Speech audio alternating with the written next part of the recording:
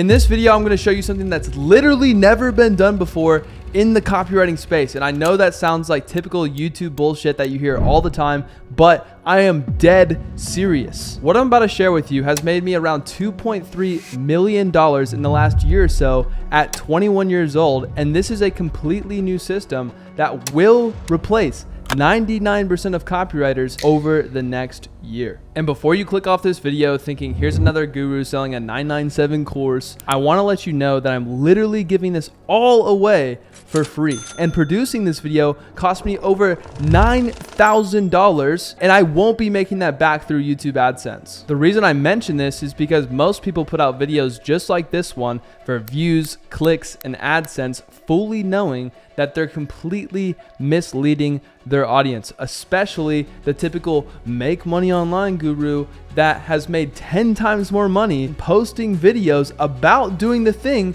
than actually doing the thing.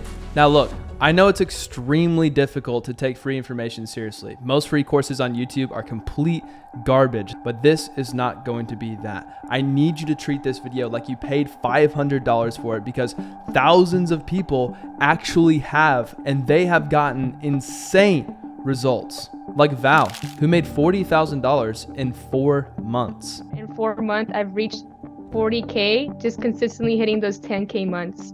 Like Kade, who went from struggling to sign clients to making $12,000 per month in 2 weeks. Or like Martin, who made $100,000 in 60 days, and that allowed him to drop out of college. Or who's hitting $100,000 months now after quitting his 9-to-5 sales job. I've helped hundreds of people hit $10,000 a month in 2024, and I am doing it again with this video. Also, since I've helped so many people get results over the last year, I've also gotten the luxury to meet some of them in person. Like Carson and Shad, who went from struggling to make their Go high-level agency work to making $30,000 per month with copywriting. And then there's Dylon, who's making $30,000 per month. And even that guy in the back, Brady, went from being a complete beginner with no experience to making $200,000 last year. And then there's the homie Austin, who made $12,000 a month with this. Kyle made $15,000 a month with this.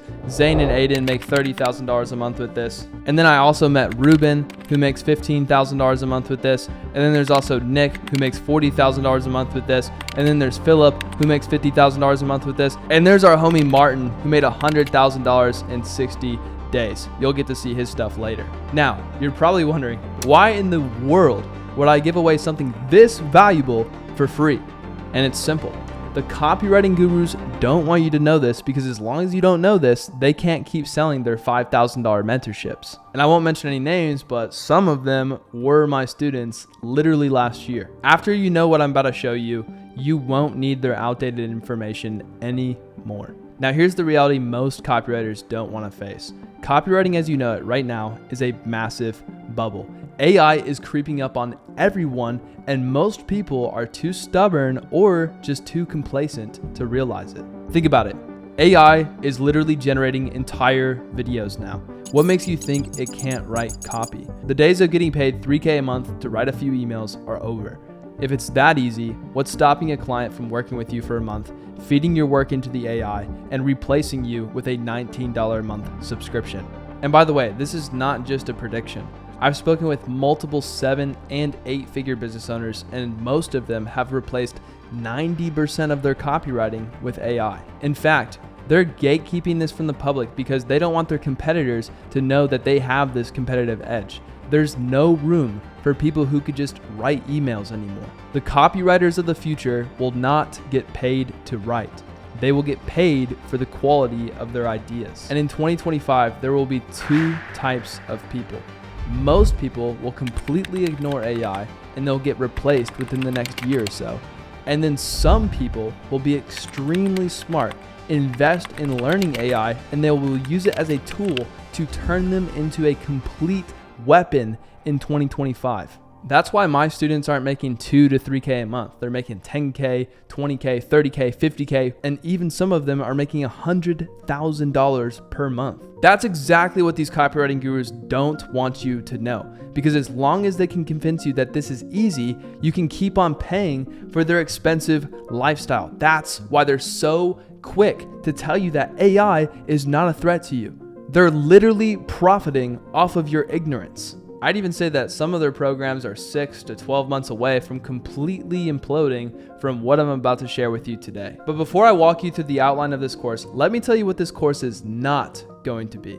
This course is not going to be some generic mindset tips that are going to magically make you money overnight. I'm not going to tell you to go to your email inbox and copy emails so you can see how the copy works. And I'm not going to tell you to spam DMs to influencers or coaches or personal brands or e-commerce brands until your eyes bleed so you can get clients in 2025. Instead, this video is for people who want to master the skill of copywriting so that they can completely lap beginners that can only write a few emails. So if that's you, here's what this video covers. Section 1 covers the new way of copywriting in 2025. This section shows you how to weaponize AI to get paid for the quality of your ideas instead of writing emails like a caveman.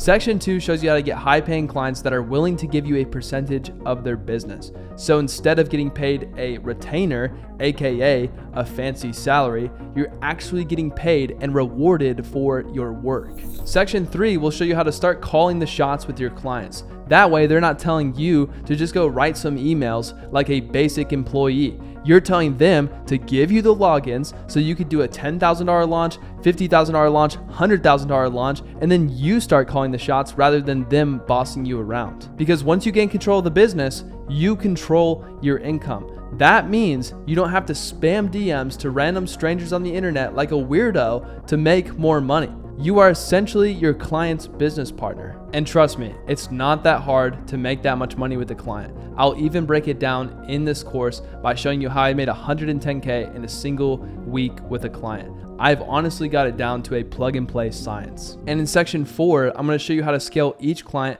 to over $100,000 per month. That way you could be an irreplaceable part of their business rather than just being another glorified employee.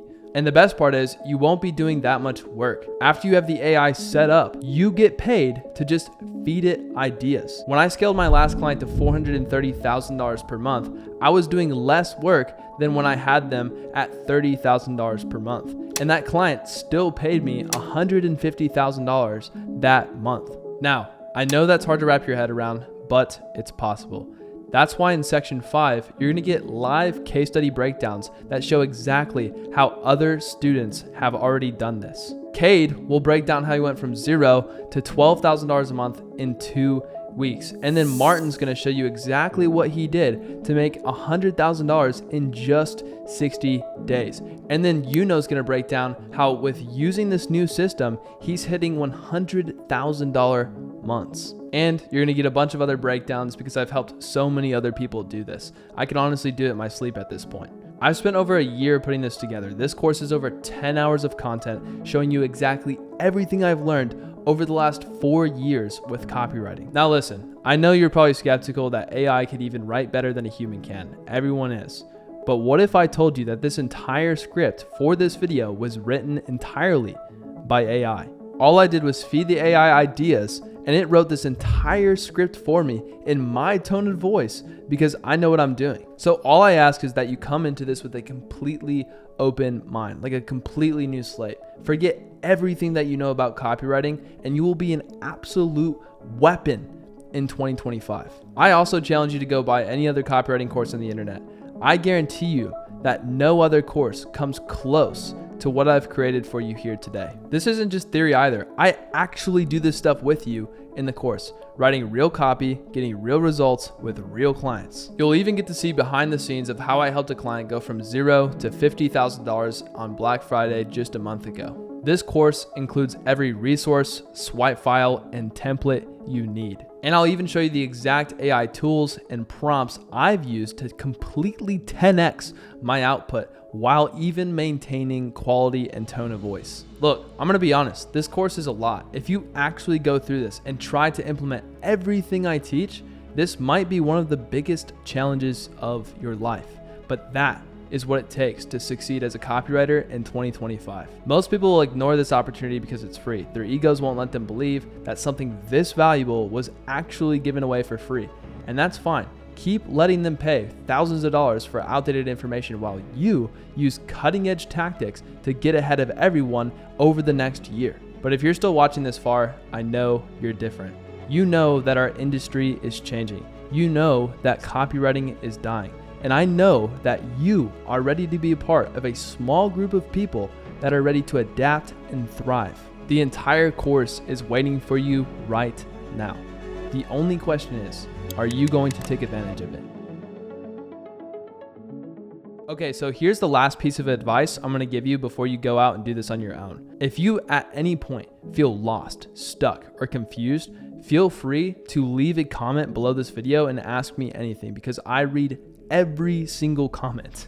Now listen, I hate mentorships just as much as you do, but I've opened a waitlist below this video to work with me one-on-one just to see how much demand there is. But honestly, I'm only gonna do this if you actually want my help with this because I absolutely love meeting super motivated people in person. But with that being said, enjoy the video. What's up guys, it's Brady, and in this video, I'm gonna show you the new way of copywriting in 2025, right? Now listen, this is gonna be an extremely long video. I'm gonna be sitting on my ass here for about 10 hours today, okay? So I want you to just like sit back and relax because I spent the past few months preparing this for you so you can actually make a ton of money in 2025. Okay, but I want to start this off by giving you a little bit of context as to where I actually came from. That way, once you understand my story, right, you can practically just copy me. Okay, so I went from washing dishes, making $8.25 an hour to making over $1 million a year at age 21, working just 2 to 3 hours a day. And by saying I work 2 to 3 hours a day, I actually mean that because one of the most important parts of this video is me showing you how I actually use AI for most of the work that I actually do. I don't basically do anything. I kind of just feed my ideas into an AI, and this AI is the thing that has allowed me to make a little over $2 million in the last year or so. It's actually 2.3. I'll show you the income statements a little bit later in this video, right? But picture this, right? I'm in the back of a nasty kitchen restaurant, right? There's dishes piled up to the ceiling. My boss is constantly breathing down my neck.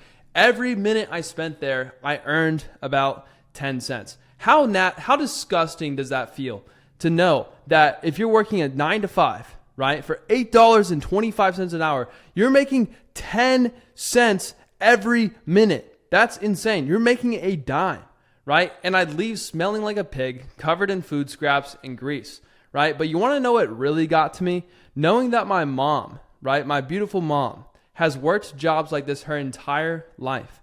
And I knew right then and there, when I was in the kitchen thinking about my mom, thinking that she's been living her entire life in a fucking kitchen, right? I knew that I needed to break the cycle. I was going to be a bloodline breaker. Now, what does this mean? What is a bloodline breaker, right? A bloodline breaker is somebody who completely shifts their entire bloodline, right? Your bloodline might be comprised of people who work in the industry, or people who work with machines, or people who are plumbers, or people who are farmers, right? And you need to be the one to break the bloodline, right? I started seeing these people in their 20s and 30s making money online, right? It looked like a whole new generation of wealth. Deep down, I just wanted to get paid to click buttons on my laptop. And if I could figure out which buttons to click, right, I knew I could make $10,000 a month with just a laptop and internet connection. And that's facts, right? This new generation of online millionaires, internet money kids, right? I have a hat that literally says internet kids from one of my friends,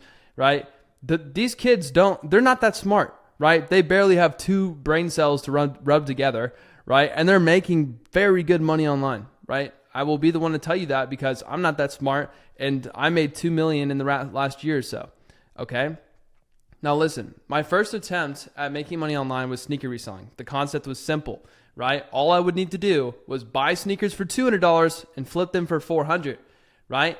And I remember my first time trying to do this. This is when I had this big aha moment. I was like, oh, I could like resell sneakers because I was reselling some other stuff back in high school. I won't say what that was, right? But I was like, maybe I can make some ethical money like flipping some sneakers. Okay, so I logged into the sneakers app during my break. I asked my manager for a break at 8:55 a.m., right? Because my break, where the drop was at 9, I was like, 8:55 a.m., I have to be on this drop. So I got in my car, right? My old beater, right? And I got in there and I was like, boom, I got them, right? That's like, so not everybody gets the sneakers, right? When you line up in the app and stuff, like not everybody gets the sneakers. You have to like actually get in line and hopefully get them and stuff like that and get there right on time, right? And I finally got a pair, right? This is after multiple entries, by the way. I tried this for multiple months in a row and I still didn't get a sneaker, right? And then eventually I got these Kobe's and I resold them for $200 profit. And after that, I was extremely fucking hooked, okay? And I would like to say that that was August 23rd, 2020, right? So I've been in the online business, online internet money game for about 4 years and 4 months now, right? But then, of course, like just like everyone else in the online space, I got scammed, lost $500 trying to buy some fake sneakers on Facebook, and I pretty much lost everything. I was pretty devastated, right? Because I lost money I didn't even have, to be honest. I had to borrow money for that. But I managed to save up a little bit more money to join a sneaker reselling community for $25 a month, and that was when my mind was blown, right? I joined this like community, and a bunch of other people were in there, right? All trying to learn how to like resell sneakers. And it was so fucking sick because everyone else there was actually trying to make money online. This was the first time, like, I didn't have any friends around me who were trying to make money online, right? But all of these kids in this little sneaker group were all trying to make money online. And that was the group I needed to make my first $5,000 online reselling sneakers, right? But here's where it gets extremely interesting, right? I found out that the owner of the community was 16 years old, making $20,000 a month, right? This kid was making doctor's money, reselling some, he wasn't even doing the reselling.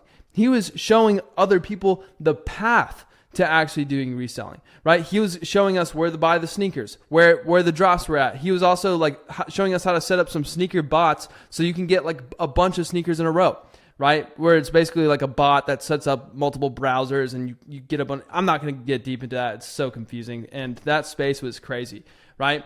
But this kid was making $20,000 a month off the subscriptions of people paying him $25 a month, right? And that's when I really kind of like opened my eyes here. And I was like, okay. I also did a bit of a venturing around the whole online make money industry. And I was like, wait, pause. Okay. There's people selling $50 a month communities. There's people selling $997 courses, and there's people selling $7,000 coaching programs. I had like a quote unquote mentor that was mentoring me, but in reality, that mentor was actually just taking information from a $7,000 coaching program that she paid for, right? She taught me how to cold call and stuff like that. And she like literally was just taking all that information and just giving it to me, right?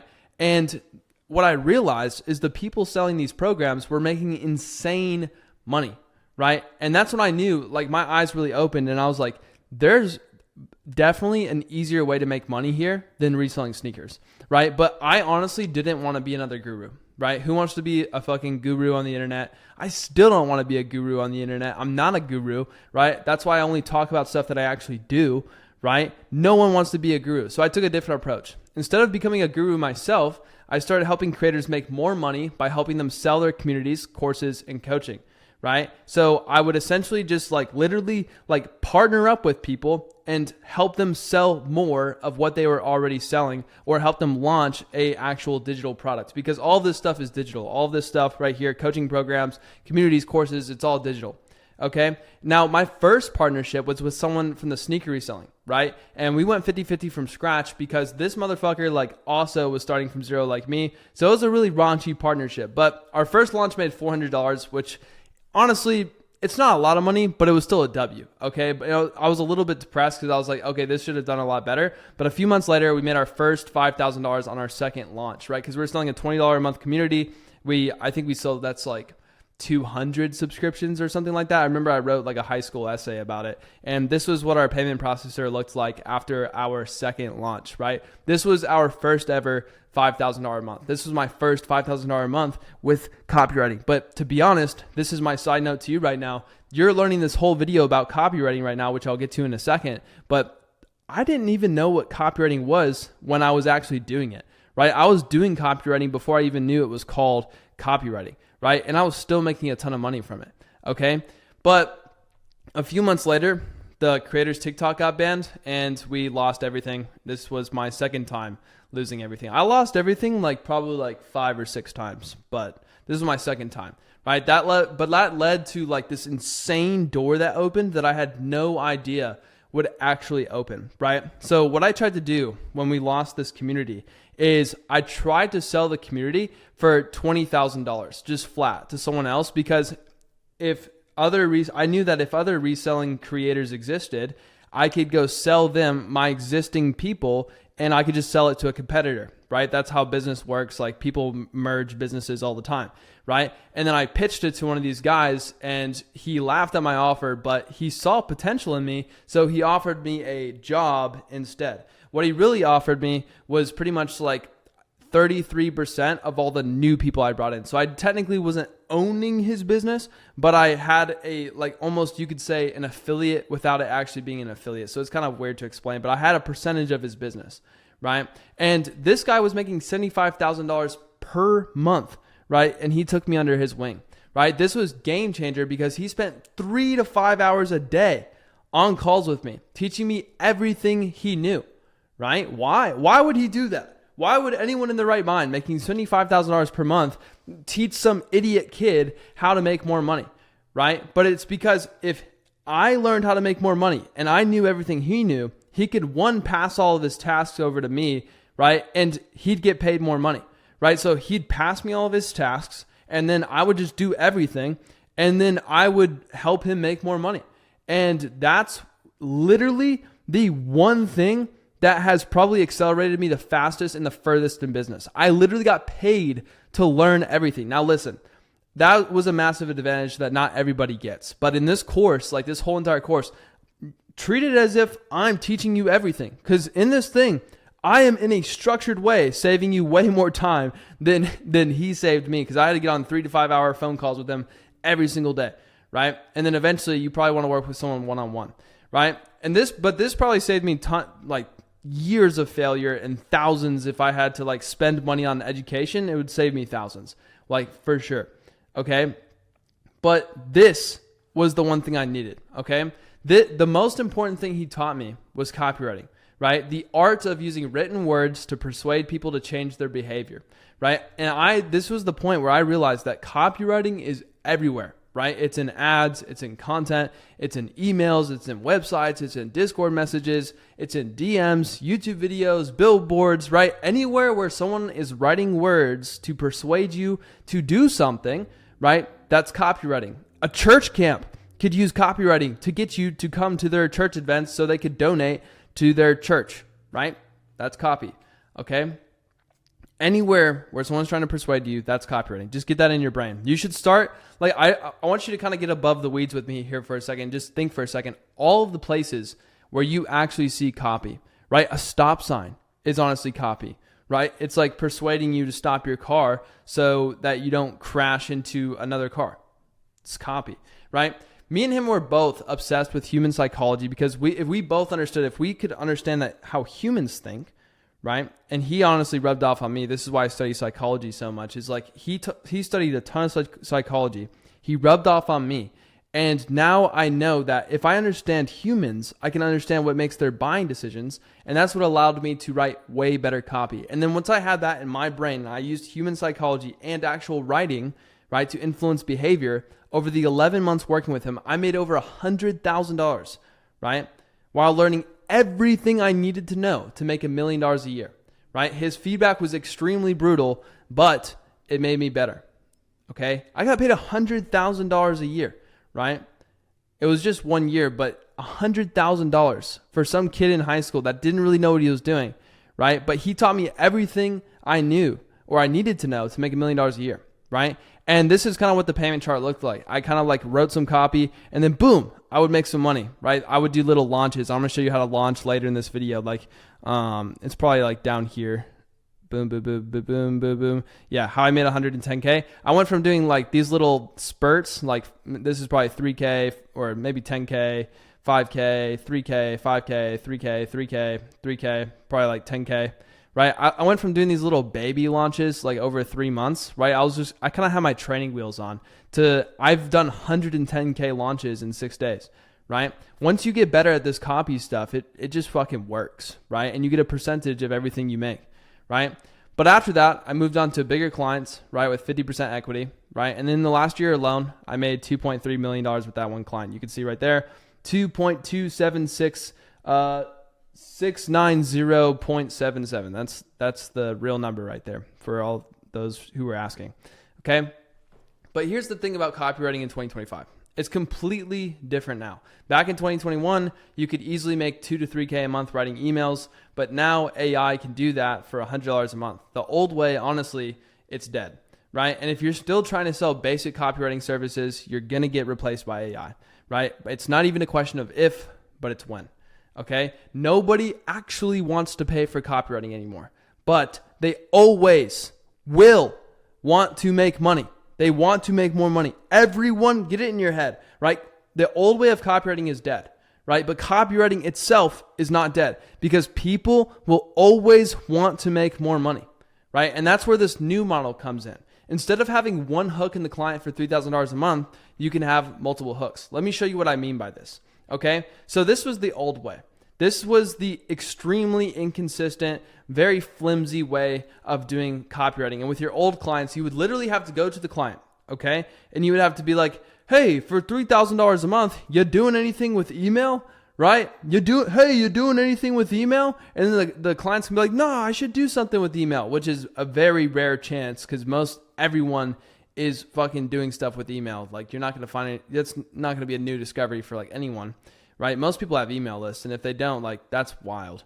Okay? But here's the old client. Okay? And the old method was to literally just write emails for them, right?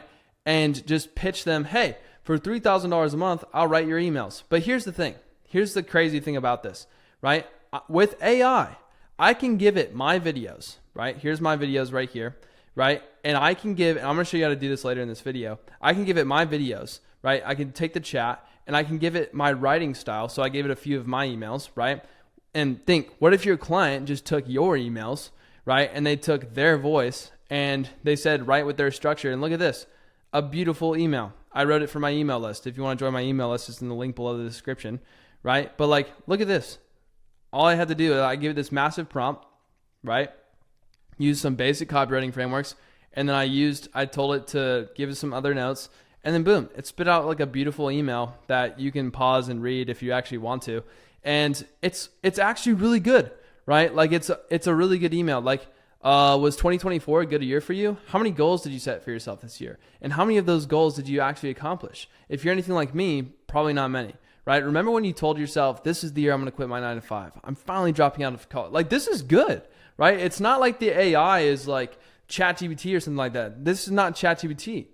Okay? Like this is game changer, like 100% game changer, right? You have to be able to know how to use AI. And this, right? I honestly, like usually these emails take me like probably 5 hours to write because I usually this one's a little bit shorter. It probably would have taken me like 2 hours to write, but I wrote this one in 10 minutes because I literally just said, here's that, right? And then I gave it some good ideas. So basically, oh shit, I lost the board. Anyways, that's basically what I'm saying though. Like you can't just get paid to just write emails. Like that's not how it's going to work. Okay? Like you're not going to make money if you're like, hey, can I just only write your emails and then also ask the client for $3,000 up front? They're literally going to laugh in your face. Like they're going to laugh in your face because they know that they could just do this with AI. There we go. Found my board, right?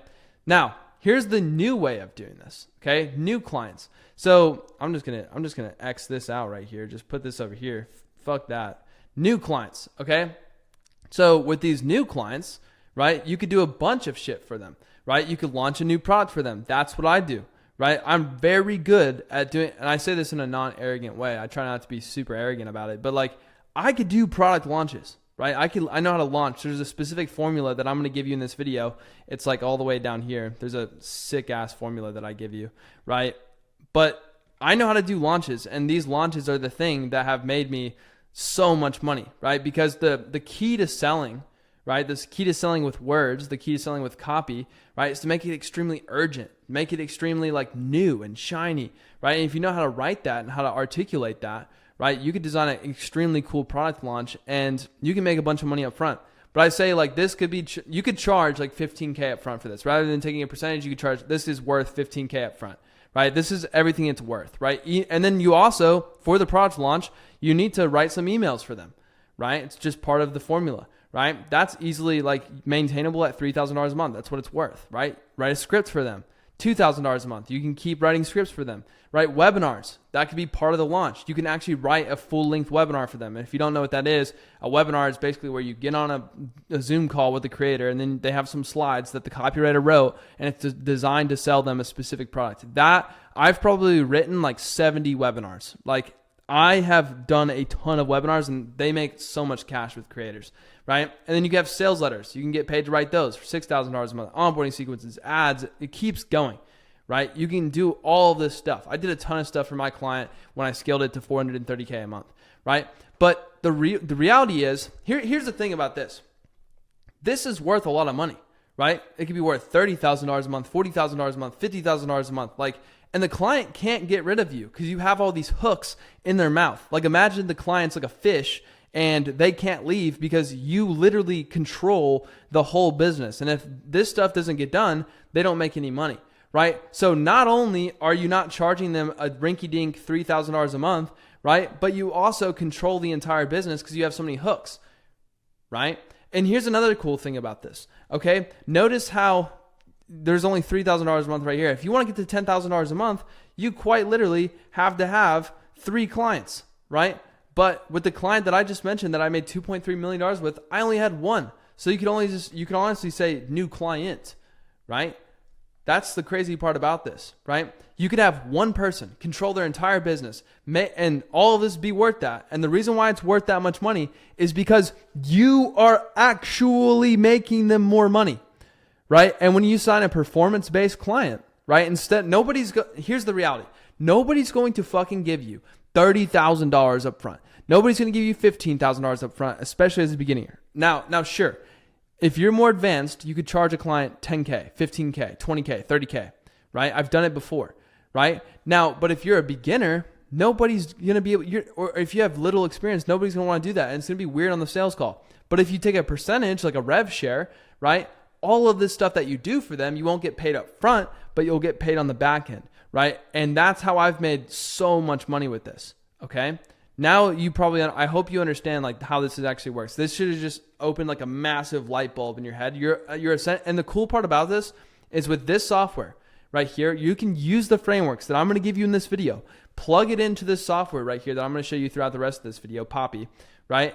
And then, because Poppy is kind of like a second brain, you can plug stuff in, you can connect it, and you could use the chat and reference it. Like, you could just plug everything in that you know and create like a second brain almost, right? It's like you're a mega mind, and you just get really good at prompting, and the AI will literally write you a webinar, right? Like, I have a book on my shelf over here of like one of the best webinar books in the world, right? I'll just shout him out. Jason Fladlin. He's one of the best webinar guys in the world, right? It's literally how I wrote all of my webinars, which I'll get to later, right?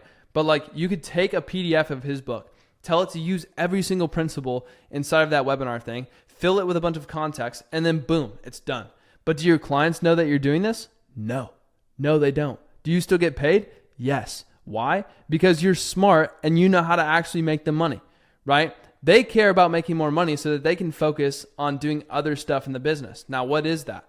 Okay. The most insane opportunity here, right, is the content economy. And here's the reason why. Most copywriters, right, most people going after these clients over here, these guys are usually just e-commerce brands or some stupid shit like that.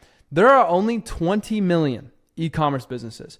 Guess how many people are in the content economy? There are 200 million creators in the content economy. That's the real opportunity here, right? Now, creators aren't fucking valuable at all, right? The reason why most copywriters don't go after creators is because they're trying to get their stupid ass rev share or their stupid ass retainer up front. I need my $3,000 up front, so I can't go after creators, right? But I actually like to go after broke creators because most of these 200 million creators are completely fucking broke. They don't know how to make money, right? That's the crazy part. But as copywriters, we know how to make money. The reason why we know how to make money with them is because they have a massive audience, right, of people that want to buy stuff from them. There are over 4.2 billion social media users, and all of those social media users are the people that you're selling to.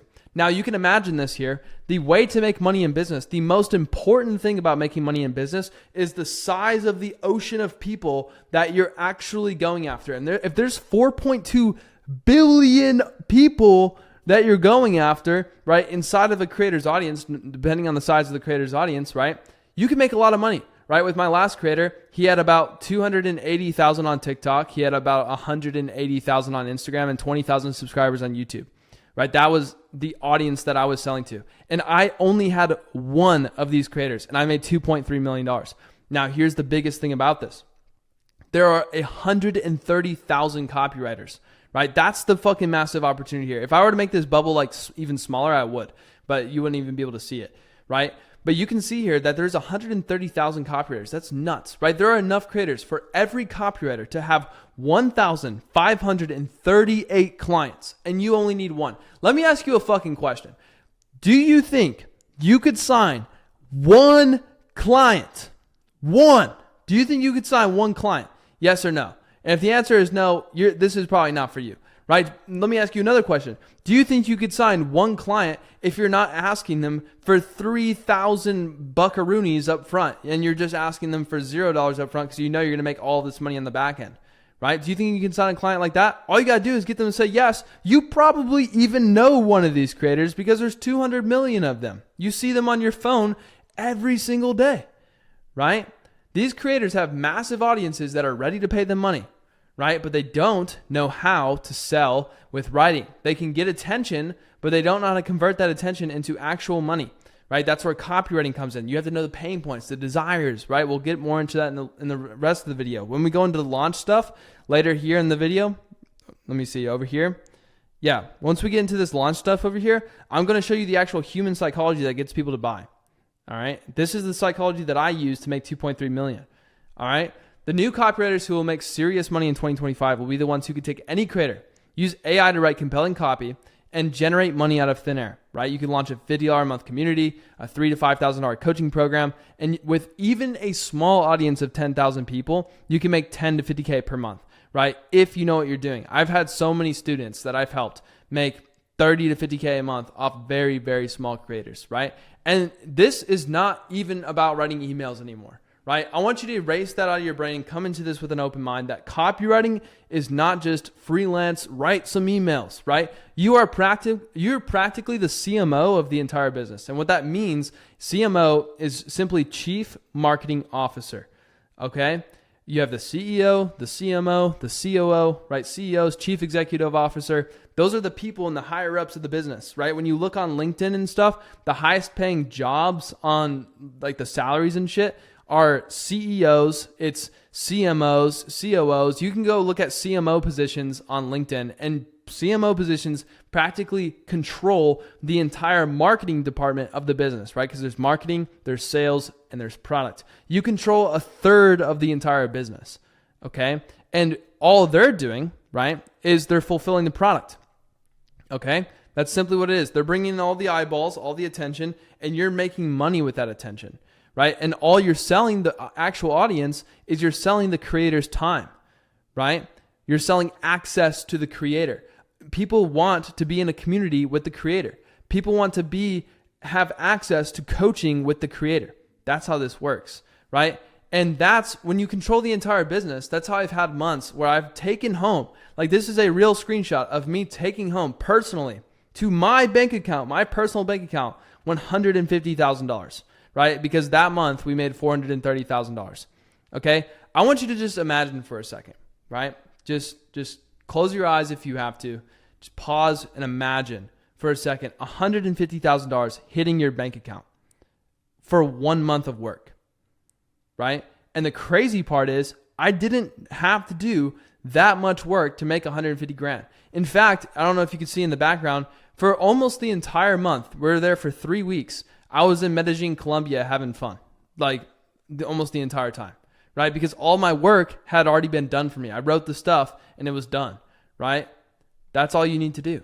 And in this course, I'm going to show you how you can exactly do this step by step, how to launch, right? How to actually get the clients, right? How to actually scale the clients and make some money. And the best part is I'm going to show you how to do this all with AI, so you're not actually writing any of this stuff manually, right? The old way of copywriting is dead. You could probably see that by now. You can obviously see that this way is better. And in this course, I'm going to show you how to do this, right?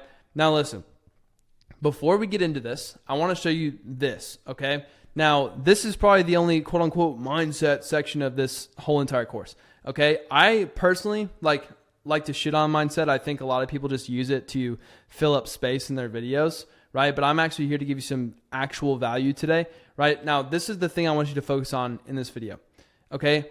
A lot of people, when they come into new opportunities, they have a lot of uninformed optimism, okay? They're like, wow, this is insane. This is going to make so much money and I can get clients so fast, right? And then with like just a little bit of a sneak peek of everything that's coming in here, right? You're going to be like, oh, I have to do this and oh, I have to do that, right? And you're going to kind of fall into the crisis of meaning like, oh, I don't know if this is like going to work for me, et cetera, et cetera. You're going to be a sad lobster, like a loser lobster, right? Like, for example, when lobsters fight each other, the loser lobster kind of just like shells up and lives a sad life. Don't be that guy, okay? It's going to be hard, okay? I want to warn you, it's not going to be all that easy, okay? I might make it look easy. Like, for example, I have some friends, right? I'm learning how to ride dirt bikes right now, okay? And I have some friends that ride dirt bikes with me. And when they ride, they're extremely good. They're fucking ripping it through the hills and they're going super fast. And I'm kind of just like super far behind them because I'm trying not to bust my ass, right? But every single time I go through it, every single time I go on the trails, I get a little bit better, right? Now, it's the same thing with this. You have to come into this with an open mind and know that it's not going to be an overnight success. You're not going to get rich quick, right? But you will get rich if you actually stay in the game, right? Because what most people do is they kind of just crash and burn. And once they hit this crash and burn here, they literally find a new opportunity. It could be trading. It could be drop shipping. It could be some stupid shit like, I don't know, SMMA. There's a lot of stupid shit, okay? Like I don't want to hate on business models because business models are like so specific nowadays that I'd be hating on people. So I don't want to hate on anyone, but like they just crash and burn and they just start over and they just repeat the cycle over and over and over again. And you've probably done this yourself with diets or you've done this with other business models. I don't want you to be like this, right? I just want you to know right now, just be informed, okay, that this is going to be hard and you're going to fucking get through this in 2025. Like you're going to do this. Okay. Now here's another thing I want you to imagine. The easiest way to get through this is it's not going to be easy. So what's going to be the thing that's actually going to push you, right? And it's this, okay? Imagine where you're at now. I don't want to show you that yet. Imagine where you're at now. Okay.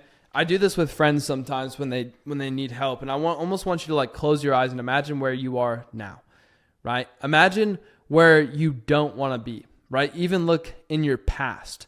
Right? Imagine all the shitty places you were. Like, for example, I was in that dirt nasty kitchen and I knew that I wanted to retire my mom because she was in that dirt nasty kitchen and still is, right? That pains my heart so much, right? And I want you to think about where you want to be, right? What does your place look like?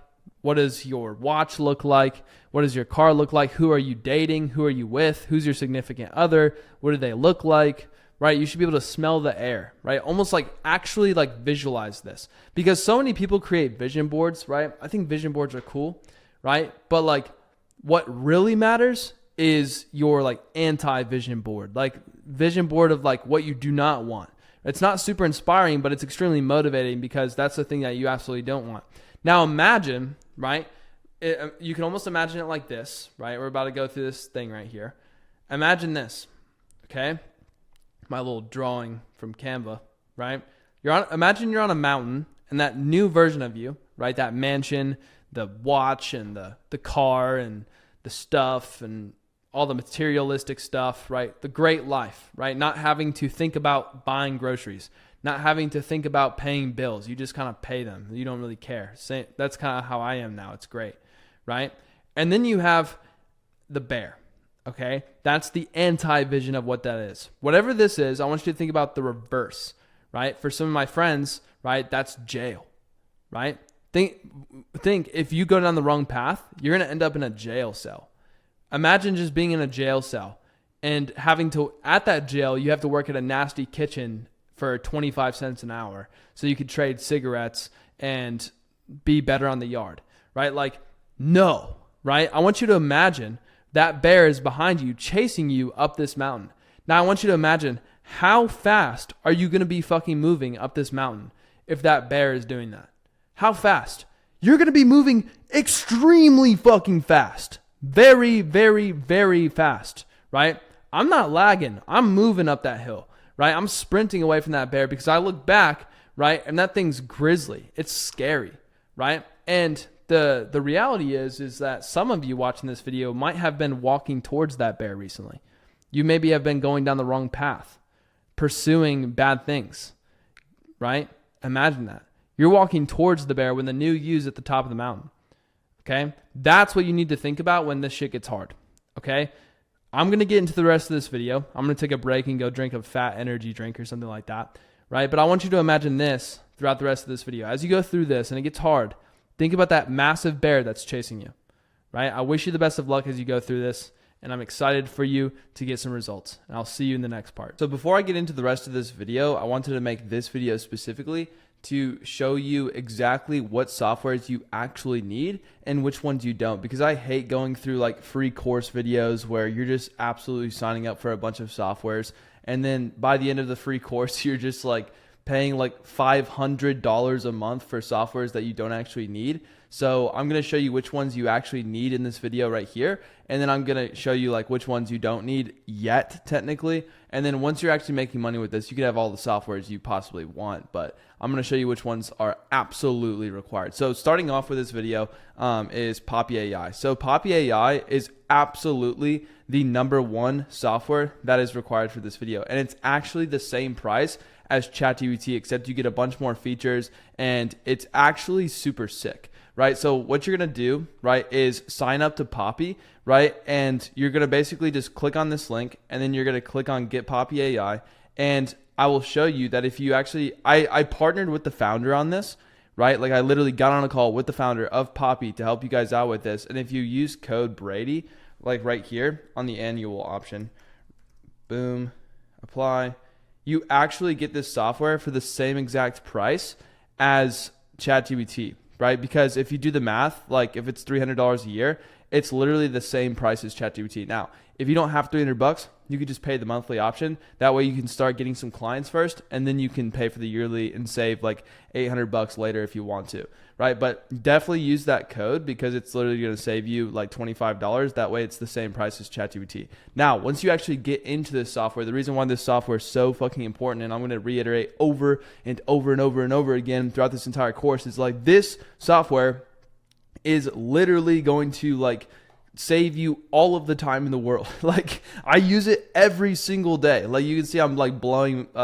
credits nonstop because I'm just using it every single day. Like I'm going to show you in this video how I got the AI to train it on my voice, and then I also trained it on intro scripts, and I wrote like outlines for it and thoughts and all kinds of different stuff. And then I plug it into here, and if you're on my email list, you'll even see that like right here you can see all of this. This is actually an email that I sent to my list, right? Like literally this is an email that I sent to my list. So if you want to get access to Poppy, you can click the link in the description below this video and go ahead and get access to that. Or you can click the link on this page right here and you'll always have it. So the next software, it's free as fuck. So it's definitely required. Instead of you using Google Docs, I think that you should definitely use Cortex, right? And you could watch the video on this page to see like exactly what Cortex does. And also same thing with Poppy. You could watch the video on that page. It's actually so insane, these softwares, right? So what this is basically doing is it's Google Docs, but my favorite feature about this Cortex, it's a note-taking app, it's kind of like Notion, is you have this capture ideas feature, right? So the most important thing, since we're using AI and the AI is doing all of the writing for us, the most important thing with this is actually just capturing our ideas. Like literally all we need to do is capture the best ideas possible. And the better we feed the AI good ideas, right, the better our AI is going to output, right? I'm going to show you how to do that throughout the rest of this course. But literally all of your time is not going to be spent hunched over your computer and stuff like that. You're literally going to be going on walks and enjoying your life, right? And then you're pulling out your phone and you're going to capture an idea, and then you're going to save it to a page later so you can actually come back and write. So this feature is super sick. I'll even click into my Cortex so you can even see my Cortex. Here we go, right? So like this, for example, I put together an outline. I'll even show you how I used it with Poppy. So I put together an outline. I captured some ideas, right? So the capture feature is like right here. I captured some ideas to self, like you can see like right here that you could pop like ideas in this little chat. And then I would basically pop ideas into the chat. I didn't use the capture for this specific page on this one, but I use it in my other pages, right? But you can create like an outline, right? You can create like a little smooth outline, boom. And then what I do is I take that outline and I pop it into Poppy, right? Here's the outline, Poppy. And then I train it on my voice, right? You're gonna be doing this with creators. You're gonna give it the voice. And then all I do is, I believe I gave it, intro script, because I'm hyping up, obviously, this video that I'm dropping on the 1st for this specific email. And then I prompt it something like, I'm dropping an insane video on January 1st, 2025. The intro of that video is in the folder intro script with copy that argues why copywriting is the best way to make $10,000 per month in 2025. I'm dropping this video in a few days. Use my 1228 outline to write a 300 to 500 word email that creates anticipation for my new video dropping on January 1st. Use my voice and expand on the points in my outline. Go deeper on agitating the pain before you solve. So you could see that like I'm not just an insane prompt engineer or something like that. I'm just like the real key to using AI, right, for copywriting is to feed it actually like good ideas. You're almost building like a neural network. And the cool thing about this is once you start saving up all of these different pages, you'll start having a bank of so many ideas. And this software is literally free. And it's super basic. Like you literally come over here to create a page and it's like, here's a page, right? And I would like create an outline, right? I would just do outline and then I'd be like, okay, I want to include this, and this. And then you let the outline rest for a second and you go for a walk or something. And then while you're on your walk, you can get the Cortex mobile app if it's out. And then, or I have it pinned on my phone. I just start capturing ideas to my Cortex page. And I'm like, okay, actually, I forgot about this. I want to include that. And then when I pop over to my Poppy, that's when I'm starting to create like some really good stuff. And I kind of go back and forth between the two and I'm like capturing, because you don't want to hold all of your ideas in here. It's just too sloppy. And this is free, right? It's pretty simple, right? So definitely sign up for those two. Now for the rest mentioned in this video, these two will be in the link in the description below, or you can click on the Google Doc right here, right? Loom, you're going to need it. It's what I'm literally using to record this. Like you're going to need it for outreach. vidIQ, you don't technically need it, but it's very helpful and there's a free trial. So I would definitely do that. SimilarTube, I think that this is the one that's actually like kind of worth it, even though it's not required, because you'll see later in this video, it gives you the emails. This one's free as fuck. I tried to find as many free softwares / low cost softwares as possible. That way you guys can actually afford to like get into this fast, right? So Beehive's free for the first like 2,500 subscribers, right? It's awesome, right? StanStore and School are basically the same thing, except School is actually like a native community platform. And this is what you use to host the actual digital products. Like when you build the digital product or you build the thing for the creator, you use one of these two things, and these take payments. That way you can get sent like the creator will take payments through StanStore and School, right? And then basically I'll just show you, like StanStore are these little things where you can take payments of digital products. Like you'd have a calendar where you sell one-on-one coaching, or you could download a free ebook or a $25 ebook, and you could essentially just take payments on here. Like I can even click on one of these.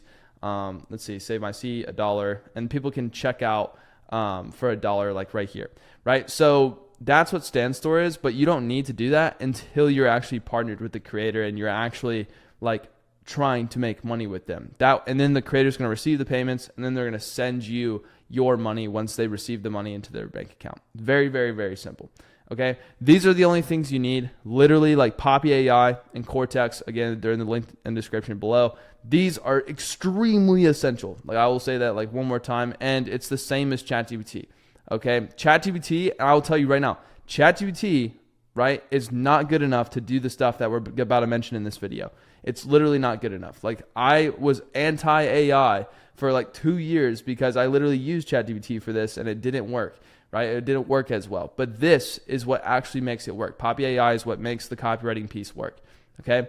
I hope you enjoyed this video, and I'll see you in the next one. All right, so we're in the how to get high paying clients section. right? This is the section that a bunch of people overcomplicate, right? They think they need years of experience, a massive portfolio of copywriting to get clients. They think they need complex outreach strategies, maybe the perfect script, the perfect pitch, right? The perfect outreach loom, right? Some secret method, right? But I'll be the one to tell you that it's not any of those things that gets clients, right? It's the fundamental principles that actually get clients, right? And I've honestly mastered doing this section because I've done this section so many times, right? And for the people that followed it last time, right, they got results, okay? Closed, boom, boom, closed. Now listen, this group's not open anymore, so please don't DM me like, please give me access to a creator accelerator. Like, this is not open anymore, all right? If you want to work with me, there's a waitlist below this video. I honestly don't even know if I'm going to do a waitlist thing, but if it's below this video, it's below this video if you want to work with me. But like, look, close, 4K, boom, close. All the rest are actually from making money with the creators. Like health creator sign, landed my first creator, boom, first creator sign. Like this group is closed, but I've gotten over 1,000 people have posted in this little channel right here that they've gotten creators following this exact thing. And I will be the one to tell you that this, what I'm about to show you right now, is actually 10 times better than what it used to be. Okay? This is 100% 10 times better. And I'm going to show you some cool ass softwares where it could basically do some of the hard work for you. All right? I'm going to show you some places you could find some creators that nobody else is looking right now. And I'm going to show you a way to reach out to them that will, dude, they will instantly want to work with you, right? This isn't theory. Okay, this is how you can land 10K, 20K, even $50,000 per month clients. All right, let's start with how to find clients that nobody else is going after. All right, there's 200 million creators out there, but most people are fighting over fucking scraps in the same little pockets, right? They're going after the biggest names, the most visible prospects, whoever else, like everyone else is going after the same people. Like if you literally go to YouTube and you go, all right, YouTube, and then fitness. I'm going to work with fitness people because they can help you with your health. Everyone's going after this guy, Jeremy. Everyone's going after Jeff Nippard. I bet Jeff Nippard has gotten a billion DMs from people like, please let me work with you. Like I can help you monetize your audience. Like, no, don't do that. Right. I'm going to show you how to find people below the surface because you have to think about it in terms of layers. Okay. This is how you should think about it. Okay. Layer 1 is the surface, right? This is where 50 to 75% of people look for the clients. The surface is the first search. I just searched fitness and people are like instantly like Jeff Nippard, like biggest people there, right? And then if you just go to layer 2, that's 10 to 25% of people. So they might be searching how to get abs. Oh, completely different people pop up. This person, Ivana, right? Ivana has 67,000 subscribers. This is a great creator right here, right? So you can go further and further deeper below the surface, right? And that's how you find good creators. See what I mean? Right? And then there's 5 to 10% on layer 3, and then layer 4, like nobody goes after those people. I'm going to show you how to use those long tail keywords to find deeper creators, right? But the principle is here, right? There's no specifics here, but like the principle is the deeper you go, the less competition you have. All right. One of my students, Val, right? She had an engineering background. Instead of going after obvious fitness or business clients, everyone else targets, right? She went into the engineering niche, right? So she went into like, I don't even, what even is this over here? Like, I don't even know. Like one thing I'll say, like if you get into this whole area, okay, like you're going to find that it all comes down to your interests, right? How deep you know the actual niche. Right? It's like you go deeper and deeper the more interested you actually are, right? So if you have an interest like engineering, like you have an engineering background or you have a sales background or you have some type of unique background, definitely use that because you're instantly going to go down to the 4th layer.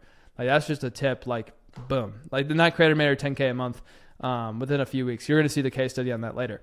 But what are the key components of creators that print, right? Because we don't want to just blindly go after people who like wouldn't make any money. Okay, so how do we even like look at creators and see, okay, this guy's obviously going to make money. I'm at a point now where I can kind of look at a creator and I can be like, boom, this guy's going to make money. So how do I do that? Okay, so in this little whiteboard, the whiteboard is usually behind me, but it's not anymore. It's actually to the left. But anyways, so what I look at is story. opportunity, strength, audience, character, and size. Okay. So size and strength are the two first things I look at. Okay. So size would simply be, how big is this guy? By the way, I'm going to talk about it later in this video, but you could also get vidIQ, right? vidIQ is this thing right here. It has a Chrome extension. The reason why I could see these little things right here, I don't have to click into the profile, then click out and see how many subscribers. I could just see how many subscribers is because of vidIQ. And I could also see like all this other jargon stuff we'll go over later, right? But like I can see this guy has 73,000 subscribers, right? I'm looking at size. I'm not going for people with millions of followers. I'm actually going for people who are more niche that are like smaller amounts of followers. So look, software engineering, right? So maybe software engineering is like a good niche to go into. And I could find people that are making videos about software engineering and how to become a software engineer. So this guy has 500,000 subscribers in like, what do professional, like boom, software engineers. This is a good one. Boom, most popular video. He has a bunch of videos. Like you could see like this guy in terms of size, he's good. All right. The next thing that I check is strength. Okay. So what I mean by strength is if you go to his like latest video, I look at how many comments his videos get, like comments and then likes and mostly engagement. Okay. And you can also see there we go. Boom. So you can also see the engagement rate right here. If you have vidIQ installed, you can see the engagement rate. 5% is pretty good, right? 2,000 likes, 48 comments. And the comments shouldn't be like just super basic. They should be super like deep and stuff and asking him like good questions. That's a sign of a really good audience because they're actually interested in what he's talking about. He's not just yapping to the abyss and they don't actually give a fuck about him, right? There's got to be a decent bit of comments. Like this, for example. This has 72,000 likes and then it has 2,000 comments of people just absolutely talking about all kinds of stuff about engineering. This is a really good creator. So that's what I look at, size and strength first over everything. So once I find a niche, which we'll talk about later, I'll look at size and strength, okay? The next thing I look at is what's the story and the opportunity, okay? So by story, I mean, what is this guy's like story? And usually you can find it like up here and it's like, okay, I've tracked my coding journey since 2016 by documenting my experiences as a now former computer science student and now former software engineer, all in an attempt to help others make content behind me, right? So like he's got a pretty cool story. Like he was like actually a software engineer, right? We could see that he's actually documented. We could see that he has 344 videos. That means he's well documented, which means that the audience is going to trust him more, right? So that's another good sign, right? Another thing that I look at, right? The next thing, so that's story. We know he's a software engineer, right? So his audience is probably watching his videos because they want to learn how to become a software engineer, noting by his fucking most popular videos, like what professional softwares actually do, right? That is a sign of people that are exploring the opportunity of becoming a software engineer, which means we could sell them a digital product of how to become a software engineer. So that's opportunity, okay? That's story. And then story is directly tied with opportunity, right? So opportunity is going to be software engineering, right? So let's think for ourselves for a second. What is the desired outcome of somebody becoming a software engineer, right? The desired outcome is that they make 200 to hopefully 300 grand a year becoming a software engineer, right? They get to code, they learn how to code, and they can sell their skills in this new economy, right? Where people or companies rather heavily incentivize software engineers, right? So this guy's looking pretty good so far. The audience is pretty big. It's pretty strong, right? And then there's also, right, the opportunity is good. His story is good. So the next things I look at is character and then the actual audience. The audience is a little bit more nuanced. I'm like, okay, what does the audience actually look like? That's a little bit deeper, right? So I like to like actually analyze the comments and see. But overall, I can just tell you right now that this guy's obviously a good creator. But the last thing I would look at is character, like how this guy actually carries himself. Like, is he a doofus or is he actually kind of cool? Let's watch for a second. Now I know my audience, y'all, are aspiring software developers or current software developers, so I know you... There we go. He just told us the audience, right? That's what I kind of like to look at. Like, they're current software engineers or they're aspiring engineers, right? And it seems like this guy's a cool guy. He's like, hey, I know my audience. Like, his hair's all grown out. He's a cool guy. He just looks like a cool guy, right? You want to work with people who are cool. And the reason why I say that is because when you're working with, like, when you have like a partnership or something, you don't want to just pick some random people off the internet, right? Like, a good example of this would be like, oh, I heard about drop shipping. And then you go to like the nearest nerd. Like, let's find like a nerd that you probably would not want to work with. It'd probably be a smaller person. Like, let me do this. I like looking on YouTube, by the way, because YouTube's like the strongest platform. I wouldn't even look at, let me see, view count. I wouldn't even look at like other platforms, to be honest, just because other platforms are so bad. Like, okay, probably this guy, right? Maybe not. He's got 6 million subscribers. That's actually wild. Probably from shorts, right? I don't know. Yeah, you just want to find someone that you would relate to. Like, if you're super young, you probably don't want to work with someone who's super old, right? Because you guys might not get along as well or something like that, right? Or if you're older, you might have an advantage of working with older people, right? If you're a female, you might have the advantage of working with females, right? That's kind of what I'm saying there, right? But here's what you want to do, okay? You want to pick one niche and then focus on that niche, right? And you do that by actually using vidIQ. All right, this is where I'm gonna go into vidIQ, but I'm gonna look at this first. Okay, look for creators with a unique transformation. They should be making educational content, and don't filter out entertainment creators. Right? You don't want to work with like Lego creators. Like, for example, Lego, how to build Legos. Like, this is technically educational, but like the transformation here is very shit. Like, it's terrible. I guess they only show shorts on this search, but how to build Legos is like Mr. Beast is going to be a terrible example of someone to work with, because we're selling digital products here and we're selling their knowledge, and the knowledge that we're selling is access, right?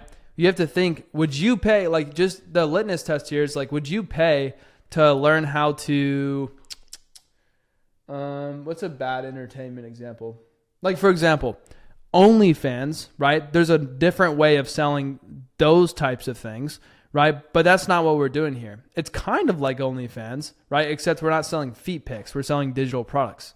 Okay. So OnlyFans creators, you should filter them out, right? Another person you should filter out is maybe like vlog creators. If they're super heavy on the vlogs, like a Logan Paul or something like that. Like, don't work with those guys, right? And don't look at the biggest names, right? Check who they follow, look at the comments, right? And then use long tail keywords. Okay, so maybe I should just get into vidIQ and show you how this works. So I want you to think of like something with a big transformation.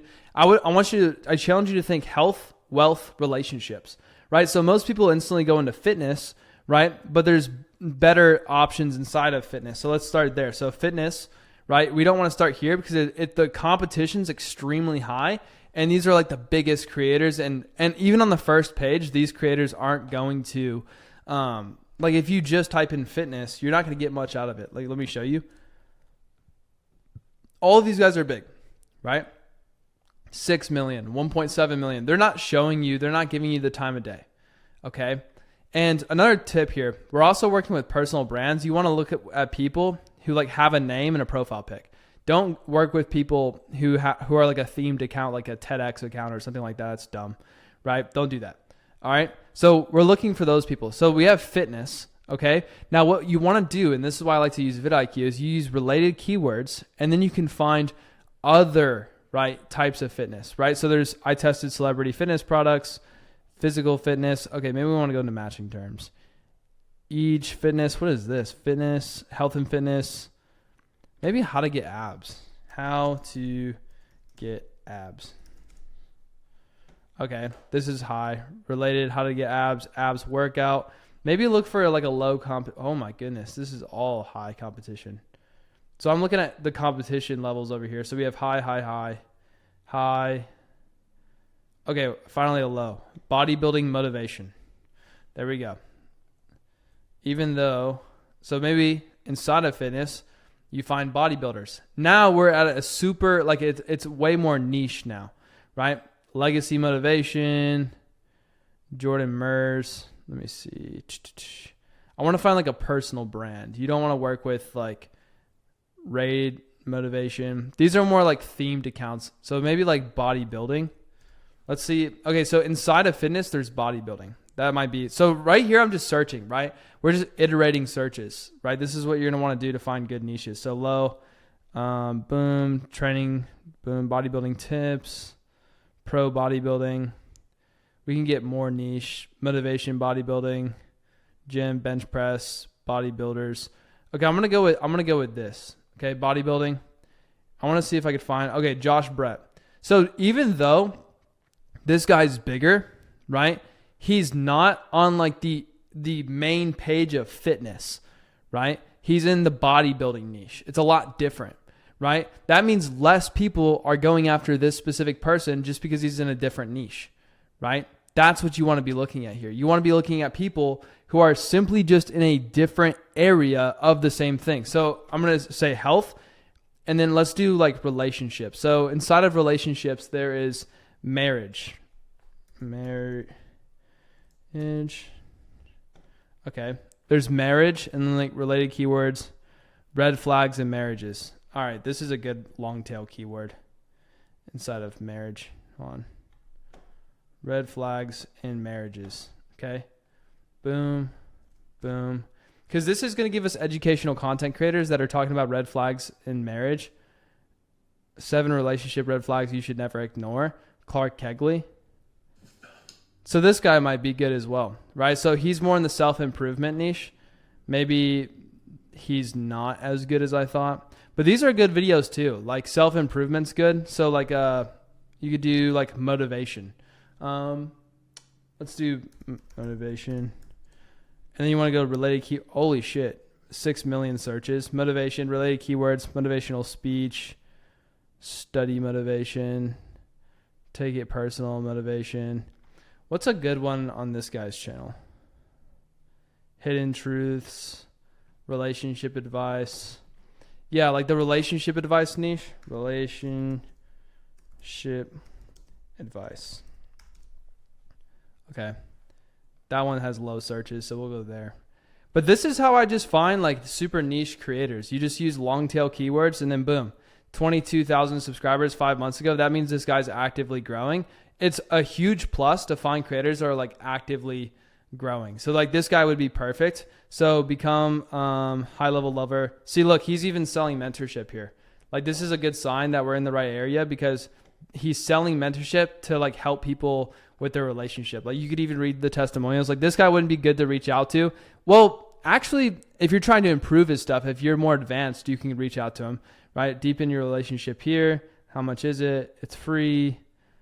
Yeah. Who's this community for? Ambitious, hardworking, determined men. So this is like a men's self-help relationship kind of offer, right? So that's the relationship. So there's health, wealth, relationships. And then in the wealth niche, like for example, right?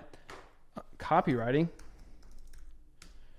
Look at that. High search volume, related keywords. Easy way to find creators in a niche like this because there's wealth and then there's like business models like copywriting, dropshipping, Amazon FBA, all kinds of different shit. And then you can kind of just go deeper and deeper and deeper. So there's freelance copywriting, matching terms. And then you have all this stuff like what is copywriting, right?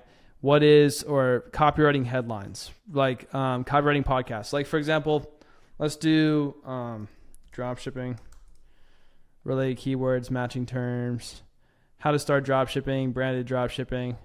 There we go. See, this is like more niche, branded dropshipping, right? Looks like a lot of people don't talk about it. Branded dropshipping, Leo, boom. Even though this guy has 5,000 subscribers, right? He's still a great creator to work with simply because, right, he's in the make money niche and he has a huge case study of 0 to 40 million dropshipping, right? This is an example of a good creator. Now, I've gone through a ton of examples of getting creators. Now let's talk about how to actually build lists, right? Because we know how to search now and find a pocket. You just have to find a pocket in the market and then commit to that niche. So if your interest is like software engineering, you should go into software engineering, right? Like you should do software engineering, right? And then you should go to matching terms and then you should find like little pockets. So use case diagram in software engineering, activity diagram. Oh my goodness. There's extremely good SEO opportunity in the software engineering spiral model. Like this is how you could find some extremely small creators that will just get a ton of like, the reason why I'm doing this as well, right, is because when you actually like set this up like this, because this determines search traffic, right? Monthly search traffic. I probably should have said that, right? And this is competition. Okay. So there's actively people searching in demand for this thing, right? Like that means these videos get consistent ass views. Like this was uploaded 3 years ago, but look at the views on this video. It had 29,000 views like 3 years ago, and just consistently gets views all the time. And what that means for you, right, is that when you write copy for one of these YouTube channels, right, you just get consistent money every single month, right? Because the search traffic just keeps going, right? So you just find little pockets with decent search traffic, low competition. And you could even, if you learned YouTube SEO, right, with copywriting, like combine copywriting and learning YouTube SEO, you could rank the videos to where they just get passive traffic all the time because the monthly traffic's coming in, right? That's just how YouTube works. It goes by searches. It's like Google, right? But here's how to build a list, right? You understand how to find a pocket. You could find a bunch of different untapped niches. Like I just showed you a ton right then and there, right? But now you need to build a list. Okay, so here's how to build a list of creators that need to work with you. Okay, most people's client lists are just trash. Okay, that's the biggest problem here. The biggest problem is most people's client lists are garbage. The reason why all these people got creators, right? They got creators is because they have good client lists, right? Because would you rather reach out to a bunch of like 1,000 random prospects and get ignored, or genuinely connect with 50 people who are absolutely perfect clients that actually would want to work with you? And these are dream clients. Like if you sign one of these clients, your life will change overnight, right? Like you don't want to put someone on your list that's like, oh, like if I get him, it'd be just a good test. No, like reach out to the best people, but not too high to where you're overreaching. Okay. So don't put people on your list who have like that you have zero excitement about. Like that you should be extremely excited to do outreach, because one of the most like annoying things about this is like when you're not excited to do the outreach. You have to be excited. As excited as I am to make this video, you have to be excited to do outreach. You have to be like, yo, I would love to work with you because you can make a ton of money and I made this for you to make this much money. Like you have to be super excited, right? Most people's lists don't meet basic criteria, right? They would be terrible to work with. They have zero excitement about reaching out to those people, and they're clearly wrong fits. Okay? So only include people with creator market fit. We just talked about that, right? Filter out the red flags, entertainment creators, OnlyFans creators. Don't work with those people. You already know that, right? And think about who you would genuinely enjoy working with. That's why I thought about your interests. Okay? That's the reason why I said that. The reason why I said you should work with people that interest you, right, is because you're going to have a very fun time working with that person and you're going to be super motivated to reach out to them, okay? An example of this is one of my students, Chris. He had like 500 prospects on his list and he didn't sign any of them. And then we switched his strategy to only 50 people and immediately he started landing some clients, right? So you should organize a list, and it could be a basic list on a Google Sheet or even a Google Doc like this. It's like you could literally put together a Google Doc like this, or even on your Apple Notes, and just put together a list of people, right? So, software engineering, right? You can look in this niche, software engineering, and you can even open up in a incognito tab, by the way, so you can get a different search. YouTube, damn it. YouTube, boom. Software engineering, goodness gracious. Boom, new creators, right? This guy's crushing it. He just keeps eating the SEO. It looks like he's figured it out. But like you want to dial into like the best creators, and then like look, this guy looks sick. Brian Ruiz. Yeah, new guy. He's actually actively making content. He's probably getting passive search traffic. Like this is great, right? So, that's it. Like it's as simple as that. Go start finding people, analyze them, put them on your list, right? Genuinely like be picky about who you put on your list, but don't be too picky. Okay? Like just pick your niche. Use the creator market fit framework to see which ones are good. Only add people to the list that genuinely excite you, and aim for like 50 to 100 like super high quality people, right? Put them in a list, right? I don't have the CRM template anymore. So that's basically just boom, right? But literally all you have to do is put them in like a list on Apple Notes. Like it's that simple, right? And then here's the magic secret, okay? You should use SimilarTube. Okay, so what SimilarTube is it's this other software with the Chrome extension. And basically what it does, right, it's so fucking sick. Like I wish this existed when I was doing this, right? So look at this, okay? So what is the difference between a software engineer? Let me find like a good guy, like a really good frying pan software engineer interns on their first day be like. Okay, this is a good niche, but he's making entertainment content. So this guy would actually be kind of shit to work with, by the way. So that's a good way to identify who's good and who's not. Reality of being a software engineer. I got a job. This is great, actually. My mic just broke it. Okay, I'm a software engineer again. Have my software engineer. Boom. Okay, this guy is like a good personal brand. Vlogging my 20s. It's vlogs, but it's like, it's not bad. So like this guy could like definitely, he can make stuff about coding, and he could start making more educational content, and he could like actually sell some good stuff. Okay. So what you can do, right? You install a Chrome extension, right? With SimilarTube. This is like next level AI shit that like is crazy. Watch this, right? So you just do this, right? Boom. It starts loading. Wait for it. I gotta go get my energy drink while this loads or something. Now it's going to start searching people who are similar to this guy. Watch this. AI bot is scanning all of the related YouTubers. You're like, Brady, I put them on my list, but how do I reach out to them? Like, how do I know like they're good and they're bad? Like, watch this. Like, this is fucking nuts. Like, it's actually so insane. Still loading. So there we go. It's going to pop up a few though. So we have like obvious people that are like in the niche as well, but they didn't pop up on our first search, right? So, okay, so this is actually popping up vlog creators, so it's not exactly what I was looking for. But this woman, we would have never found her on the first like search that we just did. So she's like super below the surface. So lifestyle, fashion, blogging, video editing, digital media. So it's honestly popping up like cool creators. So this is not a terrible list, but some of them might be entertainment. So let me see. So this one's doing digital editing. It looks like New York, 16 videos. Only has 16 videos. I don't really like that.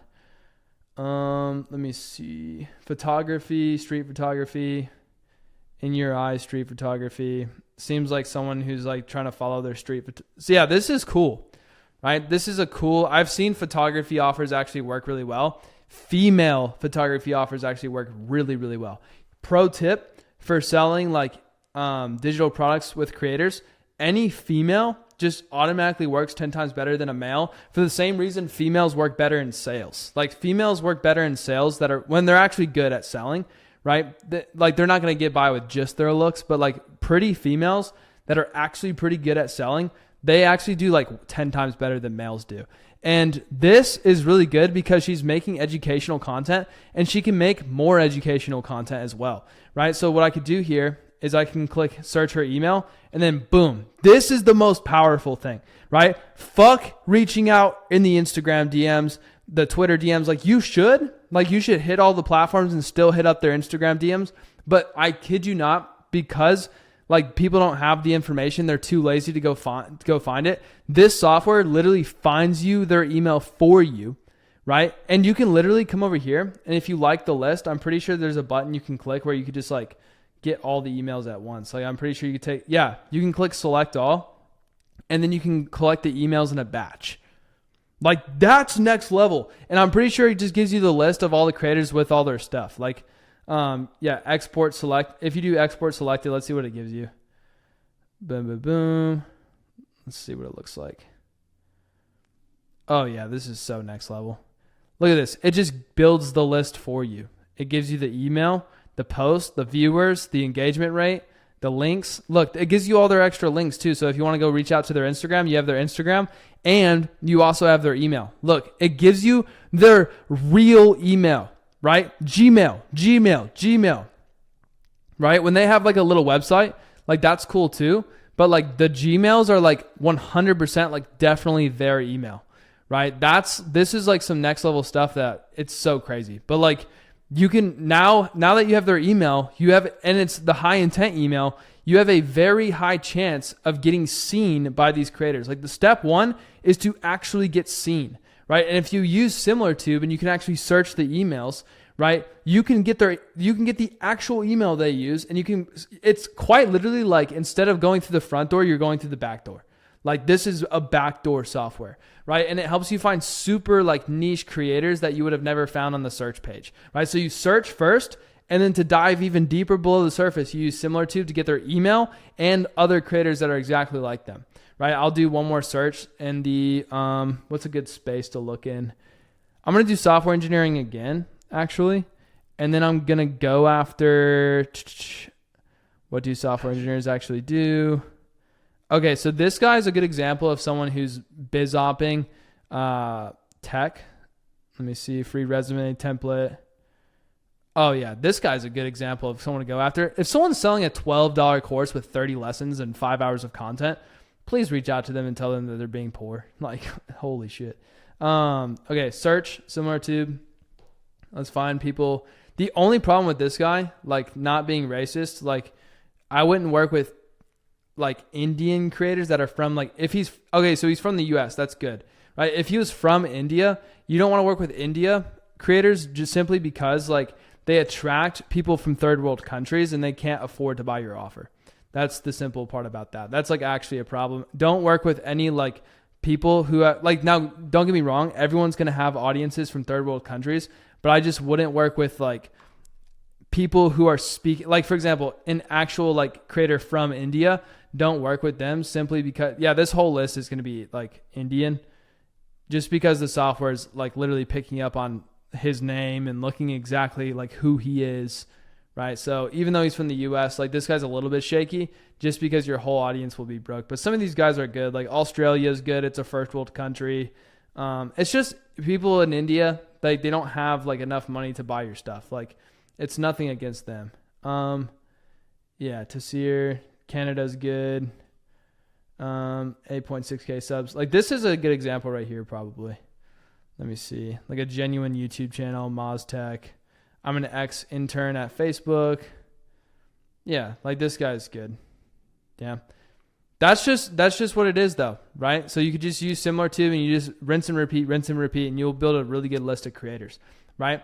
So now, how do you actually do the outreach without previous experience? This is the biggest one, without previous experience, right? Most people, right, if I was doing outreach, I would literally just like pull up my thing. And if I was doing it now, right, I don't have to anymore because I can just get clients that come to me, right? Because I'm like known in the space, right? But like if I were to do outreach, I would simply start my outreach by flashing my payments dashboard that says 2 million for my last client, right? So like you probably don't have that if you're watching this video right now. So what I want to show you is how to actually do outreach without having that previous experience, right? So the first step here is I like the portfolio first approach, right? Where you kind of show that you've actually done this before, even if you haven't actually done this before. Okay. And this also provides like value as well. Okay. So number one is to make your social presence like actually look good. Okay. So you need to have a good profile picture. You need to have a clear bio explaining exactly what you do. Like you're helping like creators make money, right? Content that shows you understand the space, and you should not look like a bot, right? That's the biggest thing. Like you don't want to look like the guy in the suit that's all like not doing the thing that he actually wants to do. You just don't want to be that guy, right? And then do the work before they ask, right? So this is one of the biggest things, and I'm actually just going to kind of show you. Like I'm kind of just going to scroll down here and show you because this is going to make more sense, right? So the first thing is you're finding an untapped niche, right? Boom, find the niche. And then number two, use SimilarTube, right? And then the next thing you're going to want to do, right, coming over here, is actually like do the work for the client, okay? And what I mean by that is you might not know how to do the work just yet, right? But you're going to learn throughout the rest of this course. But when you do the work, right, my Poppy didn't load, but you can come over to Poppy AI and you can say, for example, I just loaded it my emails and I just loaded it my voice. Like write me a short sales page, because that's copy, right? You're writing them copy to do the outreach with. So I would say I want to say short sales letter, selling my new $50 per month community using my voice and my writing style, right? So this is going to allow you to kind of just do the work up front, okay? Now, in previous times, you would actually have to do this for the client to actually get their attention, right? So it's going to write it in my voice, and I also didn't feed it the right stuff. Like, I could do this a lot better. If you're tired of following the crowd, here's how it actually works. Join systems, think your community. It's because I fed it this thing, but it's join before the price increases. We'll go over this stuff later and talk about how to actually write really good copy, because this isn't actually good copy. I'm kind of just doing this on the fly. But with this, right, what you're going to want to do is you're going to want to take all this stuff and actually set up the AI to write some good stuff for it using the creator's voice, and then using some previous stuff you've written or they've written. You could even take their emails or something like that, right? Or you can copy their sales page and make it better, and literally just take what the AI gives you and put it into a Google Doc like this and show them that you've actually made this for them. Okay. The reason why I say that is because when you do this, you're going to want to record a Loom video for the creator. And what Loom is it's basically the actual software I'm using right now in this video. There is a little bubble down here. There is a little thing to start your recording, and you can have the Loom app on your computer. It's like a little Loom app, right? All you do is you click play, and then it's you and the camera, and you can talk to the computer. And if you have a modern computer, your microphone and your camera will work fine, right? And the reason why you want to do this is because you want the actual creator to trust you. And to gain their trust, right, you need to provide value, right? So first, you need to get their trust. You need to show them you're a real human being. Be like, hi, I'm a real human being. Be cool. Be a real person. Be free-flowing, right? And then show them, and then say, hey, I made you this sales letter that I think will make you that I know will make you an extra $10,000 next month if you actually implement it properly, right? And then you can simply follow that by saying, if you would like me to actually make this better and get some more information, right? Let's talk it up and I can make this sales letter better for you. And if you show them a Loom video where you've just made them a 10-page sales letter, and then you send them a Loom link, and you simply remember the Gmails? You send the Gmail, you'd be like, look at this, or made this for you, or open this, or I made this, or any subject line. Just be cool. And you can even say sent from my iPhone. And then literally send them an email that says, watch this video, and then grab the link to the Loom video. When you record a Loom and you click stop, it's going to generate me a link, and then you just send them the link, right? It's fucking crazy, right? Because they're then going to see, holy shit, this person spent so much time doing this entire sales letter for me, and they can see that you wrote it in their voice. It's like, hey, I watched a few of your videos to see if I could write it completely in your voice, and I also gave it some of your, or don't talk about the AI. Be like, I also looked at some of your previous stuff and tried to match how you sound as a writer or something like that. And then they're going to be extremely impressed. Don't talk about the AI. Just tell them that you wrote it, because you technically did, right? Because you actually put all this stuff together, right? And the better you get at using the AI, the better you'll get with your outreach, right? But if you show them that, you're going to get their response, and the response is going to look something like, oh my God, I appreciate the video. I get these all the time, but yours was completely different, right? It's like, cool. And they'll be like, oh, sure, I want some help. And then you'll be like, hey, would you like to get on a call at 3 p.m. today? So I can, would you want to get on a Zoom at 3 p.m. or 5 p.m. to make this better? They'll be like, oh yeah, 5 p.m. works for me. That's awesome. And then you get on a call, and that's where you can actually pitch them to partner with them, right? And you're going to hey, let's actually do this. Let's make you some extra money with your stuff. And that's how you actually sign a creator, right? You do the work before they ask. And here's the best part about this.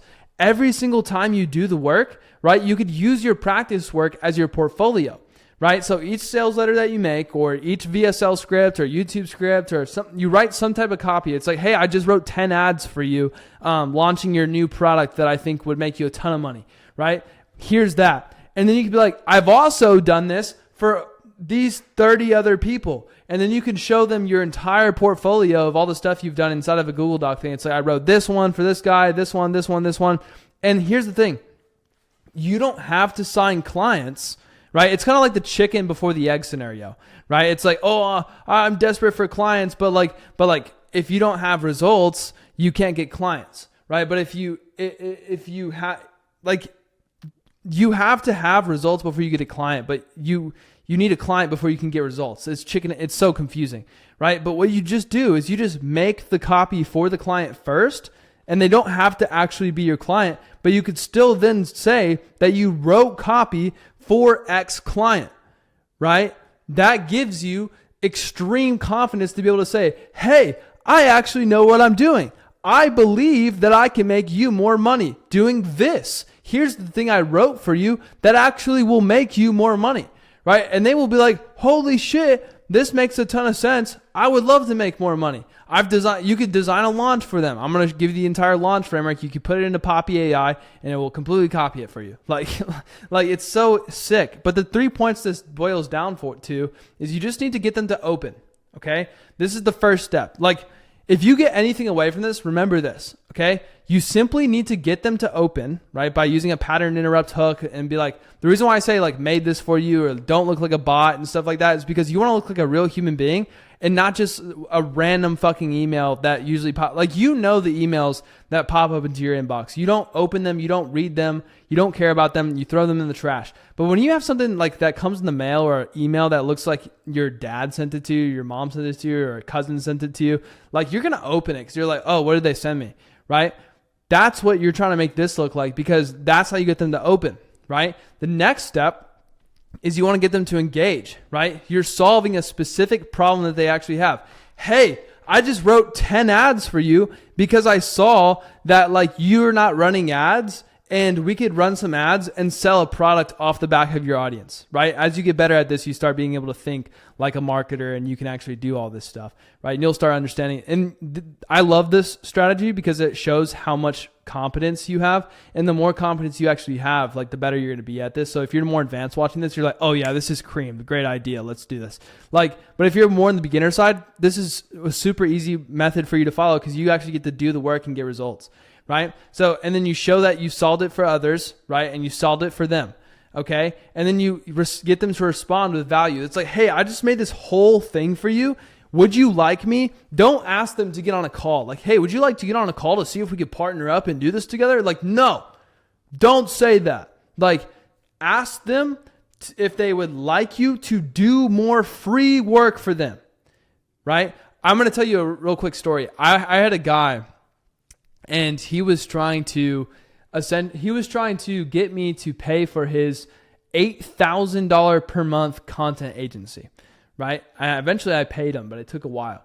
He made 7 free videos for me before I eventually decided to say, okay, this is a good investment because it just got me a bunch of views. Because what he did is he provided like 7 free videos, and out of those 7 free videos, they got like 3 million views.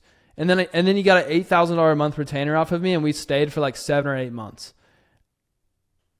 There you go. So if you think for a fucking second that like, oh, I don't want to do outreach and provide value for free because I'm not getting paid, like you're not going to get clients then, and that sucks for you. And the thing is this AI makes it a lot easier because you could take their voice, take their videos, copy them into Poppy, right? Give them like some structure and then just write the perfect fucking, it's so simple. It's crazy, right? But I'll get into Poppy a little bit more later. We'll play with that throughout the whole rest of this course. But I just want you to understand that you could just use AI for this, right? Now listen, here's a pro tip. Nobody wants to pay a copywriter to write emails for them. People want solutions to the problems that they're actually facing, right? They need to believe that your solution will actually help them make more money. Okay? That's all business is. You're giving someone a solution to an active, real fucking problem that they have. And if you're not solving a real problem, you will not make money. I will tell you that right now. If you try to go sell them like, hey, would you like me to write some more emails for you? Like, no, I don't want that. It sounds like work. Do you want to make more money? I have a system that I can plug your stuff into and we will make a bunch of money. Yes, I do want to make more money. No one says no to making more money. Okay? So also, You should hit multiple channels, email, Instagram, Twitter, YouTube. You should comment on their YouTube videos. You should interact with them as well. You should send them an email and you should interact with their stuff, like their YouTube comments. You should send them in extra emails and all that other stuff. And then you should follow up, right? Because here's the thing.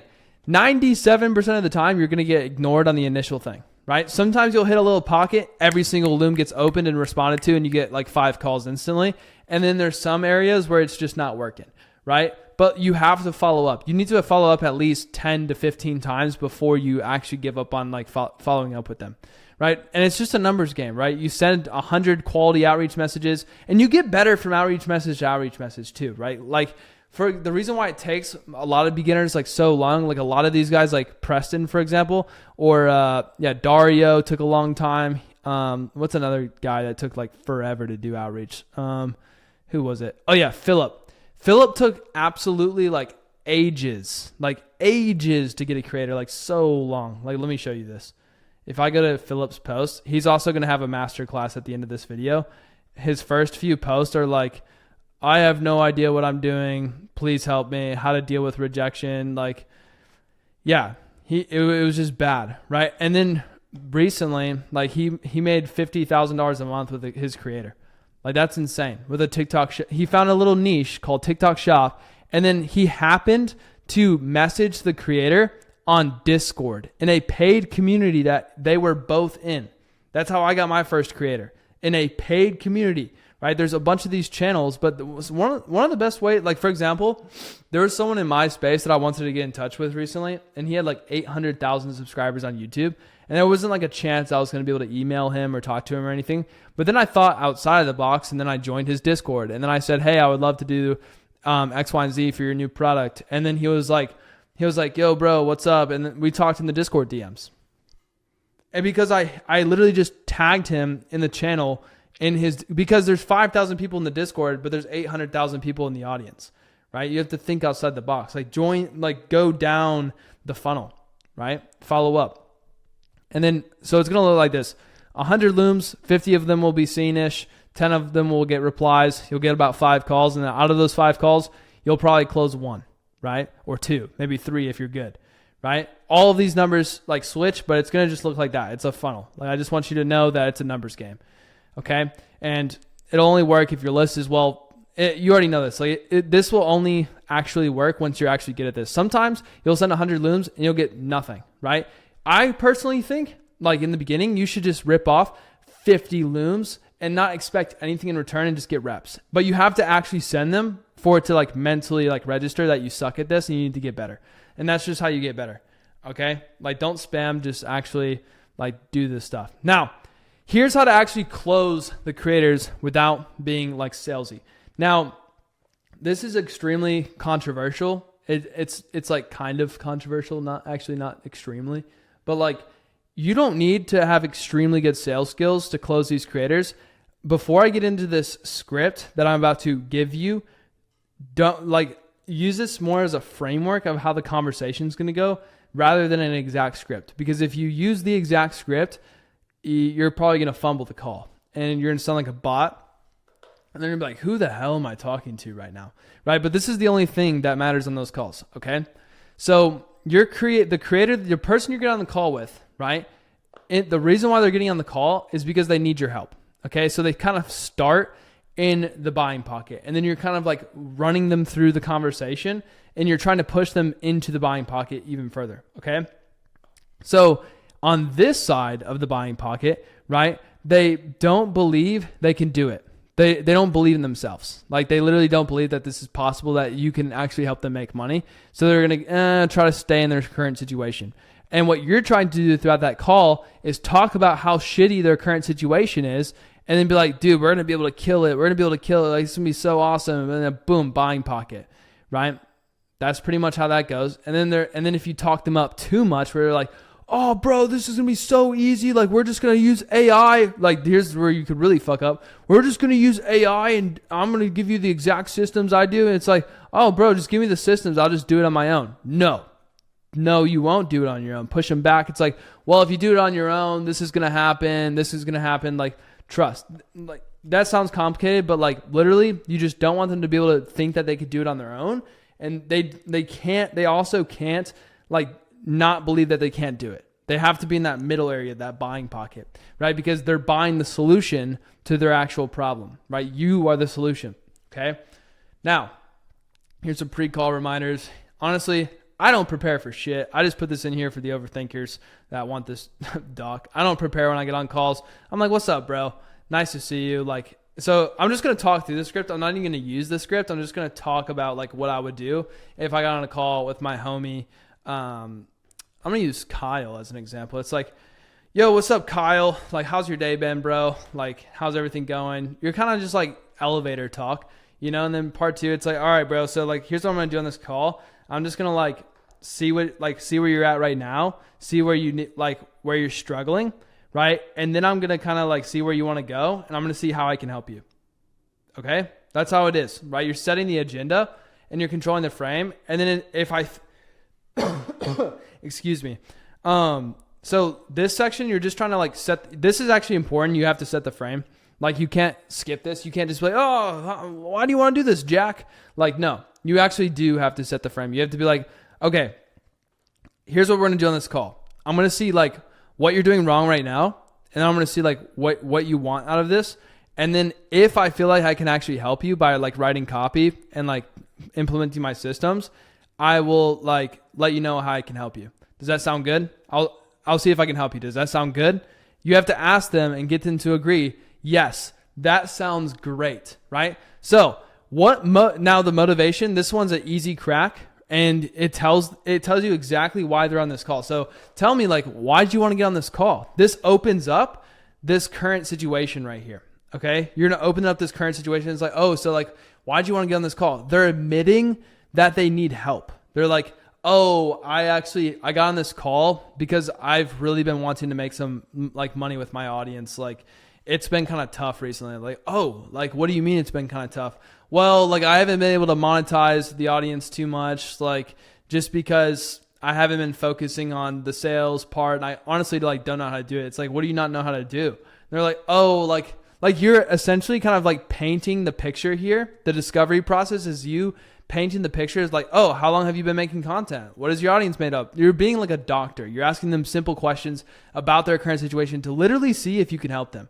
Like if you have the mindset to see if like you can actually help them, like you're literally just like navigating what's there and you're not trying to close them, you will actually close, right? So it's like, oh, so like get into some more painful questions. So like how much money are you making from the audience right now? Oh, I'm making like $2,000 a month. And if you get to the specific dollar figure, like $2,212 last month, like that's extremely painful. It's like, oh, so gotcha. So you're making $2,212 a month right now. Like, where do you want to be in the next 12 months? This is starting to transition into the desired situation, like where they want to go, where they're at now, where they want to go. So you're at $2,212 a month right now. So like, where do you want to be in the next like 12 months, right? So they're going to be like, oh, bro, I would love to be at like $100,000 per month. That would be awesome. It's like, oh, so like, why do you want to like be at $100,000 per month, right? Why, like, how would things be different for you if you're at $100,000 per month? These are all motivation. These are all like pain questions of like, oh, like this would be so much better. And like getting them to realize that there's so much more to their life than where they're currently at right now. And you're getting them to start thinking of the future and where they actually want to be, right? You're selling them the dream. This is where you're actually helping them support the vision of where they're going to be on this magical dreamland in 12 months. Because when you sell them the solution, this is the thing that they're going to be thinking about when they're thinking to themselves, should I work with this person? They're going to be thinking about their dream outcome, where they want to be and where they're at now, right? And if they can actually do it, right? Again, they're thinking like, can I actually do this? Is it worth pursuing? Should I pursue that goal? And it's like, I would love to be there. I can't wait to get there. I would really need this guy's help is going to help me get there faster. This, like, you're getting them to think of these new things, right? So the next thing you're doing after you paint the picture in their head is you're releasing control, right? So this is a big, important question to ask to make sure they admit that they actually need your help. So it's like, okay, Kyle, so you're currently making $2,000 a month and you want to get to $100,000 a month in 12 months, but like, what's stopping you from doing that on your own? They're going to be like, oh, like, dude, like I can't do it on my own, right? They're admitting being like out of the buying pocket. They're like, oh, I can't do that on my own, right? Or it's like, bro, I would love to do it faster, right? Or they want to follow a proven system by someone like you who's actively actually done this before, right? That's why they're on the call in the first place. Okay. So then you want to move into the next step, which is commitment and emotional buy-in, right? So you're currently making $2,000 per month. Why not just stay where you're at, right? They're going to be like, oh, I would hate that. You're trying to wrap them up in emotions, right? It's like, okay, so is not having this affecting other areas in your life? It's like, oh, like, and you just kind of keep going from there. These are called implication questions. You're implicating on the pain. You're like, oh, so like, what about this? What about that? What about this? In my head, when I'm selling, I'm literally like, if you just ignore this entire framework, like you just think about the framework overall, I'm literally just like thinking about how I can bridge the current and desired situation, right? So it's like, I'm just asking them curious questions. I'm like, oh, so like, why aren't you there already, right? So we might have this entire sales call pushed them all the way over to their desired situation. They think they could do this on their own. And then that question pushes them back. They're like, oh, so like, why haven't you done this already? Right? And then they're getting pushed back into this buying pocket where they're actually going to want to pay us, right, to help them. That's extremely important to understand here. Okay. So the next part, right? It's like, okay, so you're currently boom, boom, boom. It's like, gotcha. So you're currently doing this. You're currently making X per month. You're struggling with this. Does that sound about right? So you're basically summarizing everything that they've told you, right? And then you want to ask them, okay, so when do you want to fix this? So it's like, so it'd be like this. So you're currently not making any money from your audience and you don't have to have 3 points right here and you don't have to have this blank. You could just summarize what you guys just talked about. So it's like, okay, so you're currently not making any money from your audience and you have an email list and you're not selling them anything and you kind of want to start a $50 a month community. Does that sound about right? And they're like, yeah, that's right. Then you're showing them that you actually listened, right? Because that's what you're going to pitch them. It's like, okay, so like, when do you want to fix this? And they're going to be like, oh, now. You want to hear like, yes, I want to fix this now. Okay, you want to fix this now, but how committed are you to making this happen? Like, do you actually want to do this? Like, or is there something in the way? Like, you want to make sure that there's nothing in the way, right? They might have a baby coming and you don't want that to blow up in the pitch. Okay. So now you transition into the pitch. It's like, okay, Kyle, so based on what you told me, I can definitely help you with that. Would you like me to tell you what I could do? Right? So I put this here, all right, in this next section. I put this here, but you don't have to use this. Okay. Just literally don't sound like a bot in this section. It's extremely important that you don't sound like a bot because when you're pitching, everyone knows you're pitching. Okay. So I put this, but I'm kind of just going to riff. Be like, okay, you want to see how I can help you? It's like, yeah, cool. It's like, yeah, so typically I work with like, if there's a fitness creator on the call, I'm going to be like, yeah, so typically I work with fitness creators who are like around the 50,000 subscriber range that really want to launch like a $50 a month community or let's say that really want to launch like a $3,000 to $5,000 mentorship. Tell them exactly what they want. If they said on the call that they want to launch a $3,000 to $5,000 mentorship, it's like, yeah, so I typically work with people who want to launch a $3,000 to $5,000 mentorship. And I do that with like an infrastructure that I've spent the last few months building. And it works extremely fast. And I'm going to do the launch and I'm going to help you scale. Like that could be all the stuff you guys just talked about on the call. You don't have to say anything don't talk about your AI. Again, don't do that because then they'll believe they could just do it on their own if you have an AI, right? So it's like, cool. So how I can help you with this is we could do a 3-month partnership where we could work together to do this, this, and this, right? And it's like, we just can partner up on this and I can help you launch a $3,000 to $5,000 a month mentorship and we can scale it up to $100,000 per month in the next 12 months. And then you just stop talking, right? Like you just tell them that you could partner up with them to help them with exactly what they just told you. I'm just making shit up. So like if they told me on the sales call again that they want to launch a $3,000 to $5,000 a month product or service, right? Coaching program, and they want to scale it to $100,000 a month in the next 12 months, I'm going to tell them that I'm going to help you over the next 12 months launch a $3,000 to $5,000 a month coaching program, and we're probably going to make 10 to 30K in the first month or so. And I'm going to help you scale it up to 100K a month in the next 12 months. It's just a partnership, right? You just shut up. They're going to be like, okay. And it's be like, what? And then you say, what questions do you have about the process? This is the most important part, in my opinion, right? So after you pitch, right, you say, shut up. You don't say anything. You wait for a response back. They're going to be like, all right. And then you'd be like, what questions do you have about the process? And then they're going to be like, how do you do the launch? And it's like, I have a process where I do X, Y, and Z. You're going to kind of just explain away the objection. And then you'd be like, what other questions do you have about the process? What other questions do you have about the process? What other questions? Now, here's the most important part here. Don't say do, right? Here's the difference. Listen to this difference. Do you have any questions? No, I don't have any questions. That's the immediate response from that question. But if you say, what questions do you have about the process? They're going to be like, what about this? What about this? What you're doing is, this is a weird analogy, but I see it as if you're milking out the objections, right, before you actually pitch them a price. And the cool part is we're not actually pitching a price. So it's awesome, right? And then once they say no more questions, they're like, cool, so any more questions about the process? They're like, nah, bro, I think you got everything. So you explain away all the concerns. You're like, oh yeah, we're going to do this. It's going to be great. You loop back to what questions until they have no more questions. Even if they have 20 questions, you keep asking, what other questions do you have about the process, right? And then you kind of just like check in. It's like, okay, so here's the thing, right? With what I've just put together for you on a scale of 1 to 10, how confident would you say you are in me as the person to help you get to $100,000 per month in the next 12 months?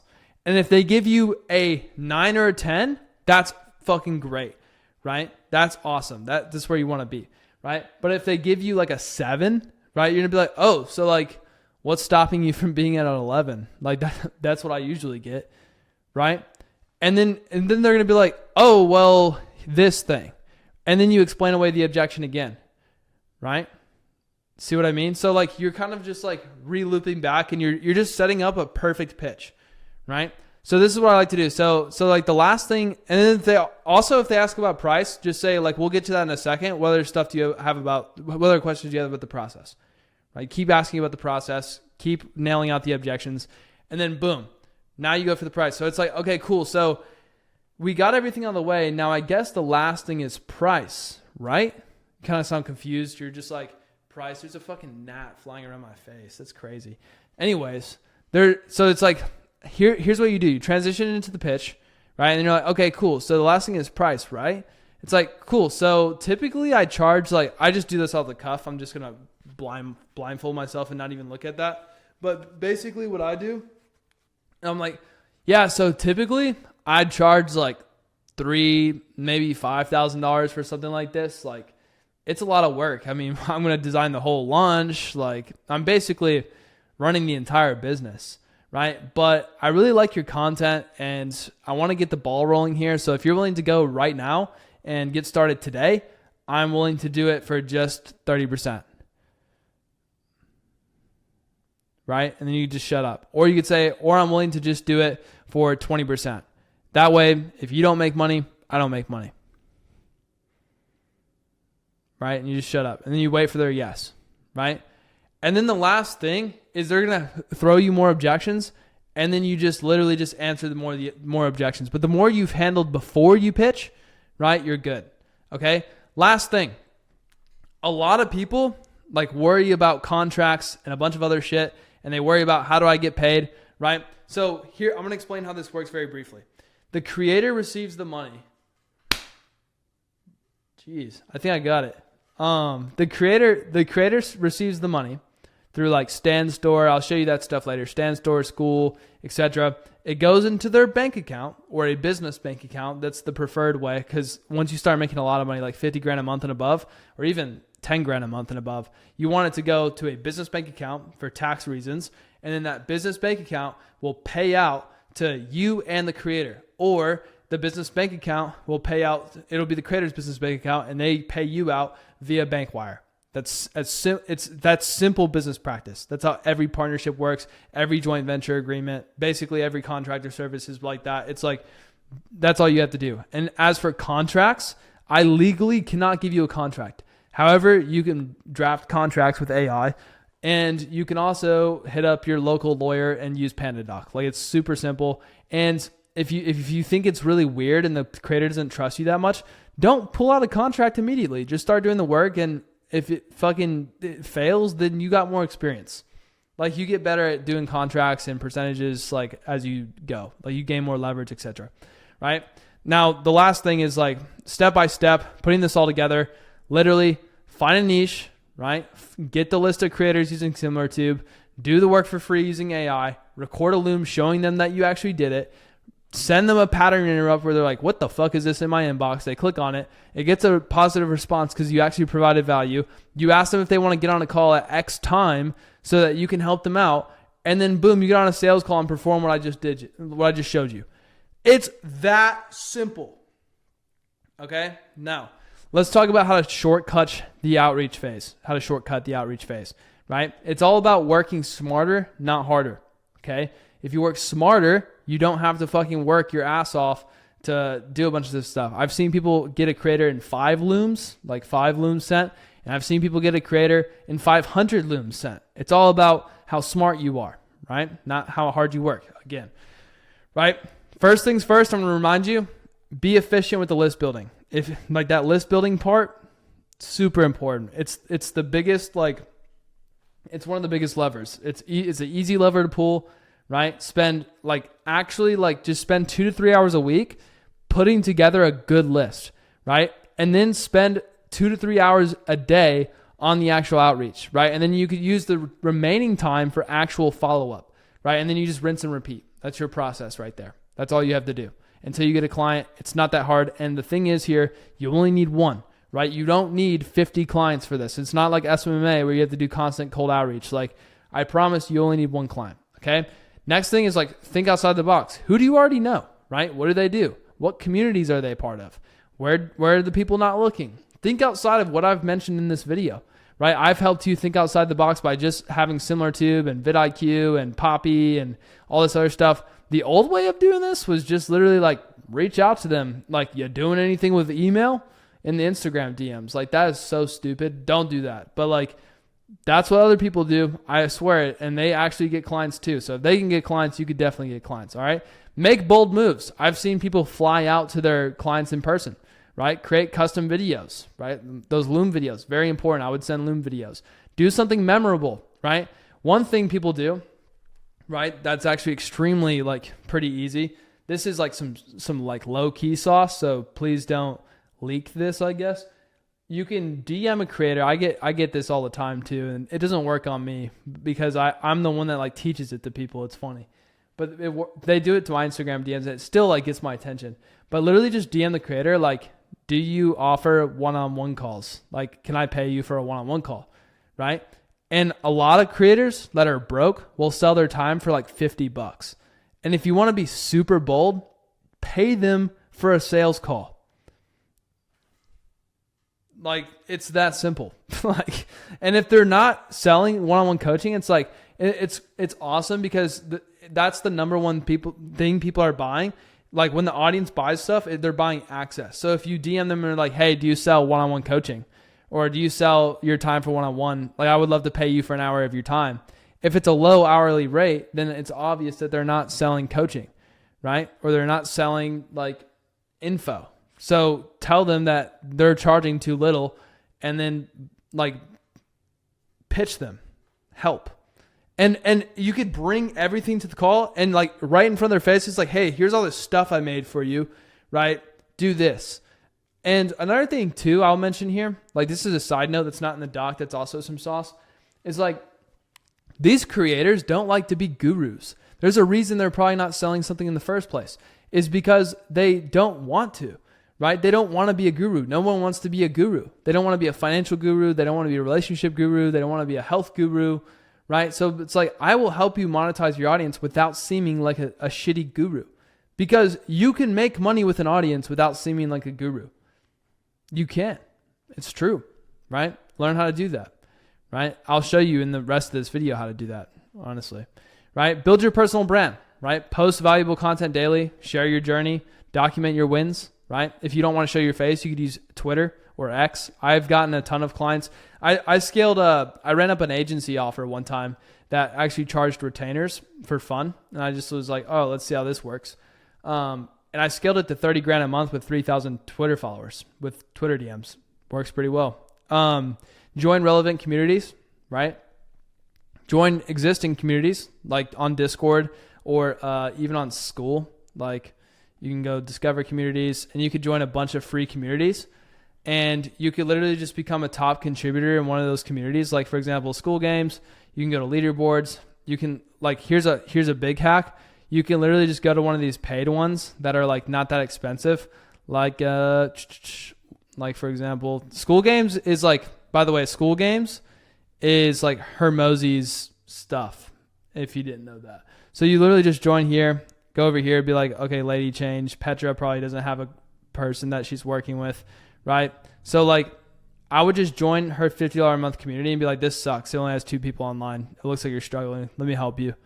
And it looks like she has a bunch of free people in here because like there's 1.2K members and she's only making like 20 grand a month, right? So like be like, hey Petra, like this sucks. Let me help you. And just join the community and be like, hey, I'm the most active person in here and I love this community. You'll stand out pretty quick because there's only 2 people online. There you go. The next thing, provide massive value, build relationships with other people, share your expertise, do more free work, right? It's pretty simple, like fundamentals, like focus on one niche, right? Get referrals. Like if you actually like do good, you'll get referrals to even bigger clients. That's facts, right? Final tips. Don't get stuck in perpetual outreach mode, right? There's a big habit that happens when people do the outreach phase. And it's like they literally start outreach and then they never stop outreach. They just like, oh, outreach, and they can't think for themselves. Like think about all the different ways you could do outreach.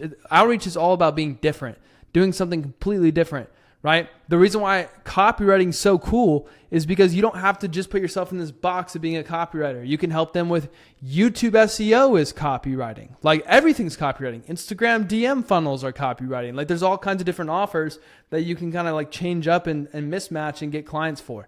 And it's really easy to learn how to do all these different things like YouTube SEO or how to design a launch or how to do this thing because like it's all copywriting. All of it. YouTube SEO is copywriting. You can come in here and be like YouTube SEO, software engineering, related keywords, and be like, hey, software engineering guy, like look at all this passive YouTube traffic that you're missing out on. Look, hold on. This is another low key cook. Oh, look at all this passive search traffic that if you made videos about this thing exactly, your video would rank first and you'd get passive search traffic.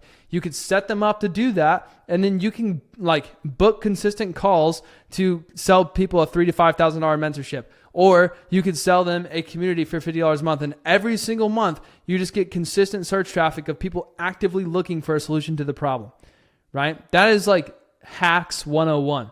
Like if you could set up your business where people are actively searching for the product you're selling and you just literally, you just have an automated money funnel. Like it's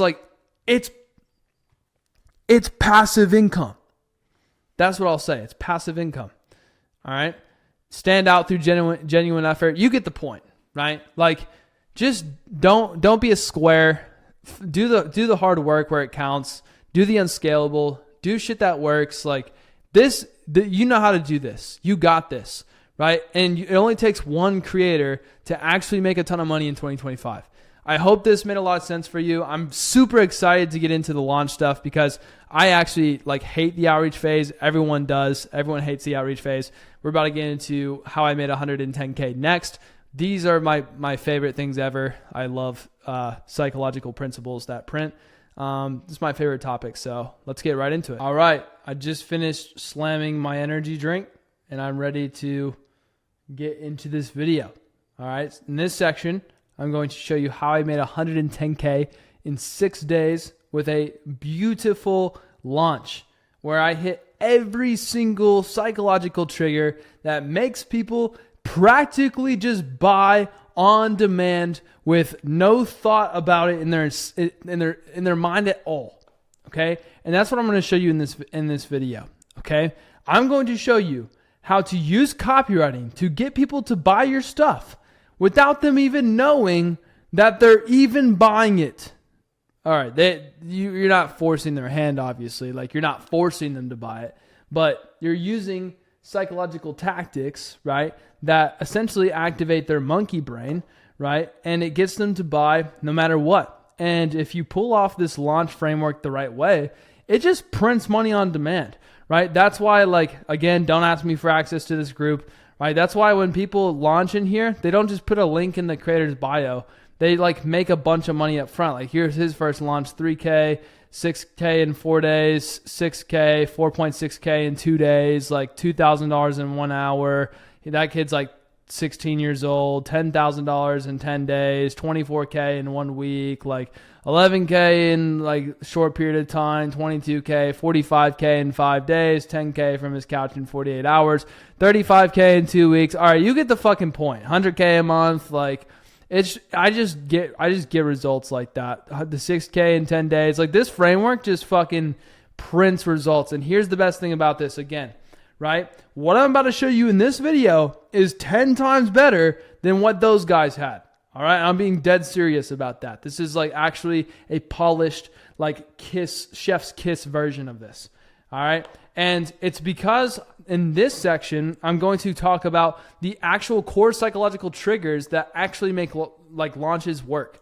Okay, so let's get right into it. So the first principle is scarcity that we're using here. And then at the end of this, I'm going to wrap back and show you how with the launch framework, we used every single psychological trigger. By the way, my face might get a little bit dark because it looks like it's about to rain and it gets dark at like 3 p.m. because the winter and stuff, but I'm still going to Chad ram this video for you. All right. So scarcity, when something's going away, people want it more, right? That's why sales spiked like crazy on the last day. Like, it just does. Like right here, like your launch, every single launch. Like, let me see that one screenshot that one kid posted. Where are they at? There you go. So it's kind of like this. You get like a boom spike. I don't know why he got a spike in the middle. Sometimes it's not completely accurate, right? But like, you'll see, damn, this kid bought a Mercedes. That's sick. Yeah, you'll see like spike and then spike. Like, it kind of just like looks like this, like peak and then a little bit in the trough and a peak, right? Not all of them look like that. Like, I had a little bit of peak in the beginning on this one and it was much bigger than the end peak because I didn't hard close this launch. But when you take, the reason why you get a big spike at the end is because when you take something away, or say you're about to take something away, like the sales just go up automatically. And if you do this the right way, this is how you squeeze out an extra like 97% of your sales. No, I'm just kidding. Like, that's why it looks like this. You'll get like 25% of your sales on the first day because you're talking about, we'll get into this in a second, but like, you're talking about anticipation, right? You're getting them all hyped up and then boom, boom, boom. And then on the last day, 50% of your sales, just like that, right? The next thing is social proof. Okay. The reason why you get a bunch of trickles in the middle and a bunch on the last day and this whole thing works like that is because when monkeys see that other monkeys are going down one path, all the monkeys follow. That's just simply how it works, right? Like, the monkeys follow other monkeys. If monkey buying this product probably good, so monkey going to buy that product too, right? It's simply following the social proof. One of the most insane parts of social proof is celebrity proof. Like, when I tell people that I've met Alex Hormozi in person and I've worked with Jason Derulo and I've met Sam Ovens and I talk to him all the time, people see that as like, holy shit, like, you know, these insane people. And like, that's social proof too. Because if those guys are talking to me, there's probably a reason why they're talking to me, because I actually know what I'm talking about. Hooray. Like, that's celebrity proof. There's celebrity proof and social proof. You want to use that in your marketing, right? Tell people that it's going away.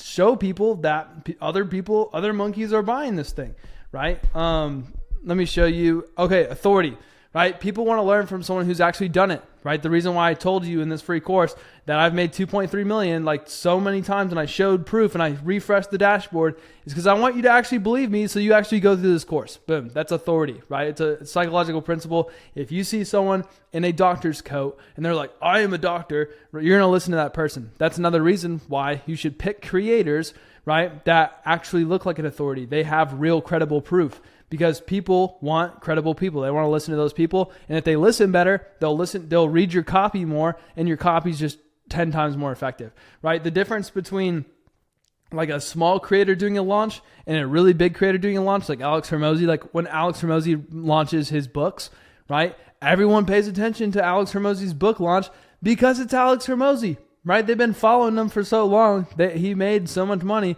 They're like, oh, this guy is legit, right?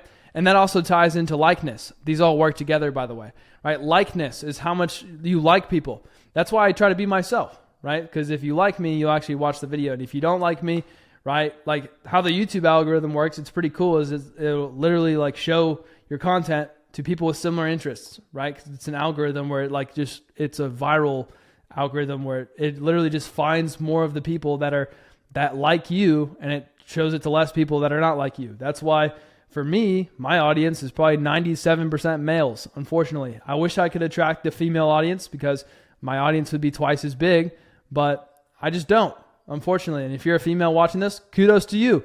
I'm super happy you're here, right? I've helped Val make 10K. Val made 10K. It was super cool. Reciprocity, right? Reciprocity is when you give value first, people naturally want to give back to you, right? That's why this course is free right here, right? Like, people don't just post free stuff and expect nothing in return. Like, if you give someone, for example, like if you're a female, talking about females, right? It's probably a good idea to refuse drinks from males at the bar, because if you don't, they'll expect that you repay them in something that you probably don't want to do, something nasty, right? That's reciprocity, right? Another thing of reciprocity is waiters can increase their tips by like 25 extra percent by, instead of like, literally there was like a study that was done where like a waiter like put 1 mint on the tip, like they gave him a mint, and then they'll turn back around and give them a handful of mints that's like way more than they should. And then that person naturally in their brain's like, oh, I need to give back to that person. Reciprocity. They want to reciprocate what you just gave them, right? The next thing that we're going to use in this launch framework is commitment and consistency. This is like huge, huge. I'm going to tell you a secret that like, don't tell anyone else, right? Please. Okay. So I've basically have written and watched like 1,000 webinars, like so many fucking webinars. It's insane because I've written copy. I just breathe webinars. I too many webinars, honestly, right? The reason why, you just heard it in my voice, the reason why I say write so many times is because when I've replaced the word and most of them at least, I say it sometimes, but I've replaced it with write, right? You know what I mean? So it's kind of like it's called a trial close on a webinar, right? And I just did it again, and it just gets them to shake their head yes, right? They agree. And the more times you can get somebody to agree, the more likely they will consistently, if they've committed to so many yeses, right? Like on a webinar, you can probably pull the transcript of this video. I don't want to do it because I could do it for the last one, but I pulled the transcript of a webinar one time with a creator I was working with, and he said right 460 times. 460 times. Verbally, just saying right, and they're shaking their head yes. Isn't that insane? Yeah, it's insane, right? Isn't that crazy? Yeah, it's crazy. Like, and they're just saying right, boom, boom, boom, boom, boom. That person's very likely to say yes to an offer at the end of a launch, right? That's just how it works, right? Right? Cool. And for creator launches specifically, you need these 3 extra triggers, right? Anticipation's a big one, okay? You want people to look forward to this launch date that we're going to talk about like it's their birthday, Christmas, and Thanksgiving at the same time, because I fucking love Thanksgiving, right? If your launch date is January 5th, you better be talking about January 5th, right? A ton. So you get them excited.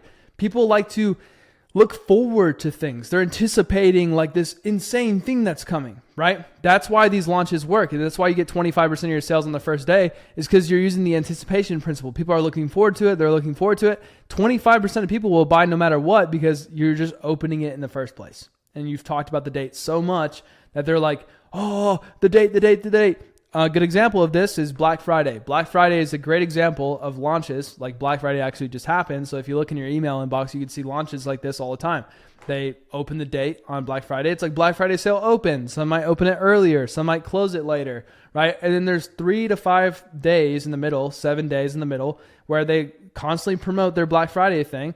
And then they hard close it. They'll say Black Friday's over on this day. Cyber Monday is typically the last day. Everyone closes on Cyber Monday. They're like, After Cyber Monday, I'm done. And then if you keep it open past Cyber Monday, it's not as effective because Cyber Monday is just like, you just look desperate after you're doing it after Cyber Monday, right? So that's that. And that brings me into events and rituals, right?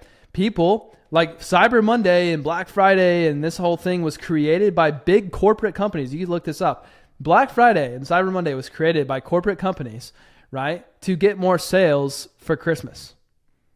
A huge reason why Christmas is a huge holiday is because capitalists love Christmas. Why?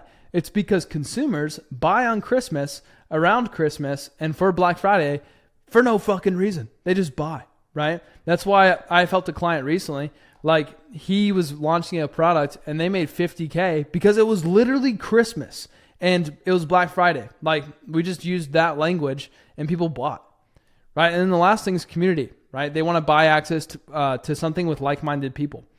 Right? Community is important for this one because when they join your wait list for your launch, you want to make it feel as if they're part of something bigger than themselves.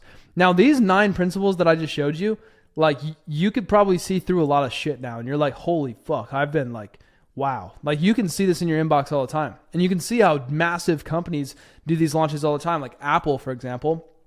Apple uses new product launch principles all the time. They launch a new iPhone once a year, right? Really good businesses use launch principles, right? Scarcity, social proof, authority, likeness, reciprocity, commitment, consistency, anticipation, events, rituals, community, right? You need to keep all of this in your head. Like this should be like, I've honestly have practiced these 9 principles. I don't care about ADA. I don't care about PAS. I don't care about any of the copywriting frameworks. I don't care about any of those. All I care about is these principles. Because if you include these principles, the reason why this works is because people literally like are monkeys, right? Monkeys see other monkey do that, monkey listen. Monkey is authority and the leader of the pack, monkey listen. Monkey like other monkey, monkey listen. Monkey give banana to other monkey give banana back to other monkey, right? Monkey always go down this other path, monkey gonna keep going down the same path, right? Monkey say yes, monkey say yes again. Monkey always does what monkey does. Like all of this shit is literally just monkey stuff, right? And it just works in our brains because it's called a click run response. And all of this is from Robert Cialdini's book Influence, right? And it's a click run response where literally in our brains are wired to say yes, right? It's all compliance, right? Social proof. It's all ways to get people to comply with what you're trying to get them to do, right? This one thing, the reason why I put this in the front and why I've explained it so deeply is because if you understand this, like you will make so much money. This is probably the core reason why I'm able to easily just pull these off and I'm able to like do the stuff I do because I actually fundamentally understand these things, right? These are the core pillars or the core components, right, of these launches. So again, if you hit all these triggers in your launch, it's literally impossible to fail. The animal brain takes over and people can't help but buy, okay? And if your actual launch does good and does proper, it'll look like this, right? And if your launches aren't following this pattern, you're doing something wrong, right? The good news is once you understand these core principles, you could replicate them over and over again. And again, that's how I was able to make that much money. And on that launch specifically, we made $48,000 at the beginning of the launch off of a webinar in 30 minutes, right? And then closed it all off throughout the rest of the week. So you see that, core principles, boom. But the cool part about this is AI. Right? What I'm about to show you is all able to be done with AI. Right? That's the cool part about this. Right? It's like setting up a second brain. Right? But where most people get this completely wrong is they just think that they could put prompts into ChatGPT and get amazing copy. But that's not how this works. Right? Your ability to use AI comes down to the quality of your ideas. And if your ideas are shit and you don't know what you're doing, the copy is going to be shit. Right? The AI is here to just actually write the copy for you. Right? You have to think of everything else. So let me break this down for you. So what I like to use, right? This is Dan Coe's software. So shout out to Dan Coe, is I really like to use Cortex. Okay. And you can actually even see, like I was working on this, but I'll pop over to newsletters, right? And you can see I write like my newsletters in here. So you can see, read this if your life is boring. I like to put it in here, but the reason I like Cortex, right, is it's just like Notion. Like chances are if you're watching this video, you've probably used Notion before. And I don't really like using Notion. I'm kind of a Google Docs guy. And it's kind of hard for me to get get me to use stuff like this too. But what I really love about this software is the fact, since we're coming into this AI economy now, right? It's not about whipping out a Google Doc and writing anymore, right? It's all about structure and outlining, right? So a lot of this, like props to Dan Coe, he helped me with the structure of a lot of this with newsletters specifically, but I'll spend a lot of time outlining. So let me use this one. This one's actually pretty good. Yeah, I use this one's one of my favorite newsletters. So I have like a bunch of research, and then I have like big idea, problem, goal, benefit, example. This is just for newsletters. You could do this for anything. So like what I like about Cortex is that you can come in here and you can create like a slash, and you could be like element, and then you can create new elements. So if I said new element, if I'm writing like sales letters, I might say like, I might create like a section for, where's like a good offer emoji? Like offer. I wish you could search for the emojis. Dan Coe, if you're watching this, search for the emojis would be sick. Okay, imagine this is like a present, I guess, but special offer. So we could plug components into here, and then we can kind of just create these components. So part of these components is like this. So it's like we need a headline, and we need this and that, right? But like what I like to do is I'll have like my outline in here, and I'll put one of those components in here, and I'll basically just outline this whole entire thing, because your ideas inside the outline is the most important part. Now here's where it gets really fucking cool. Inside of Cortex, they have this little thing where you can text yourself, right? So I like to text myself, right? And you can get this on your phone, by the way. They have a mobile app coming out soon, but I just take the Safari and I just pin it to my phone, and I'll whip out my phone and I'll just start capturing ideas, like ideas to myself. And I'll be on a walk or something like that, and I'll just spit ideas into this thing. So as I'm talking about all this stuff throughout here, just know that I'm using Cortex to outline all my stuff, right? So I'm about to give you all of the outlines right here, and then you can practically just plug in the outlines into Cortex and start thinking of all these stuff, right? And then once you kind of figure out the outline once, you don't have to do it again. So it's like first, like I'll show you what the AI needs, and then I'll show you how to outline, right? So basically, you just want to, like, your day, once you like have the AI set up, is you just use Cortex to outline all of your ideas. And then you spend like 2 to 3 hours a day just brain dumping. I'll spend 2 to 3 hours a day brain dumping into Cortex. So it's like my mornings, I like to do high intent work in the morning. So I'll sit here and brain dump into Cortex like in the morning, right? I'll just like boom, brain dump, because all of this is copy at the end of the day, right? And then I have like a massive outline right here, right? So attention, lead, body, conclusion, right? But the rest of my day, so it's like outlining for 2 to 3 hours, just sitting here writing bullet points. And then the rest of my day, I'm literally just capturing ideas. And the cool thing is if you're working on multiple projects with like your creator, you can open up multiple outlines. So you could be like, this one's a VSL, and like in this one, I'm writing ads, right? So then I can come over here and capture, and I could be like, hey, I'm on a walk right now. I could be like, hey, ads real quick. Make sure we should take some ideas from Hermosi.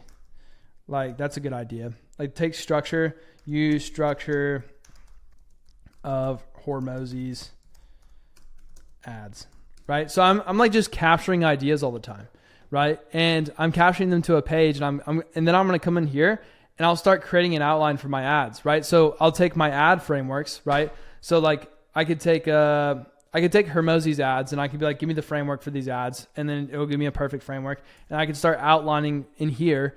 And then I could be like, okay, in our ads, I want to include these results. I want to include these main arguments. Like, for example, I'm going to show you this, something I actually made for the intro of this course, right? I'm going to show you, boom, here, right? So I have a huge, I'm not going to get super deep into this, but I have like a huge brain dump right here of all of the main arguments of like the copywriting space, right? The copywriting space is huge right here, right? So like I just did a huge like brain dump of all that stuff. Right. And I use Cortex, and then I'll just dump ideas into that Cortex page.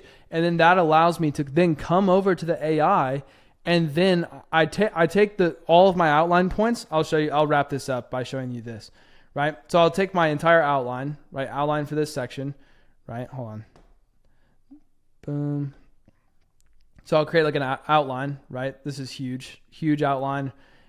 outline number 2. I have like a second one on this one. My voice, like I train it on my actual speaking voice, right? I'll take like the structure of someone else's video, and I'll create a script. And I actually did it. That's how I did it for this video. Like I even said, like the intro of this video, like this 10-hour course was made by AI. It was made by this. Like it literally, like this is the script. But here's the thing though. It's not going to spit out perfect copy. Like it just will never do that. What I did instead is I literally just like spent, then once I got here's what I'll explain what I did, right? I took the intro then and I popped it into here. And then I spent like 3 hours editing this copy. That way I'm not spending all my time writing it, right? I'm actually just being the AI's editor. That way there's no emotional attachment to the actual copy. So all the stuff that I'm talking about here, that's how I'm outlining it. I'm outlining it with AI, and then I'm feeding it, or I'm outlining it with Cortex and Capture and getting ideas, and then I'm feeding it into the AI, right? I'm not actually doing any writing. I'm just editing, right? Because it'll write most of the meat and potatoes for you. You just have to kind of like carve it up and make sure it's actually edible. It's actually readable, right? That's extremely important. It sounds really good. That's where your actual copywriting brain comes in. And what this is going to allow you to do is it's not going to completely replace your ability to write copy. It's going to replace the amount of time that you would have spent on writing, right? Because no one really likes to spend that much time writing, right? I'm a copywriter and I don't like to write that much. You probably don't either, right? But you want to get paid, right? Cool. Awesome. So that's dope. Your morning, you should just be brain dumping. It could be any time of the day, but typically for me, 2 to 3 hours in the morning, brain dumping. I'll do 2 different like deep session blocks. Like I'll go for like a 30-minute like walk around my house between sets. Throughout the day, capture ideas, voice notes, walking, driving. You could record videos. One thing I really love to do is I love recording actual videos with like successful clients. You'll see at the end of this entire course, there's a bunch of case studies. I'll even take those case studies, feed it into the AI and say, why would someone do this? All the main arguments. You could take sales calls, right? Another thing you could do, right, is like market research calls and feed it into the AI. All this stuff you're able to feed into the AI, right? But the problem is, right, is trying to use AI without having clear ideas first. You need to have extremely clear ideas, right? You need to give the AI more context, right? Don't use generic prompts. Be extremely specific, right? Like for example, with this prompt, where was it? I got it good at this one. This one's my prompt for the intro of that video, right? Like it's very specific. It's not just general prompts, okay? So the next thing is not reviewing and editing the AI output, okay? So like when the AI spits it out, you're not going to just go with that. You should sit there and read it and see how it sounds, right? And then you should like, you need to be the one in full control with AI, right? Because your AI is as good as you are. You have to feed it ideas and like structure it and make it really good, right? That's why I'm able to use like AI for like most of my stuff, is because I know how to structure it and I know what context it needs to actually write it. It's almost as if imagine you're teaching a complete beginner how to write copy, right? So it's like this person knows it has a very insane potential to write some damn good copy, but it needs to be taught all these different things. And you have to be very specific, and you can't feed it too much, right? Once it gets over like 10 hours of content, you can't feed it too much. Okay. So let's get into like what kind of ammo you should feed the AI for like maximum execution. Okay. So what I just showed you was the Poppy board. Okay. You can see like my Poppy board. You want your Poppy board to be kind of like big. It'll be big, but you're not going to feed it all into the Poppy at once. You just want to have all of your resources accessible, because what you could do is you could pop these off and you could say, oh, it doesn't have access to it once you just pop these off. That way it doesn't crash, right? And then you could feed it specific stuff. You'd be like, okay, I want it to use my voice, and I want it to have, context of these 9 videos. Boom. So these are like the transcripts of 9 Wistia videos that I uploaded.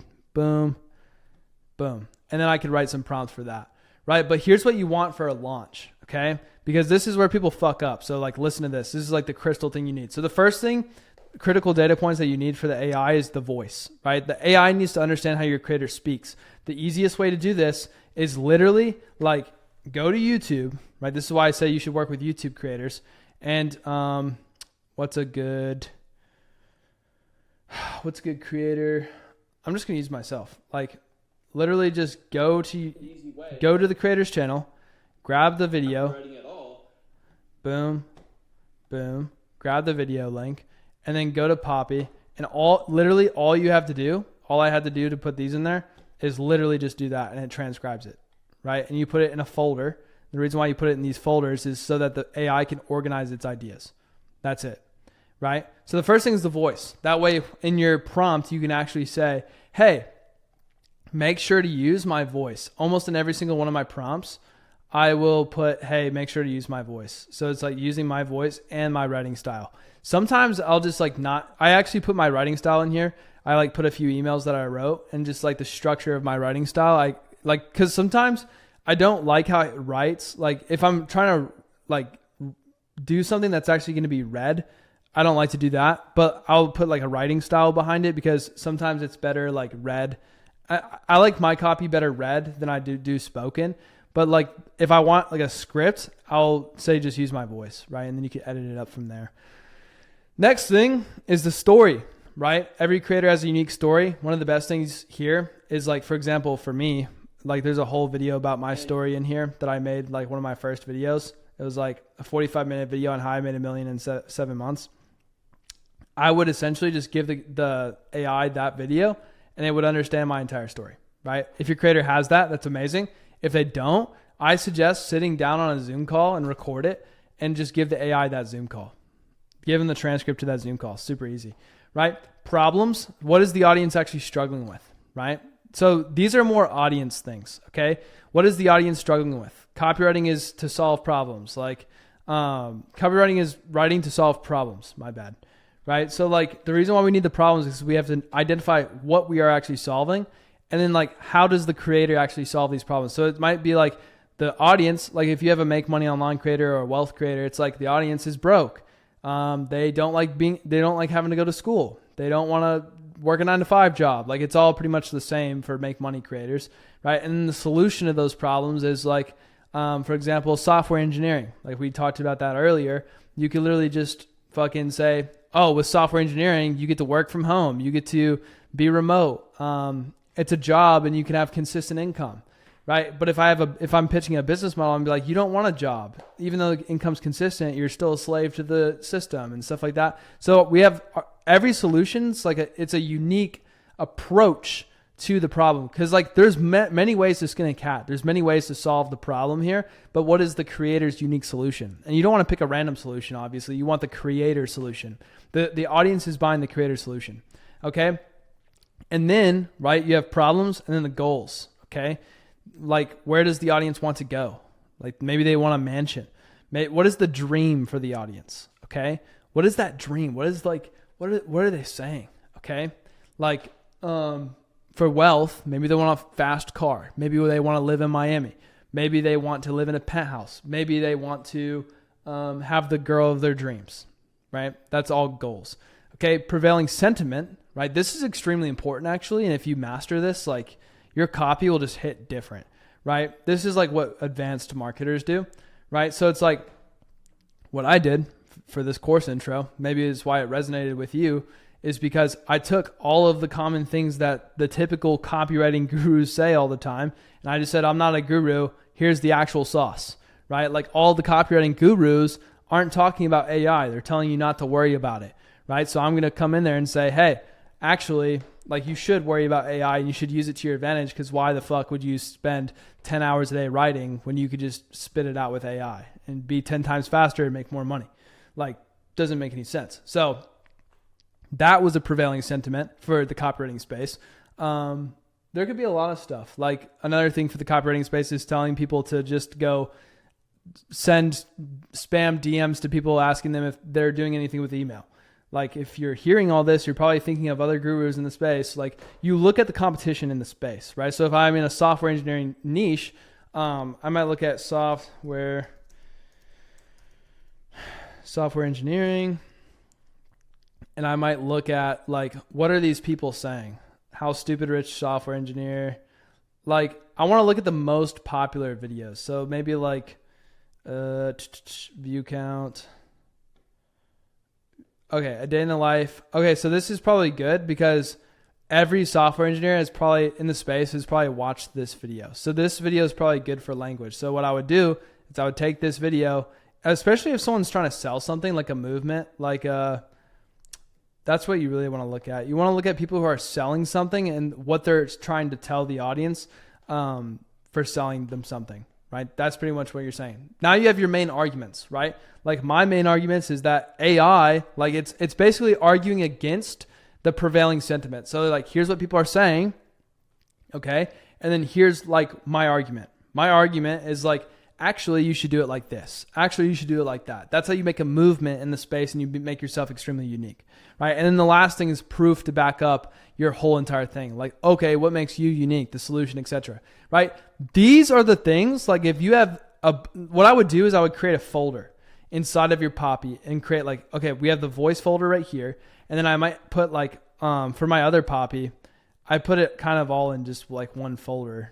I guess I could be more organized. I should be more organized. But like inside of this YouTube video outline, I have like, yeah, look, I've even highlighted authority, scarcity, urgency, main arguments, boom, boom, boom, prevailing sentiment, audience.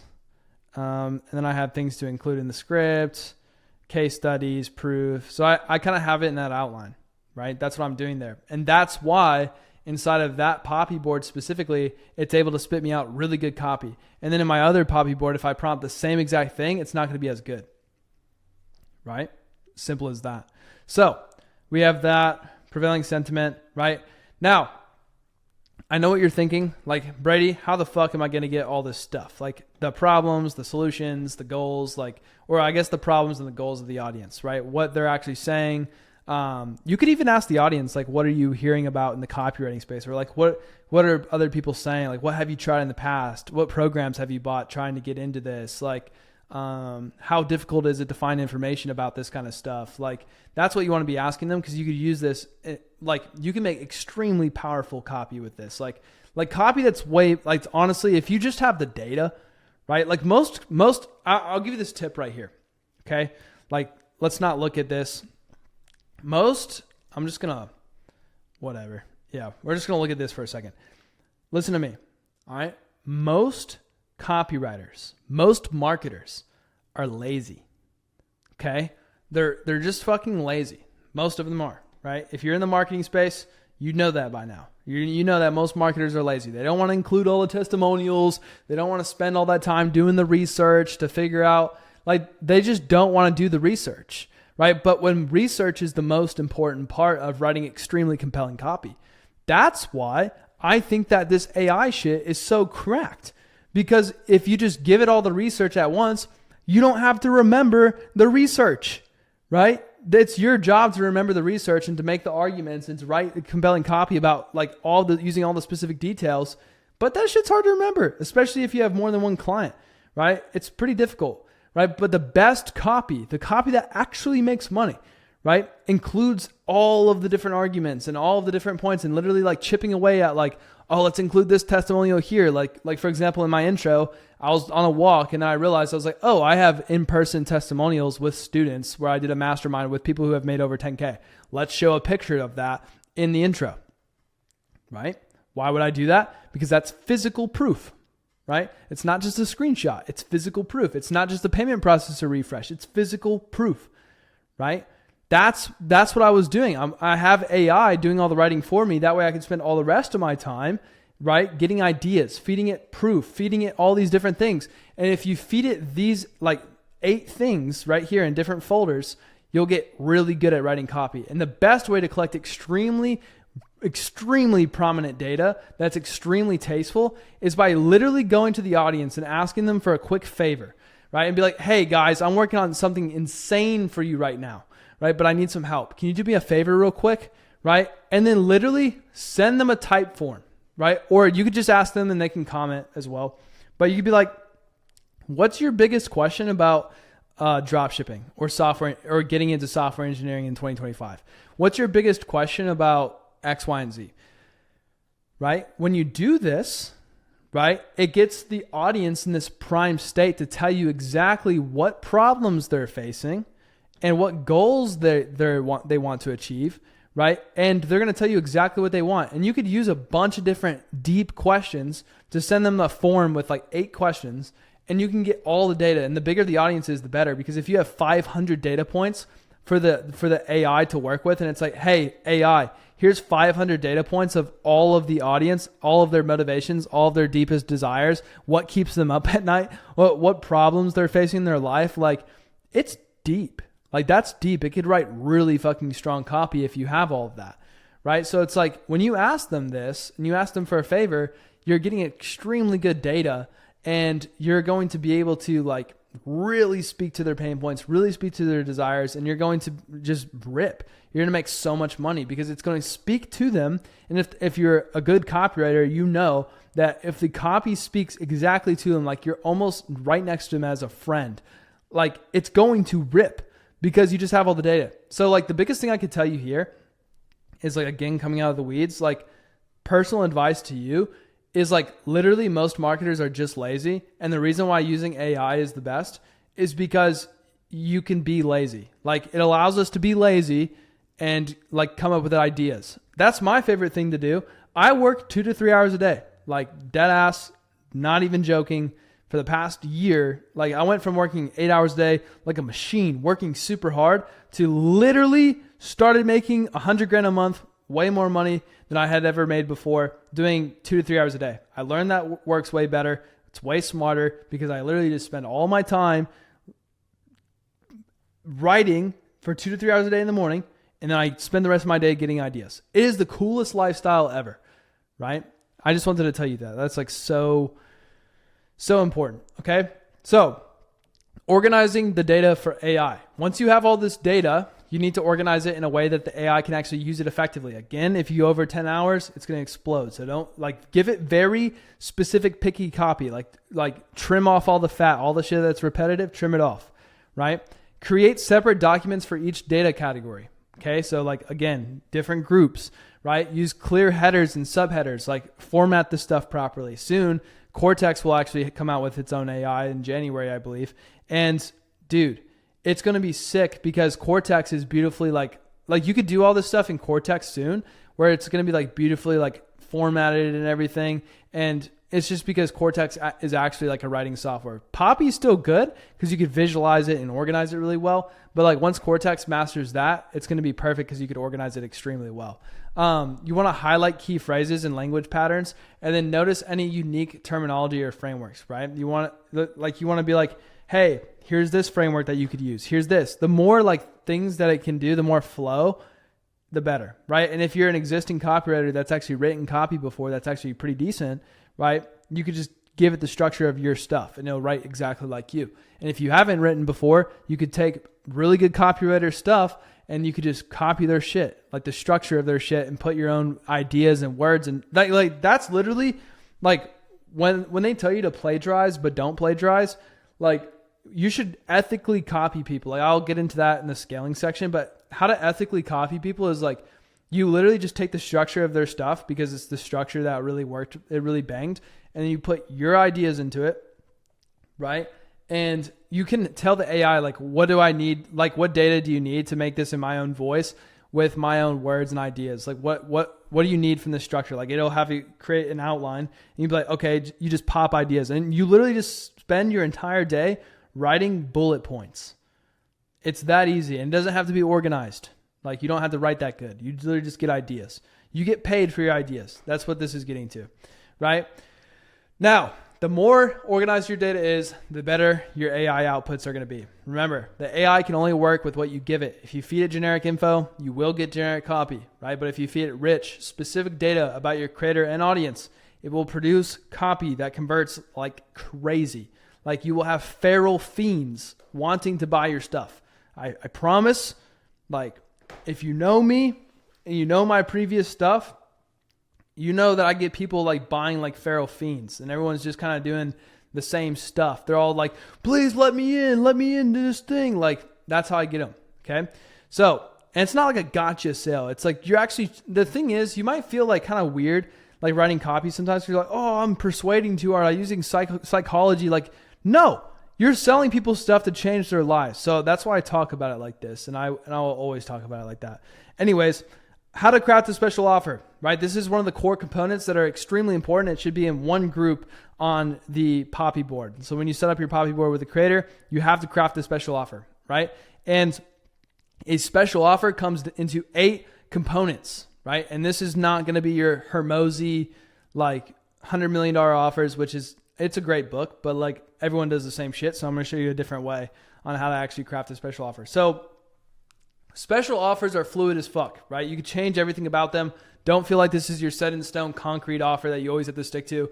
I love launches because you could just launch, test the offer. If the offer doesn't work, change a lot of shit about it, right? So like you have the promise. The first thing's like what you're actually helping them with. So it's like a promise is essentially this is not verbatim. It shouldn't be a headline like this. Like it shouldn't be, we'll help you go from current situation. No, don't do that. But like it's got to be written well, like a headline where it's like, we will help you go from being broke to desired situation using our solution in time frame without common pain point. So it might look like we'll help you go from being skinny fat to having cut abs using our Summer Smash Ab Pack formula. That's too long, but I was just trying to be funny. In 3 months or 12 weeks without sacrificing the foods you love.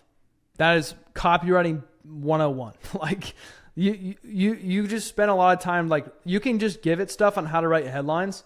Like for example, you can give the AI a bunch of information on how to write really fucking good leads, really good headlines, right? You can just be like, here's my current situation, here's my desired situation, here's my solution, here's my time frame, here's my common pain points. Make me a headline. Boom. You're gonna have a bunch of headline choices and you just make them better.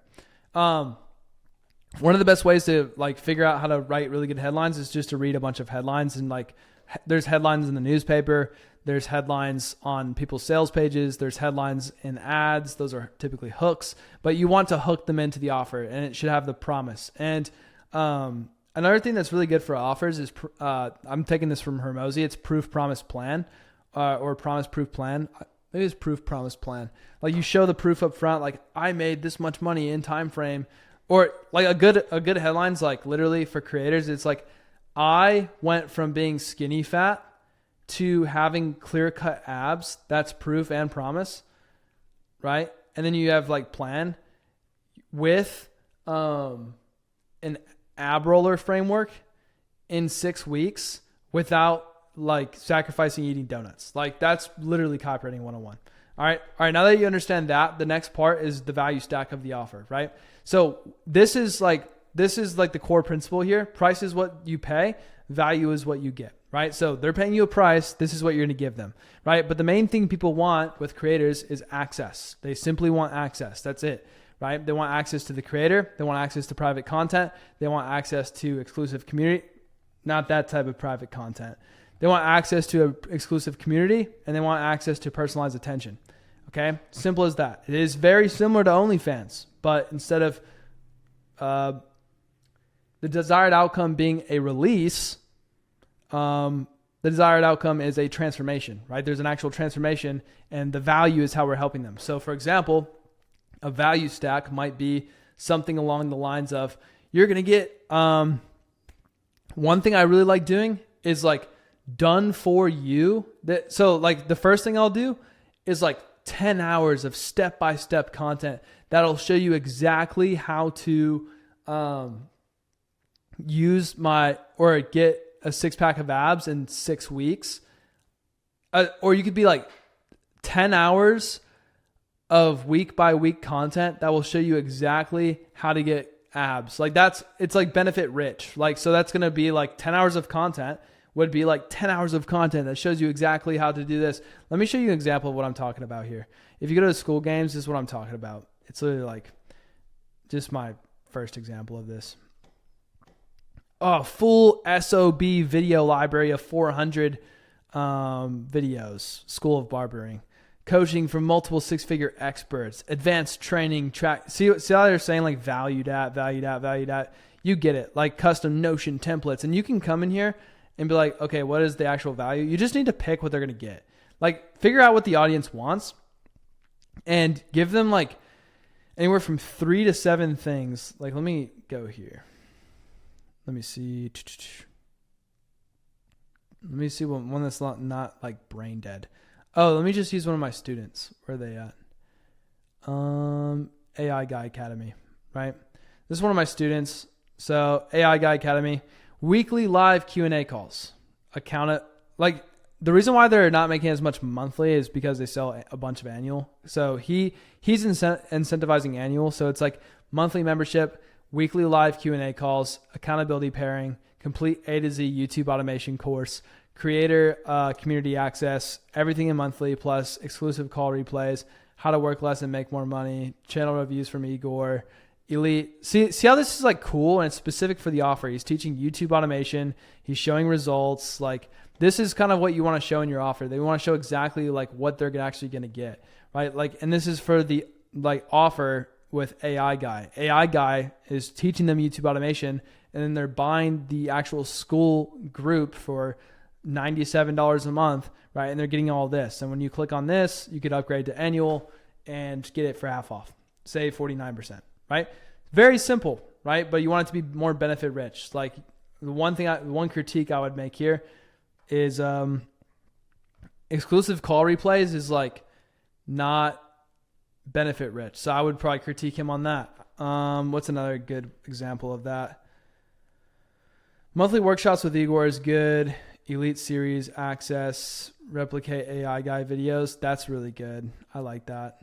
Like, see how it's like so short and simple? I like this too because there's a character account on these, right? Learn the system that generates me. This is a promise. Join to learn the system that generates me over $16,000 a month with faceless YouTube automation, right? Pretty good copy, right? They do pretty good. They made like 40 or 50 grand last month. So don't overcomplicate this. Just 2 calls a week with a creator is enough to sell a high ticket offer. Like 100%. People will pay $3,000, $5,000 for 2 calls a week with the creator, with other people being on the coaching call. Next thing is discounted price, right? Now, the key to this is another critique that I would give these guys. They just got done with a launch. That's why they're not doing that. There's no reason why this should be 50% off, right? That makes no sense. Like there's no reason. So you need a discounted price with a reason, right? This normally sells for $1,000, but during this very special launch, you're going to get this for $497. There's a reason for the price drop, right? This is what you're offering them on the launch. So it's very special, right? So a good example of this is beta launch discount, early bird pricing, special launch offer, first cohort pricing. You want to like let them know that it's actually extremely special, because when you drop this offer, remember, coming back up here, we're hyping this up a bunch. And then when we drop it on the date, we are communicating this special offer. So it's extremely important that we have these key components of the special offer. Okay. So let's come back here. You could probably tell that I get extremely excited about this stuff. I love this stuff. Anyways, so discounted price. Now risk removal. Everyone's now thinking like, okay, I really want to buy the offer, but like, I don't know. That's a lot of money for me right now. So what I like to do is get rid of the risk of them losing money and wasting time, right? So that's the biggest thing. Risk of wasting time, effort, and money, right? You need to remove that risk with a solid guarantee, right? The best guarantees give them their money back, right? Give them their effort back, and they give them their time back. So what you could say is like, double your money if it doesn't work, or I'll give you your money back. Or I'll give you double your money back if it doesn't work in 90 days, right? That's pretty shiesty, but I've seen people do that, right? Money back guarantee, 72 hours, like until it works guarantee, like we'll work with you for free until you do, right? That works pretty well if you don't want to give refunds. Like you could just work with them for free until they make money, right? And most programs, you just let them keep having access, right? That works pretty well. No questions asked. I'll give you your money back. If you don't like it, I'll give you your money back. That's how confident I am, et cetera, et cetera. This is a whole ball game. Like you can quite literally double the amount of money you make on your launches by having a really fucking good guarantee, like a very, very good guarantee where you dramatically explain it. You can make a lot of sales, right? Now, the next part of the offer that you need to solidify is scarcity, right? You need real scarcity, not the fake, only 3 spots left, right? You need to actually like limit the spots, right? 10 to 15 for small audiences. You could do like if you're doing high ticket, like $3,000 to $5,000 offer, you can limit it to 10 people, make 30 grand, right? The reason why I say limit it is because you tell them every time you move a spot, every time you sell a spot, hey, 9 spots left. Hey, 5 spots left. Hey, 3 spots left. We use spots on every single webinar. We tried it without it one webinar, no sales, 0.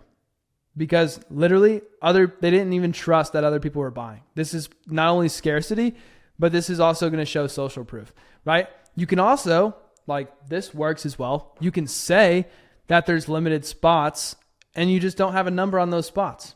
You can have a mental number of like, I'll probably limit this at 1,000 spots and just don't tell them that it's 1,000. For really big launches, and if you're thinking about doing 1,000 spots, don't tell them that. Because that's a lot in their brain. They're like 1,000, damn, there's going to be a lot of people in there.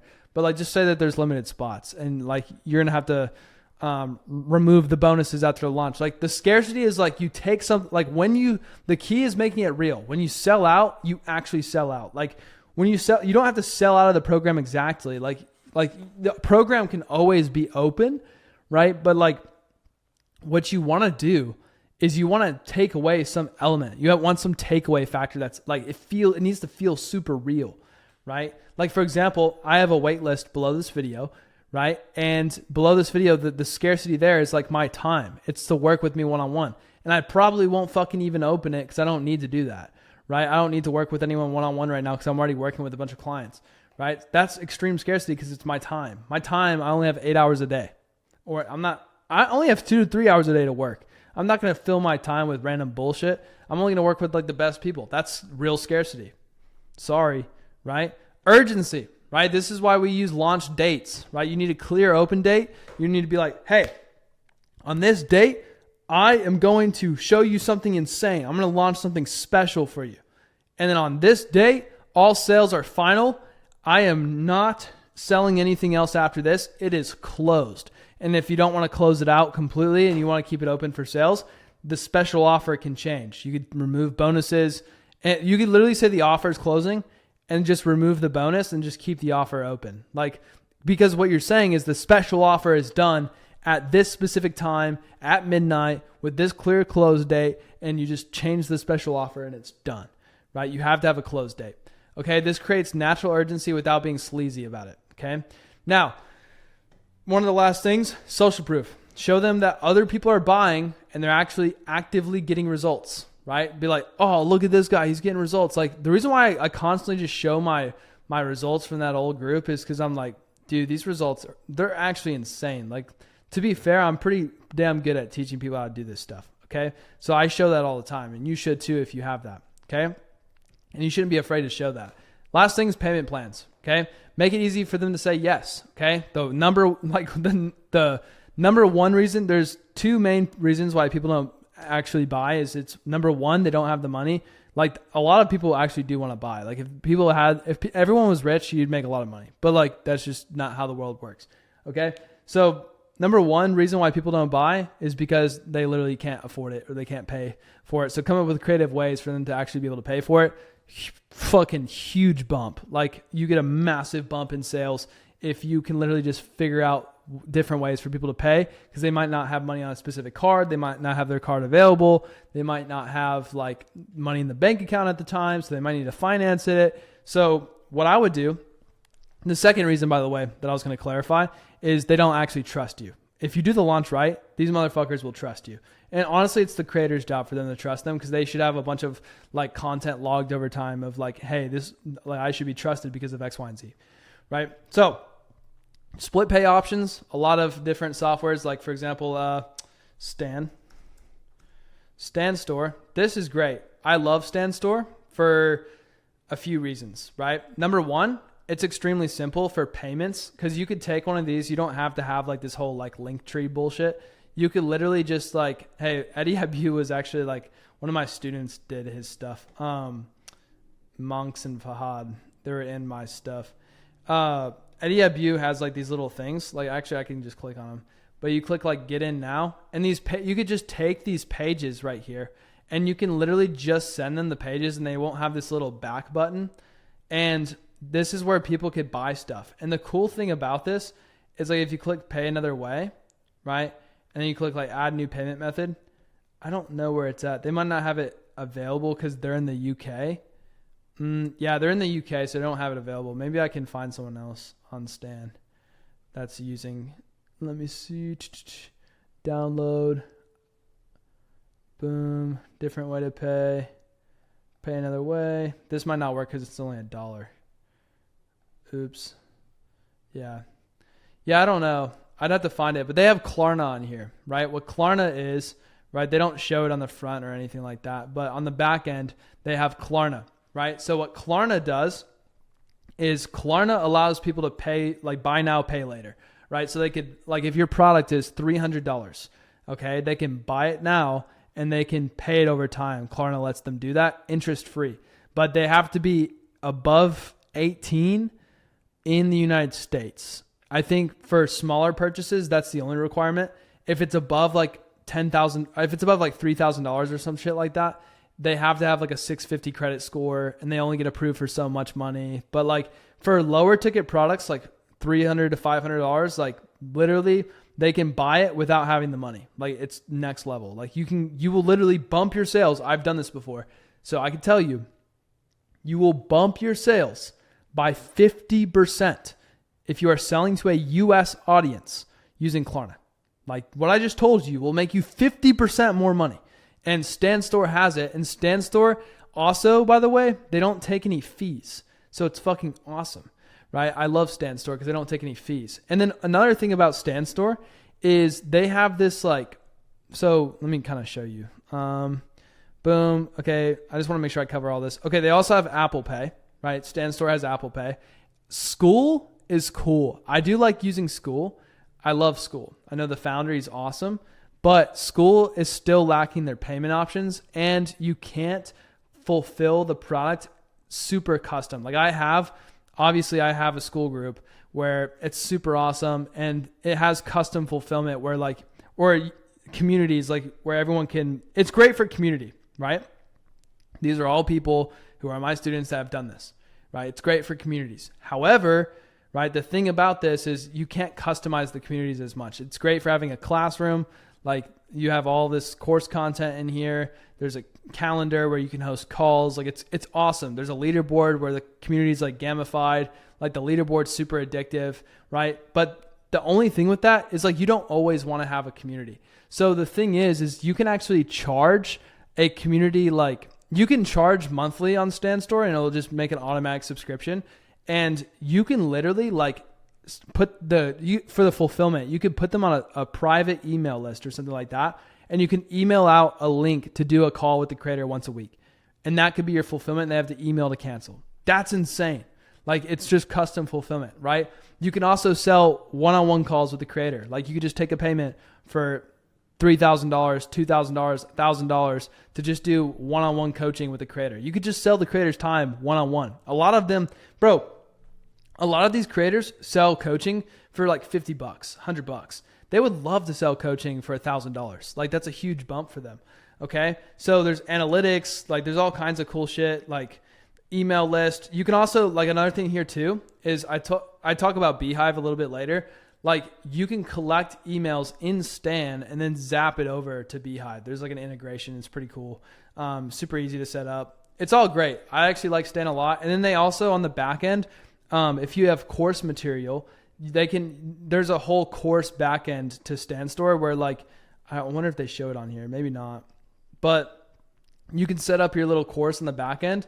And on the back end of Stan Store, they can literally like watch the stuff on Stan. Like it's sick. Just like School, but it's a little bit more clunky, but it's cheap. Stan Store is like $29. I don't even have an affiliate link for it. It's sick. Anyways, that's what you need. Like special offer. You have a way to fulfill the product. You have a way to charge money. Like now you're ready to make some money. Like what we talked about before. I'll just scroll up here. That's how you're going to make money off of like this massive ocean of people. Like the creator is going to pay you via bank wire right here, but you're going to make money off of this massive ocean of people by having a proper like setup with payments and stuff like that, having to go to a separate bank account, etc. Like that's how you just rip a bunch of cash. Okay.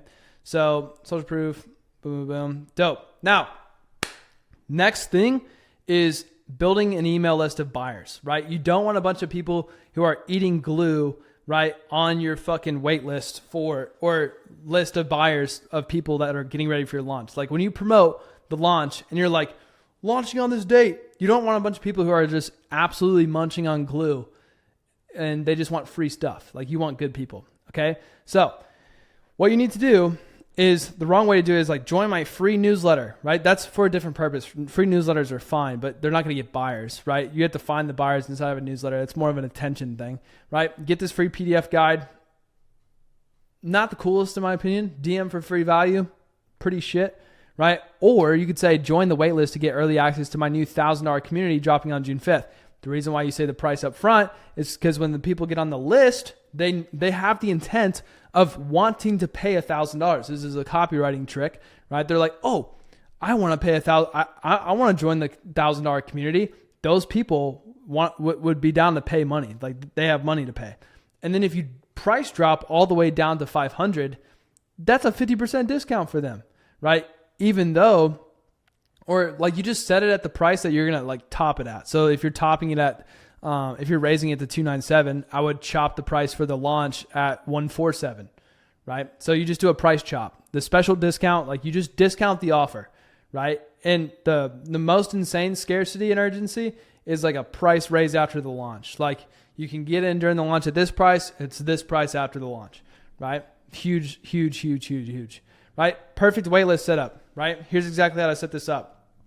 Create a Beehive account that collects their emails. Okay.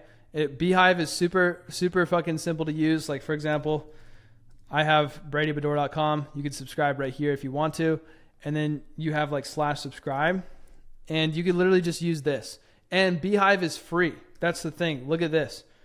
Beehive, /pricing. Perfect. $0 up to 2,500 people. And it allows you to send all the emails. You can have a custom website. You can literally have a website and an opt-in page. And it's all right here. It's sick, right? So you have that. And then you have a welcome email, like on Beehive. You could easily set up a welcome email. I'm not going to get into all that.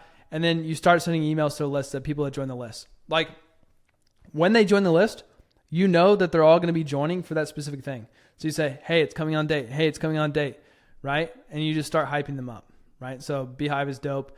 Now, you want to start building launch anticipation. Start teasing the date 2 to 4 weeks before the launch. Something huge is coming on June 5th. Can't wait to show you what's coming. Mark your calendars for June 5th. Social proof of people joining. Screenshots of DMs. Watch this. Perfect timing for this. Iman is one of the best at actually doing these like launches. And if you pull up here, he's doing a launch called The One Thing on his stuff. And he's getting people ready for the one thing. You can see how he's got this set up. Instead of using a Beehive, he has like a super cool custom page. You don't need to do all this, but this shows you to the extent of what this goes to.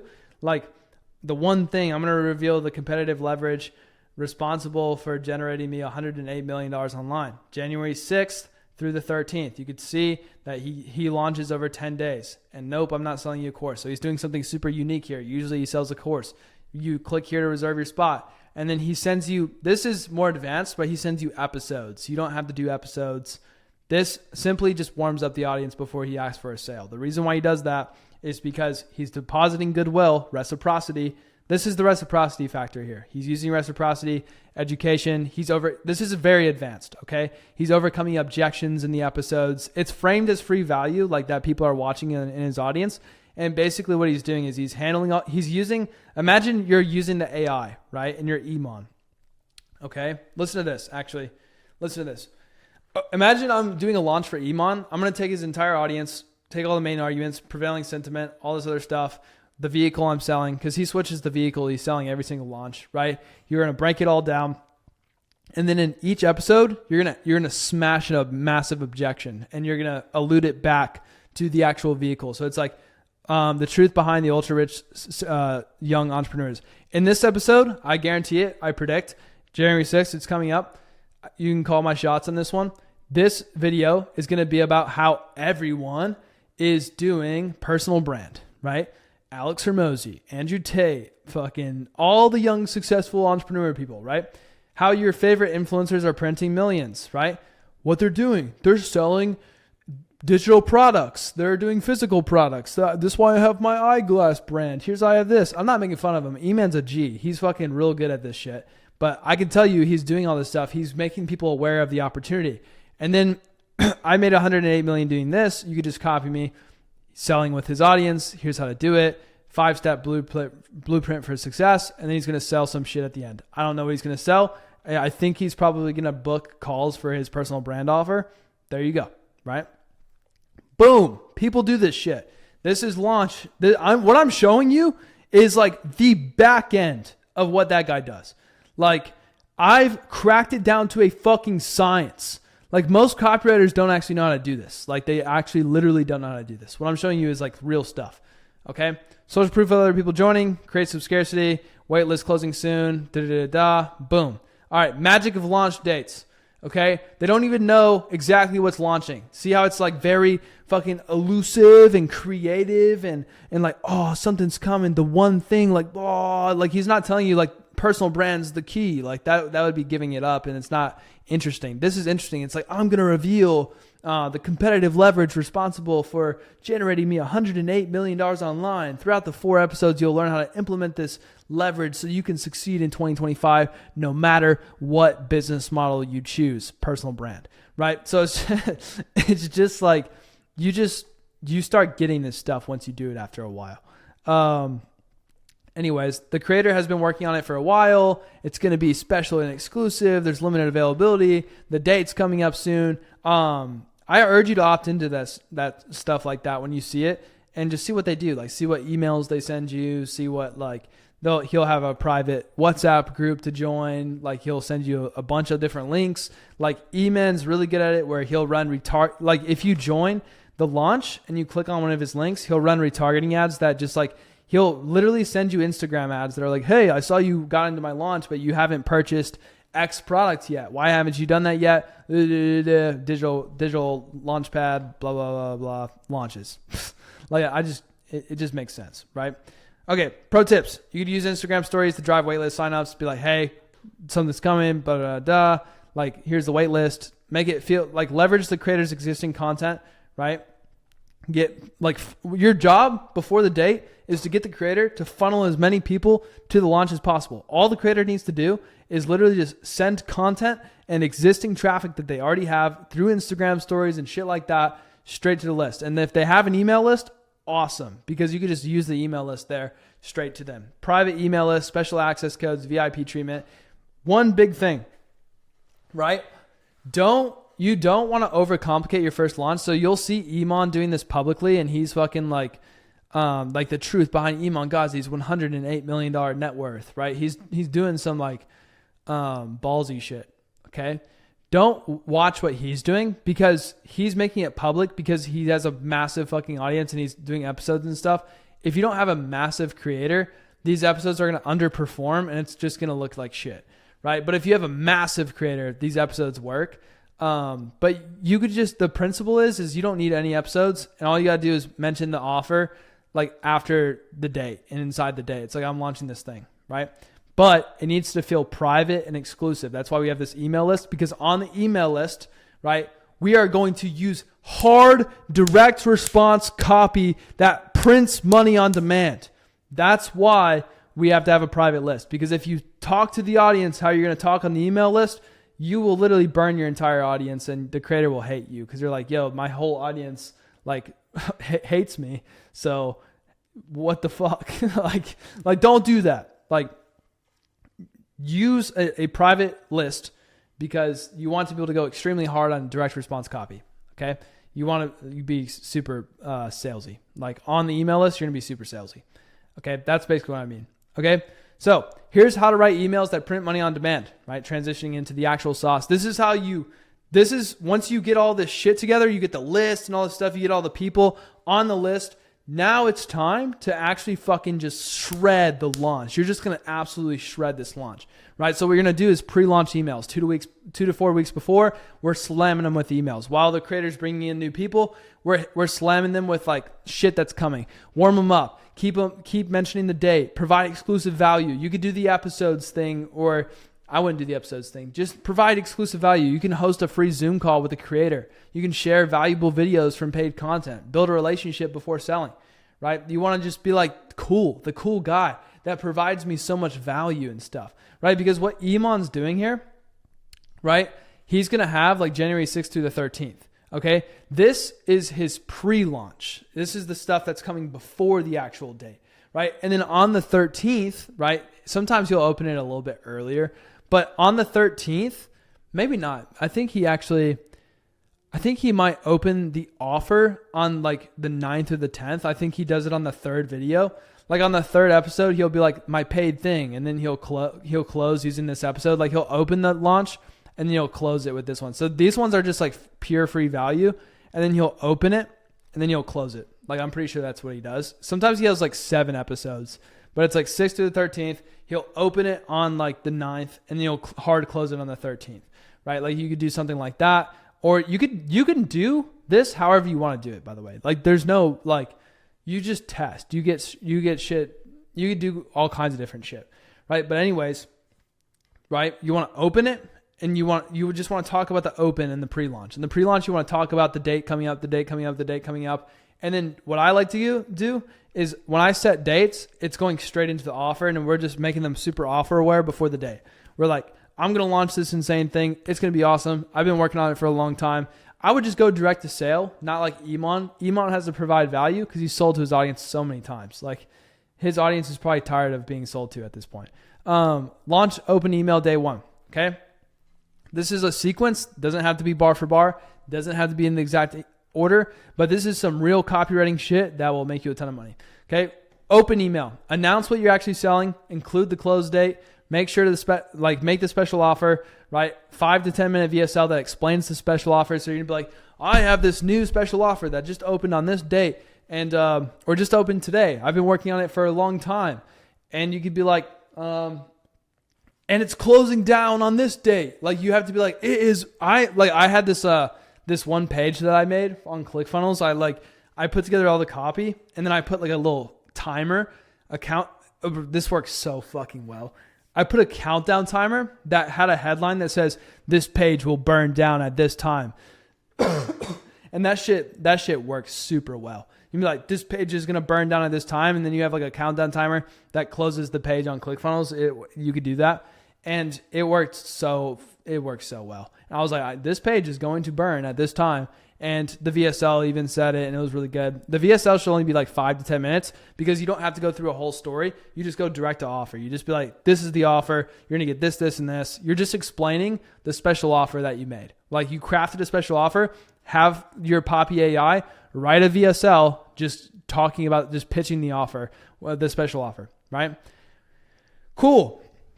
Focus on offer education. They just need to know about the offer. You don't have to hard sell. You don't have to be like, go now. Like literally just let them know that there's a close date and it's going to close soon. Here's the offer. Like you don't have to hard like close. Okay.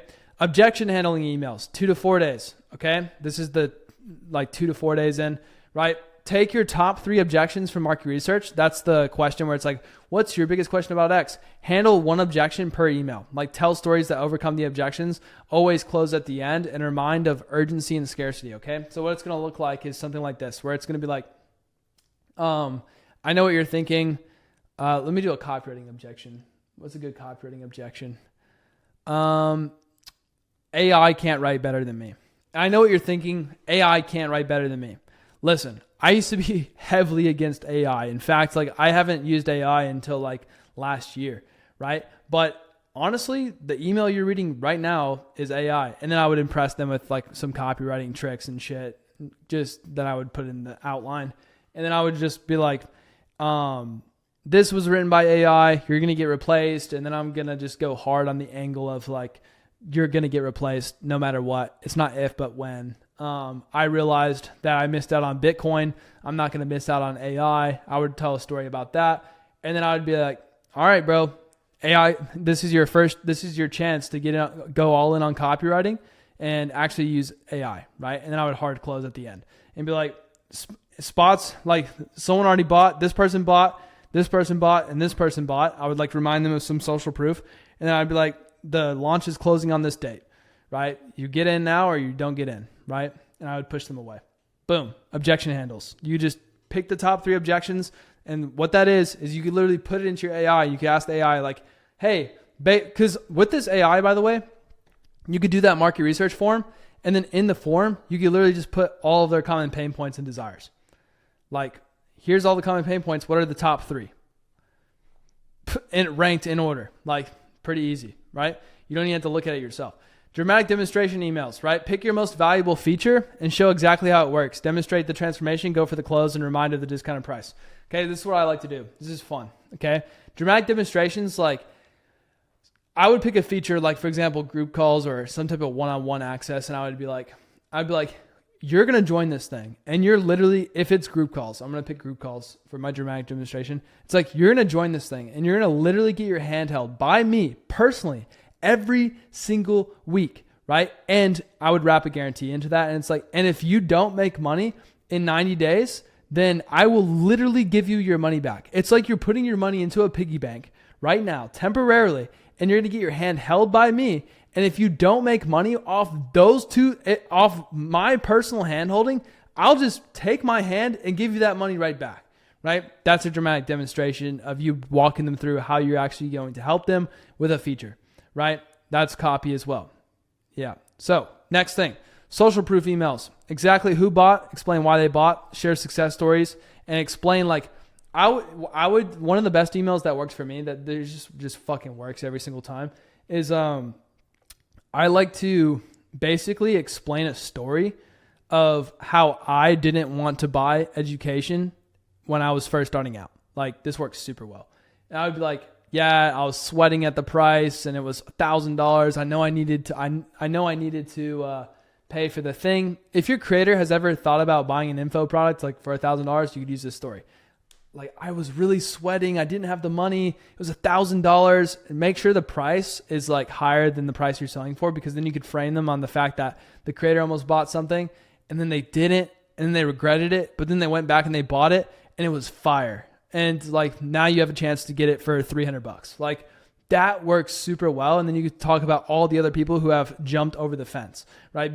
Or jumped into the thing, or they've went all in. Right? You want to talk about how people are burning the boats too. Like this guy, right? He was his hands are sweating right now, but he knows he's going to make money with my help, right? So you want to do that. Risk removal emails, right? Just straight guarantees. I just kind of explained one of those.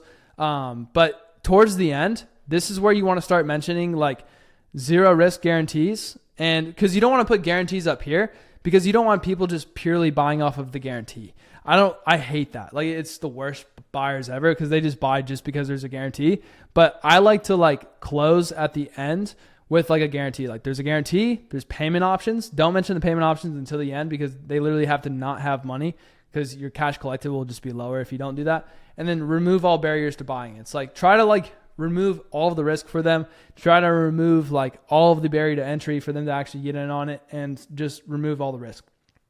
And then boom, you fucking start closing pretty hard. And then the last day, you want to hard close, right? So these emails can actually be very short. I've actually written some emails that were like probably 15 words long, and they still work really well.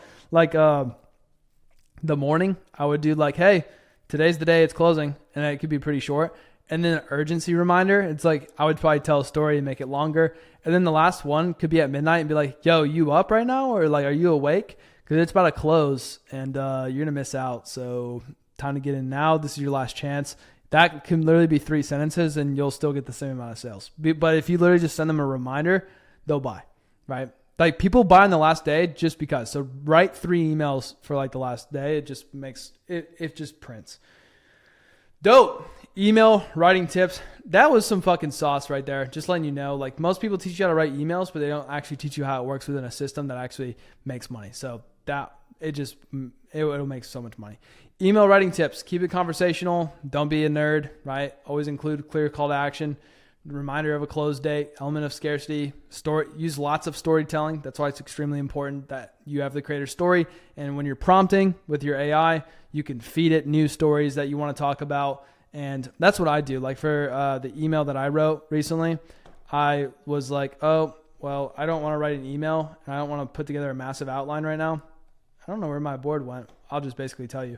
I was just like, oh, all right, I just gave it these bullet points and it wrote me a story, right? Every email should be a push to close them. Like, again, right? It's like, don't just spam like buy my stuff. Like just push them closer and closer into buying, right? Closer into buying. And if you're booking calls, great, right? Like if you're booking calls for a high ticket offer, this launch will actually be easier because you're just trying to book calls. Like book a call. Like if you want my personal help, book a call. It's a lot easier than asking for buying. Like doing high ticket's actually a little bit easier to market than it is to, with low ticket, but with low ticket, it's a lot easier to, sell because it's a lower price point. When you do this right, they'll be begging you, when you finally open. Yeah. So again, to summarize, right? If we come back up here, you want them literally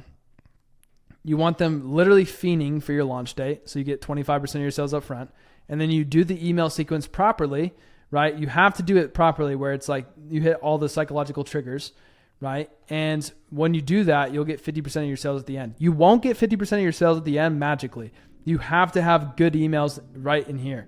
Most people actually fuck up this right here because their emails aren't actually good inside of here. If you have really good emails in here and in the pre-launch, honestly, your close will be really good. But you're basically like your whole launch, you're lining up for the close, right? And the way that we used all these psychological principles is scarcity.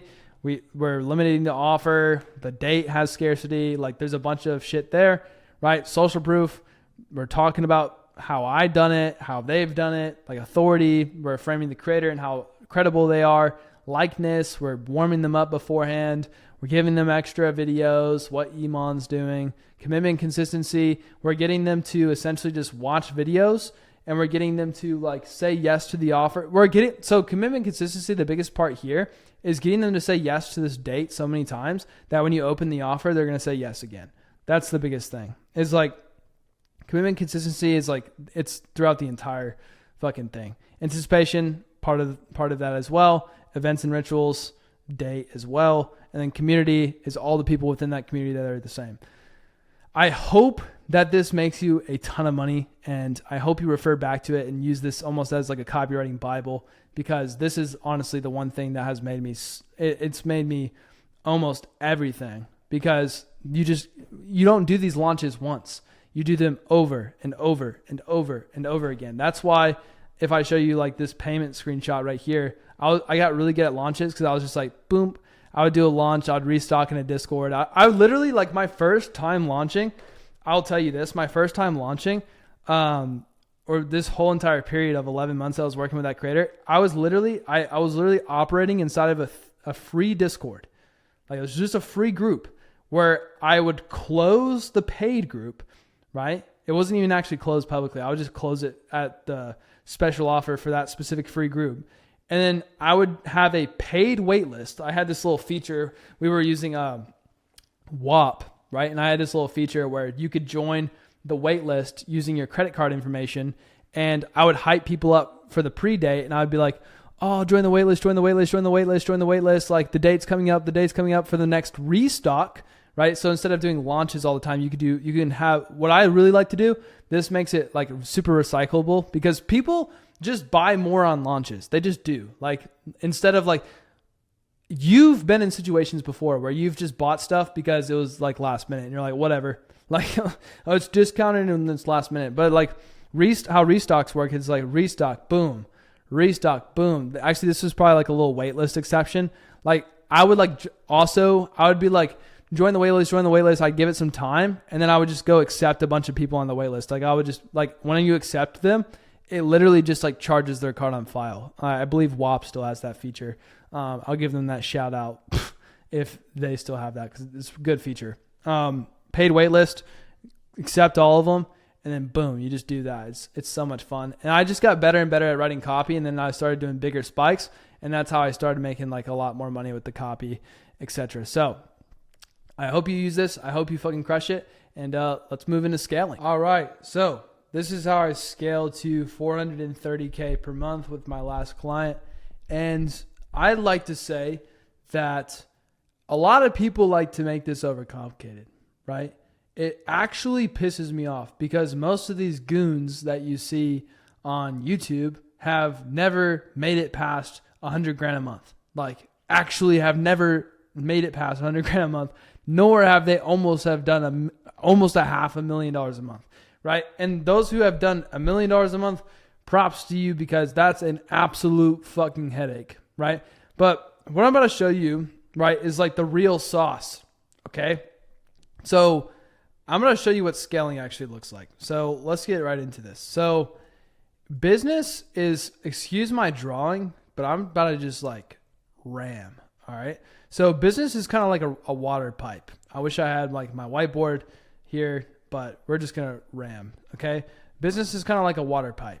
All right. This is like literally all scaling is. Business is a water pipe that has water flowing through it. The water flowing through it is money, right? It's traffic, right? Traffic is money, right? The water pipe is the actual business, right? So water is the traffic coming in the business. The creators up here, right? They have a bunch of, the creators essentially like an ocean. And the more money that you get into the business, the launch, right? Like whether you're doing a launch or whether you're doing a webinar, whether you're doing a VSL funnel for high ticket, you're just essentially trying to pour water down this pipe. You're trying to funnel water like down the pipe. Okay. Once you get water down the pipe, you make money. Like, and then if you keep water in the pipe and it keeps on flowing this way, you'll keep on making more money because there's traffic, conversion, and retention. So up here is traffic, right? So I'll even label it. So up here for you is traffic. Probably like extra large. There's traffic. And then once you have the traffic in the actual audience, you have conversion. So this whole pipe is honestly like conversion. Okay. Conversion. Converte. My homie's old agency name was Converte for like, because they did conversion copywriting stuff too. So he's the homie. His name's Kieran. And then there's retention, right? Retention. Okay. So there's traffic at the top of the pipe. You have your creator, you have an ocean of traffic. Okay. The next spot is conversion, right? You have to have conversion. And another thing too, is there's usually like leaks in your conversion. So you might have like a little fucking leak right here where the pipe's like broken. That's what usually happens. So what happens like typically, okay, is getting to 10K a month is pretty fucking easy, right? Getting to 10K a month is extremely easy because all you gotta do is take some of the traffic, not even a lot of it. You take some of the traffic, you pour it into the pipe, and it just, the conversion mechanism is literally a launch. And you get to 10K a month practically instantly because there's no retention, right? And then getting to like 50 to 100K a month, right? All you have to have is dialed in traffic that consistently pours down the pipe and converts properly. Like that's literally what you need, is just like consistent traffic. And then you need to retain some of that traffic, like at least some of it, right? You can't fucking just one tap everyone. Like you can one tap everyone for a while. Like you can you maybe have everyone you sell, everyone a $500 offer, but eventually you need some level of like upsells and recurring, right? To get to $1 million a month, right? Or $500,000 a month. I guess I can only say $500,000 a month, but same shit, right? So the first thing is like offer. Like you have to have your offer figured out for people to want to actually come down the pipe. Like they're not going to come down the pipe unless you've actually cracked like, hey, people actually fucking want this, right? 10K a month, right? 10K to 100K a month. People actually fucking want this, right? Now to get to 100K a month to $1 million a month, people have to actually want to keep paying you money, right? Like they have to just literally keep paying you money. So the next step to being like a next level copywriter, like this shit works so well, is using copywriting inside of the actual product, right? And what I mean by that is getting upsells, right? So if you're selling a $97 a month community or a $997 course, what you want to be able to do is you want on the back of that product to your existing customers, you want to be able to sell an additional product or service, right?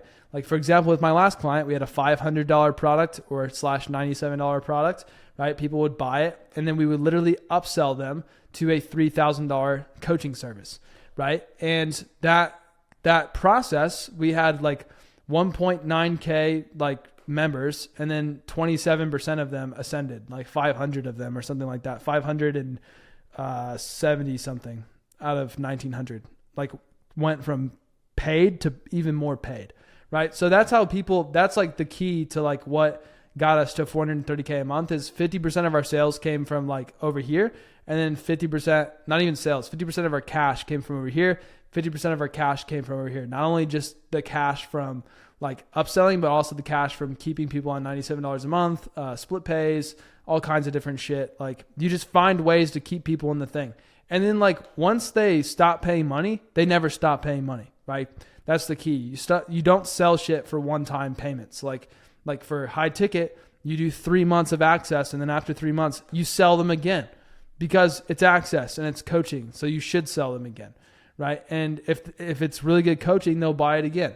Like, believe me, they will buy it again. I promise, right? So that's what this looks like. That's what scaling actually looks like. People try to overcomplicate that, and they think it's literally like some woo-woo ass shit, but it's literally not. It's literally traffic, conversion, and retention. And the most consistent way to keep traffic down the funnel is ads. Like if you want to actually scale a client to $1 million a month, you just need to figure out retargeting ads in a massive audience and then cold traffic to acquire new audiences.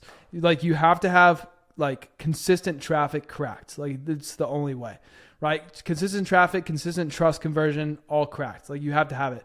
That sounds super complicated, but the reality is you don't need to scale to fucking $430,000 a month, in my opinion. In my opinion, I probably won't, like I probably will eventually scale to $1 million a month. I don't give a fuck though. Like to be honest, like I could give a less fuck. Like I used to care a lot about that shit. Like honestly, like it used to be like my main goal, and I used to like not even sleep at night sometimes because I would just think about, oh, soon we'll be at $1 million a month, and we'll get to post that screenshot. One of my ex mentors rubbed that off on me, and I paid him like 18 grand, and he loves money, loves revenue. And this guy just has like a shitty business, like just a shitty business. Like it's cool, but it's like not the best. And like I constantly see him from an outside angle now. Like he wants to scale rather than actually helping his customers, right? It's way more important to scale healthily, like with good profit margins, than to just scale to scale. I promise that this guy literally just wants to scale to just post a screenshot that he made $1 million a month. I can literally show you. He just did it recently. And post a screenshot and be like, I finally did it. My greatest accomplishment ever. $1 million in a single month. Here's the question. Why is that your greatest accomplishment of all time? Shouldn't your greatest accomplishment of all time be to help your customers make more money? Like that's the real accomplishment, right? So don't get yourself, I'm saying this because don't get yourself stuck on like trying to scale to $1 million a month, because you just don't need to. Okay. Like you literally don't need to. You can make really good money making less and just profiting more because the customers actually fuck with you. Okay. I just wanted to say that. That's my little tiny spill. But anyways, traffic, conversion, retention, right? My first time scaling to 100K a month, right? With my first client, the reselling guy, views from TikTok and Instagram content, conversion, free Discord, we sell them a $75 a month community, retention, paid Discord, we kept them paying $75 a month. And guess what?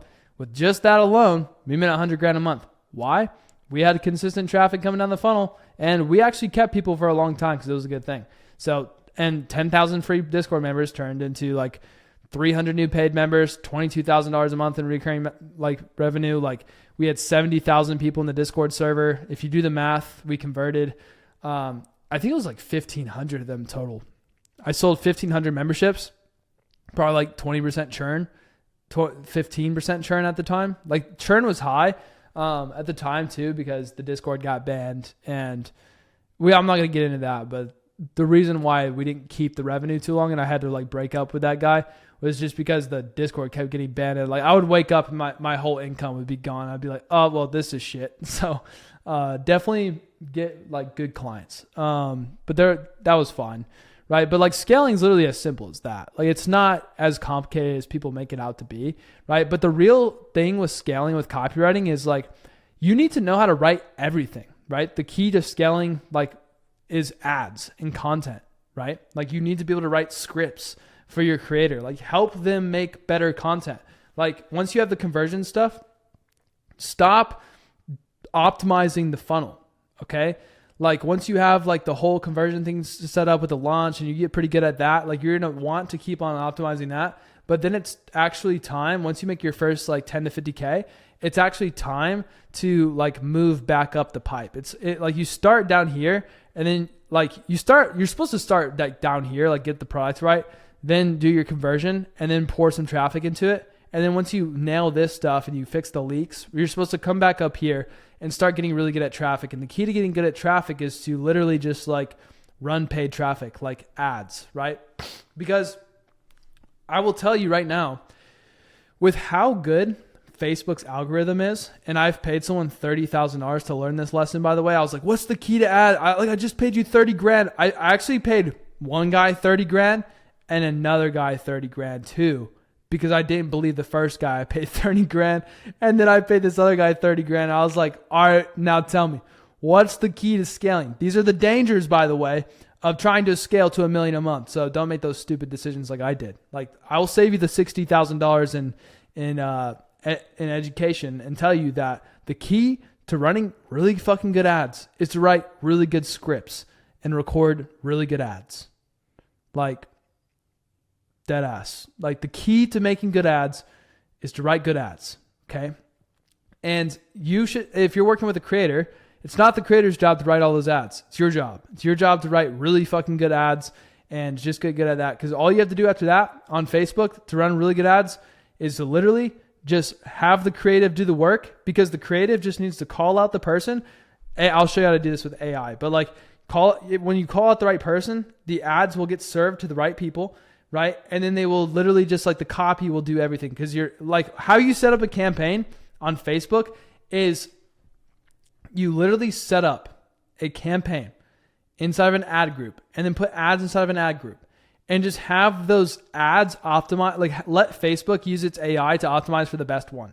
And it will just literally spend all of the money on the best one always. And when you put new ads into the ad account, it'll just literally spend on the better ad every single time, no matter how many ads you feed it. It's so simple. And that leaves us with one thing to do. And what is that?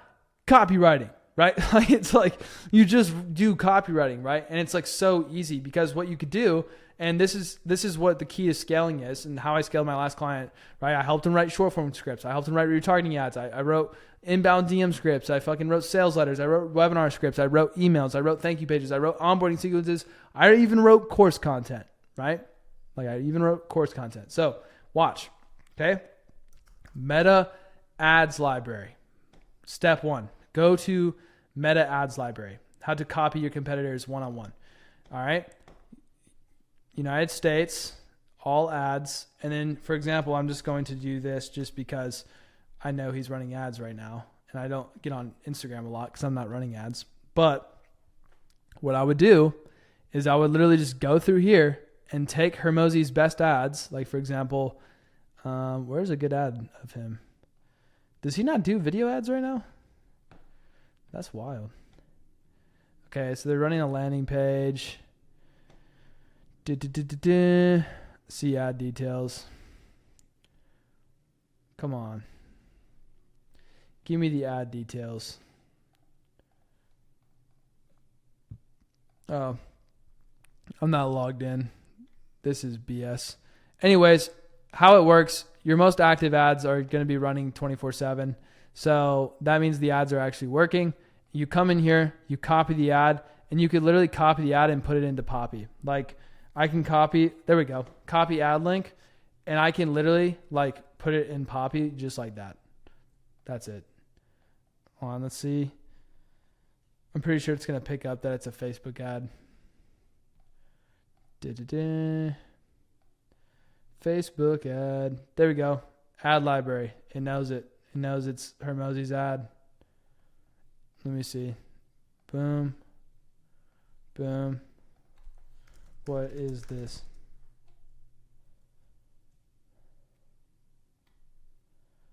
Ads are promoting a gamified platform, free to start playing. Start for free, free to play. Appears to be major launch campaign by Hermosi to promote his new gamified business, school games.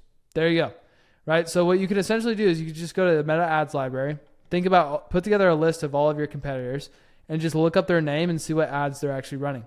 Another way to do this that I used to do, I don't have Instagram on my phone anymore, but I would download Instagram. I would have Instagram on my phone, and I would just like every single ad and swipe up on every single ad of my competitors. I would click on the links. I would do all that other shit, because once I do that, I get served more ads by my competitors.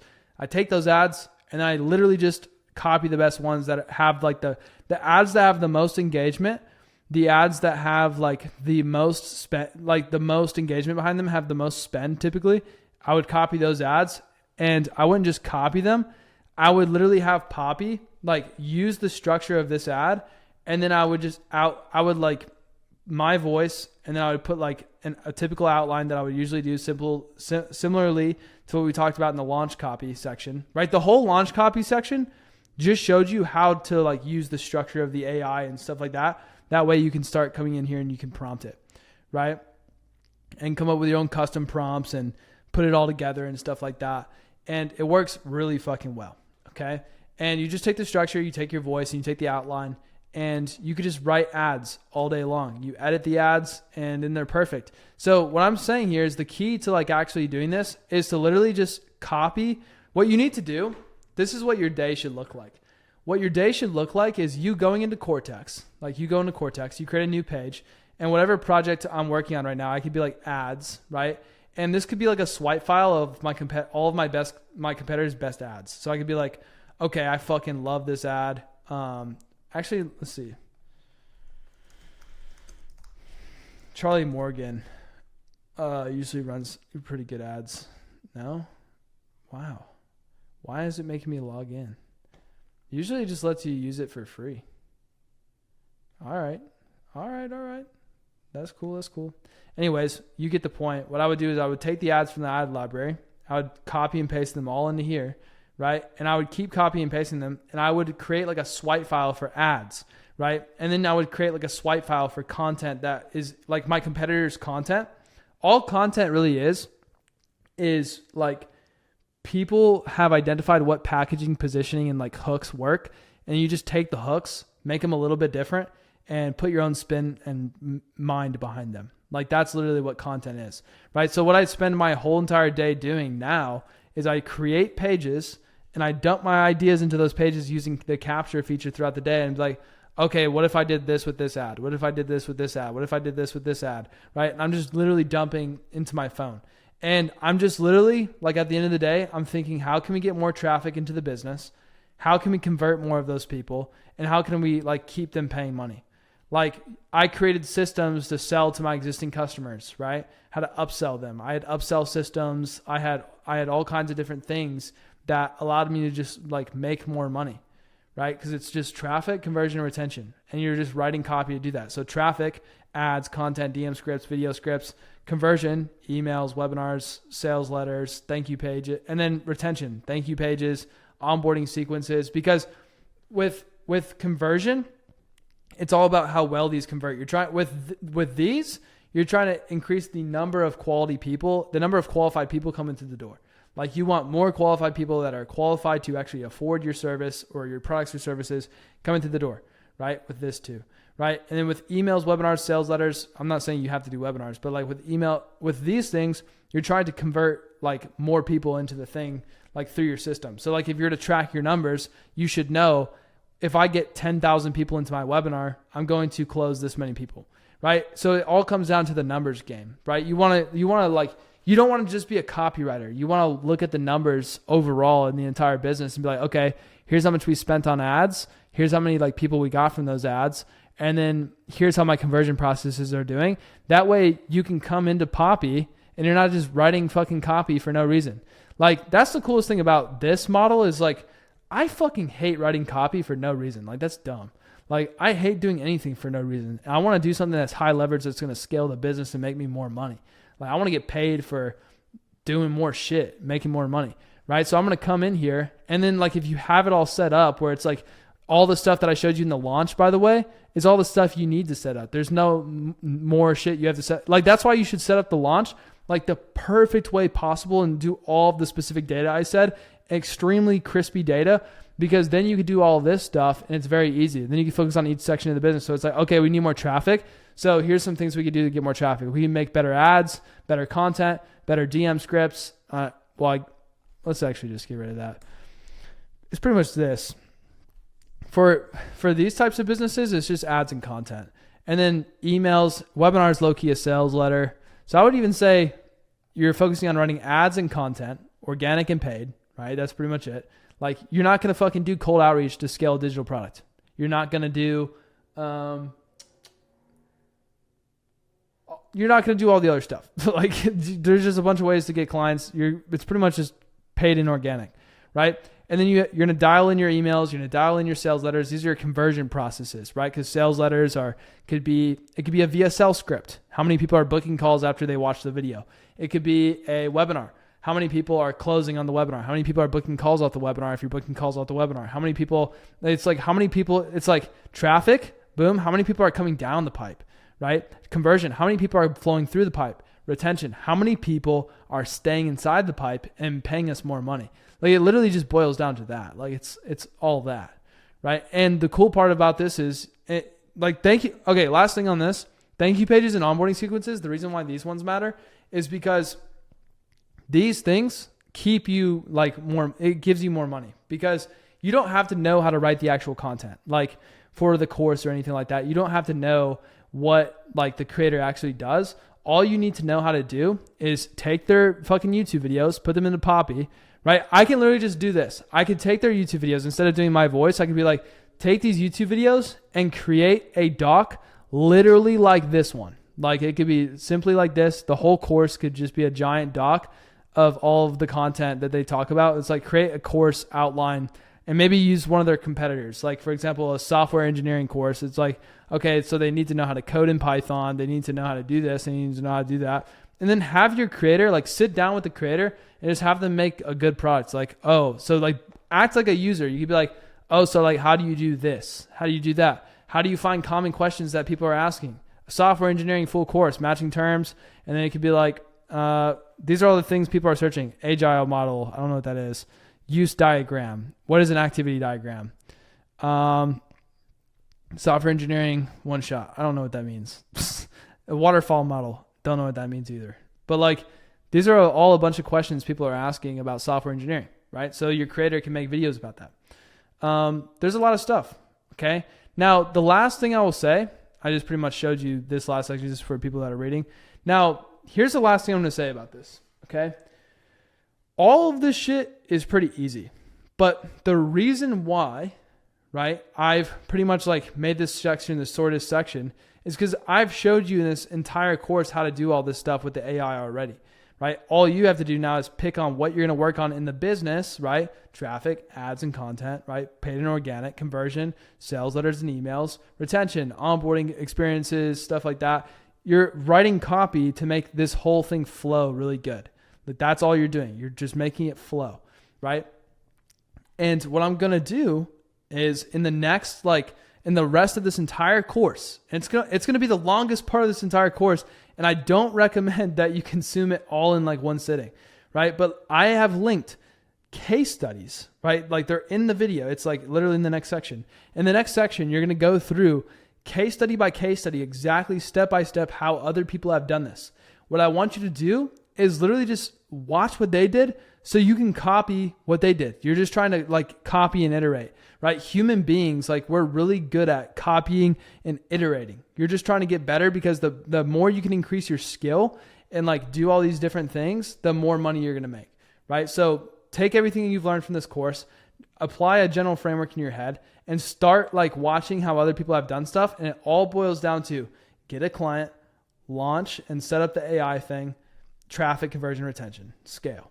It's so simple. And I hate when people overcomplicate it, but I promise you the key to making money online is not to overcomplicate it. It's to keep it extremely simple. All right. I want you to watch the rest of the case studies. They're going to be fucking awesome. If you have any questions, leave them in the comments below this video and I'll see you in the next one. Peace. Let me see. Boom. All right. This is Kade. You can see him down here in the bottom left. Just say, what's up, Kade? What's up, guys? Hell yeah. So we got Kade. Kade is making money as a growth operator. and he's going to give you guys a bunch of sauce for this call. Everyone's already prepared. They got their notepads out and stuff like that. Lots of gems. And then I'm going to teach you guys how to pretty much take some action on those gems at the end of this call. Kade, how much money have you made? What is your creator? And yeah, basically. My creator his name is AI. He goes by AI Guy. So he's technically a faceless AI personal brand influencer. It's kind of crazy. It's a little bit odd, but we're currently at 12.5K MRR, and I make 50% of that. So I'm making a little over 6K a month right now. It's only been 2 weeks. How does it feel to make 12? Well, actually, before that, what did you do before Creator Accelerator? For Creator Accelerator, I was juggling a music career and SMMA. And the SMMA thing was kind of but the music career, I had been doing it for about 7 years full time. And I was just at the point where I was ready to taper off of it, just because music's my passion. And it was getting to the point where it was too much of a job, and it was stripping that like love for music that I had. So I really wanted to find something else and really secure myself financially, I guess. How does it feel to do all this stuff for the past few years and then all of a sudden make money all at once? I can't even tell you how grateful I am, man. I really can't. It feels like I'm the most grateful motherfucker there is, because I've been trying this entrepreneurship situation since I was 15. I was in multi-level marketing when I was 15 years old. I'm 29 now, and I haven't made that much money with my entrepreneurship journey, except for in music. I've made a little bit, but none of it was ever a lot, and it was never consistent at all. So it feels amazing, bro. Like I can't even, like there's no words to really express it. Like I'm super grateful to just have been a part of this entire opportunity and this community overall. Like it's changed my life for real. If someone's on the edge, someone in this community right now is on the edge of going all in and like kind of like actually doing this full time and committing to it, because doing anything half-assed, you're not going to make any money, right? They're on that edge, right? Kind of like how Marco went all in today. W Marco. I'll see you on Wednesday. We'll talk. And what would you tell them to force them over the edge to actually go all in and do this? Trust your gut, trust your intuition. When I found growth operating itself, like as an opportunity, I remember joining the free group, the free school. And my first post in there was, hey guys, like this looks really good. It all makes sense to me, but I'm also doing SMMA and I don't know if I should drop this. And I also didn't want to be a person who like jumped business model to business model, but I just knew that my gut was telling me this is the thing that I needed to do. And I asked that question, like, hey guys, can anyone help me with this decision? I don't think I even got any comments on it. And I just sat there with it for about 30 minutes and I was like, fuck, man, this just makes way more sense. And I do not want to be sending thousands of cold outreach emails every single month just to keep clients coming in with SMMA. So I really just trusted my gut, and I looked at the upsides of the opportunity, and I just went in as fast as possible. Like I was in free community, and then I went to CA like the same night. I hit you up. I sent you a message. I was like, dude, I want in right now. I don't want to wait till Wednesday. Let me in now. So just trust your gut, man. That's all there is to it. Hell yeah. How did you feel after joining? Like once you like kind of jumped in, like, did you feel kind of like, you're just like, because everyone jumps into an opportunity and then like there's that informed pessimism phase where it's like, oh shit, this actually is a lot of work. Because I know a lot of you guys are dealing with that right now. You join, you're like, okay, there's a little bit of work here. How did you feel once you realized that there's a little bit of work? To be honest, I felt good. I didn't really have to go through like the pessimism phase just because of SMMA. So I feel like I had a little bit of an edge over that, but that's an advantage that everyone has in here. Coming from SMMA, this is way easier. Like it's so much easier. Like, yeah, you have to do work. Trust me, you have to do work, but all the work you have to fucking do with a social media marketing agency is just fucking bonkers. It's whack. And when I got into this, yeah, I knew it was going to be work. Nothing worth having comes easy. I was stoked about it, to be honest with you. Like I dove into the content and I was ecstatic. And I don't think I had a small period where I was like, can I do this? Because that's the same feeling I've had with everything that I've jumped into that hasn't worked. But it didn't last that long. And there's just so many people getting results in this community that it's just impossible for you not to get results. I really see it that way. Tell me about that, because we see people make 10K a month all the time. And for all of you new guys that are new here, you're probably like, maybe that's not like legitimate, but like after a while of being in this community and seeing how many people were actually winning like yourself now, would you say that's like kind of like what forced you over the edge to being like, I can do this? Yeah, absolutely. And I don't mean it in a disrespectful way, but there's a lot of young guys in here doing it. And I'm not that young. Like I'm almost 30. And I really think to myself, and it's not that they're less competent. I just see so many young people doing it. And I'm like, if they can get these kind of results, then surely if I just, connect a few wires in my brain and don't be a bot, I can get results too. But it's the same. Yeah. You see so many young people getting results and it's super inspiring, to be honest. Like for me, it was. Yeah, and the thing is too is like you can see some YouTube case studies from like other people online, and you don't even know if they're legit. But when you're in like an actual community like this, and you're like, holy fuck, like all these other people are like actually real and they're actually getting results. It's just like it's like a euphoric fucking feeling. It's like, holy shit, like these people are actually winning here. Like most fucking like communities, guys, I hope you know this, like don't get results. Like you join them, like there's this one guy I know, like he does not get results. Like I don't, like there's a lot of people like they'll be like, just got my first free client. I'm like, oh, that's crazy. All right, no names in the chat. All right, no names. Come on, guys. But yeah, bro, what advice would you? So, all right, never mind. Let's blow up the chat. Who's ready for some fucking sauce from Kade? Kade's a good guy. Let's fucking get these names out of chat. Who's ready for some sauce? Throw up some W's in chat if you're ready for sauce. I'm not continuing on until we're all throwing some W's in chat. I'm going to throw some W's in chat for sauce because Kade is the fucking GOAT and we're going to get lots of gems. And if you want me to do some technical sauce, you want me to fucking dig into Kade's brain and we get in some technicalities of what he actually did, we'll do it. But only if you guys throw some W's in chat. All right. Yeah, let's dig them down. Dig them down. Justin. No, just playing. Cool. So let's kind of just go through the whole entire transformation of the timeline. So you joined like, I know 2 months ago, you came in. How long did it take you to get a creator and who did you get? I kind of went against your teachings a little bit. I'll be completely honest. I know that you say to just kind of go through like a little bit of the course material and just start doing outreach. My mindset on it and where I was at the time, I just wanted to go through all of the course material first. Cause me personally, I just wanted to download all the information so I at least knew exactly what I was selling before I reached out. So it took me about 2 weeks of juggling what I was doing in life and then going through all the course material. And as soon as I finished it, like literally as soon as I did, I was like, okay, I understand. And I started doing outreach. And I did outreach for a couple of days, but I was doing some weird methods. Just I reached out to probably like 20 people. And I was just like kind of DMing and starting conversations. And then I was like, no, fuck this. I'm just going to go straight to the looms, but I don't want to mass send looms. I'm going to be very intentional about my looms and sending them on email. And I did 3 of them. And actually the third one that I sent, I got a client, and I got the client. Like, here's the crazy thing. He emailed me back in like 3 minutes and I didn't see it because I made the loom. I sent the email. And then I took a break. I went to the gym. I went for a walk. I had some fruit. I came back like 3 hours later and I noticed that he sent me an email 3 hours ago. I was like, fuck, I should have, like, hope I didn't lose this opportunity. But no, I got it like really quickly. Hell yeah. Dude, that's super solid, by the way. Like, that's actually insane. So you got a response in 3 minutes. And then did you get a call with him right after that? Or like, how did it go?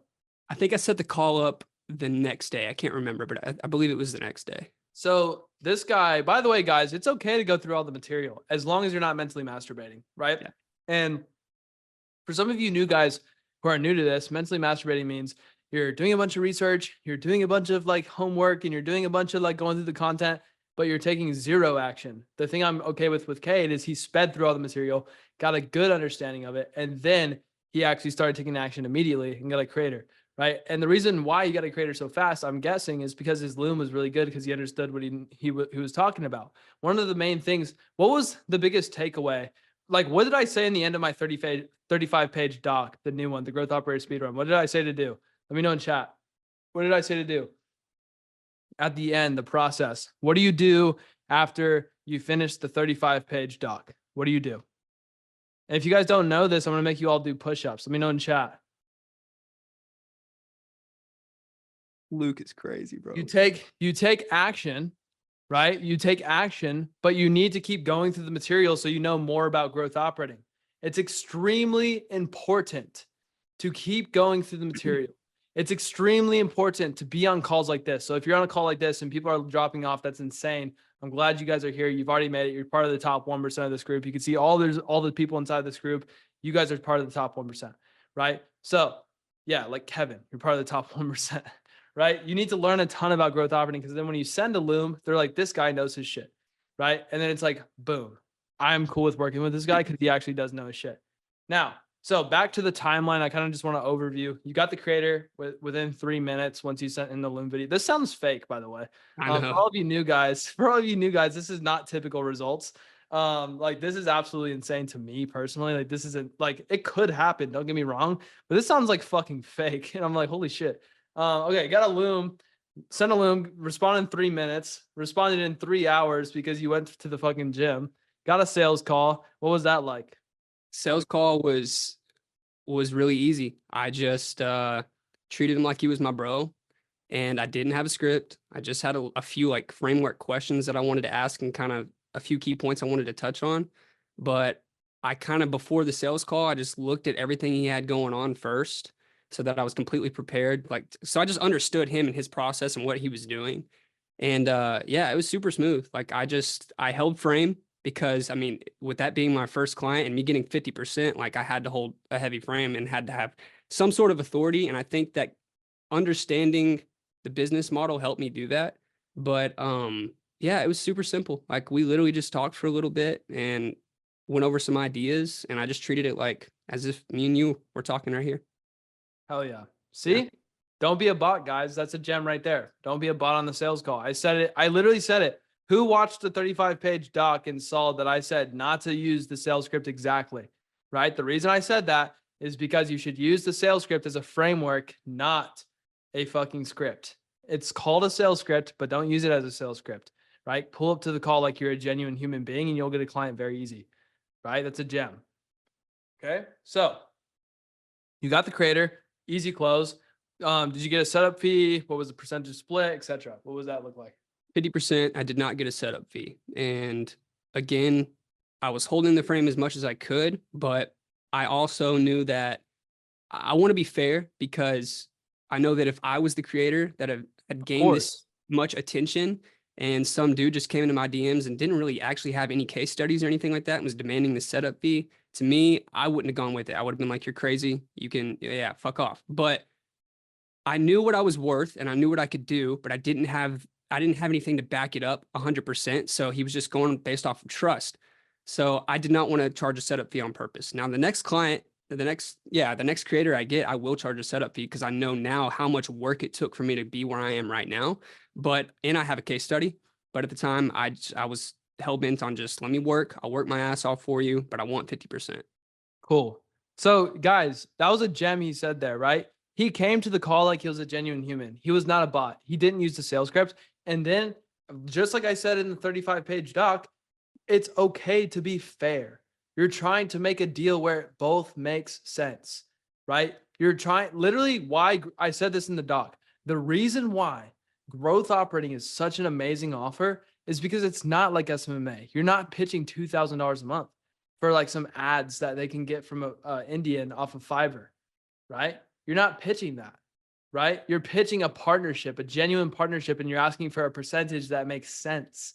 You're asking for a partnership in which if they don't make money, you don't make money. Now, who here genuinely believes that's the best offer ever? Let me know in chat. And if you don't believe that, you're never going to get a client. Put some W's in chat if you really think that's like the legitimate offer. Like Kade, why do you think that offer is so much easier than SMMA? And what was the difference for you? Because there's literally, there's no downside. You don't lose anything. Like, you don't have to pay anything up front. You have this dude telling you he's going to work his ass off to make you $10,000 a month, and he'll do everything in his power to make it happen. So yeah, I mean, I think it's a no-brainer. You don't have to spend any money. Like, on his end, he doesn't have to spend any money. He's going to have this dude building all these systems and doing all these things that you were already going to try and do for yourself. Yep. Yeah, I mean, that's why it's a no-brainer. Like, you're literally at no loss. Exactly. See, that's another gem, guys, that I put in the doc as well. You come to the creator, and the reason why your offer works is because you're going to tell them, I'm going to do all the work for you, right? I'm going to take a percentage of the profits, right? And if it doesn't work, you're not going to pay. There's no risk. There's absolutely zero risk. do growth operating, right? You know, like the bad kid in class that always distracts the class. That's Eddie. that's Eddie, like nonstop. Like I'm trying to give you guys gems, and you motherfuckers are playing with Eddie in chat. No, just playing. Log in, motherfuckers. Log in. This distracting ass. No, just playing. But these are like actually gems. Like, guys, like if you do the basics, the simple, like this is actually so simple. Like talking to Kade, I have like a breath of fresh air because you understand how simple it is. And I think it's because you've seen the other shit on the other side of the fence, and you're like, guys, like this is the opportunity you need to be in, and the opportunity you need to take action on. I'm sure there's a lot of other people that came from the SMMA space, and you guys are like, fuck that. I'm never going to do that. Right. And growth operating is way easier. It's just a percentage split. I'm going to do all the work. I'm confident. And if it doesn't work, you're not going to pay a single dime. Right. Very, very simple. Okay. So you got the creator, you close them. What did it look like to get all the way up to launch? How did the launch go? And how's it going now?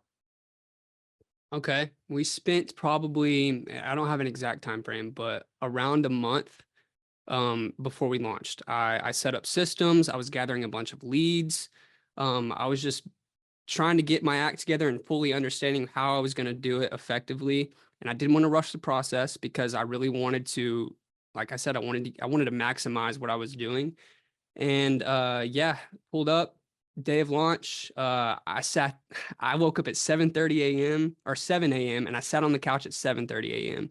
and I stayed on my computer and I DM closed until 12:30 a.m. midnight. My girlfriend would bring like food to me and like kind of feed me I'm not even lying. She would like feed me with a fork every once in a while because I was just so fucking locked in.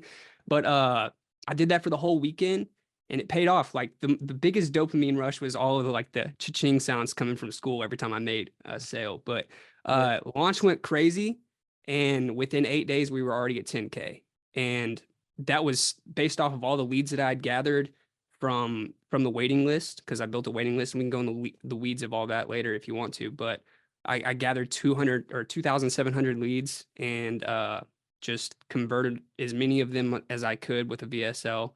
And we didn't really make it public until a couple days ago, and we still haven't really fully shouted it and announced it to like his general audience. But yeah, I mean, 10K in 8 days, and we're at 12.5 now, and that's just with people trickling in from like random links on YouTube and things like that. So it's going well. Hell yeah. Yeah. How's it feel to make that 50%? Dude, I can't, like, that's the big, like, it all just, I can't even explain it. I was like, dude, if I was just making 10%, yeah, I'd be happy. But it's like the fact that I've done all of this work and I actually make a nice share of what I've done, it's so rewarding. I cannot lie to you. Hell yeah. W's in chat for Kade again, bro. That motherfucker it's so cool to see you like rise to the top and go through the entire process. Cause like it should motivate you guys, right? Like if you guys are doing looms, if you're stuck in a process, if you're not sure if this is going to work out or not, look at Kade, right? Kade has actually saw this all the way through. I remember when Kade came in, I remember why Kade joined. I remember giving him a link to join. I remember getting on a call with Kade when he did join. And I was like, hey, Kade, like this is like what you could do, and it would be a lot of fun. I was doing market research, but like I was like, Kade, it's lots of fun. And I saw Kade on every single call. I could tell he was committed, right? He joined the community. He was active every single day. You can go through Kade's community log and see every waking hour of Kade in the community, him giving sauce, him giving advice on his journey and what he's been doing, right? And he's still posting in the community today, which is super valid for you guys to go look at his journey and be like, this is what Kade is doing. If Kade can do it, I can too, right? So going back and looking at the entire process on that note, all the struggles and trials and tribulations, what's one thing you wish you could have told Kade before you started this journey to make the process speed along faster? You still got phenomenal results. It was all super fast, but like, if you could go back and honestly, like, don't go back because like you got results so crazy. Yeah. But like, what would you tell younger Kade or like Kade like 2 months ago? I guess it's not even a valid question, bro. Like you got it easy as fuck, but like, yeah. I mean, I guess the one thing I would tell 2 months ago, Kade, would be to just organize your shit a little bit more. I've been a little out of whack, and I need to be better at time blocking and organizing my productivity. I could probably work less hours if I did that too, because I tend to work, about 7 days a week on average, like 14 to 15 hour days. And it's just because I'm scattered a lot of the times, but I've been working on that right now. Like I have this other screen. I've been working on a big second brain to kind of just to kind of help with my productivity. But I think that's one of the things. I think if I would have been a little bit more organized with what I was doing, I would have slacked off a little bit less, and I probably could have gotten more done in a quicker amount of time. I still think what I did was pretty quick, but I mean, quicker is still better. So Yeah. For context, guys, the reason why you got there so quick is because you put in the work. You could obviously tell. You have two choices within this space. Like up until when you're doing a launch, it's going to take a little bit of extra work. Like you're going to work pretty hard. You're going to work your ass off. But once you get good at it, right?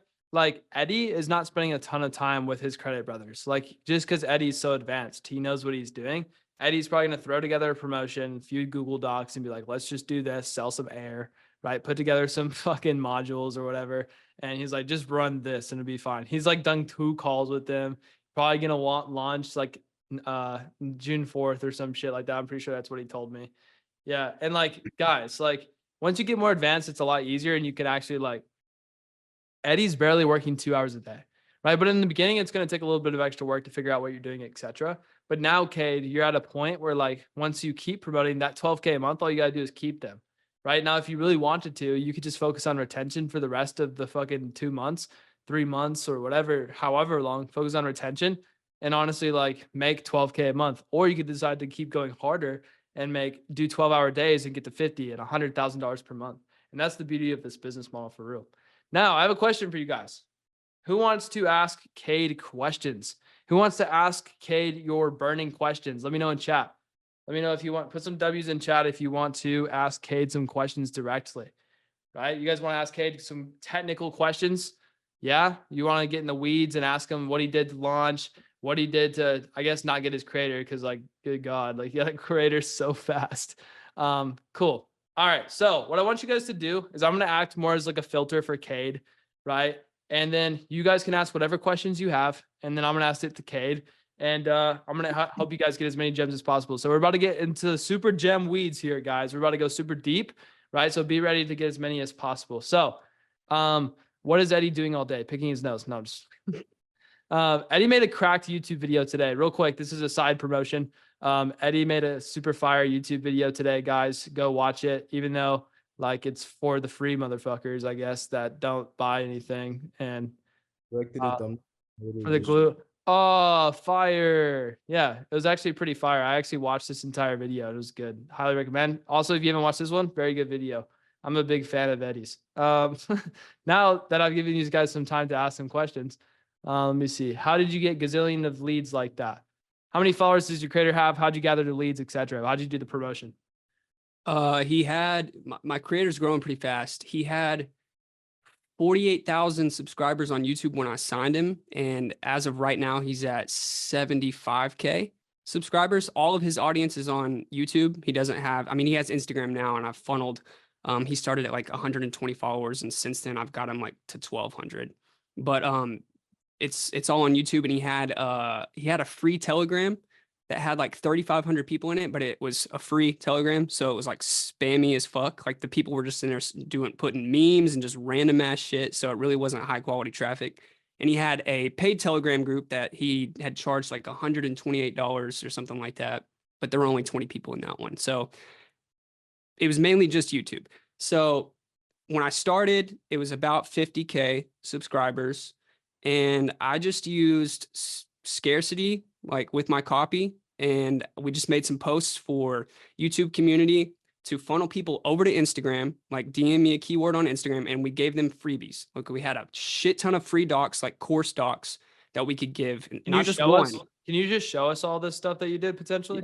Yeah. I want to see the weeds. Like I want to see how you did the promotion. I want to see the scarcity copy. I want to see the not the Telegram, because the Telegram is ass, but I want to see it. You can show us the creator, like whatever you want to show us. Like, let's see. Oh, beautiful faces. Oh yeah. All right. This is my creator. AI guy. Yep. This is him right here. Okay. He's almost at 77. Faceless. He does show his face more now, but it's essentially just him teaching people how to make money with every single video is a course. But he is as an avatar, like an AI avatar. And so this is the great thing. My creator was already good at teaching people because that's all he does is make courses. So that's one of the reasons I reached out to him in the first place. I didn't care if he That's was a gem. Reach out to creators that drop free courses. 100% filtered by 100% free course. Go to YouTube and type in full course 100% free and you'll find a gazillion creators. Like don't even do a niche. Just filter by 100% free course and you'll find a bunch of shit, bro. Like so much shit. Absolutely. Yeah. But yeah, I knew that he was doing that. So that's one of the biggest reasons I reached out to him. I was a little hesitant because he is faceless and he's an AI person, but obviously it still works if you're putting out a lot of value. So this is what I had to work with. I went to his Instagram. He had about 120 followers. And what we did is we utilized this community tab right here. A lot of people forget about this, but on YouTube, you have a lot of leverage here because I mean, shit, this thing gets a lot of traffic and a lot of eyeballs. Is that a group call? If you like teasing the group calls, that's a good idea. Show us that. How'd you tease the group calls with everyone? Yeah, this was just saying first call with students in our new school community was an absolute success. In case you've been living under a rock, you missed the opportunity to join, stay tuned. All I'm saying for now, PS, the reason faces are blurred is because I forgot to ask them permission to post a picture. So yeah, that's just us teasing like the actual group call. See, like this stuff gets traffic. Yeah, scroll down if you might. Scroll down a little bit. I want to see the full promotion suite. Yeah, let's see it. Okay. Yeah, I want to see the entire promotion on just the community. Okay. Yeah, this is dope. So guys, this is for context. Like this is how he funneled a YouTube audience. So start where you like started. Exciting. It was about right here because he had hit 50K right about when we signed. So let's see. Okay. Sign up for the waiting list to stay informed, prepare for absolute gym. Also, there's an exclusive video for you guys available only until May 1st. So this is a waiting list. We also built another Telegram channel just to kind of funnel new traffic into since the other one was kind of like really bad. So he created that and we were promoting in that Telegram channel as well. And then I was just doing like slight market research and stuff like this, like aside from the calls. So I would ask people how much money they need to actually change their life because I would use that in the VSL, like how much money do you want to be making? That's a gem. Write that down. Ask them how much money they want to make because if they don't want to make 10K a month, don't tell them. Right? Exactly. Yeah. Okay, and then here's another one, guys. I've been working really hard behind the scenes for months, and next Friday, May 3rd, I'll be finally launching the #1. So this was like, or like more than whispering, telling them like when the release date's going to be or when the launch date's going to be. But since this is early access, I can only let you in if you're on the waiting list. So we were like driving the waiting list because I wanted to have their email, I wanted to have their contacts so I could market directly to them. And like this kind of copy worked because once we started doing this, we were driving so many leads. Like we were getting so many leads a day. It was crazy. What's the waiting list look like? Can you click on it? Yeah. What does that look like? Okay, cool little wait list. Hell yeah. How does a beginner put something like this together? Give us some sauce. Well, what's an easy way to put together a wait list like this without doing all this work? The easiest way would just probably make a type form. I'm sure. Yeah, you wouldn't have to do all this. I don't want to stimulate all these motherfuckers. They're gonna be like, oh, I don't know how to do that. It is pretty crazy, but I had a little bit of experience with building like landing pages and websites because I built some websites in SMMA. But that's what that looked like, and this is just like a mini VSL. Like it's just a very short. It's selling the waiting list though, not the actual program. So that's that. And this is like mixed in with the stuff that he was promoting. And yeah, that's essentially it. Stuff like that. Waiting list will stay open until tomorrow morning. So I was, of course, like continuously building that scarcity. Like you only have until this day to get on the waiting list. After that, it's closed.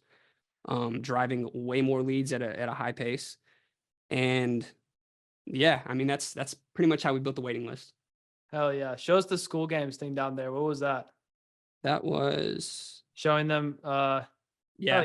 Social proof, I guess. They want to show you how much money you've made. They're like, cool.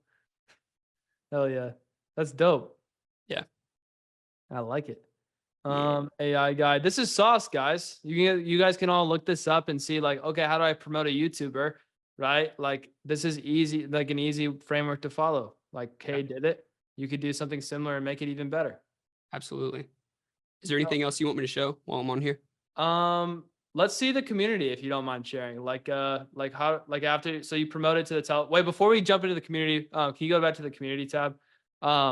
What else, is there anything else that you would like, what other advice would you give them in terms of promotion? What did you see worked for you? What advice would you give to them for a beginner that's just getting into promoting something like this? What would you tell them?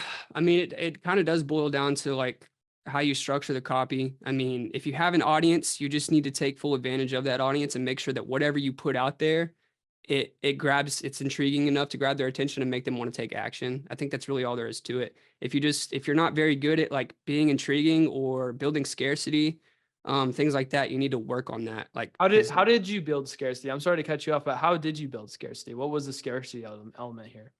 it was mainly like with the waiting list where so there's a few posts that weren't shown here because I put them on Instagram stories and stuff like that too. But basically just like talking up what we were building. Hey, I've been building this thing for such and such months, and it's pretty much going to change the entire industry. And this is the best thing that you're ever going to be a part of. So building it up and then saying, but I'm only letting people in if they're on the waiting list. And on this waiting list, it's going to end on this date. And if you don't get in by this date, you're out of luck. You'll have to wait till the next time the doors open.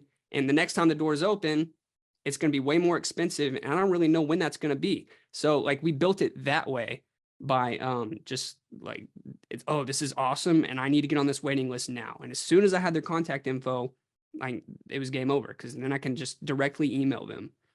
And then how did you email them? What did that look like? Maybe let's see that. Yeah.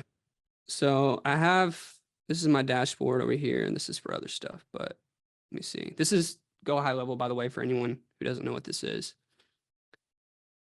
Oh yeah. Bro learned to go high level. I like it.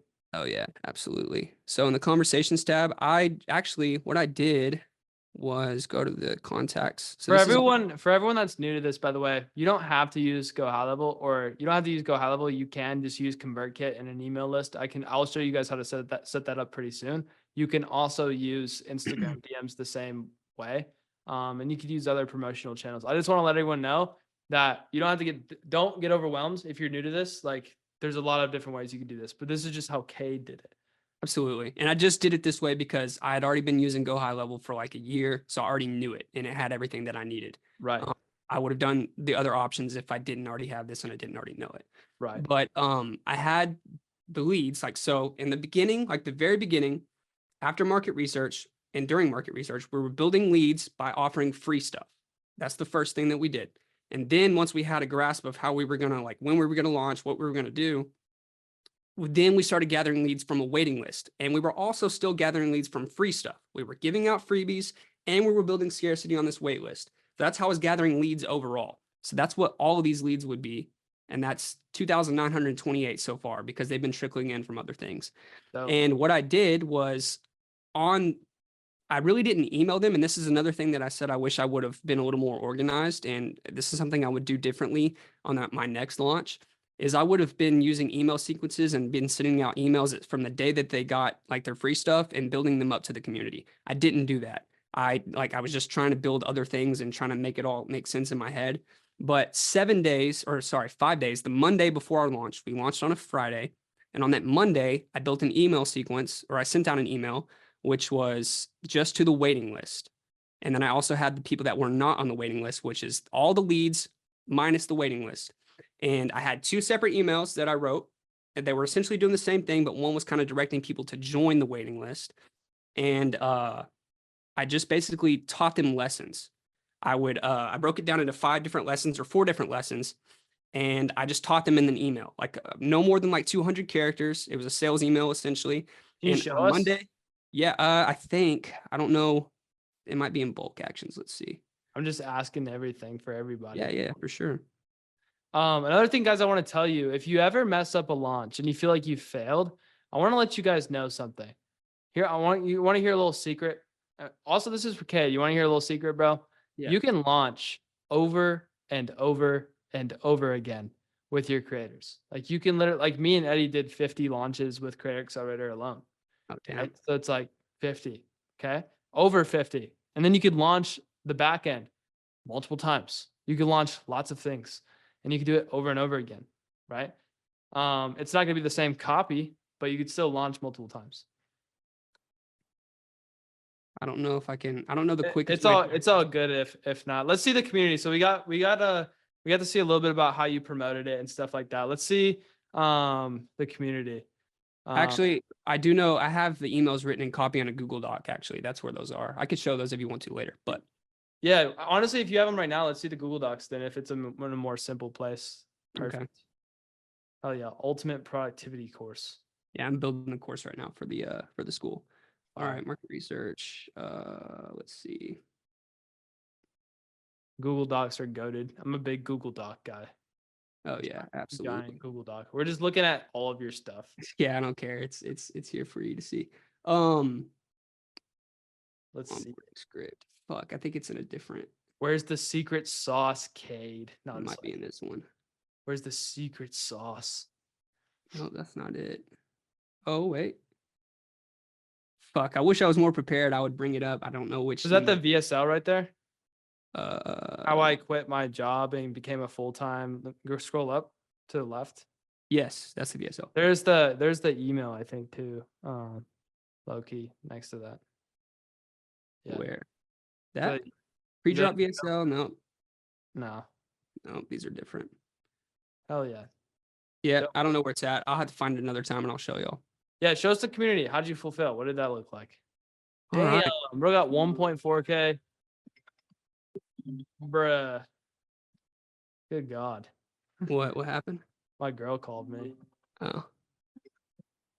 So I basically I'm all about emulating what works. I looked at a lot of the stuff that you did with CA and I implemented a lot of that strategy in here. I'm going to be changing it actually in the next week though, like to kind of differentiate it and kind of do something that fits more of like what's going on right now. But I mean, obviously this pin post, I literally copied this word for word, exactly what you did for Start Here. But I made my own Loom video. I have the Start Here link too. I like the way that you did that, but yep, here's the community. I did a lot of the same stuff as far as discussion tabs go. Kind of had the same exact thing going on. I like it. Classroom. So this is what we're doing right now. I'm about to do a lot of rebranding though, because I don't like the way all this looks, but every single time, bro, you look at it, you always want to revamp it. I don't want to revamp it so bad. It's been getting on my nerves, but I promise. Yeah, we have our Start Here, and this is basically all me. So I'm doing a bunch of stuff here to teach them how to use the community, stuff like that. And then this is the main like meat and bones structure course. And then here, he just dropped this last night. It's a full CapCut course. And then we're giving away, like, here's all the call recordings that we put in here. And then a vault. This is similar to what we have in CA, like a bunch of books and YouTube videos that I've handpicked and put in there, and I'm adding them over time. Asset toolbox is a bunch of shit for like editing. But yeah, we're just, we're doing the thing. So that's what it is. Calendar right now is 2 calls. We're doing the exact same thing for 7-day winners. We do a private call before our main call because it works. And it does. It's the easiest way to do a challenge every week. And this is how I know it all works, because if you go here, and get this out of the way. Show us the dashboard. Show us the monies. I want to see. Everyone wants to see the monies. Yay! All right, now you can show us the other thing. Discovery. We're at number 36, so we're almost on the first page. Yeah, that's crazy. We're highly active. Yeah. And we have motherfuckers that are already at level 7. And this is it's a 2-week-old community, which is crazy. I just hit level 7 in CA and I've been in here for 2 months. Yeah, that's crazy. But so far. Yeah, so that's a community. Show us some of the community. Actually go into settings real quick. I just want to see something personally. Settings and go to metrics. Metrics right there. Want to see. Sheesh. Click on the green dots, like hover over the green dots. I want to see how many activities you have. Hover. Biggest one's 5,000. Yeah. CA averages about 2,000 to 3,000 a day. The most actions we've had in a day was 18,000. Holy shit. Yeah, it was a big promotion for a community update. Yeah, our biggest one was 5.4K, but yeah. I don't really do challenges anymore for like hyperactivity because it's actually annoying. Like you get people like Kevin that'll like make 5 posts a minute, and then it's like, good God, Kevin, you really want to win this challenge? It's like crazy. No, but like I fuck with engagement, but when you do like massive challenges to get on the school rankings, it like sucks. It's like the worst. It becomes like the worst community ever. If it's I agree. I talked to Sam Ovens about that, and he was like, maybe we should filter posts by like best or something. Yeah, December was different because I was promoting community engagement. That's why. It also kind of like, it overwhelms certain people who don't have the time to be super active in the community. Oh yeah. Because they're like, oh, okay, well, this isn't fair. When I'm not really all about inclusivity and all that shit, but like I don't want it to be super skewed where the people who have a lot of time, like they get all the, like they have the advantage. But I mean, yeah, it gets a little annoying because some people are like, dude, like I don't have the time to compete for all this stuff. And it's just, Yeah. I actually realized like I'm even gonna bring the 6-figure club down to level 3 probably because it takes people so long to get to level 5. And I Yeah. think it's dope for you guys to be able to get these. I think I'm gonna change that after this call. Do you guys think it's valid for the 6-figure club for this call to be posted and recorded? You think it should be level 5 or level 3? What do you guys think? Because like Volt's level 2, 3. I think 3 makes more sense because it's like easy to get to. 3. Yeah, I think 3 for like new members, bro. Cause it's just like I don't have time to go engage in a group for like more than like 4 posts. Like, and then I'll post after I post like 4 posts. Yeah, I think I'm gonna put it down to 3, realistically, honestly.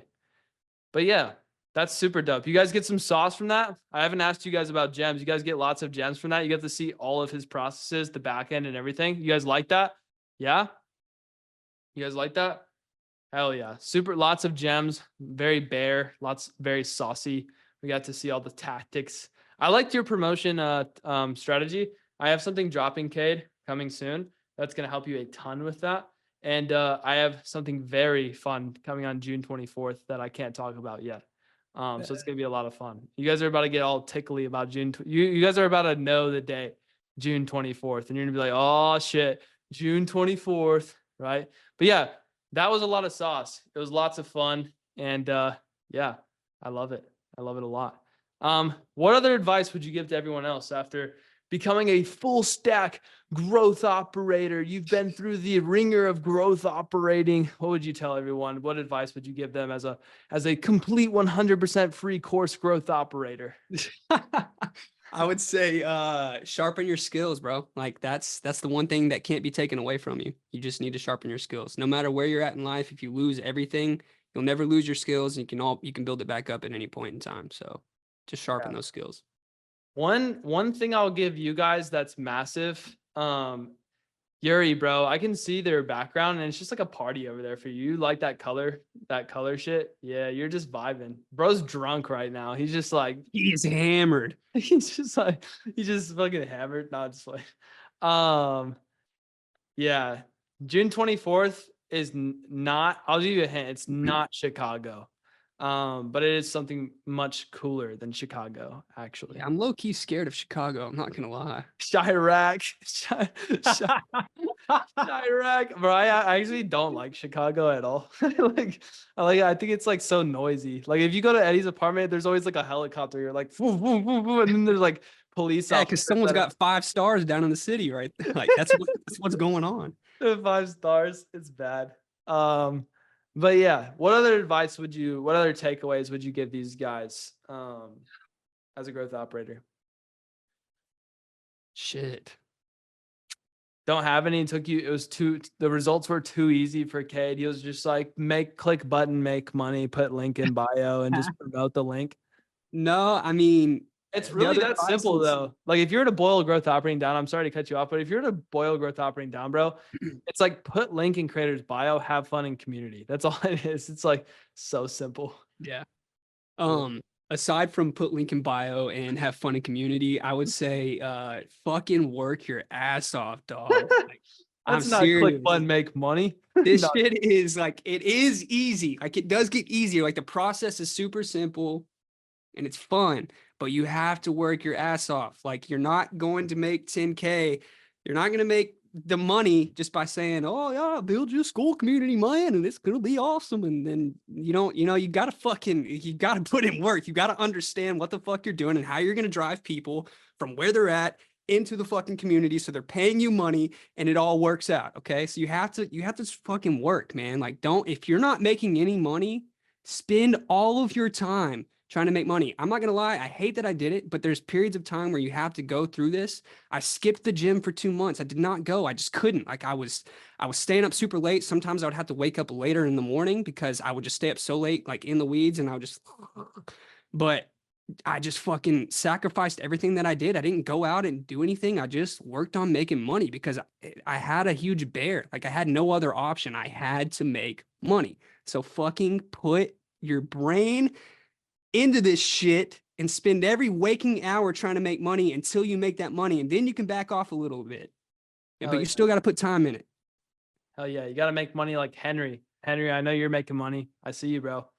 I see bro's been DM closing all week. He's been making some cash. I like it. But yeah, dude, I 100% agree. I also heavily agree with like, don't go to the gym. Lock in, don't go to the gym, don't do shit, but work. Like just do work for like 2 months and you'll make money and then you can go to the gym. Cause bro, realistically, when you're actually like in a season of grind, like if you're going to the gym, most of the time, like you're not even getting good work done in the gym because you can't even fucking think because you're not making any money. But if your back is against the wall and you're just nonstop thinking about work and you just do work, it'll work out. Like you'll fucking like actually make money. Yeah. It doesn't need to be long term because the gym's very important. But like you're just gonna have to go through periods of time where you just gotta focus on the money thing. Like until you get it figured out, you have to. 100%. Yeah. What other questions do you guys have for Kade? What other questions do you guys have for Kade specifically? I don't want to take out the spotlight, but Kade has been crushing it, giving you guys a bunch of sauce, whatever. Did you close in sales call or DMs? He closed on a sales call with his creator. Or no, he closed in sales calls. Well, for his members, it was DMs for members and also emails. And that's what you do for low ticket. How did you have a safety net before going all in? That's a great question, actually. Do you want to tell them why you joined and what it was like and like all of that kind of stuff too? Because like I think that's good context for them as well. We probably should have started with that because there's rough beginnings, but like now you're here. Gotcha. Did I have a safety net before going all in? Yes and no. Like, don't get me wrong, I have family that loves me and they would never let me go like without if I needed it, but I haven't asked my family for anything in a long time. The real backbone of everything's been my girlfriend. She has a really high paying job that she does right now, and she kind of, and I've never made her pay for everything ever, but she understood and she supports me fully. So when I told her like, babe, I need just a little bit more time, just trust me. She was like, I don't care. Like, do what you got to do. I support you. So she really helped me. That was my only safety net. And I had a few friends that I knew that I could contact to get the money to make sure things like happened, like to get into CA. I didn't have the money. Like I talked to Brady. I DM'd him. I said, bro, how much is CA? I do not fucking have the money, but I will get it right now because I need this to happen. And bro got the money in like I did. 3 I got it in minutes. like I really fast. I called somebody. Was like, hey, dude, I need this money. I'll give it back to you. I promise. That's real commitment, motherfuckers. That's But real yeah, I mean, I guess commitment. I wasn't like at risk of being homeless. So I mean, I didn't have it like extremely hard. But I mean, there is a big burden when your girl's kind of paying for everything. She has to pay all of the rent. She has to pay for all the groceries. She has to pay for your gas. She has to pay for. I had $0, guys. So like a big part of that was my bear too, because I don't think any man should be letting his girl do that, like for real. But she's a real one for doing that for me. I really do appreciate her. Yeah, you have like a Taylor Welch origin. Taylor Welch was in the same situation. I don't know if you know him, but he's a big entrepreneur in Tennessee actually, and he's big in the info space. And his girl like got into it before him, and then he like got into it, and he became like much bigger of an entrepreneur than she was. Yeah. So it's actually pretty cool that you did that. Yeah. Step one, get girlfriend. Yeah, get short, not just get girlfriend, get rich girlfriend. Yes. Rich girlfriend. Yeah, if I had to rely on my girlfriend, I'd be fucked. I'd be so cooked. I'd be done. We'd be living in a box. No, bro, it was like it's weird how it happened because here I'll be transparent. She does bottle service, and I got her that job. We're in Fort Worth, Texas, which is like a DFW Dallas area. We were living in the sticks. I moved to this area because I wanted to be closer to my music team. That was when I thought that music was going to be the whole thing. So coincidentally, we get here and she gets a really good paying job because we needed, like, our rent was way higher because we were living in the middle of nowhere. Rent was really, really low to being in the Metroplex. So it's higher. So she had to get a job and she got that one, which I had connections that helped her get to it. And she gets paid hella tips, cash. She brings them home every night. And like, all was going good. And I was like, babe, I don't want to do music anymore. I don't want to do this. I need to focus on one thing and one thing only. So then it dropped completely to where it was just all her. And I mean, she's not rich and she doesn't even want to be doing it like that much longer. And I plan on letting her quit in like the next month or two. But yeah, I mean, she definitely like, she's going crazy. W girlfriend. That's so fire, bro. That's actually super fire. Eddie, how much is bottle service? No, I'm just playing. 2,600. Aw. Aw. That's Bro, all. Post Malone came in the other night and she was his server and he paid her like $3,000. It was Oh, that's Directly? crazy. It was crazy. That's just the tip was 3K. That was just the tip. And it was on a Tuesday, bro. She was the only server there. So she was just, it was like, what the fuck? Posty on a Tuesday, It just was the average. crazy. Bro, I have this saying like when problems are going wrong, it's like think about your 80-year-old self. That's just another Tuesday. Yeah. It's so Oh. far. Yeah, 2,600. It's rough out here. No, just see Eddie's Instagram story. How much was that? Don't worry about it. We split it though. I was with like other people that have communities. Bro doesn't drink for context and got bottle service. Oh, that one story post made the money back. Hell Growth yeah. Operating saves lives. We're marketing. We're promoting. Growth operating saves lives. On a table just to get the sign that says growth operating saves lives. Yeah, more people fuck with growth operating. I fuck with it. Hell yeah. W's for Kades. Did you just use a Stripe payment link? No, Nope, he straight used school. school about page. Yeah, you get them. The whole goal is to get them warmed up, and then you hit them with the school about page. Yeah. You know, yeah, school for bulk. He didn't sell any bulk. He just got completely $12K a month in monthly recurring revenue through school payments. Right now, granted, Kade could drop a high ticket offer right now and get to 30K or 40K or 50K. But like he's just building up his member base because he knows what he's doing. He's mastering his low ticket. And then boom, he can come in with high ticket later and make a bunch of money nonstop. You know, have a good blend of the two. See. Yeah. What other questions you guys have for Kade? We got like, well, I guess we have like no minutes left. You better squeeze them in. So not ClickFunnels. Nope. He used a school about page. Very simple, guys. Like he literally, I'm itching my leg because there's mosquito bites on my leg. But yeah, it's very simple, guys. He didn't have to put together ClickFunnels. He didn't have to do a bunch of like very complicated stuff. He didn't really even need to use the Go High level, to be honest. Like he could have just like put everything together and promoted through YouTube.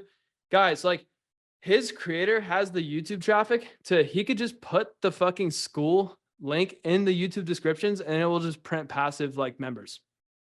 And it already is. Yeah. It's literally passive income because of that. Like his free courses, bro, will constantly get free paid members, like nonstop, right? The better you optimize that school about page, bro, holy shit. Like that YouTube audience, like here's the cool thing about YouTube creators, guys. When you get a YouTube creator, it's literally passive income. And that's not an income claim or anything like that, but like, or anything treacherous, but like, when you get a YouTube creator, how YouTube works is it gets passive views over time. Like you look at Eddie's YouTube right now, it'll say like 150 views per hour on this YouTube video. That means 150 people are seeing it through search and then they search it, they watch it. And I do not guarantee this, but it's passive income basically. And it's just like you get more purchases. And then when they purchase, right, then you have them on monthly recurring revenue. And it's basically a loophole where a Kade does not need to do extra work to plug in a link in the creator's descriptions and he makes monthly recurring revenue off that. And then he has fun in the community. Here in a few months, the YouTuber, have him make some of those fresh course videos, like make some new fresh course videos. You guys will be printing. And Yeah, have he's dropping one in a couple weeks or a couple days. Yeah. Free course, massive CTA, 5 different times throughout the video. You will literally get guaranteed no, I'm just playing. No, but for real though, like a bunch of people will join through. That's how Pierre got the 75K a month. Pierre is not special. He put a link in the YouTube bio and the YouTube descriptions of his creators' fucking videos. And they got a bunch of joins from that, right? Very fucking easy. Very, very, very easy. They're like, Shen, you keep asking all these questions. There's no like complexity to this. All he needs to do is pop a link in the creator's bio, and then he just needs to manage the fucking community after that. And Kade will literally make $50,000 and $100,000 a month in monthly recurring revenue with just that YouTube traffic. That's how Hamza's at $200,000 a month, is because his creator is a similar size too in the AI niche, right? well, not a similar size, but like you'll get there and you'll get monthly recurring revenue, and it's make money with AI. Your offer is a lot stronger than Hamza's. You're just going to get constant joins from YouTube. That is going to make you like rich forever. I promise. Like if you actually stick with your creator, I would honestly work on like nurturing a really good relationship with your creator more than anything right now. Just like really good relationship, like passive joins through YouTube. Yeah, I definitely have. We don't go a day without talking, and we a lot of the times when we're not talking about business, we'll just send like memes or we have our own like inside jokes and shit now. Like we're pretty in there. We're pretty locked in. Hell yeah. And it's a lot of fun to work with your creators, guys. Like once you get locked in with the creator, you put the links in YouTube, it's super easy, right? And then you're making the money you actually wanted to make your entire life in just a few months, right? Awesome. All right, let's give some final dubs I'm going to stop the recording. Peace out, record. Boom. So I'm here with Val. Val, how much money have you made growth operating? Yeah, I started growth operating around the end of May 2024. And since landing my creator in 4 months, I've reached 40K, just consistently hitting those 10K months.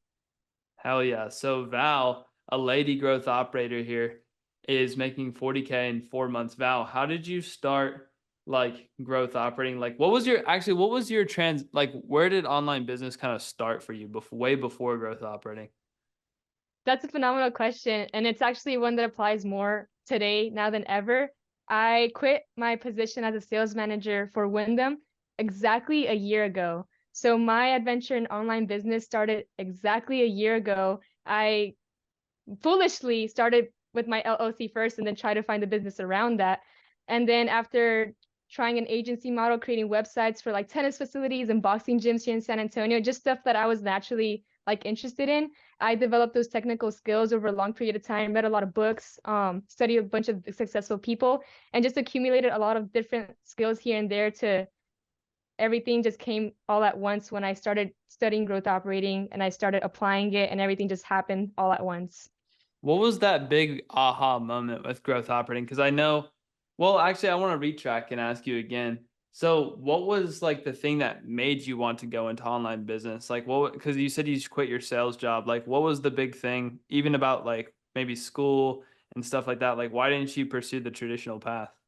Yeah, it comes down to two things. Number one, even though I worked for Wyndham, one of the biggest travel companies, I was still gonna be location locked. Like I would still have to spend majority of my time here in San Antonio.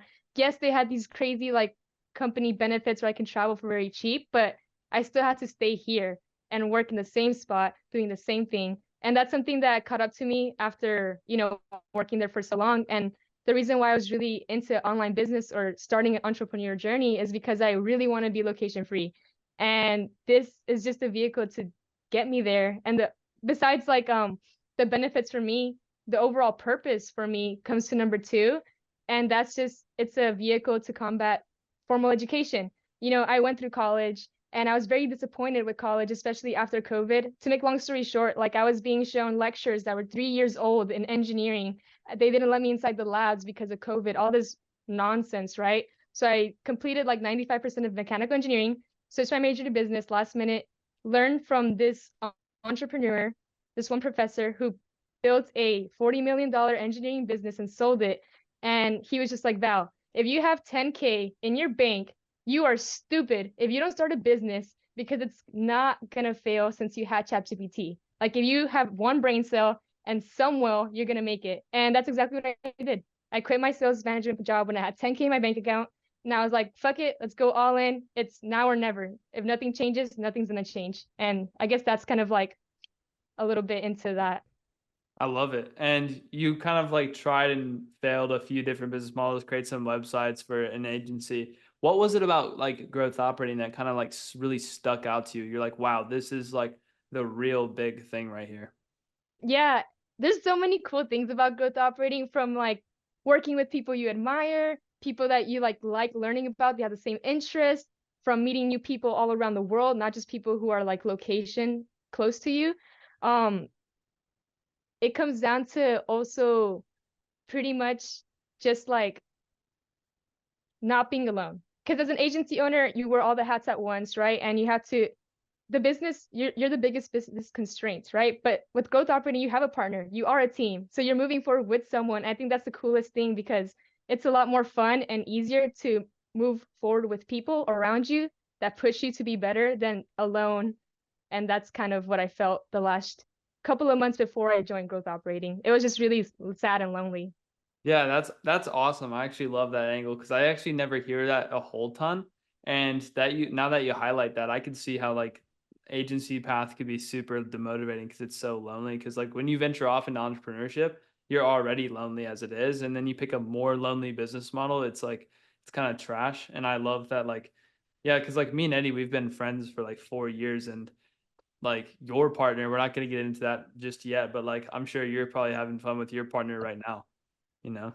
We're having so much fun. There's But so many yeah, stuff we have planned. so you you looked into growth operating and you joined back in May. What was the big thing? Because there's a lot of like scammers out there online, and there's a bunch of like fugazi stuff. What was that thing that stuck out to you about us that was like, you know what, I'm gonna go with these guys, even though everyone else is like kind of a like not the most trustworthy person? What was it about us that made you trust us to want to join CA and then also like join the coaching program and stuff like that? You know, it's funny, and I don't mean this to sound rude, but nothing about y'all like stuck out to me just because I didn't even research y'all before I joined CA. How I joined CA is so weird. I have an old childhood friend, Austin Connell. He was posting about, doing really well with growth operating.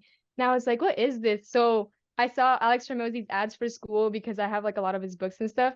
And I joined school and I saw Austin doing this. So I kind of like stalked like what was it that he was doing? Like what even is growth operating? I've never heard of something like that.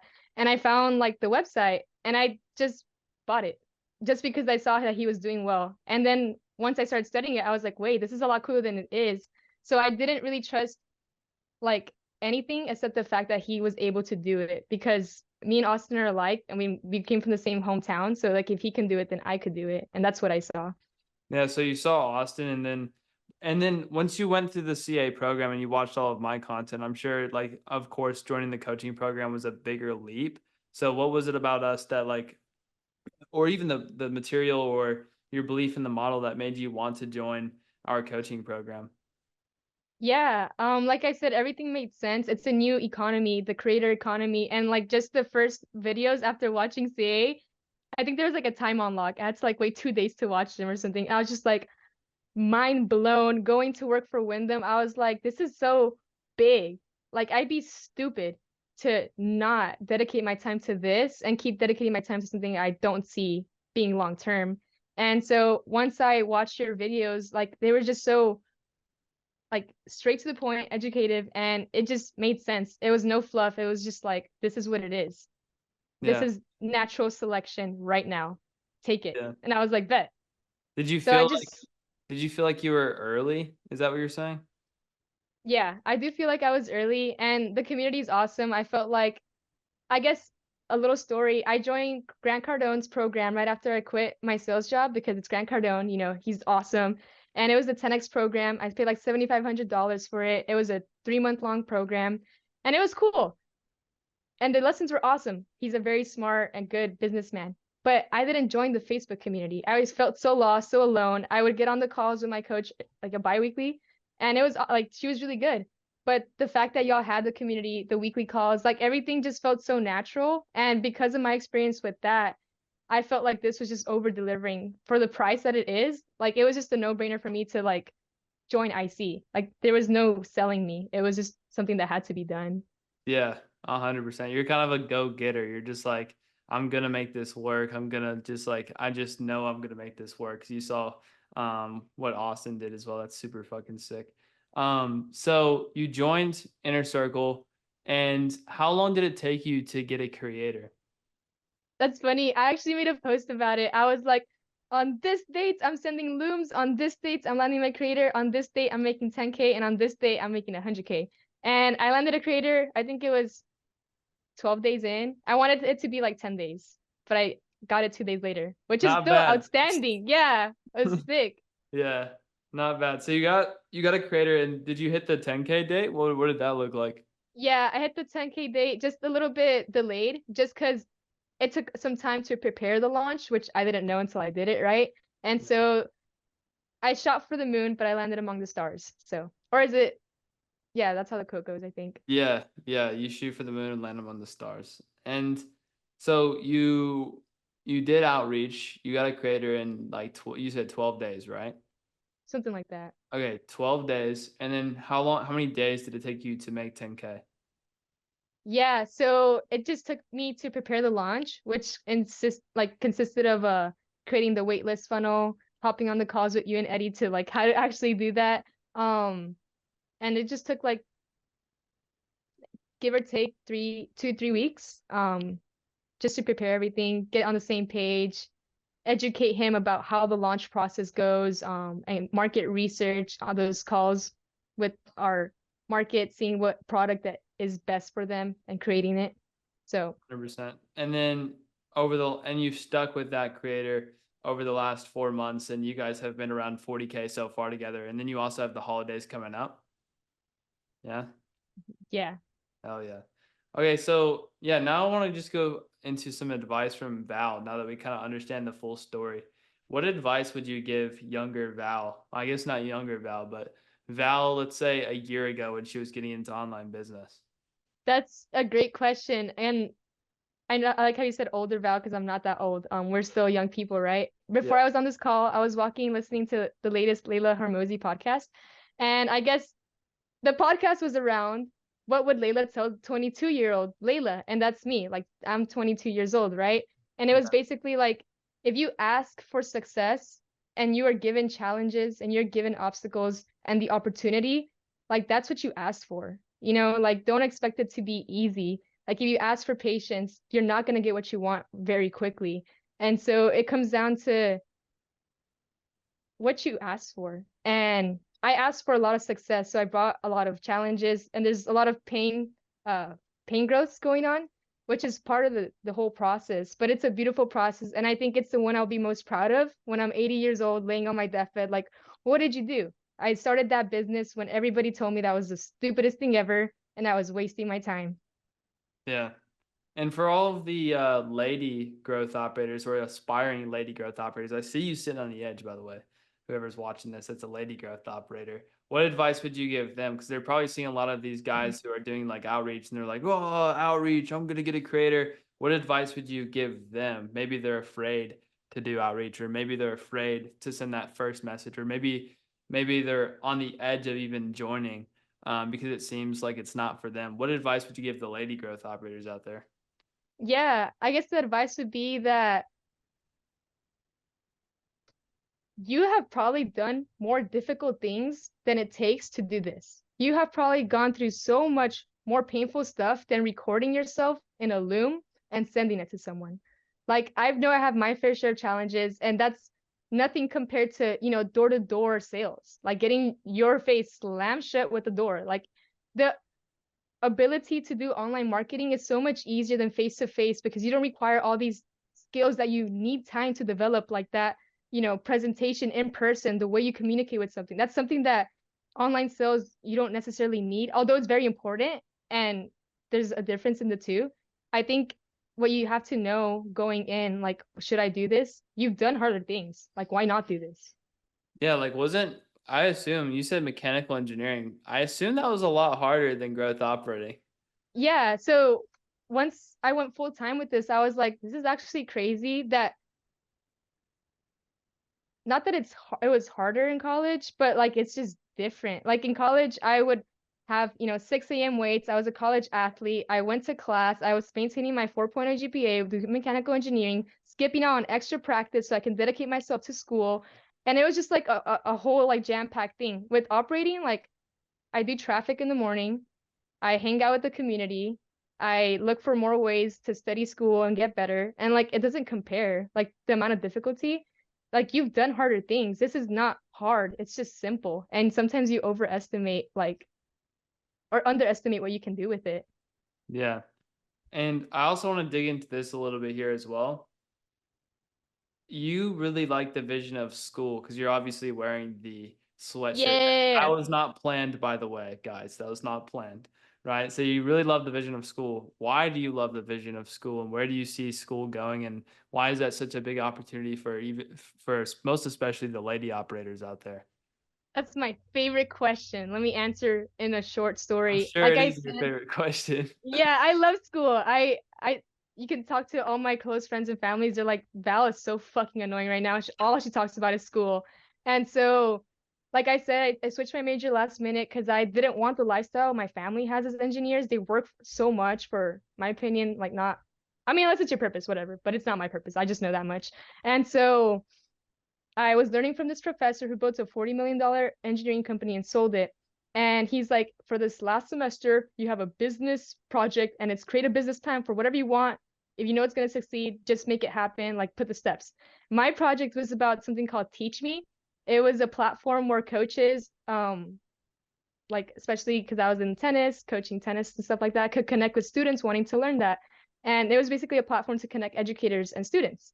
And I found out Alex Hormozy ripped me off my idea later on. Just kidding. It's like a much more intricate than I ever imagined it to be with the community, everything like that. So it was something I've always wanted to see really because I hate the formal education system and I call me dramatic or whatever. I think it's a pivotal point in humanity, like rephrasing the way that we educate others and educate ourselves like that gives us more ability to be more empowered and actually change the world at scale. And that's why I really believe in school. I really believe in growth operating. And that's why it's like, this is the future. If you're not like believing or seeing it this way, it's because you don't have the necessary information yet. With school at our fingertips, what advice would you give the lady operators to take that first step? The ladies that are like afraid of doing the outreach and stuff like that. What advice would you give them to use school to their advantage to get their foot in the door?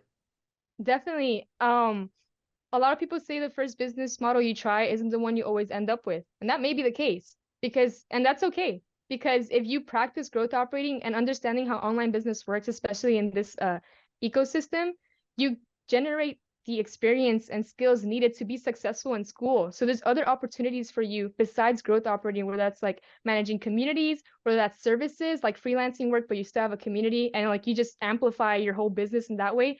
There's so many opportunities, and with the right creativity and mindset, there's nothing stopping you from escaping your 9 to 5, escaping whatever life people told you have to have, and creating the one that you truly want.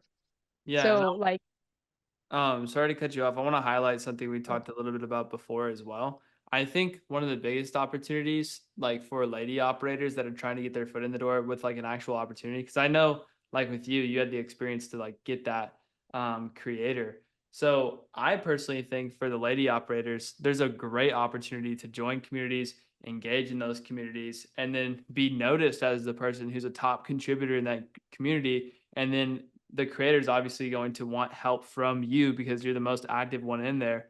What do you think about using that as the non-traditional path to getting a creator and having operator opportunity as a female growth operator? yeah, it's a really smart way to go just because you provide the value first. You show them you are somebody that is amplifying the community. You're somebody that is creating like that engagement and essentially increasing their LTV, right, for their clientele.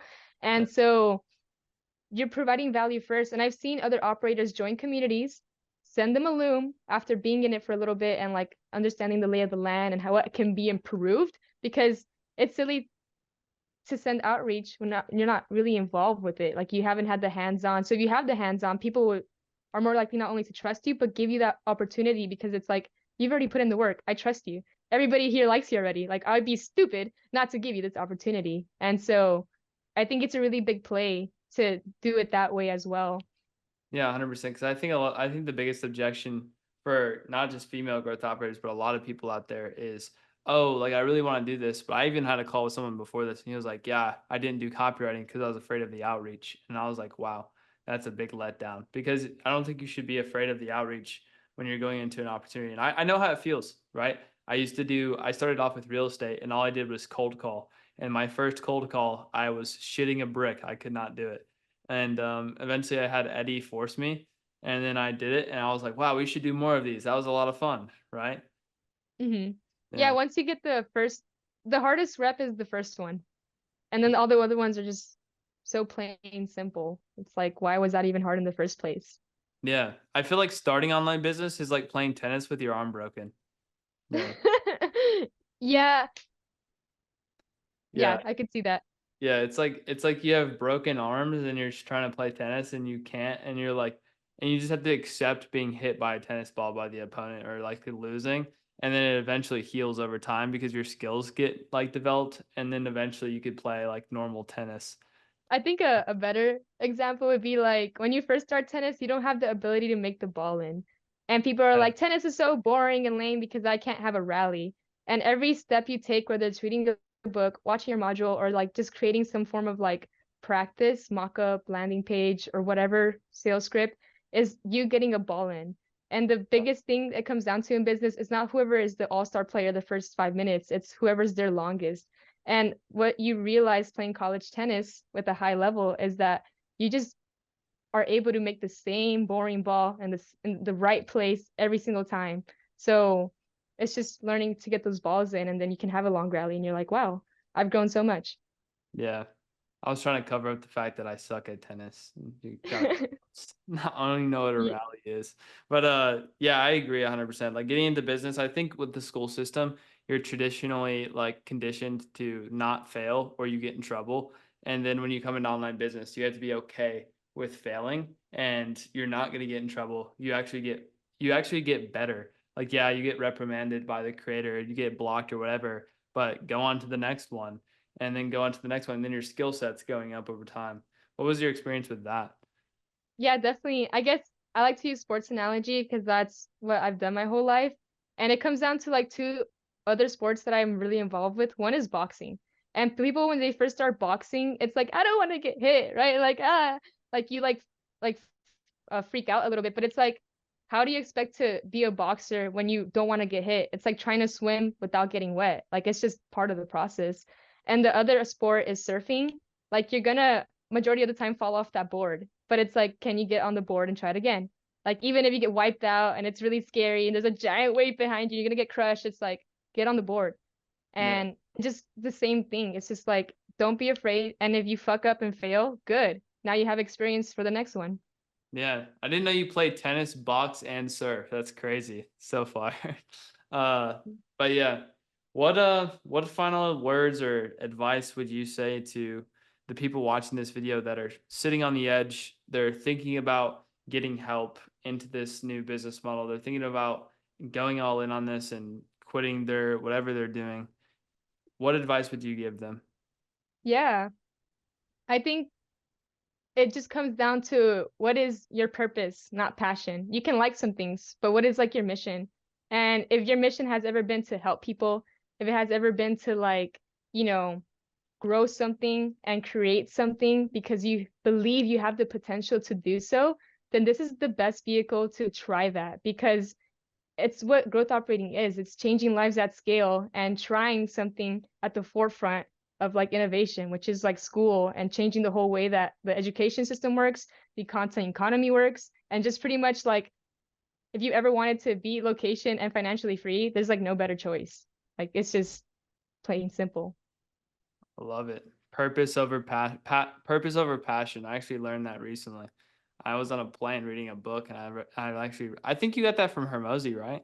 No, Hermosi. Yeah, I Yes. Layla was talking about it right now. Really? It, Yeah. if a little advice for lady operators, if you're not consuming Layla Carmosi's content, you're missing out. Like you have to study that woman like your life depends on it. I promise you, you will not regret it. Hell yeah. I love it. I love it. Yeah. Any other final words besides take action and go all in? Um, yeah, fucking have a really big imagination for yourself. Like, what could you do in this world if you believed it would happen and nothing would ever fail? Like, would you go after it? And I guess just kind of make the choice that creates a better story because that's what your 80-year-old self will never regret. And the thought of regretting something like this is, I think, too painful. It's too painful. Yeah. I believe Eddie has this story of this like old man crying. He was at a bar and he saw this old man crying, and he went up to him and asked him why he's crying. He said, I just regret the decisions I made throughout the rest of my entire life. And I was like, damn, that shit is deep. I was like, holy shit. So yeah, definitely like super important for anyone watching this video. Don't make any decisions that you would definitely don't not make decisions that you would regret not making on your deathbed is what I would say to that for sure. Yeah. Well, Val, I appreciate you coming up and preaching the words of gospel to everyone here and helping everyone out. And I'm looking forward to see what you do during the holidays, because that's going to be a big season for you, and January as well. Those are big months as well for growth operators. And we might even have to do another one of these, because you're going to be like so much like better as an operator and so much better skill set wise and revenue wise. It's going to be awesome. Yeah. Definitely. You haven't seen anything yet. I'm coming for those school games. Trust. Before let's- the end of the year. Hell yeah. Please win the school games. You'll get a cyber truck if you win. That'd be sick. I need it. Hot fire. All right. Anyone watching this video, you know what to do. Go take action. And yeah, I'll see you guys in the next one. Boom. What's good? So in this call, I'm going to interview Martin and how he made 100K in 2 months. Say what's good, Martin. What's up, guys? I'm here to drop some sauce, right? Hell yeah. What was your experience like? Like, how'd you get to, what would you say? Oh, let's start off with this. Let's get a little bit deeper in the weeds. What would you say from the highest level? Let's get a quick gem, a quick takeaway for these guys. What would you say the biggest lesson you've learned? Because have you like made online money before, or like, is this your first time doing it? Yeah, I made some money before. I had agency. I was doing like 3K a month before. So I was like no newbie, right, in business. I was doing like decent, but I was never like touching the 10K a month. So biggest gem, bro, I would say just take action, right? I mean, it's like, it seems vague, but it's really true, bro. You just have to like really take action like every day. What does to that achieve mean like what do you mean by action? For some of these guys who don't have a creator, for some of these guys who are just now getting into their creator, what do you mean by action there? Let's clarify real quick. All right. I mean, it all comes down on how bad you want it, right?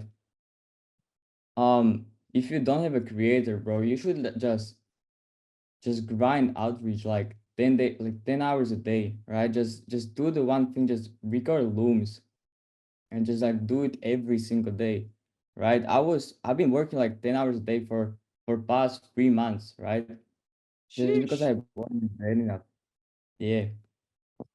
How do you, so, all right, that's a good takeaway. So take action, but I want to contest you on that, because some of these guys still have objections. They're like, bro, I can't do 10-hour days. Like, how do you even do that? Like, bro, how do you even stomach the urgency and how are you able to even bring yourself to do 10 hours a day? Right? Because I see some people second guessing themselves. They're like, dude, like I tried 10-hour days and that shit's just like, I'd rather go take a walk. Like that shit's pretty ass. How do you do that, bro?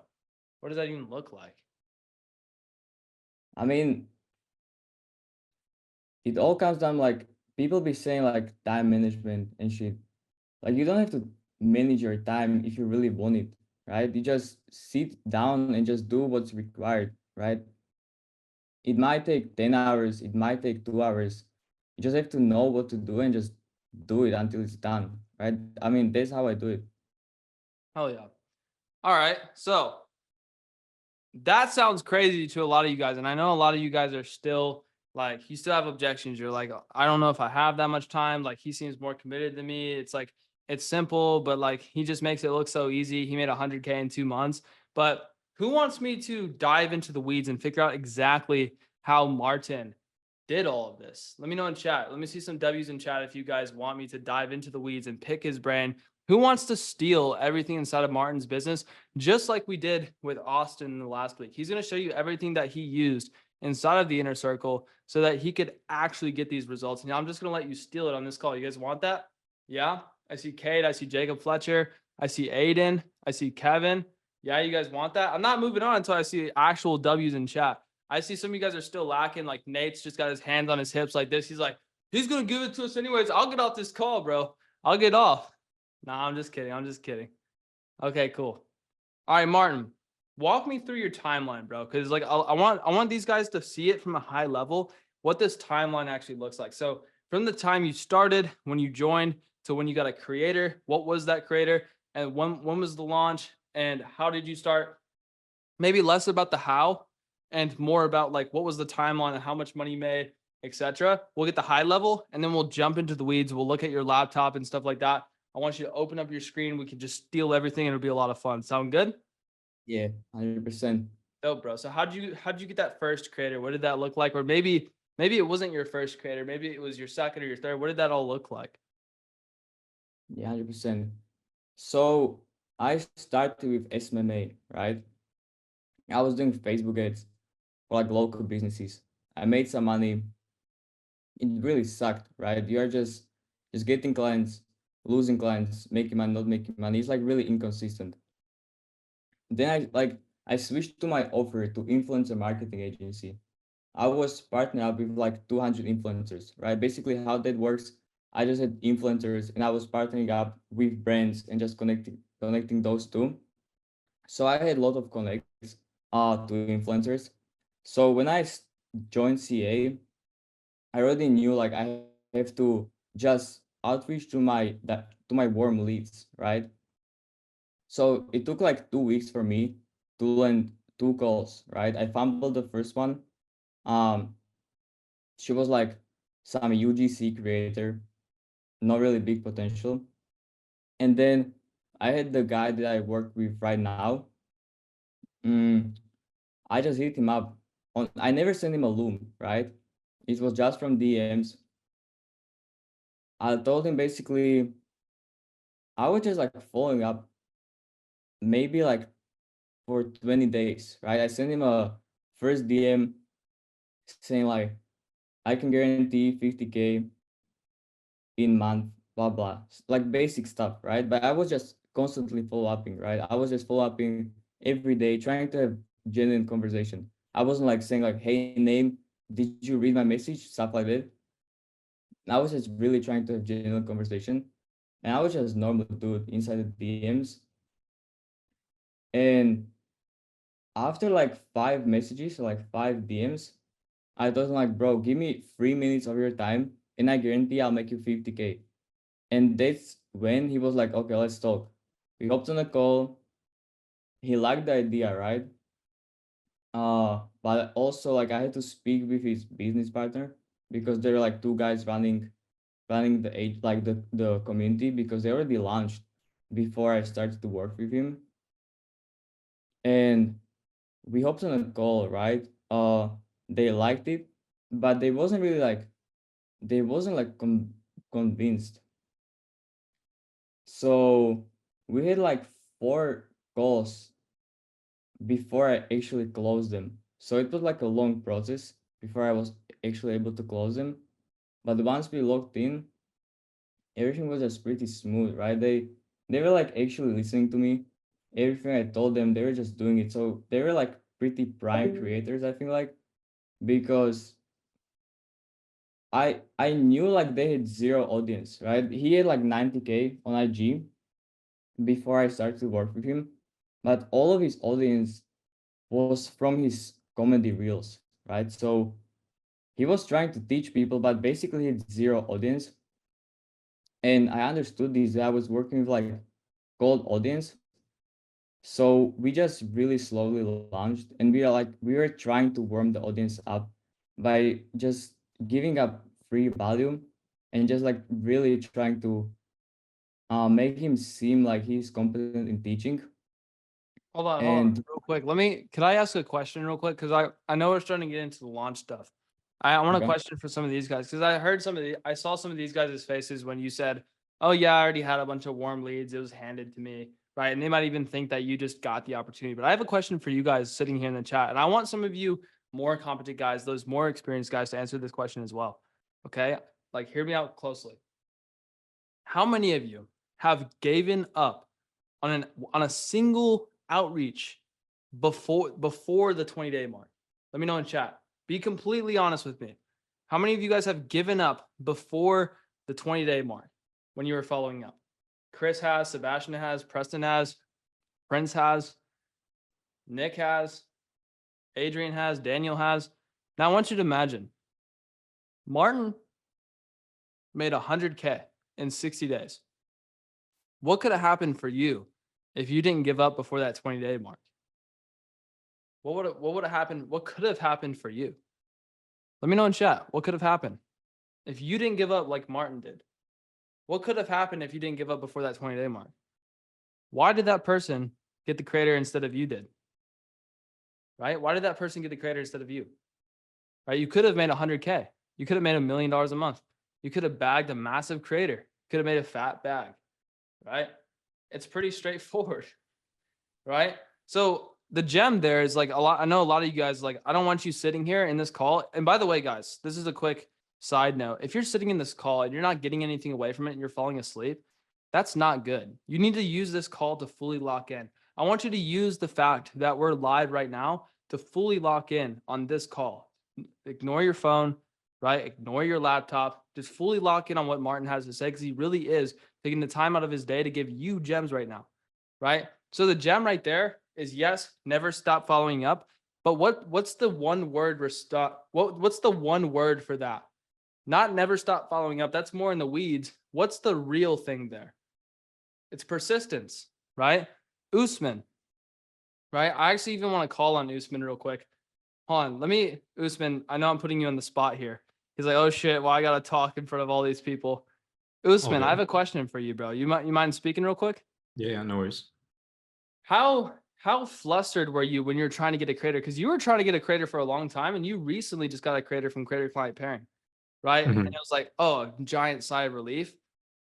How close did you feel? And then once you got that creator where you were like, oh shit, like I'm here now. What was that feeling like for all these other guys watching this video? Yeah, it's like an energy break from one stage to the next. You got to like push the hardest, but once you clear one level, you just feel that sense of relief for sure. But you need to definitely keep pushing through and not overthinking. So appreciate you guys in the calls for mindset shift. 100%. It's persistency. Usman came to multiple of my calls, right? And he was like, bro, how do I fix this outreach message? And he was working hard. And we saw him working hard. So we decided to give him a lob, right? Because we know Usman's going to print, because Usman actually cares. He's a good guy. He just had a bad opportunity. He was really struggling. But that's a note for you guys, is to stay persistent, right? Stay persistent. That's how you're going to actually get these opportunities. Okay. All right. Back to Martin. Martin, now that we've cleared the creator thing, what did the content strategy look like? Because I know Eddie inside the inner circle gave you some specific content strategy sauce, etc., that really made you guys kind of like change. What was that specific gem with your creators that really got you guys to like I know there was like some type of blow up effect there. What happened? What was the gem? All right. So before, he was just making compilations, right? He was just making compilation, like him driving Lambos, stuff like that, right? Just content that don't get leads, right? At all. Yeah. Like the leads were few. And I remember this. Like I even asked Eddie if his content was great, right? He told me like it wasn't really good and I shouldn't even work with him, right? But I understand why he said that, because like from his perspective, like the content was really bad, right? He was working with zero audience. He had 90K. Like I said, all of his followers were from his comedy reels. So like absolutely no audience for his new offer.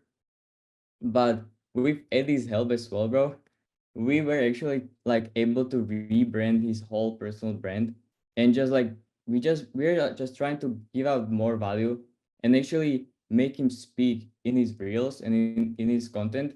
So like he basically attracts new audience, and it worked, right? Because I knew his offer is going to be really strong. So I knew like all we have to do is just hit one good reel and we will like print.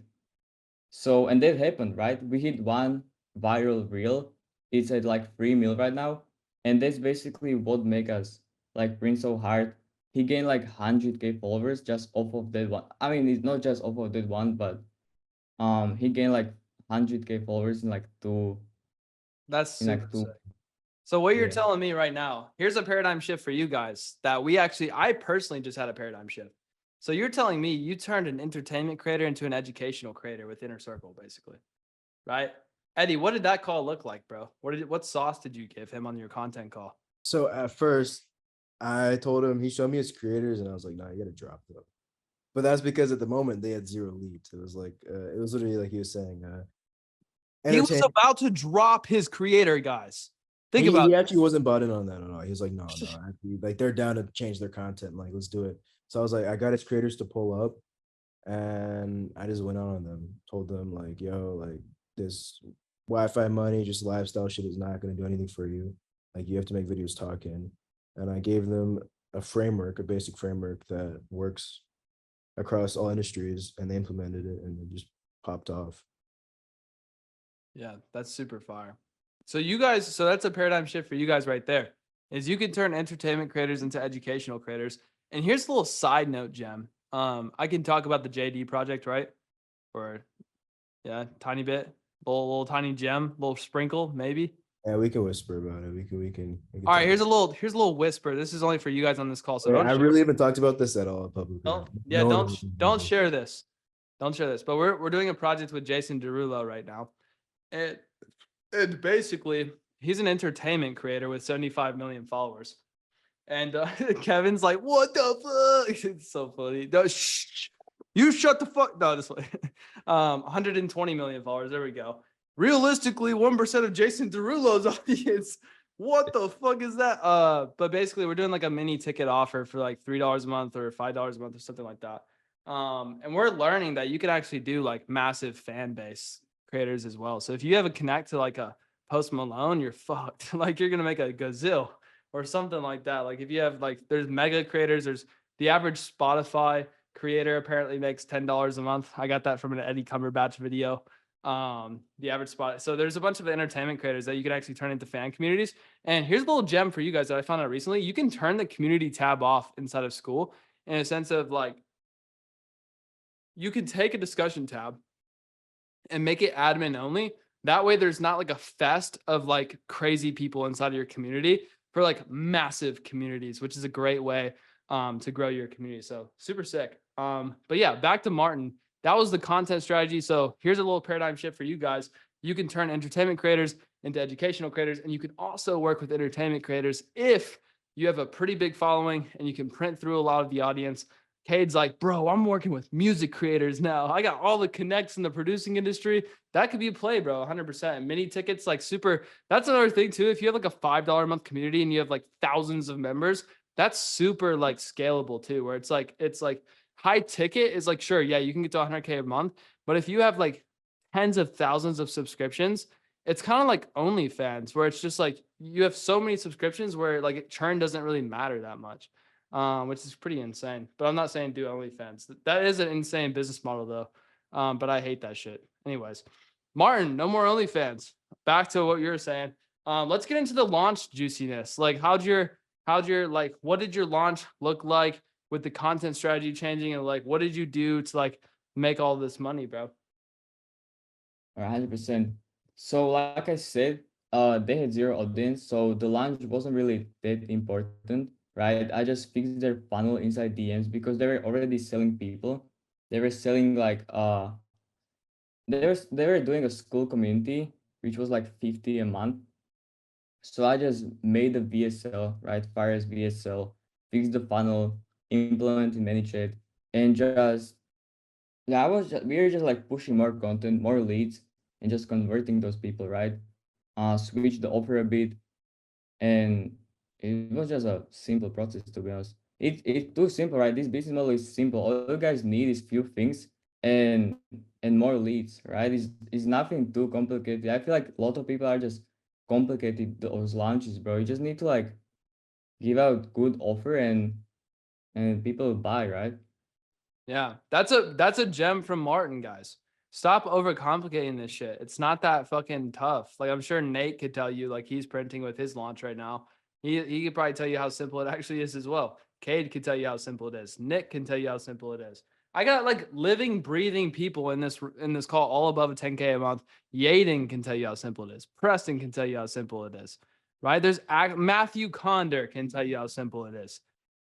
all of you guys can nod your head because it's mad simple. It's so simple, right? Like it's actually, and it's like brutally simple. So like, what would you say are like, if you were to pull out the simplicity, what are the top 3 things that like make it simple? So you're like good offer. Like I have a little bit of I tell this to people as well, but I want to see what your perspective is on it. What are the 3 most important things with the launch? So I would say scarcity, right? You have to build some kind of scarcity to make people like push them over the edge. Then I would say like scarcity, urgency, right? The transformation has to be there as well. Like they actually like they have to know what they are getting, right?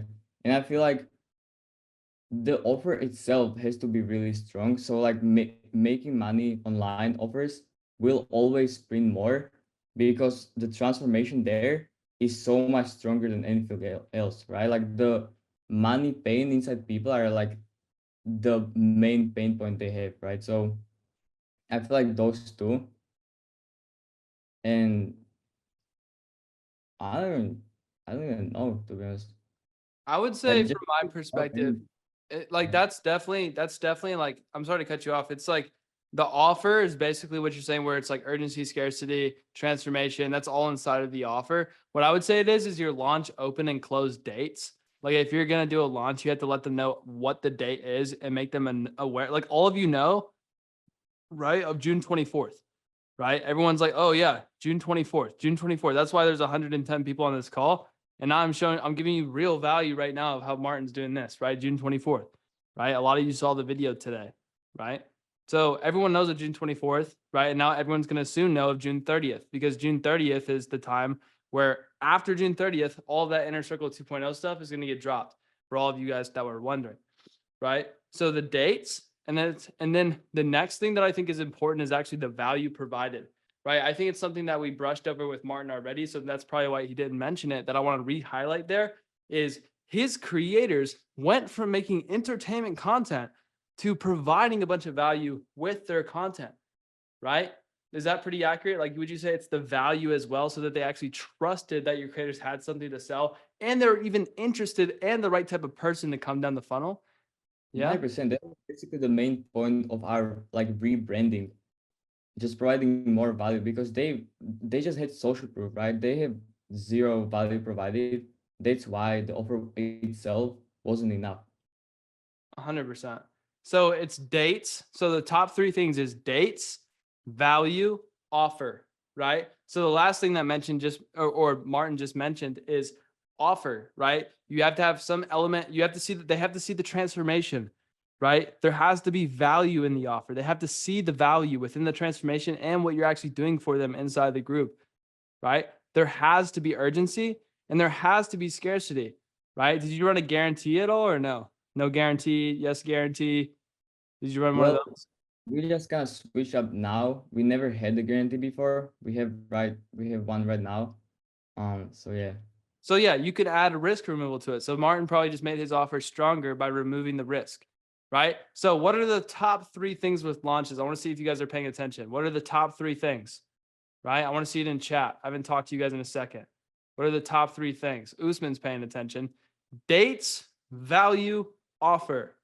Dates, value, offer, right? If you guys really want to simplify this stuff and make it really easy for you, it's dates, value, offer, right? Any single time you see someone do something, whether it's a cohort launch for their Inner Circle or their coaching program, or maybe it's a webinar, or maybe they're doing something low ticket in the DMs, all of them have, for all of their launches, they all have dates, value, and offer. Those 3 things. Okay, cool. What else would you say is before we jump in the weeds, because I know we have a good 30 minutes to jump in the weeds and you could show us all your stuff. Before we get in there, what would you say your biggest takeaway was doing business? Because that's doing real. Once you get to like the 100K mark, you're starting to do like some real business, right? And you're like, oh fuck, like this is like a lot, right? So it's like, oh shit, there's like stuff going everywhere. People are like going crazy inside the group, and you're like, oh shit, that guy's over here, and you got to get your mop. Like Kyle always has his mop out, cleaning stuff up. You know what I mean, right? So there's like stuff in the business all over the place. What would you say at scale now your biggest gem was looking back? 100%. I would say just being able to delegate, right? And being able to just really teach other people how to do stuff that you were doing before, right?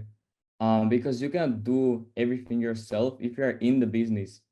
You will never scale. You need to work on the business, right? So I feel like that is one of the biggest gems I learned. What was one of the positions you've hired out? What did that look like, and how did you do it to get out of the business? Well, at first it was DM closing, right? So I had to like hire DM closers, and because of how much leads we're getting, how many leads we're getting, I needed to like hire multiple DM closers. So I had to just train them, right? Also, we have coaches inside the community. We have moderators inside the community. So just basic stuff like that. 100%. So I've actually seen a big problem with this as well. I see a lot of you guys have these communities and you're doing launches, right? And you guys struggle to delegate and stuff.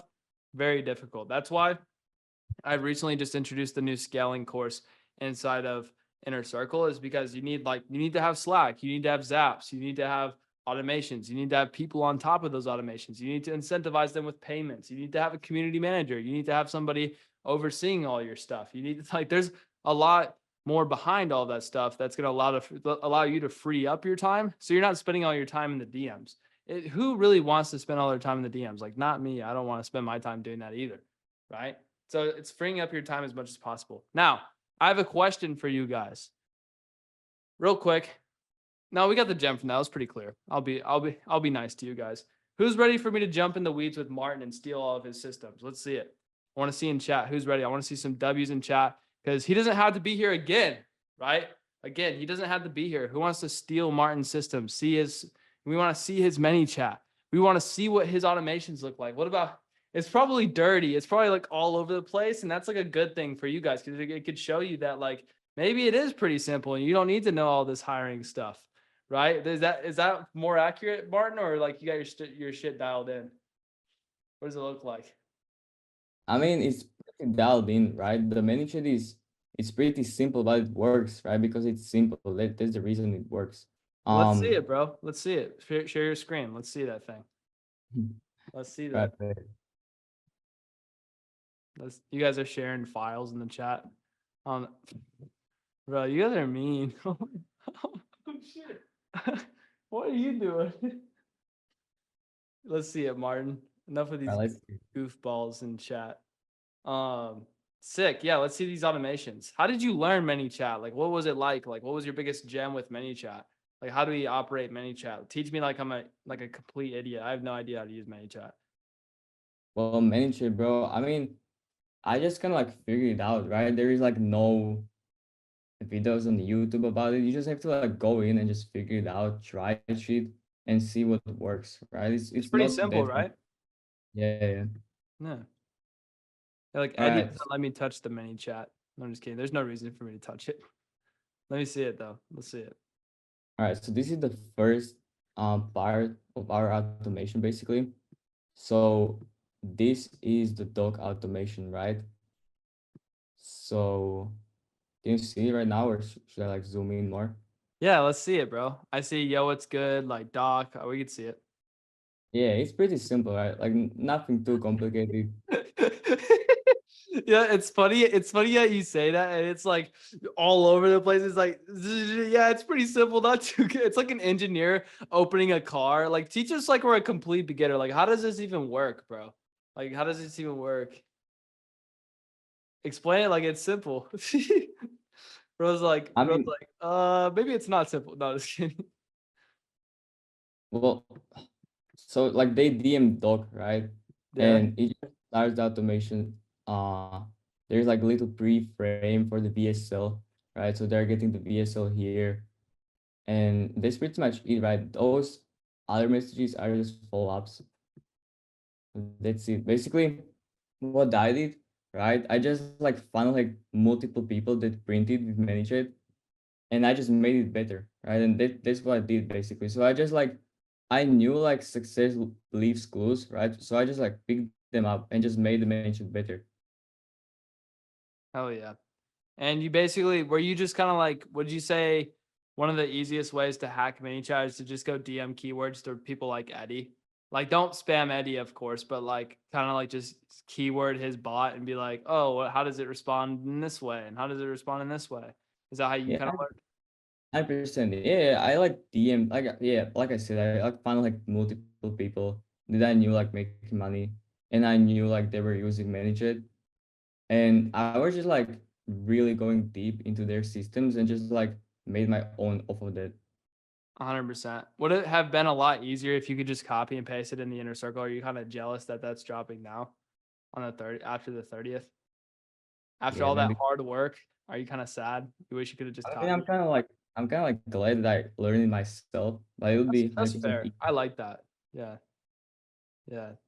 Yeah. I think a lot of you guys, it's good to copy and paste, but you definitely also need to learn how it works behind it. Because if you don't know how it works, you're gonna be so confused. Because it looks complicated, but it's really like not if you kind of look into it. Like it's literally just pretty simple. It's like on action step reply, put a tag, do this, do that. You're just telling the ManyChat kind of like what to do in the certain scenarios. Like if they reply this, then say this. Like it's like honestly super simple.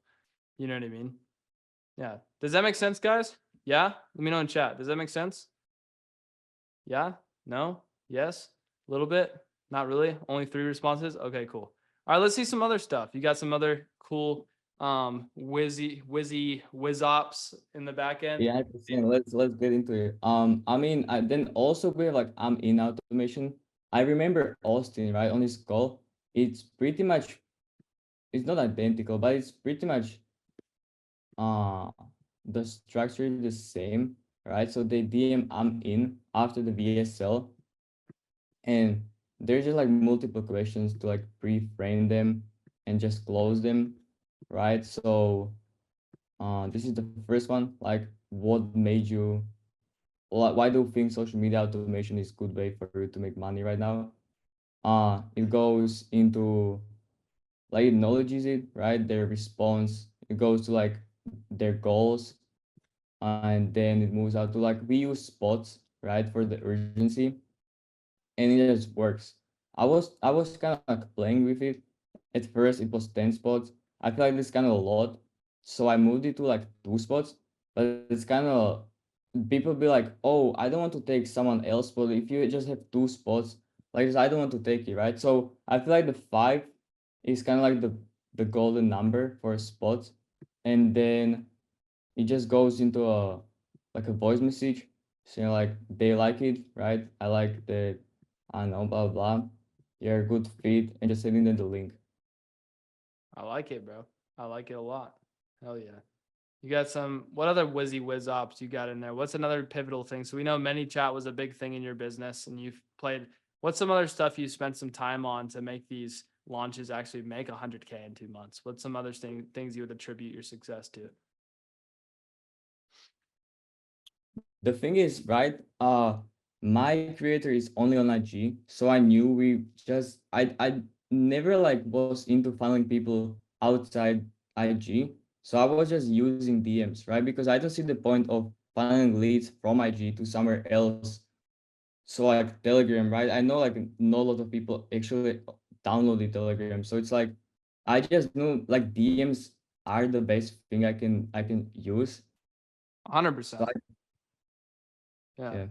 No, I agree. Like I think like people that kind of over, like I know one of my inner circle clients right now. I'm not gonna say his name, but he is looking to, like, he's trying to put people in a Telegram and his creators only on IG. And I'm like, homie, why would you drag them over to a different app when when they're already on this app already?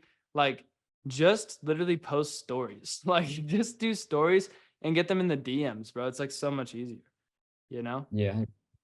What other stuff? So you're just saying it's pretty simple. Like your whole entire backend is what we're looking at right now, and that's all you've pretty much done. Pretty much, like I said, it's pretty simple, right? And then just like converting those leads inside the community, and we are just getting a lot like ready to launch the high ticket. Hell yeah. You want to show us your community or you want to keep that one private because the fulfillment's okay?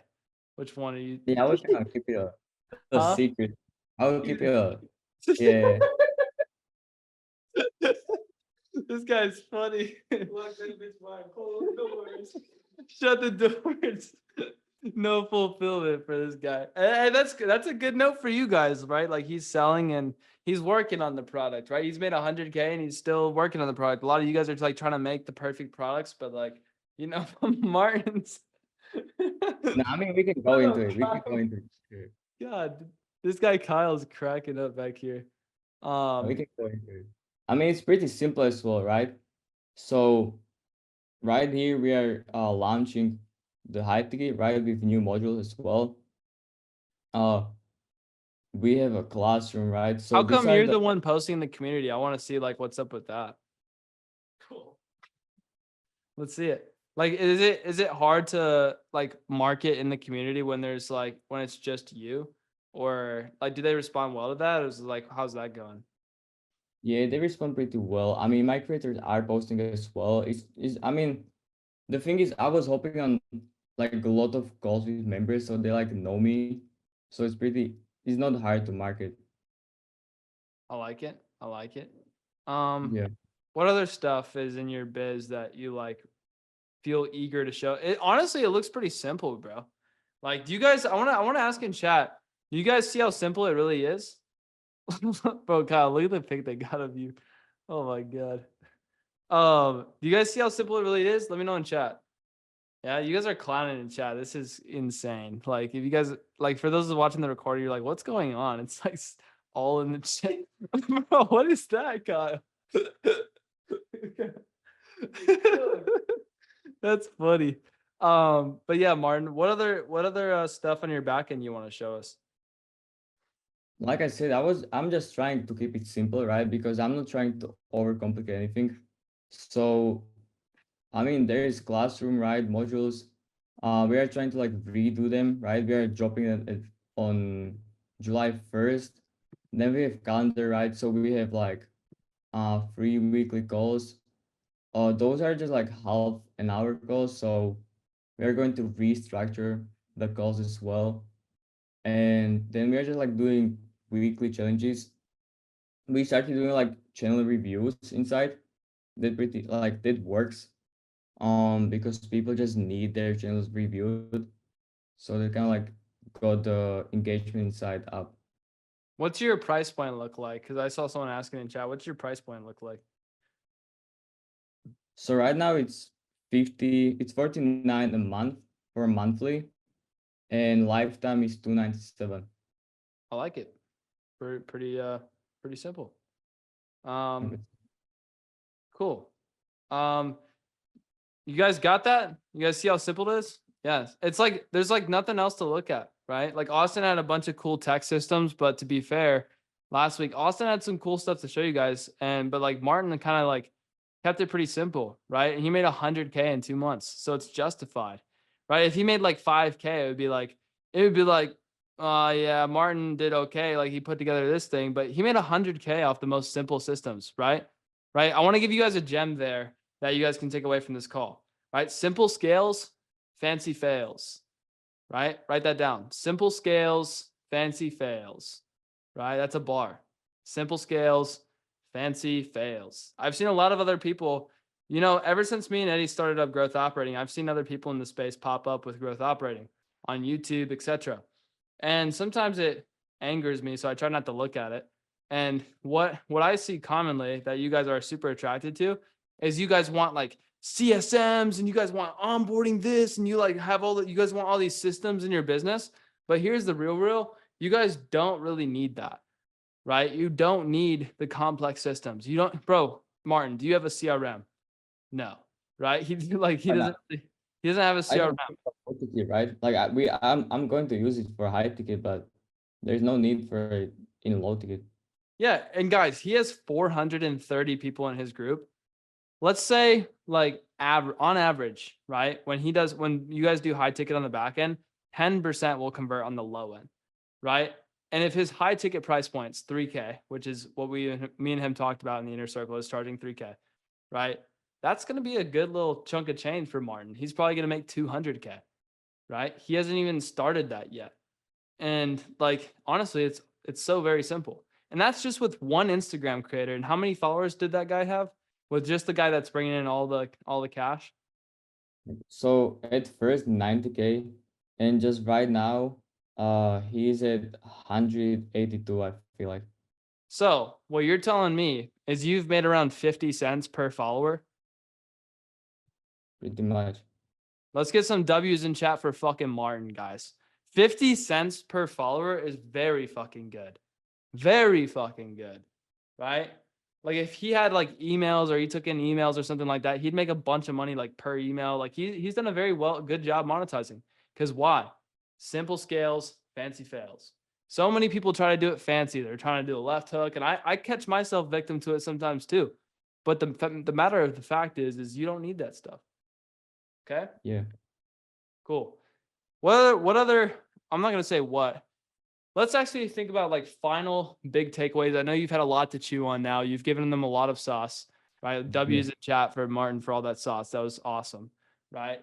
And honestly, I hope some of you guys are inspired by that, right? I really hope you are inspired, okay? Because it really does. Simple seriously does scale. You guys are laughing, but it's true, right? I see Eddie laughing. Like, bro, it's not a laughing matter. It works. Kyle's over here laughing. Shut up, Kyle. But anyways, like you guys, bro, simple really does scale. Okay, cool. So like you've had a lot to chew on, Martin, right? Eddie's chewing on some stuff in chat. This is guys are all clowning Eddie and Kyle. It's funny as fuck. But yeah, bro, we're proud of you. What kind of final gem would you give them to like really take home? Like, cause I know you gave them one up front, but I want to see like maybe one on the back that you maybe forgot of that was really a main attributor to your current success, or maybe your success like overall. What does that look like? 100%. So I would just, like you were talking about the bear scenario, right?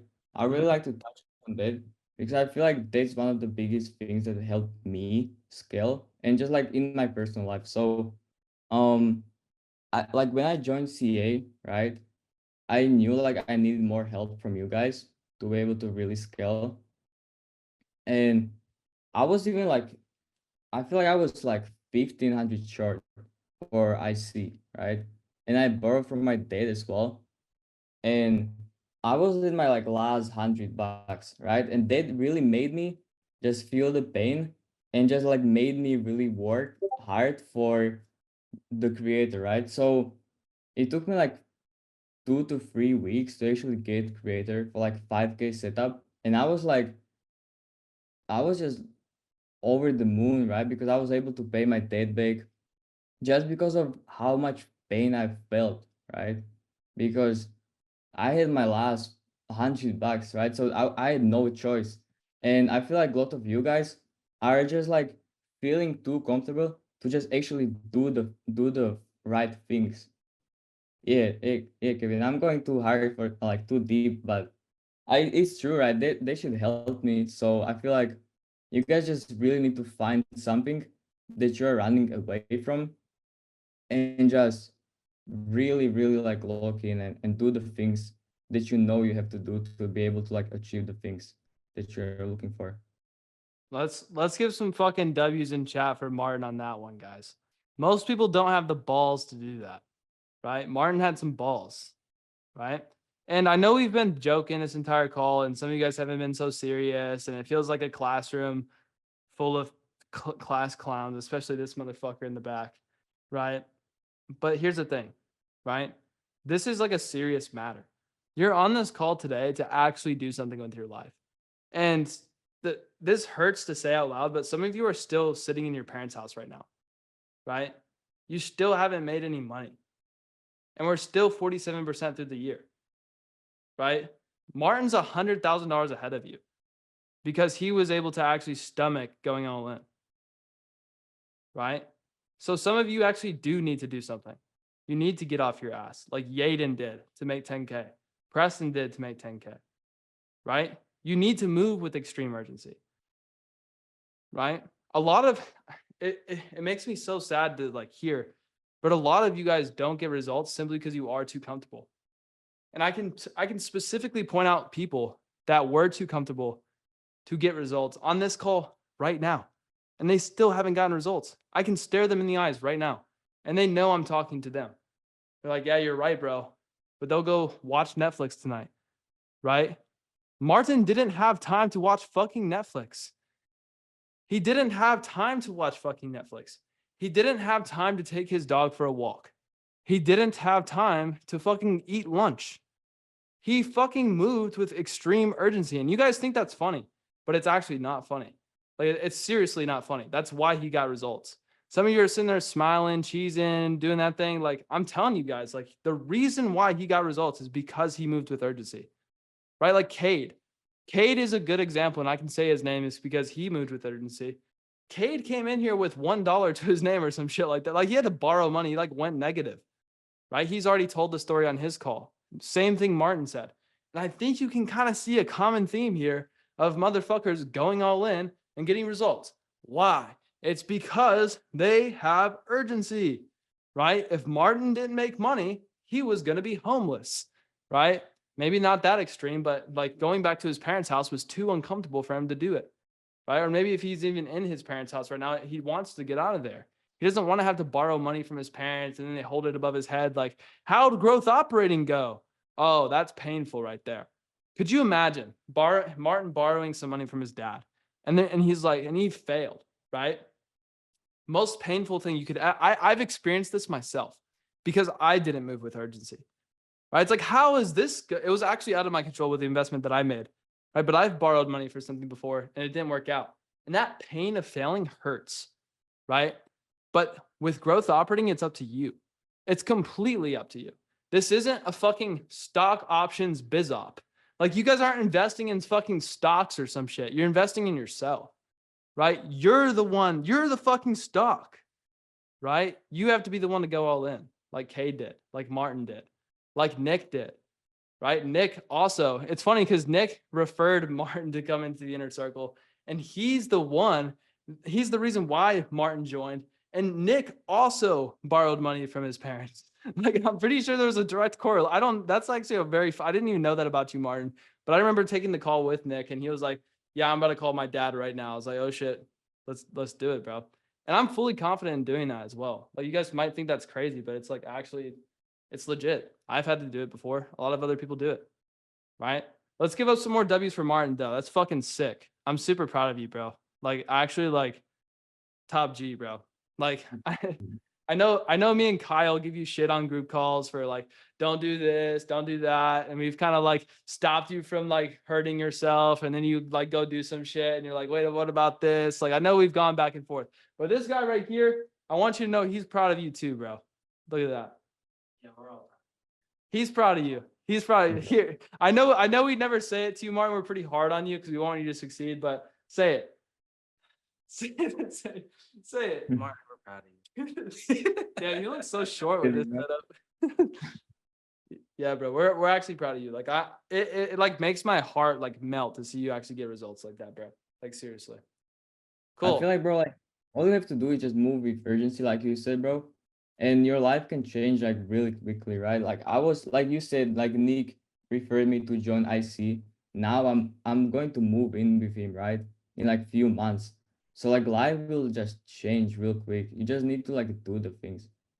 Yeah, 100%. Like, for transparency, there's different levels of moving with urgency, right? Like, I just paid someone $30,000, right? You always have to invest in yourself, right? You have to get the new apartment, buy the house, get the car that you want, because that helps you move with urgency too. I don't recommend doing it as a beginner because you don't have any education. You need education, right? But like, you need to keep investing in yourself. Right. Here's one other thing. I was actually talking to the guy that we paid, and he was talking about like how most beginners actually operate out of scarcity. Right. It actually is very abundant. Right. Why do you think scarcity works so fucking well in fucking marketing and sales? Right. You're like, I got 5 spots. Everyone's like, no. Right. You know what happens? I was reading a book recently about the scarcity principle. Right. And what they said in the book is like, when the scarcity principle actually enacts, what happens is your brain turns off and you can no longer think with logic, right? You can actually no longer think with logic and actually move forward, right? That's actually what happens, right? What happens to a lot of you guys that are beginners, you're like, bro, like, what if I only have $1 left, right? You're thinking with scarcity, I can never make anything more. I have to hold on to my money. I have to hold on to it, right? That's why most of the world isn't able to move, right? That's literally why the rest of the world is not able to move, is because when they move with scarcity, they're not able to move because the logic in their brain turns off, right? When Martin made that decision to join the inner circle, he turned his logic brain off. He went all in, right? And now he had to fucking sprint with urgency. Instead of using the scarcity principle in his life, he used urgency. The scarcity principle is amazing for marketing and sales, and I heavily recommend it for your guys' launches. But in your personal life, stop operating out of fucking scarcity, right? Move with abundance, move forward, right? 100%. And also like just leverage CA, right? Like just leverage people you meet here, bro. Because I met so many killers, bro. Like, for example, I made Nate, right? When I was closing my creators, bro, Nate helped me like with my sales and shit. I wouldn't be able to like really. I mean, he just helped me close, right? Nicholas, bro. I made Braden. I made Austin. Like just all of these guys, bro. You just have to like leverage people inside and just like run it up with them. 100%. Any final words, bro, before I wrap it up and do a little Q&A on the Inner Circle 2.0 launch? Because I know a lot of you guys have a lot of questions about that. You're like, oh, when's the stuff coming? Like, I'm going to answer that real quick because I'm just going to do that live and then I'll post about it. But any final words, bro? Any final words? I would just say, guys, like I was just growth operating is the way, right? You just have to do it. Yeah. And yeah, just lock in. Say it, Martin. Just do it. Martin, just do it. Yeah, literally, bro. You have to. Said it. Yeah. You guys have the best opportunity sitting in your lap. I see people leaving this Zoom meeting, by the way, right? Those are all the people that are not going to make it. Right? There's still a good chunk of you guys. There's only like 3 people left, but like those are the losers anyways, right? Or maybe they had to go get soup or something from their mom because they're comfortable and they don't need to make money, right? They couldn't wait for their graham crackers at dinner. Mom was ready with the soup, right, for dinner. But yeah, guys, put some respect on Martin's name. He's a G. He actually is a G. Like he's actually been printing. All those success and wins posts that you've seen in the group, right, are real. Every single time you see someone post a win, I want you guys to really know that shit is obviously real. It's so fucking real. Everyone has seen it. It's so real, right? Okay, cool. Well, that'll be it for the recording. If you're watching this video, join Inner Circle. That's basically the message of this whole entire call. Don't operate out of scarcity. Operate with abundance and move with some fucking urgency in your life, right? A lot of you guys have the reason to join Inner Circle right now because we're doing that big old thing, right? But for those of you watching the recording, like move with some fucking urgency. Let's do this thing. All right. Let me stop the recording. Boom. We got Philip here. He's made $120,000 in 90 days. Say what's up, Philip. What up? What's What's everyone doing? poppin'? Here's another cool thing too. 3, 2, 1. He's also won the school games last month in August, and he was the actual school games winner with $50,000 in monthly recurring revenue alongside, I believe this is Martin. I believe this is Simon. I believe this is Nick. I believe this is Ruben. I'm pretty sure those are the other people who won the school games as well. But Philip came in first place, and we're going to go meet him in Vegas actually here pretty soon. Did you already book your flight or no? I was actually looking into it today. Yeah, guys, it's pretty cool. Nice, bro. See Nice. Brady in person. Yeah. Did you get your spot in the mansion yet or no? I think so. I talked to my creator. He was like, "Yeah, we good." I'm like, "Okay." Nice. We might be. Are you we might getting be a spot in the roomies. mansion? Yeah, we'll be there. Yeah. Oh, we're gonna be me and Brady are gonna be swimming together, guys. There's a pool in there. Bring your speedos, bro. Yeah, let's get Round 2 of the hot tub ads. Brady's Yeah. last stuff. Yeah. Wait, Eddie, are you coming? Yeah. Oh shit! Yeah. By the way, guys, it's my part 2 with Eddie. Yeah. Yeah. So what we're gonna do on this call? Are you guys ready for Philip to break down step by step exactly how he's made $120,000 in the past 90 days? Let me see a W in chat one last time. I want to see a W in chat if you guys are fully locked in. You don't have any fucking distractions around you. Your phone's not around you, right? You're on your fucking laptop. You're actually focused. You're locked in. You got a notepad out. You're ready to get some gems, right? Because I'm really gonna break down. I'm really gonna like pull as much as away from, and not, I guess not away, but I'm just gonna just milk Philip's brain of all the juice he has, so he can give us all the sauce. All right, sound good? That's not sus. Quit it, Kevin. But yeah, bro. So give us a little oversight of like, I guess just like not in total, but just an overview of your online business journey. when you got into growth operating, the decisions you've made, and yeah, just a quick overview. Quick overview, guys. So actually, last year, towards the end of the year is when I kind of like got introduced into this idea of growth operating. I originally had joined Ty Lopez's like personal brand accelerator, right? Because I was like, dude, personal brand is totally kind of crush it, right? Because it's creator economy. Yeah. That's where I was heading. I was like, maybe I'll become a creator. I was like, that's the goal. And then I saw a beautiful TikTok by this man, Brady, right? Wasn't even Eddie. That's the crazy part, right? Most of you saw Eddie. I saw Brady on a TikTok. He was like sitting in the middle of nowhere. I don't even know where he was. All I care is what his words. He was like, you can make money by pairing up with a creator. And I was like, wait a minute, that's actually genius. Because in my mind, I was like, all about speed. I just want to get the results. I just want to jump into this. If I have to build my audience, it's going to take me forever. So I was like, okay, this is crazy. So then I started learning a little bit more, digging more into it. And eventually, like in the beginning of the year, I heard about the free class, right? We all heard about the free class in here. And I jumped in. I still remember I was already sold, guys. You know, I jumped into class. I was like, come on, just sell me already, right? I was waiting for it. I remember, I don't know if like my credit card wasn't working when I tried to join. So then I sent a bunch of emails to them. I was like, come on, let me in, right? And then I got the follow-up email. So I was like, oh, okay, I should have expected that. But yeah, I was like thirsty for this too, right? So I joined, I learned, and it took me a little while to find a creator, right? Because that was like the big hurdle that we all in here, and a lot of you just joined, well, face, right? You start, you're like, okay, I need to find a creator that's going to change my life. And you get a little thirsty. You start reaching out to all these creators at random. You don't even care about them. You're just like, oh, got a big following. I'll message you and you and you. And then you feel kind of slutty, to be honest. But because it's like you don't even want to work with it. You just kind of want the money and you feel thirsty and it's just going nowhere, right? And your looms are probably dookie because you're thinking about you too much. You're not even offering any value. You're not even focused on the classroom and the value that Brady has provided you in the classroom. I mean, he gives you everything, guys. It's insane. And so eventually, you know, I was like, okay, let's focus on this big opportunity. Like I remember, I think that the moment that really changed was when I saw the Pierre call, actually. I remember the Pierre call. And then you were like, yeah, I think you and Pierre are gonna go, you guys are gonna see Pierre in the school games. And I was like, damn, I want to see Brady in the school games. Like, I don't know why I thought it was just so cool.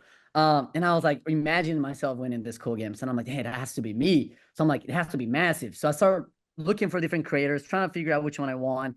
I almost worked with this one guy, but he didn't end up going through. And he actually messaged me recently. He was like, hey, Felipe, so I'm back on track. I'm ready to work. I didn't even respond. I just kind of giggle. I ain't gonna lie. But a little evil there. But essentially, eventually I found this creator. I was in the trenches. Now, if you haven't seen already, I made a video about this, what I like to call low-key creator. Now, this creator, I didn't tell anyone for the longest time, right? He was like the biggest secret. You can tell, you can ask Brady or anyone. You guys were like, who is this creator? I was like, I don't know, right? I could be scamming people for all you know, right?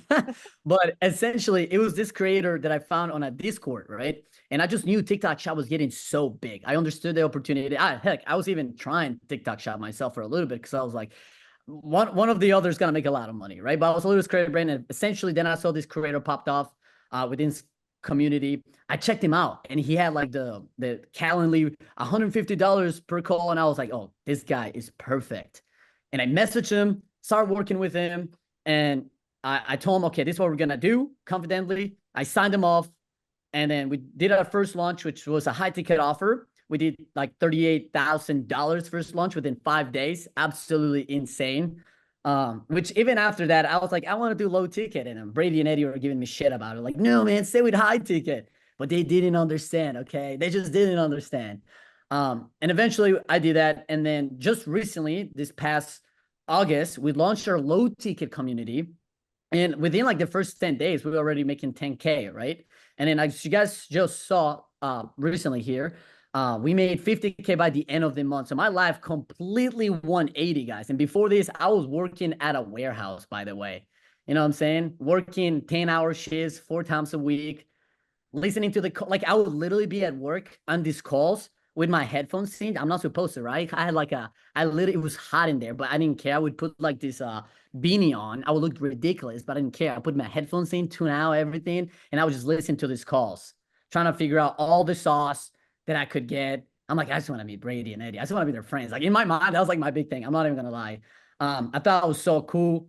And I was trying to just figure out how to get the most out of my time, the ROI on my time. So I would show up to this calls, guys. Huge for sure. It'll like get you excited. It'll give you energy. It'll build momentum, and you'll go out and crush it. And this should be fun. Like these calls help me a lot because I get it when you're all by yourself and you're trying to do this, you lose that motivation, and then you're like, oh, maybe this is not for me, and then you don't want to show up to the calls. You're like, what's the point? And then you fall into this little like hell loophole that you go nowhere. But show up to the calls. Brady actually cares for you. Like he has helped so many people, and I've been through so many programs, like spent thousands of dollars in programs, for real. And this is like the one program that I can say confidently has changed my life, especially joining Inner Circle. Brady helps you so much, and Eddie as well. I mean, it's been life changing, and the people that I've met there have elevated my life in ways that I'm like, whoa, like it really changed my life. And it's making the decision of just changing it. The opportunity is right in front of you, but you just have to take it. So that's the overview of kind of like this process this past year. Let's get some fucking W's for Philip. By the way, I did not pay him to say that shit. He's just a good speaker. He constantly will like text me on WhatsApp. He's like, "Have you watched this guy speak before?" or something like. I have a feeling we'll talk about this more in the call because I think Philip has an actual passion for speaking in public. So you guys might actually have a cool call today. But first, I just want to like get some W's for Philip because he actually did have a sick journey, and I watched him go through every single part of it. And I'm gonna be completely honest. I didn't know who Philip. Like I knew Philip, and I was talking to him through calls, and then he just like blew up, and he was like, "I'm making 50K," and I was like, "What the?" I was like, "What?" And then I started like looking into his offer and stuff, and I actually have Philip's phone number. Like I can literally open up our chat and everything, just because I like talking about like his opportunity. I've actually hopped on just because Philip like is doing so good, and I'm trying to help him do even better. I even hopped on a call with his creator and Philip for like 2 fucking hours, and we just talked about how we can make the offer better and stuff like that. So I heavily believe in his offer. I heavily believe in Philip as a person. And I think we have a lot of really cool insight to show you guys on this call, specifically because Philip went from 0 to hero, and then he's actually able to see all these different things that you can learn as a growth operator. And I think he has a really unique experience. So who's ready to fucking lock in and get into the weeds now? We got the whole overview, mindset stuff. Who's ready to kind of get into the weeds and see exactly how Philip did it step by step? Let me see a W in chat. Yeah? Abraham, Sebastian, I want to see it from everyone. We can leave this call right now and not do this at all, right? We already know this stuff, right? But he's taking his time out of his day to show you guys step by step how to do this. David, yeah, Jensen, Zoom user, let's get it. Miha, Jonathan, let's get it. I see a lot of new people are super excited as well. So real quick, I just want to have Philip give us some oversight. So I want to do this, Philip, just to frame the call. Let's start with the creator. And then we'll talk about this, like the money making strategy. And then we'll talk about like how you're consistently making money, because you made a lot of money and then now you're making like some good consistent cash. So like, let's talk about your launch and then how you're making consistent cash. But let's start with the creator. But yeah, tell us why like this creator was super slept on. And by the way, guys, he only, as of now, he has 68,000 followers. He's growing pretty fast. But before, he only had 55,000 followers, and they've made $120,000 in 90 days. Isn't that crazy? Let me know in chat if you think that's insane. 55,000 followers, $120,000 in cash in 90 days. So Philip, tell us like a little bit about like why this creator works and like what the genius of like behind this creator actually is. Like, what is this? Like you can see in your like the funnel. We'll get into that in just a second, but like what's the genius behind this whole strategy? Yeah, so the reason it works so well is because of like who the creator is. You know what I'm saying? Like, first of all, he's not just some random guru, right? Selling you. Like, I mean, you see all these gurus always trying to get you in their programs and course. And right now we live in this like recession of trust. And, you know, people are like, oh, just another guru. But he actually looks pretty normal. If you guys see him, he has a mustache, he looks kind of trustworthy. And if you hear him talk, you feel like this sense of like, oh, I can trust this guy. That's actually something that I got a lot in his DMs when I was, you know, DM closing for him and whatnot. People just trust him, just feel okay with him. And he also is just like an everyday dude, right? Like he actually has a full-time job too. He works in the military. See, in one of those videos there, he has his uniform. And I've actually got some feedback from the community. I was like, what video did you come from? They're like, they wanted his uniform, right? That's why this is so good. It's because he's just like an everyday person, showing an everyday person that you can do this too with TikTok shop. He's not some guru that's selling you some course. No, he does this for a living too, right? Part of it. He makes a lot of money with it, and he's showing you how you can do it too. And something as well with this creator is that, you know, he's able to target, you know, a specific demographics because of the person that he is. So, you know, our, you know, leads and quality of leads are very, very good.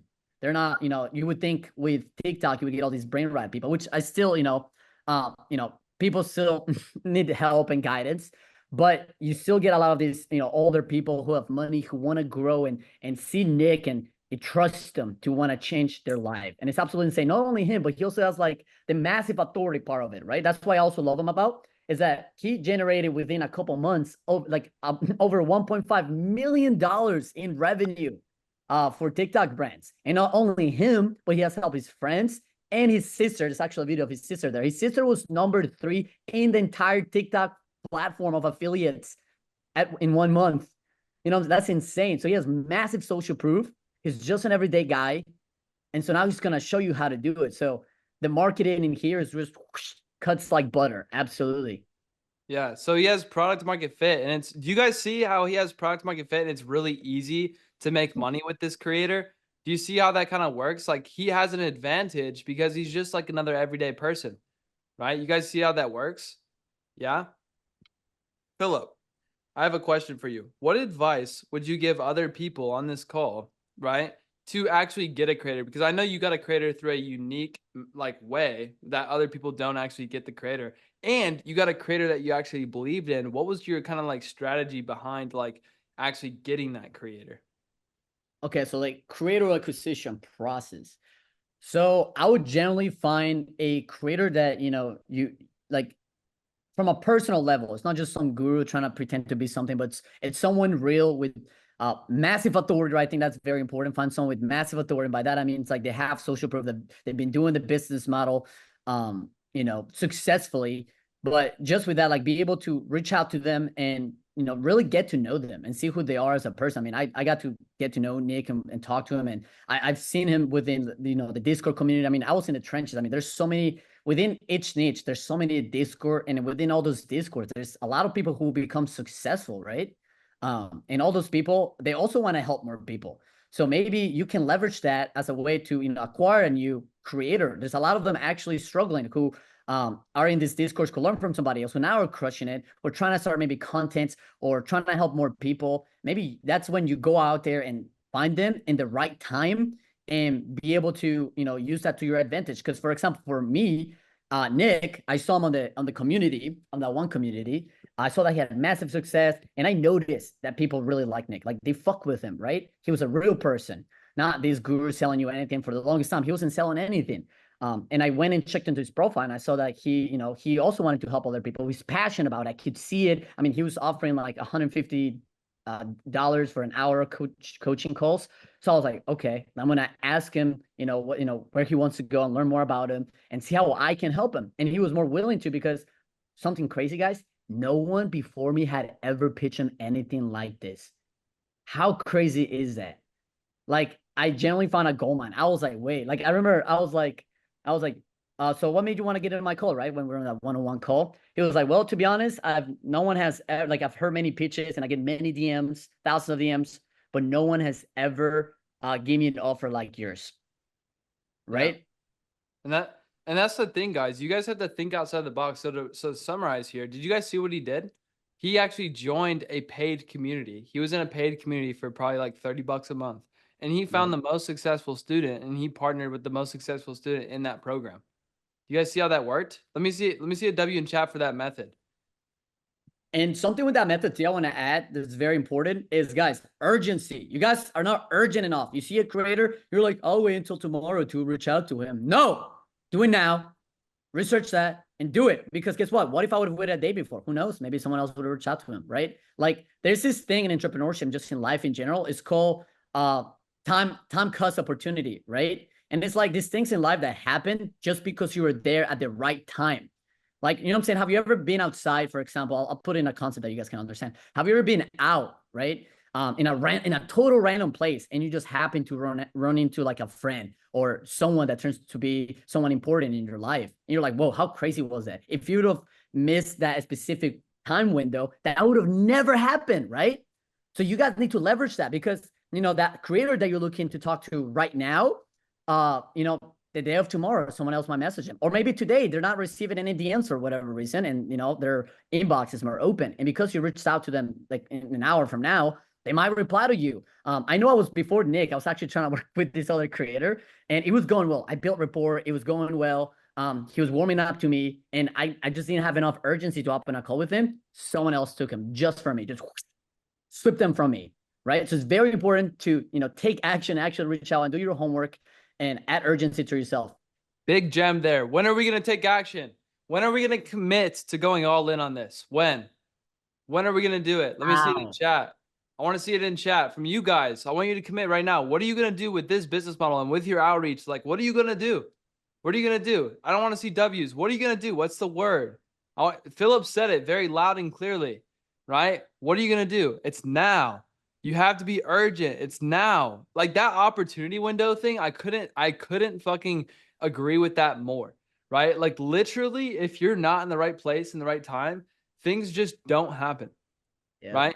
I never would have like a relationship with Sam Ovens if me and Eddie didn't compete in the first school games that ever happened before the school games even existed as a community. That's right place, right time, right? That's just like right place, right time, right? You guys are with this opportunity right here. You're in the right place at the right time. There's millions and millions of creators out there right now, right? And school is literally so fucking cool. Like, look at this. I hate to be cheesy in that way and rhyme and stuff, but look at this.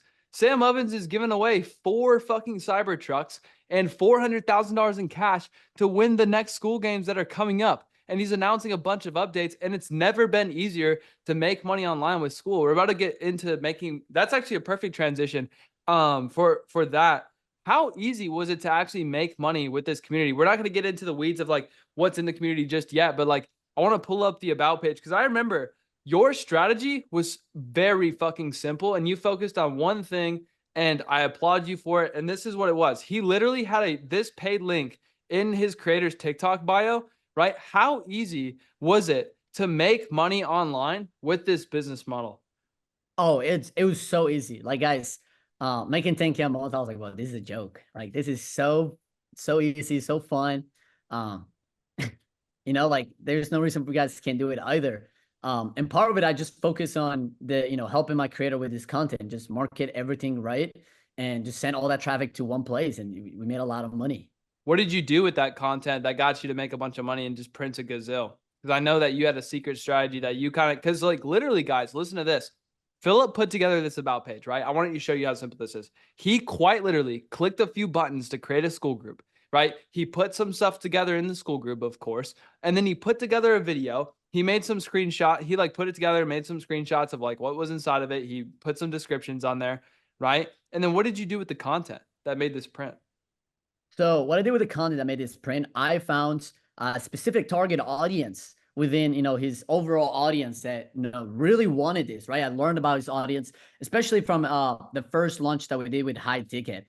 I noticed a specific type of person that, really wanted this, that needed help. And a lot of them were moms, right? Stay-at-home moms. And those ones got a lot of his content going crazy, a lot of girls, right? So I told my content, hey, market. I gave him a lot of hooks idea, little marketing angles. So I was like, hey, talk about this, say this, try this. Based on just being on his DMs and talking to, the people that want to work with him. I understood, okay, this is what they want. This is what they're asking for. This is what they've been saying. Like, I remember one of the things that I heard from the DM was like, yeah, I've been thinking about this for a while now, but I keep getting on my way. I have some kids. So I keep telling him, make videos about that it speaks to that person. And he made those videos and it went crazy, right? So when we opened the launch and put the link and did the lives, they were, going crazy for it, joining, wanting to get in. And now we're getting very quality people, all sorts of people who, have been working on marketing before or had other businesses before. A lot of stay-at-home moms. Now, like the market is even opening now. I'm noticing a lot of different kind of people within his audience that we can explode even more. It's absolutely insane. Learning your ICP and who you're speaking to, right? Because you're a specific creator is going to speak to a specific audience or multiple. But, I really wanted to dial in just one overall and see how much we can juice out of them. It's worked overall pretty well. Yeah, I wanna like seriously, I know that there's a lot of people inside of Creator Accelerator. And I know that there's a lot of people inside of Inner Circle. And I've actually heard through third-party like sources, right? I get on calls with people in the group all the time, by the way, guys. Like whatever happens, like I typically know about it. Like if you say it behind the scenes, like I know about it. Like I'm always doing market research, right? And one thing I found recently is there was some older people doing some outreach in the group, right? And they thought that because they weren't young, right? And because they weren't a male, right? Because there's so many males in the group, they wouldn't work out. I will be the one to tell you that it's actually 10 times easier to get a creator if you're a female. Because I don't know about you, but like Eddie told me, he scrolled through his DMs, and when he sees a female profile picture, he clicks on it, right? There's so many males pitching inside of creators' DMs, right? When you see a male dude, it's like, oh, or a female, it's like, oh, like who's this, right? Because it's just a sigh of relief because honestly, females are good at sales. And then in terms of older people, right? If you guys are on the older side, you have a massive advantage because Nick is calling out people who are on the older side, right? Guess what? If you get a creator who's on the older side that can speak to the older population, the older populations have more money and they can actually buy your offers. They can pay $50 a month. You don't want a creator filled with an audience of a bunch of teenagers, right? Like there's this one kid, his name's Daniel, and he's made like $400,000 a month with Snapchat automation or something like that. And he's like super young. He's like 14, right? But he's selling like info now. And like he just gets a bunch of like young kids in his door. And like it's terrible. Like nobody wants to work with a bunch of 15-year-olds. But I'm telling you, if you're on the older side or if you're a female, like you have a massive advantage when you're reaching out to creators.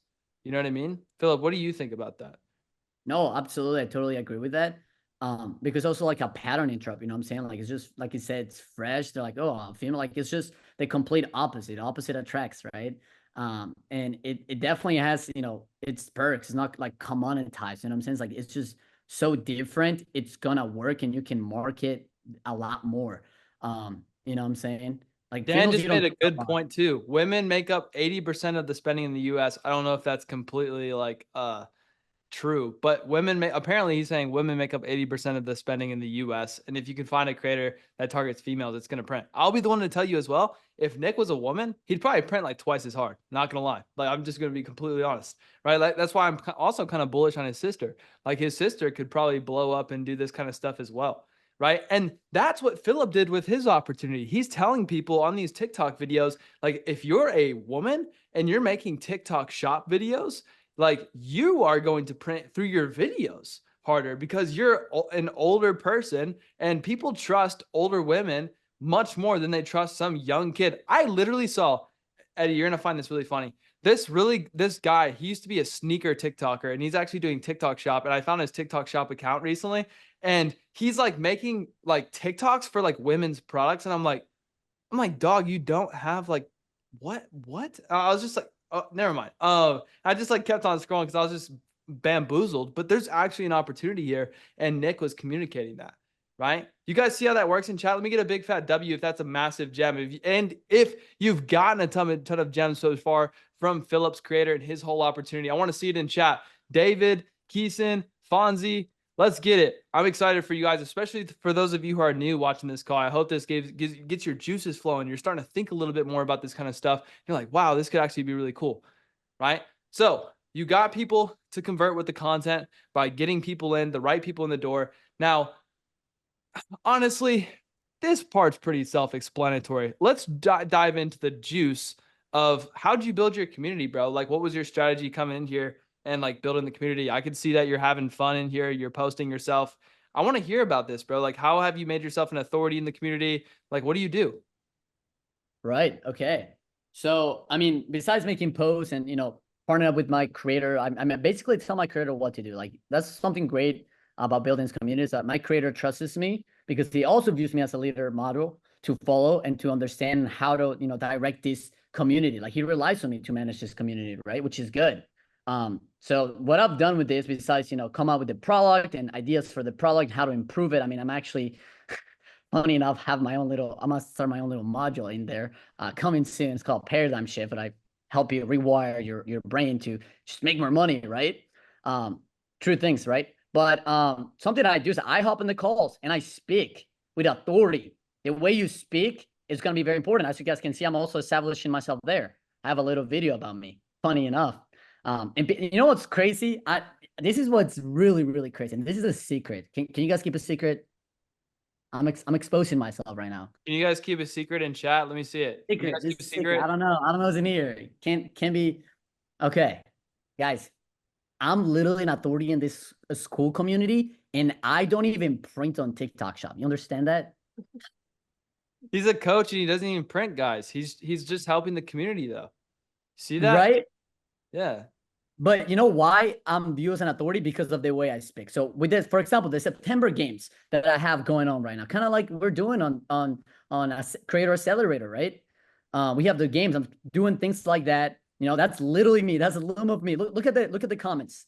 What are people saying? People are loving it. Like people love me in this community. Yeah. They're like, wow, this is contagious. I love the energy. They're excited, right? Because I bring value. Maybe I don't exactly bring the value in the fact that, you know, I've made a lot of money with TikTok Shop, but I help them in the fact that I establish myself with the way I speak, with my tonality, by expressing myself, by helping people and offering value. Because I understand marketing, right? So I do help in that sense. And I also direct them, right? Like people just want someone to lead them. That's why it's a community. And you guys are leaders. So become a leader. Don't be scared. Don't be stifled. Express yourself, right? Feel good about it. Like this should be fun. And these people rely on you to lead on them. So show them an example. I speak with authority. I mean, you guys can hear me right now. Do I sound scared? Do I sound like I don't know what I'm talking about? I could talk to you about something I have no idea what it is. And I promise you, you'll trust me because of the way of how I communicate. That's how important is your communication. Something I've actually noticed with Brady, guys. He's gotten really good at, you know, doing the videos, and he's changing. He's putting so much work into this. And if you've been showing up to his calls, he's actually becoming a better speaker. And I see it in the fact that he's not so serious anymore, but he jokes around. He tells jokes and he gives you all these analogies and stuff, and he makes it more fun, and you get excited. And it's, you know, giving you these complex, you know, concepts and making it so you understand, so you see results. He's leading you, right? And that's what you gotta do. Help your community and keep them updated.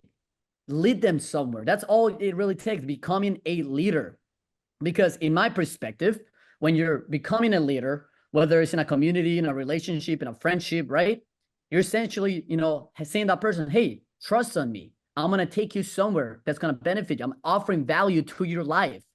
And you guys got to value, you know, where you're coming from. Like you guys also have value. Put your skills. I don't know what you're good at, right? But use it to leverage, like, you know, you leverage your creator. Like I use my creator's authority essentially to become an authority role in here. And people don't question me. Yeah. They're like, Coach Felipe, well, how you doing? Are you guys excited to lead a community to get results like he's getting? Like, look at the results he's getting in this group too, right? Like some people have made people are asking in here, like, should I quit my job? $39,000 in profit in July. Are you guys excited to lead a community yourself? Let me see a yes in chat if you're excited to lead a community. Monica's excited, because if you guys aren't ready to lead a community, why should a creator partner with you? Right? You should be the one, even if you haven't gotten results with the thing that you've done, right? You should be excited to go have fun in a community so that you can make money every single month, right? You're going to get paid every single month to have fun in a community. How cool is that? Right? That's essentially like what I do. I'm just having fun in the community every day. Now, reckon, like I know what I'm talking about because I do this on a daily basis. However, you guys don't need that. Like when me and Eddie were first starting, like I could literally probably pull it up on Discord right now. I only just talked in this reselling community, and they would like feed me. I don't know where it went. I wonder if they got rid of it, the reseller's basement. But I would talk, and I think he got rid of it. I'm gonna get on his ass for that. But anyways, right? I would just talk in the community all the time and talk about, and the creator would like feed me ideas, and I would just be like, here's this, here's that. And I was just like his second hand, and we were making monthly reoccurring revenue from doing that. I mean, you just got to take the workload off the creator. Because guess what? I got on a call with Philip's creator, and guess what he said? He's like, oh, I'm so like exhausted from all of this work. And I was like, guess what? You should just give it all to Philip. And he was like, what? That's an insane idea. Right? He's like, that's a great idea. How, like, what was that call like? And how are things now that he's like kind of trusting you more and giving you even more authority to just do what you want? How does that feel? Yeah, no, it's amazing, guys, right? I mean, it makes our relationship dynamic even better because he trusts me more. He can't let go and can actually focus on the things that he enjoy. So now he can focus on the content, not have to stress out, pop a vein, thinking about all this stuff that I should be worrying about, right? He can actually, trust me with his bag, just, lay down and relax. And I can do all the heavy work that I want to do because I think this is fun too. So he trusts me to lead him too. He asks me questions all the time. It's like, what do you think about this? And this is very important, actually. I'm not gonna call him out, but I was actually in a call with another growth operator because I wanted to help him, right? And his creator. And something I had noticed is he wasn't leading his creator. His creator was like, well, what about if we do this? And instead of, putting your foot down, like, no, this is the plan, this is what we're gonna do. You were like trying to be like, well, because you're probably scared of losing him. Instead of, putting your foot down and leading him, you're like, well, I'll just accommodate for you, right? Like, Yeah. no, don't do that. You shouldn't be doing those things for them to like you. They should see the value that you offer and trust you. Trust on your value for you to lead them, right? I mean, that's why when you reach out to these creators, generally believe that you have value. Don't make it all about you, like, me. I don't want to lose you. That's so thirsty, right? Like, actually trust that you have value and that you can lead them somewhere, right? I mean, essentially, because I find it selfish. If you want to work with a creator and you're not offering value coming from a position of value, because essentially you're saying, hey, I'm a loser and you should drop all your other options to work with me. That's crazy. So use the value that Brady literally gives you. I mean, he's loading you with all the value he can for you to position in a place where you can lead not only a creator, but an entire community.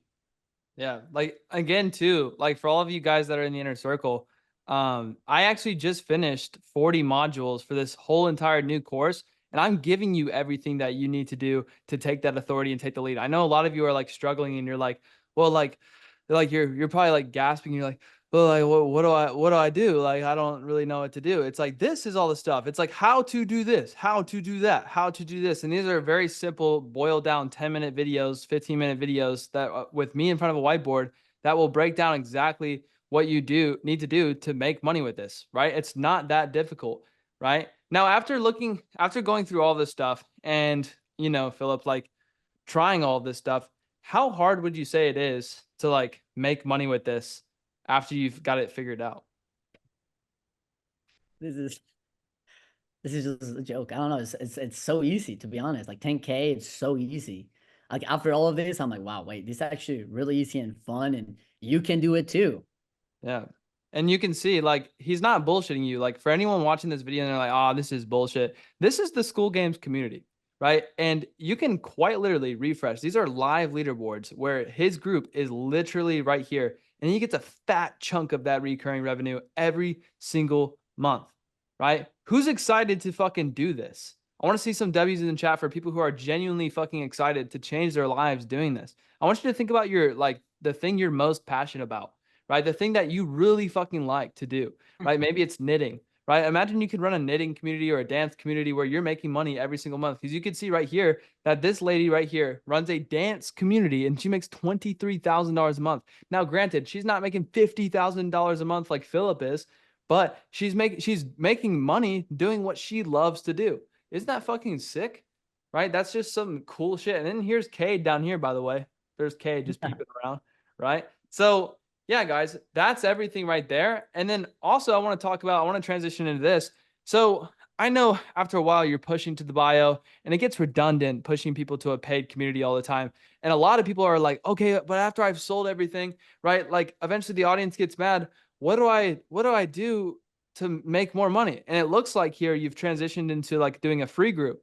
And I also saw in the community that you were like making money with your mouth. Tell us a little bit about that and what you're actually doing. And I'll pull up your post. I can't remember where it's at. Yeah. Yes. What are you doing with that?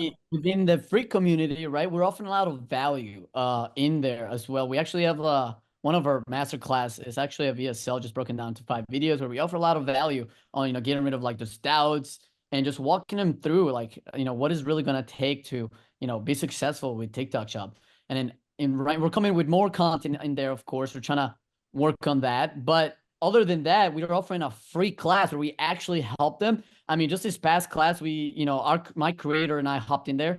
We double teamed this one. And he essentially was mainly focused on just providing the value. We actually share an entire module on how to start step by step from the paid community, right? Like actually real stuff. We just ask them questions, Brady style, like, okay, what do you guys want to learn? And then from that, we actually went ahead and created the value that we're gonna do there. And by the end, I just excited them. Brady's showing you how to do this too. I mean, Brady does this with you guys, gets you excited. I mean, right now on this call alone, he's showing you how to, make sure people are engaged in your call, how to get them excited. And the other thing is just be a leader and talk with passion and believe in the product that you're doing, right? And you're gonna feel it. Like people were in that call so excited, like, yo, dude, this is so contagious. They just couldn't wait to join because I genuinely was so excited for them. And I could just talk and talk and talk. No need for a script because I'm offering so much value. I'm letting go and I'm just like, this is the value. I mean, this is crazy. And I can just talk and talk for hours. People are really excited and joining. And I made a bunch of, like, literally in like an hour, like 15 minutes, $50 from closing someone in DMs because they're already warm. And then $500 in an hour, which is insane. And we're going to do more. I want to ask you guys a genuine question. How many of you guys make less than $100 an hour? Just be completely honest. It's okay here. How many of you guys make less than $100 an hour? Let me know in chat. Dan does. Mike does. It's okay, right? Like, bro, back when I was pushing carts, I thought $100 an hour was insane. I was like, damn, accountants make $100 an hour? That's crazy, right? I used to be like, holy shit, that's insane money, right? So, Philip, we're talking about like speaking in public, and I know that's your passion. Now let's talk about the growth operators that are a little bit more on the introverted side, and they're not really like feeling getting up in front of a group of people. How does it feel to talk like just in a chat with somebody and close them for $50 in the DMs, like so in 15 minutes? So if you do the math, that's around $200 an hour, right? Yeah, it's amazing. How's It's it fun. feel? It's like you're like, wow, like why have right? It's like you think back about when I used to work, like I used to work at in a warehouse, like making like 22 an hour, and I was like, yeah, it's like, and a lot of people fight for these races, right? In jobs like this, like, oh, I want an extra dollar to make 23, and I'm here making right $50 in an hour in 15 minutes, right? Wow, it feels amazing. I'm like, it's addicting, and you want to do more, and then you want to learn more about the process and show up to the calls to learn more and extract, Brady's brain to show you the ways to even improve this so you can, skyrocket. 100%. And yeah, this shit is super cool too, because I know you have a little bit of experience with taking sales calls with your creator. I kind of want to post. What was it like to make $6,000 in an hour? Because I know you felt making $6. I'm pretty sure it was $6,000 in an hour, right? Yeah. How did that feel? It felt great, honestly. I was like, wow, like it literally, like once you start making this kind of money, like you're like, dude, anything's possible. Like you generally get like this little ego high, I'm not gonna lie, but you're like, wow, like anything is really possible. Like you feel kind of like just want to keep doing it. Like basically free, everything's now basically free. It feels really great, to be honest. I love it. I'm addicted. I want to learn more and get better. So that's another thing with Philip, guys, right? He's making, like, just right here in this post alone, he's like, oh yeah, just made $8,000 in 2 hours. And everybody in the group was like, what the fuck? He just straight up like came in here and posted, like, made $4,000 an hour. Like, this is insane, like what he's doing. And he ended up making $38,000 in like a few days. And I was like, hey, Philip, are you scamming, bro? Like, are you doing something over here? But apparently he's just doing actually cool shit. Like he was doing some cool stuff with the creator, right? Because I know someone asked in the chat, are you planning on doing high level coaching? He actually did in the beginning just to start off. And he's probably going to do a little bit of that here and there. Like if he wants to make a few $100,000, he can do that in the matter of like a few minutes. Right. Yeah. I'm like so serious. Like I know that sounds crazy. And a lot of you guys can't even breathe thinking about that. You're like, holy shit, $100,000. But like, I'm serious. Like he can make a bunch of money in just a few minutes, right? Or a few days, right? And yeah, that's the cool part about this. And then he has future plans to keep on scaling it up. Yeah, let's get some fucking W's in chat for Philip one last time, right? Like it's fucking sick what he's doing. And then I also want to transition into Q&A for people who are on live because I don't want to make this recording too long because I still want to talk to Philip. I don't know about you guys. How many of you guys still want to talk to Philip? Let me get a W in chat. A little bit more of a chill call after I stop the recording, yeah? Okay, so for the recording people watching this, what final advice would you give these guys to like go all in? Like they're thinking about it. They're on the edge. They're like, fuck, should I do this? Like it's maybe a lot of money for them at the time or something like that. What would you do if you were in their shoes? If I was in their shoes, starting out, I'm trying to get into this, make some money before the end of the year, I would jump in, just go straight in, Don't say I'm gonna try. Like right now, I want you to make a promise. Delete the word I'm gonna try. No, say I'm going to do it and jump in. Actually, take notes on the courses. Join Inner Circle if you have to. If you because Brady's gonna help you a lot. This is not Inner Circle advertising, but it has helped me change my life. That's really what made the difference. I joined Inner Circle, guys. I could barely even afford it. I remember I joined, I put it all on a credit card, and I was like, I'm gonna give myself no other option but to do this because I want to see it through. I believe in the opportunity and I believe in myself. So I want you guys to believe in yourself. Get in here, crush it, make a lot of money because Brady's gonna help you and it's gonna take you to the promised land. So I'll see you there. Let's fucking get it. Let's get some W's in chat for Philip. Your juices should be fucking flowing right now because I'm about to go meet Philip in person here in a few days. Like we're about to go meet on the 17th. Well, maybe the 7th. Is it the 17th? No, it's 21st. It's Yeah. Wednesday, yeah. Yeah, 21st. It's going to be super sick, and we're going to have a lot of fun. Now, for those of you watching the recording, you know what to do. If you've been thinking about taking action for a long time, like take the action, take the steps, right? Do the fucking thing, right? Do what you were destined to do. You've known since birth that you're ready to fucking like actually like you've thought of like going to space. You've thought of actually doing some cool shit, right? But you fell into this trap like everyone else, right? Take the fucking step and just do it, right? I'll see you all in the next one on the recording. Peace. Boom. Welcome to this masterclass. It's going to be super fucking dope. We have a special one for you guys here. Nick, my guy right here, is currently making $40,000 a month as a growth operator, and I'm going to absolutely pick his brain. Are you guys fucking ready? Let me know in chat if you guys are ready for me to pick the shit out of Nick's brain. It's like 12. Give a W in chat for Nick. I better see everyone. Yeah, it's 12 a.m. It's Like, yeah, 12 it's literally a.m. 12 a.m. and you guys are lacking, bro. Some of you guys are pulling up in here with like, oh, just got out of bed watching Netflix. I only see Justin, bro. I want to see everyone in the chat. I see Justin. I see Jacob. I see Austin. I see Preston. I see Sebastian. I see Dima. I see Sam. I see Kade. I see Colo. Yeah, that's much better. Let's fucking get it. Let's get the energy up in here. Bet. I have a question for you guys. What are these calls for? I have a question. What are these calls for? Let me know in chat. What are these calls for? What are these calls for? I want to see it. Gems. Why are we getting gems? Why are we getting gems? Why are we getting gems? We're getting gems. Why are these calls for gems? What are the gems for? What are gems? Let me know. Let me know. Implement, action, paradigm. All right. So the purpose of these calls, and I actually love doing these calls. It's one of my favorite types of calls, right?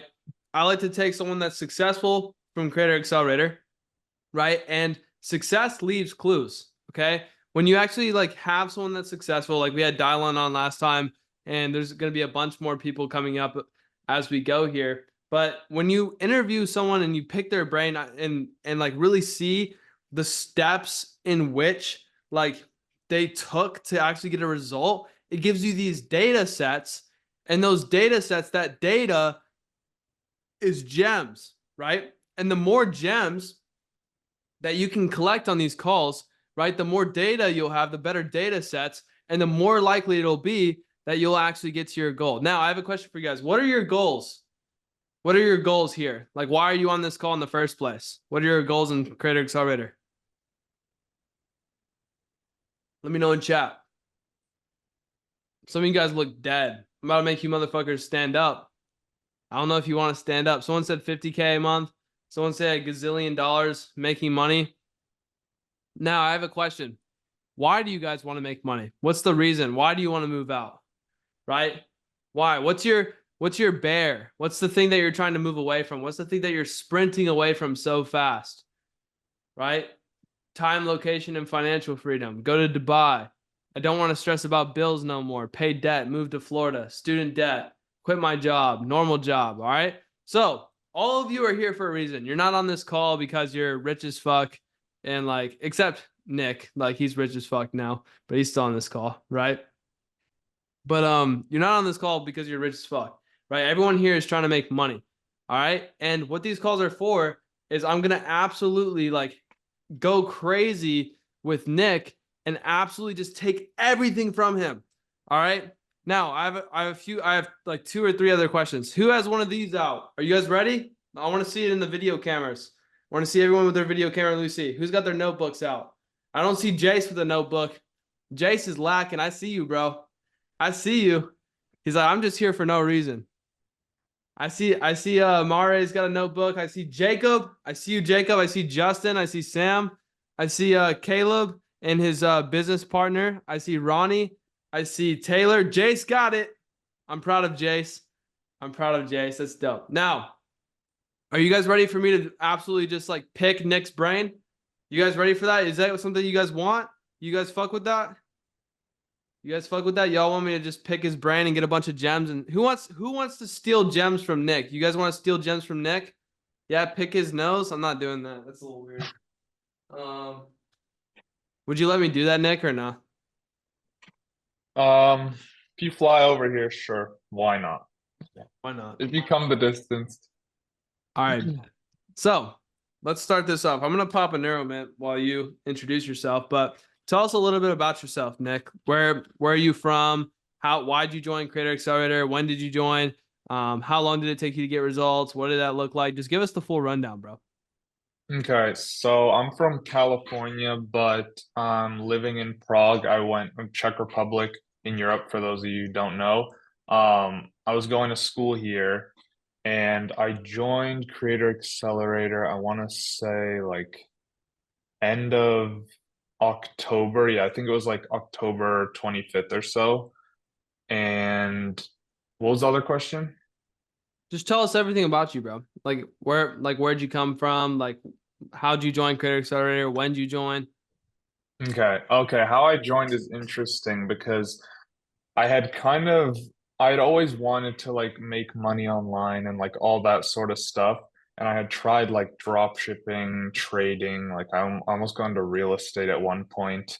And the last thing I had tried was like drop shipping over the summer. And it didn't work out for me. And I'd kind of like gotten to that point where I was like, my paradigm was fucked. Like I was like, fuck. Like I was kind of just like letting my dreams slowly die. And like really I started like focusing on school more because I was like, fuck, like this is what I'm gonna have to do. And then I saw like Eddie's reel pop up, and I was like, holy shit, like I feel like it was something that I'd like never seen before. I was like, oh my God. And I never bought a course for anything like that, but like I had this like intuition that was just like that, like you're early on this, like you need to get on this, just go all in. I didn't go all in at first, but like that's kind of what my brain said. And so yeah, so I joined and we launched like around a month ago. So I guess I've been in here for I don't know, 4 months, almost 6 months, I think. Dope. So yeah. And when you launched with how long did it take you to get your creator? Oh, okay, this is a fun one. So I had a creator previously. He was like a short form editor, and it took me around, I want to say like 2 months, 3 months. I think 2 months to get a creator. And I got him, and he had like 60K on IG. And then I went into one of your inner circle calls, and I remember this. I was like deep in I was like deep in market research, and I think I was done with market research at that point. And I like looked at his analytics, and I like asked you about it. I was like, yeah, like we have a lot of like Indian people, and like I'm trying to see how to like target them or how we can like work with that. And you just told me like, yeah, they have like no buying power. It's just drop your creator. And I was just like, fuck, like that. Like, oh my God. Hold on. I don't mean to cut you off, but guys, I want you to really realize that this motherfucker was happy as fuck. I was on this group call, right? Where I remember this vividly, and Dylon does too. I see him smiling, right? I remember we got on the call, and I was like, I don't know, I was being myself. I was blunt as usual. And Dylon or Nick comes in, and he's like, yo, what should I do with market research? And I'm trying to figure out how to angle and offer towards like it's a more Indian audience. I was like, yeah, just drop him. honestly. You like you have to drop the creator because it's not going to work out. And he was like, what? And I was like, yeah, you have to. And didn't you get a 3K setup fee for that too, or some shit, or no? No. Luckily with this guy, he didn't pay me a setup fee, so I just got like 60% rev share of $0 fucking dollars. We didn't make anything, but yeah, and then so that kind of like really had me fucked up. But I ended up getting a creator I don't know how long it took me. I think it was like a week after, honestly, because like I had been like I went in the trenches with Dylon, like he was on this call last week, and like we were fucking together, just like doing outreach on a call for like 12 hours a day, basically. That's And insane. What the fuck? It's crazy. I want to make a note, by the way, guys.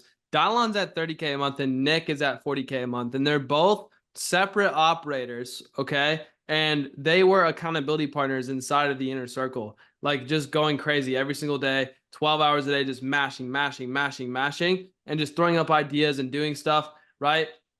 That's just a clue that like they're literally at similar results, like they're literally climbing at the same time. And Dylon's a little bit lower because, like, you know, Dylon's got some work to do. But, like, he's getting stepped all over right now by Nick. But, like, just a clue, guys. Like, motherfuckers are neck and neck for a reason, right? Keep yeah, going.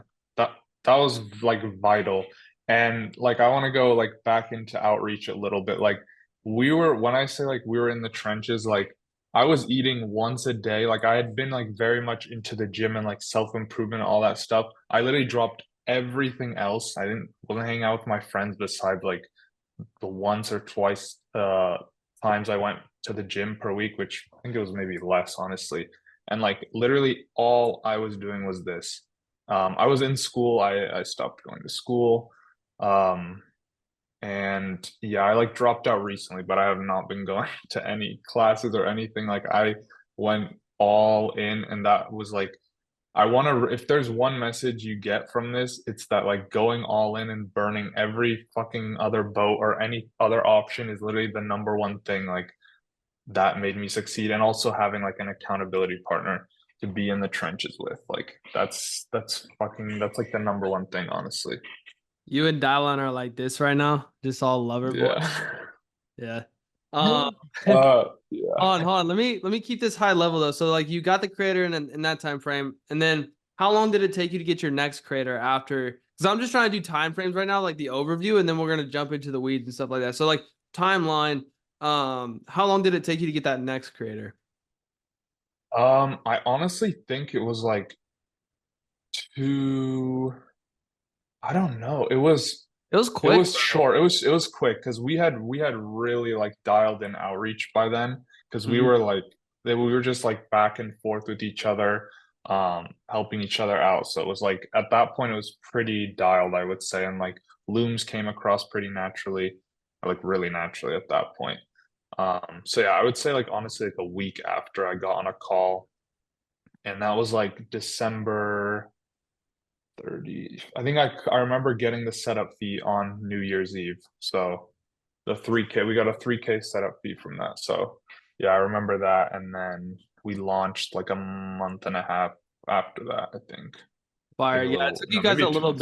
little bit to launch. Yeah. For being perfectionist. I was on those inner circle calls. I'm like, I really hope you don't perfectionist your way out of this because this is a good creator, you know? Yeah. And Yeah. okay, so and then you launched. What happened when you launched after a month and a half? So you got that one creator, 3K setup fee. By the way, guys, I want to highlight this is just a paradigm shift. 3.5K, actually, sorry, 3.5K. 3.5K setup fee, right? And then I want to highlight this for you guys. Listen, it took him 2 months to get his first creator. And then guess what happened when he got his next creator? It took him 2 weeks, right? Or however long. It was a short period of time. Similar. Short. Right? 2 weeks. Why did that happen? Because this is from the last call. You guys learned about this concept last week with Dylon. I want to see who's been paying attention. Why is that? It's just literally, oh, they're asking. Yeah, let them answer. Yeah, we gotta get them engaged. These guys can't be falling asleep. This guy's making 40K a month, bro. Like he knows what he's talking about. It's the learning curve, right? It's you improve over time. And remember with Dylon, I'm pretty sure we actually pulled this up on, I still have the drawing but I'm pretty sure. Let me check because I'm pretty sure like this is like super. This was like our super valid point on the last call. I might not have the drawing low key. Might have erased it. That would be kind of sad. No, that's Preston's. Yeah, maybe not. I think I erased it. Damn, that's unfortunate for you guys. But it wasn't until like Dylon. I remember. I'll just give you guys a recap. Dylon told me it wasn't until like 80 looms is when like there's this like curve and it goes and shoots up exponentially. But like if the x-axis is like looms sent at the 80 looms mark, that's when Dylon said he started getting the most responses, right? Towards the end in his outreach, where he was sending like dozens and dozens and dozens of outreach messages. It wasn't until the tail end where he started getting a ton of results, right? Because that's what it takes. You have to really like Nicholas said, or Nick, what Nick said, you really have to dial that in. So what would you say, Nick, was the thing from your perspective that like got you that creator like pretty much instantly after the first one? I honestly couldn't pin it on one thing. Like, I know that's kind of like the worst answer, but it's like everything kind of comes together. Like, it's just like you have a script and you kind of go off it, and it's just like everything sounds natural. You're not salesy, but you have like enthusiasm. Maybe like a small thing. I think Dylon said it last time, but like enlarge your like loom bubble at the beginning, wave, smile, because they want to see like, I don't know, I guess they want to see someone that's like not a bot, basically. Yeah.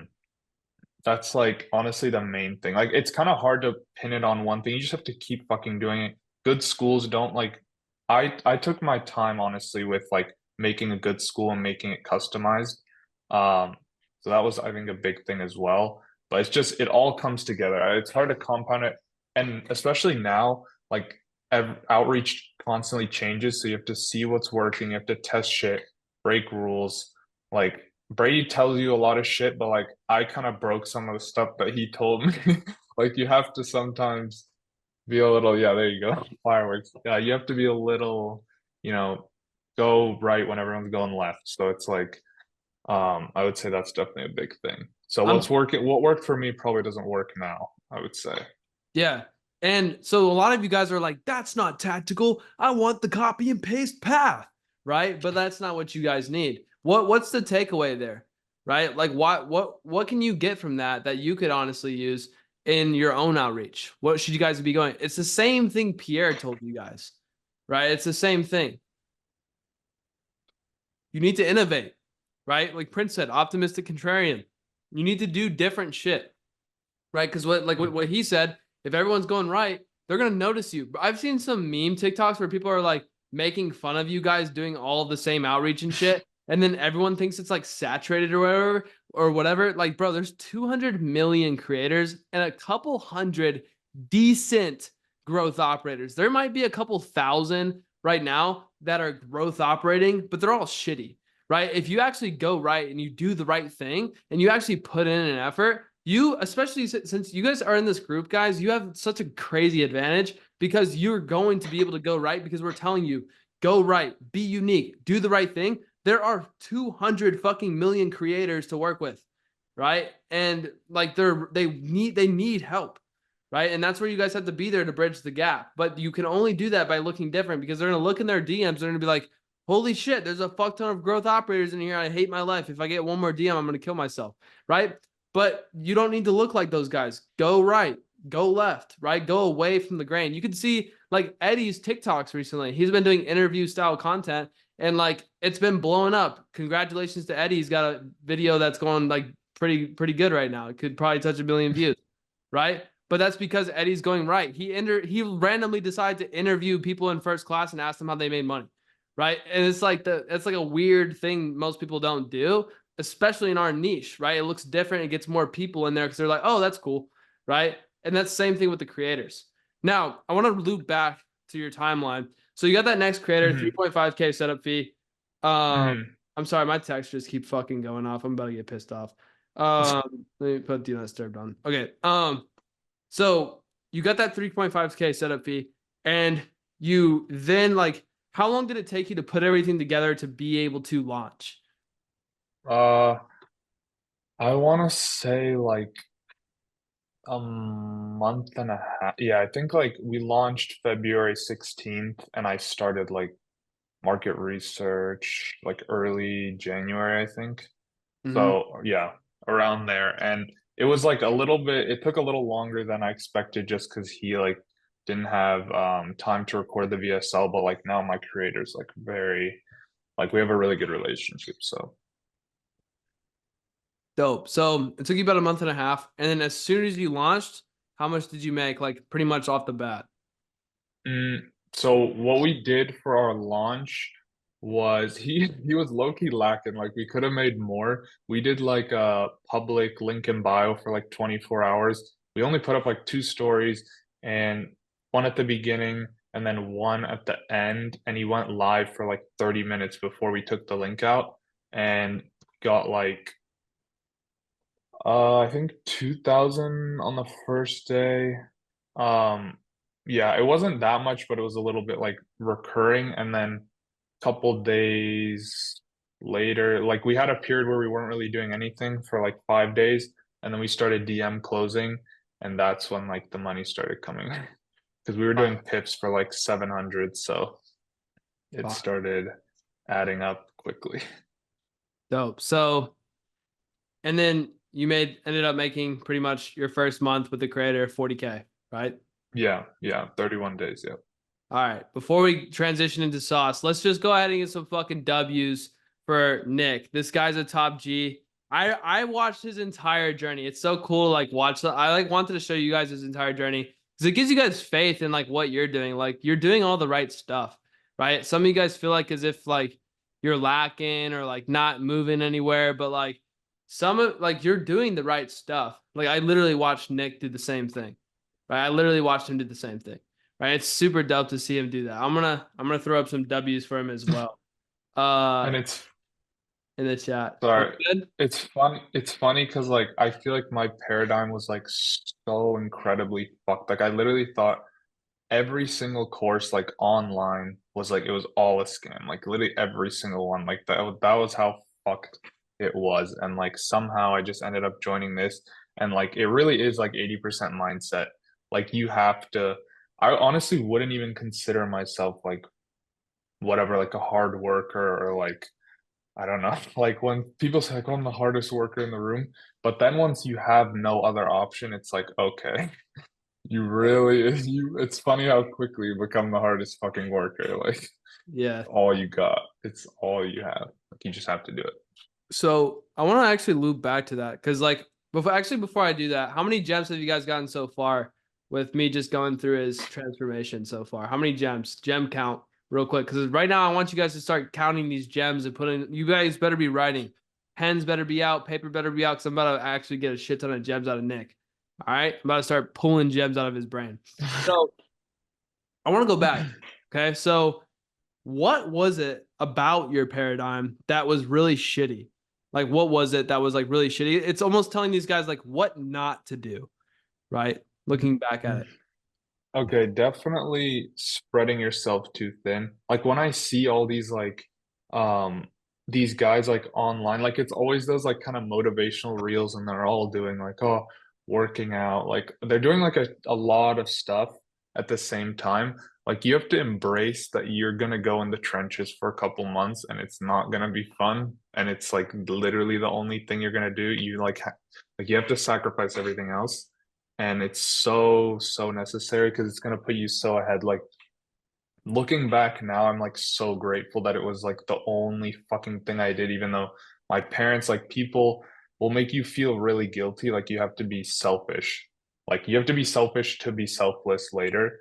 And like when a bunch of people are asking like, oh, like can you just hang out with me for like a little, or like it's just 1 hour, you have to just say no to everyone because all that little time like adds up. That's why I was only eating like once a day because I was like, I really don't have time for this right now. Like it was just wake up, work, sleep. And then my sleep schedule is also fucked because I was like on American time. So I would wake up at like fucking like 3 p.m. And in Prague, it would get dark at like 4. So you get 1 hour of light and then it's just working till like 6, 7 a.m. Just literally just grinding. basically.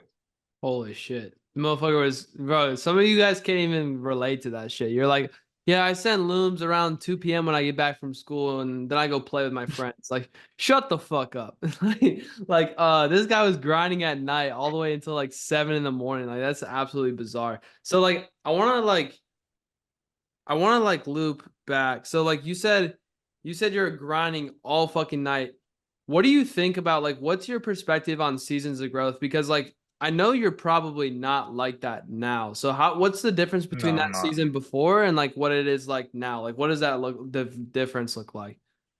Well, right now I'm hiring out a bit, so I'm like buying back my time, which I'm very grateful for because now I can like I'm actually like going out and stuff. Like I can live my life now. But I knew that like Hormozy said, like there's that season of your life where you just have to say no to everything and literally like sacrifice everything. And like you might lose some friends because like how do I say this? Like they don't understand in a way. It's like, oh, I'm gonna hang out with you in like 3 months. Like it's kind of weird to say that. Uh, but it's just necessary. And I guess the real ones will stick around. But you just have to sacrifice it. Like it's just sacrifice. If you really, really, really want it, then you'll do it. And And when you have no other option, that's what you'll do. So was it worth it? definitely.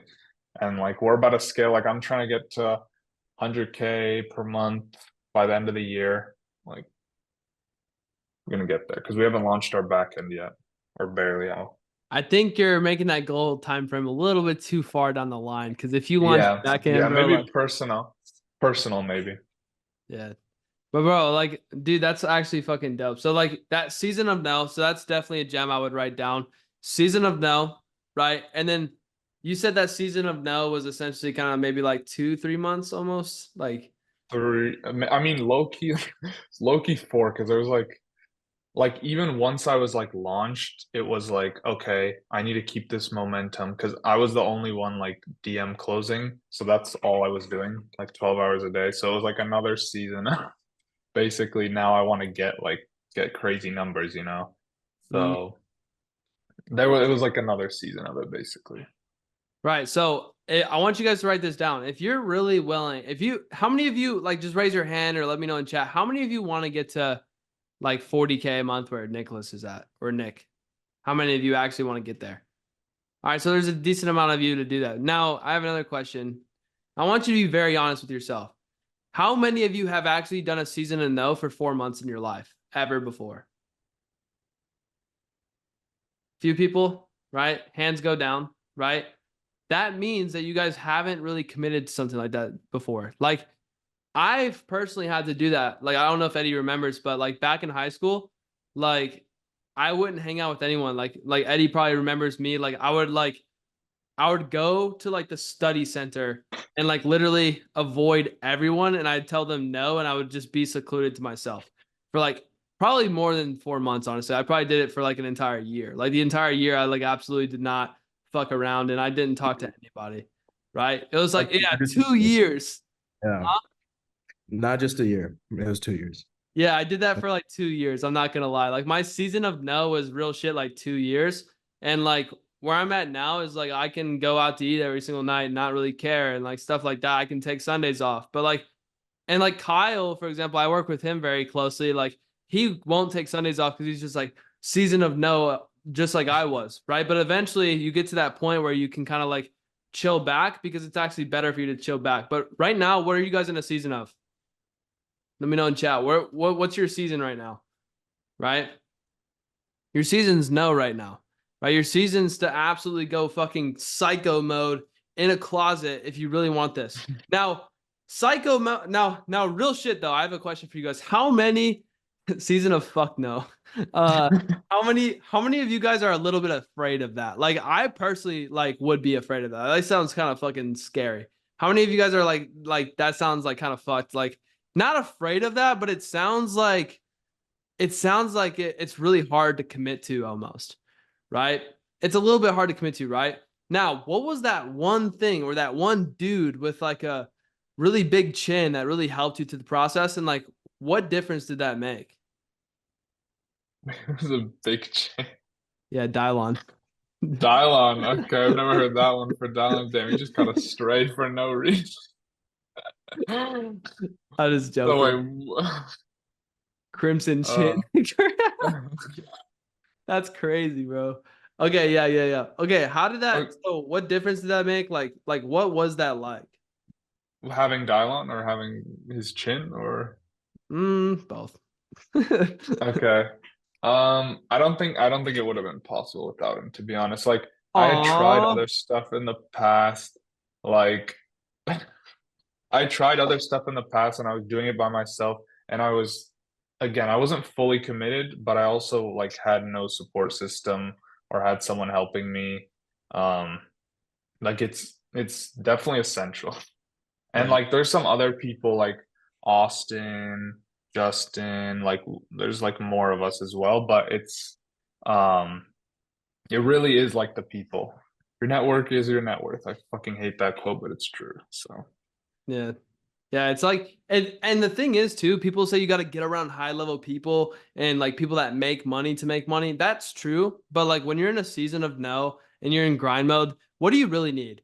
You need someone who's also not making money but super hyper psychopath committed to like grind mode with you. Cuz like you're both not making money, but if you both have that paradigm shift of like I'm going grind mode, you're gonna do it. Now, I have a question for you. So, like, what was your like protocol? Because I know we talk a lot about accountability partners, but I feel like mhm. some of you guys hop off this call, go to try to network with people, but like it kind of folds because you guys are all weird. Like all you guys are like weird like internet people, right? And there it like doesn't click. What do you think it was about you and Dylon that like clicked? And like what was almost your protocol? Because me and Eddie, like we just like to fucking riff, but like Mhm. what was your protocol to like be productive and have a lot of fun together?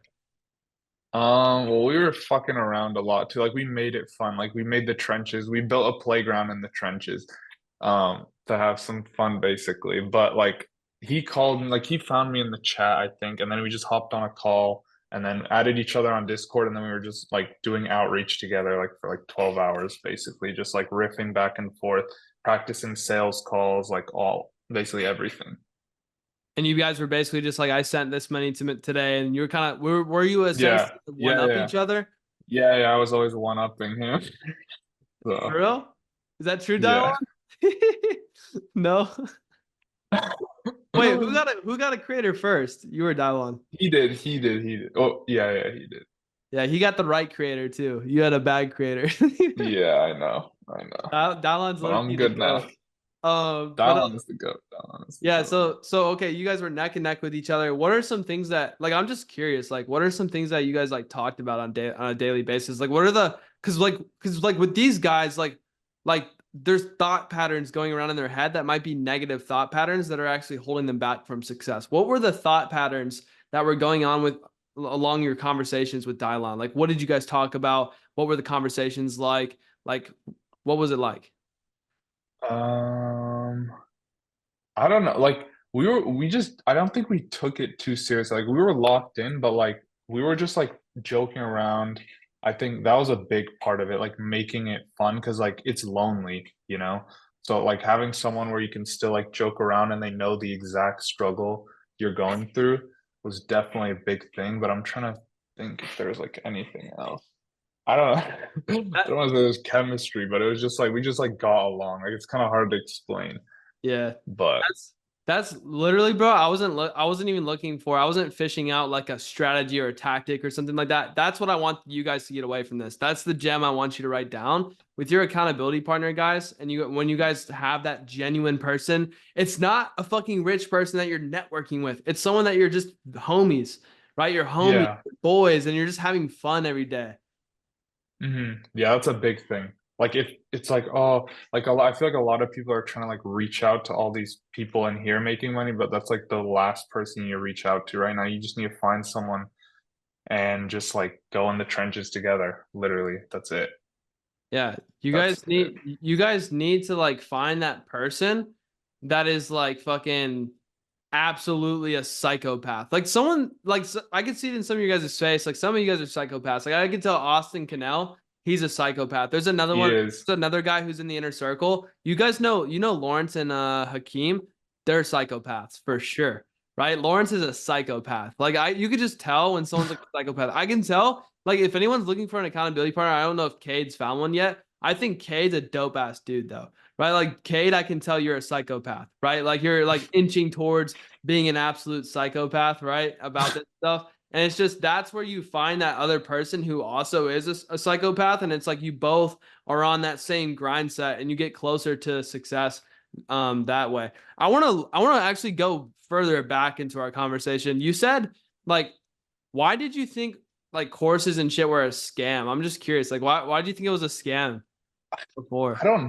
I don't know because I had like tried like literally my paradigm might have been so fucked that I literally thought like I had tried drop shipping. I got like 1 or 2 sales maybe, and I literally thought like every like drop shipping creator, I thought it was all fake. Like I literally watched like a case study video. I thought it was fake. Like I don't know what the fuck was wrong with me, but it was like so incredibly fucked that I don't know what the cause of it was, but it was really bad. And then what besides Eddie's TikTok that you saw, and I assume you kind of got it a little bit later, but what was that thing that kind of flipped your paradigm? Like that what was the paradigm switch? What was the moment you're like, I'm all in? Like this is like all chips slide to the middle of the table. Like I think you're a big burn the boats guy. We'll talk about burning the boats. Yeah. Like you move the Yeah. chips to the center of the table. What was that moment where you moved those chips in the table? I think it was maybe seeing like really seeing the results in the community. Fuck, it's hard to put a finger on it, but like it might have been that it was like a community and that I could actually see like the people that made money, like actually see them like interacting like in the community. I was like, whoa, okay. Like they're actually real. Yeah. I don't it's hard to say. But then I like joined Inner Circle and like after that I remember like seeing people, I think it was like Andrea. I saw him, he was like talking about, he was like, yeah, I like made a bunch of money, but like what should I do here? I was like, whoa, he's like actually making money. And it's like it was I think I was all in already at that point because that was all the money I had putting it into Inner Circle. But that like definitely solidified it more because I hadn't dropped out yet or been like sold on that idea, but after that, I was kind of like, holy shit, I have to go completely Yeah. all in, Fuck it, right? literally. But yeah, so you said basically like you saw people. Now I know that there's a lot of people. Now I want you to think of old Nick. There's a lot of people in this call right now that might still have that like thing in their head. Like I don't know his name, but I think it's DOC. Like he might have that thing in his head. Like you can see him, he's got like hunched back as fuck. Like he's chilling. Like look at it, look at his ass. Like people that like that on this call, right? People who are like still like kind of like that minds they need that mindset flip of like they probably still think like results that we even show it's like, oh, that's fake, blah blah blah blah blah, right? Like Mhm. what would you say to that person? And not only that, like think about what you would say to old Nick. Like I was a fucking idiot, I guess. I think the mindset videos also like not necessarily manifestation, but like I don't remember how you put it exactly, but like imagining the results and then just taking the action to get there, like acting like you're kind of already there. And I think that helped me a lot, honestly. Yeah. So okay, so extrapolating back, basically like finding the goal and then extrapolating backwards from the actual result. Gotcha. Yeah, yeah. So yeah, that's pretty And much what these calls are for too. Like it's the best to be able yeah, to see like everything and then extrapolating backwards. What were you saying though? I I feel like it keeps going back to burning the boats, but like maybe it was because I had tried like all this other stuff, but I could always fall back on school, and then I think burning the boats like forced my paradigm to shift. Like I don't think it had fully shifted then, but I was just like, fuck it, I'm gonna just try and maybe it'll work out. And then eventually it was like, okay, I literally have no other option. It started shifting. And I think it was also like me and Dylon talking back and forth. I think that definitely helped. And like Austin and some other people as well. 100%. Were you on the call on Saturday that I did with the Paradigm Gems call or no? With the bear? Yeah. Yeah, I was at the gym, but I was there, yeah. Would you say it's a bear scenario or no? Is that what you mean? Def I think so. I needed like- something chasing me because I Okay. wanted always 10K, but I didn't have like a need for it necessarily. Like, All right. This is perfect. We're gonna talk about this. I like to pull out a Figma for these types of calls and teach you guys a concept. This is a fat gem, by the way, guys. All right. So on my last Paradigm Gems call for the inner circle, I was talking about the theory of constraint and like what the unlock was for the theory of constraint. Like the theory of constraint is basically like you have this constraint that's holding you back. Like the constraint that was holding Nick back is that he hadn't burned the boats yet, right? And it was the constraint, and it's what's holding you back from actually getting what you want. It could be like 10K a month, 20K a month, 30K a month, 50K a month, whatever it is, right? Whatever your goals are, that's the thing holding you back. All right. Now this is a very high level concept. Okay, but it's very, very important. All right, so I just want to honestly just get rid of this because I don't want to confuse you. Okay, so let's imagine this is what Nick means, by the way. This is a visual representation of what happened to Nick. Okay, so this is a grizzly. I want you to ignore my drawing, and I want you to imagine this is a grizzly bear. All right, and then I want you to imagine this as a sack of like 10K in cash, like at the top of this mountain, and this is you right here. Okay. And then climbing up this mountain, you'll get to $10,000 a month, or the cash money, like the thing, right? This is a goal. And this is like a big fucking bear that's chasing you. Now, I have a question for you. There's $10,000 at the top of the hill, right? And we'll start with the grizzly bear. There's a grizzly bear chasing you. You're going up the hill. It's chasing you, and you have to run up the hill to get away from the bear. All right. That's scenario A. There's a bag of money at the top of the hill, scenario B, right? And you need to run up the hill to get the bag of money. I have a question for you guys. In which scenario are you running faster? Are you running faster away from the bear that's chasing you? Or are you running faster towards the actual money that you're going to? Which one? Which one are you moving faster away from? Which one's going to make you sprint up that fucking mountain, right? The bear. Obviously, right? Now, a lot of you guys, or now I actually have a question. See if you guys are paying attention. What was Nick's bear? I'll let Nick answer after. But what was Nick's bear, do you think? Like, he wanted to get to $10,000 a month. He never even, I don't think he even expected to make $40,000 a month off rip, right? Like, no. like, Actually, no. I think my paradigm was shifted by then. I said I was gonna make 20K in the first 2 weeks after launch, and we did it in 13 days. So at that point, I started to like have belief, and then it started happening. So it was like an exponential shift, low key. Like, I think. 100%. You guys only one person? Only one person knows Nick's bear? That's crazy. All right, Nick, tell us what that bear was that was chasing you behind you to get you to that goal. What was that bear of yours? Well, having no other option and like being a failure, literally, like, because I dropped out, so it's like there's no like other option, and especially since my parents like expect a lot of me, so I'll probably be a little disappointment to them for a little bit, but that's necessary. Sometimes you have to go your own way. So it's definitely like literally just having to do it. 100%. I Like, want you guys to write that down.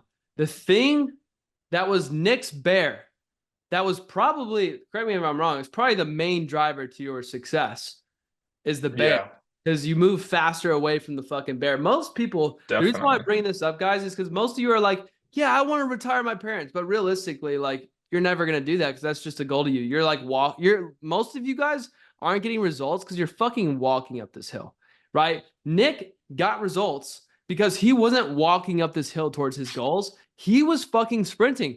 Just like you guys literally heard in the beginning of this call, he was on fucking calls with Dylon doing outreach for 12 hours a day for like 2 months.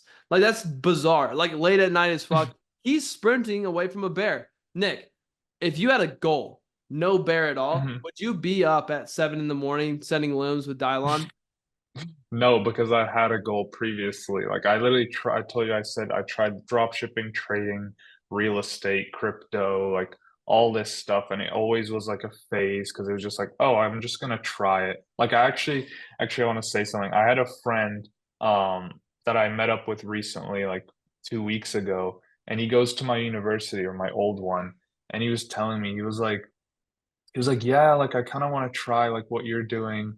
Like he's cool, but I instantly stopped him. I was like, the way you just said that is like so wrong. Like nobody that I know that is at the top, like Elite Roundtable or whatever, no one is like spread themselves thin. Like I told them either just go fucking all in or don't try at all, because what we're doing works. It's just like, are you gonna actually commit to it and like trust yourself that you can actually do it?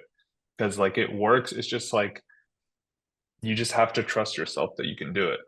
So The fact that that guy said try.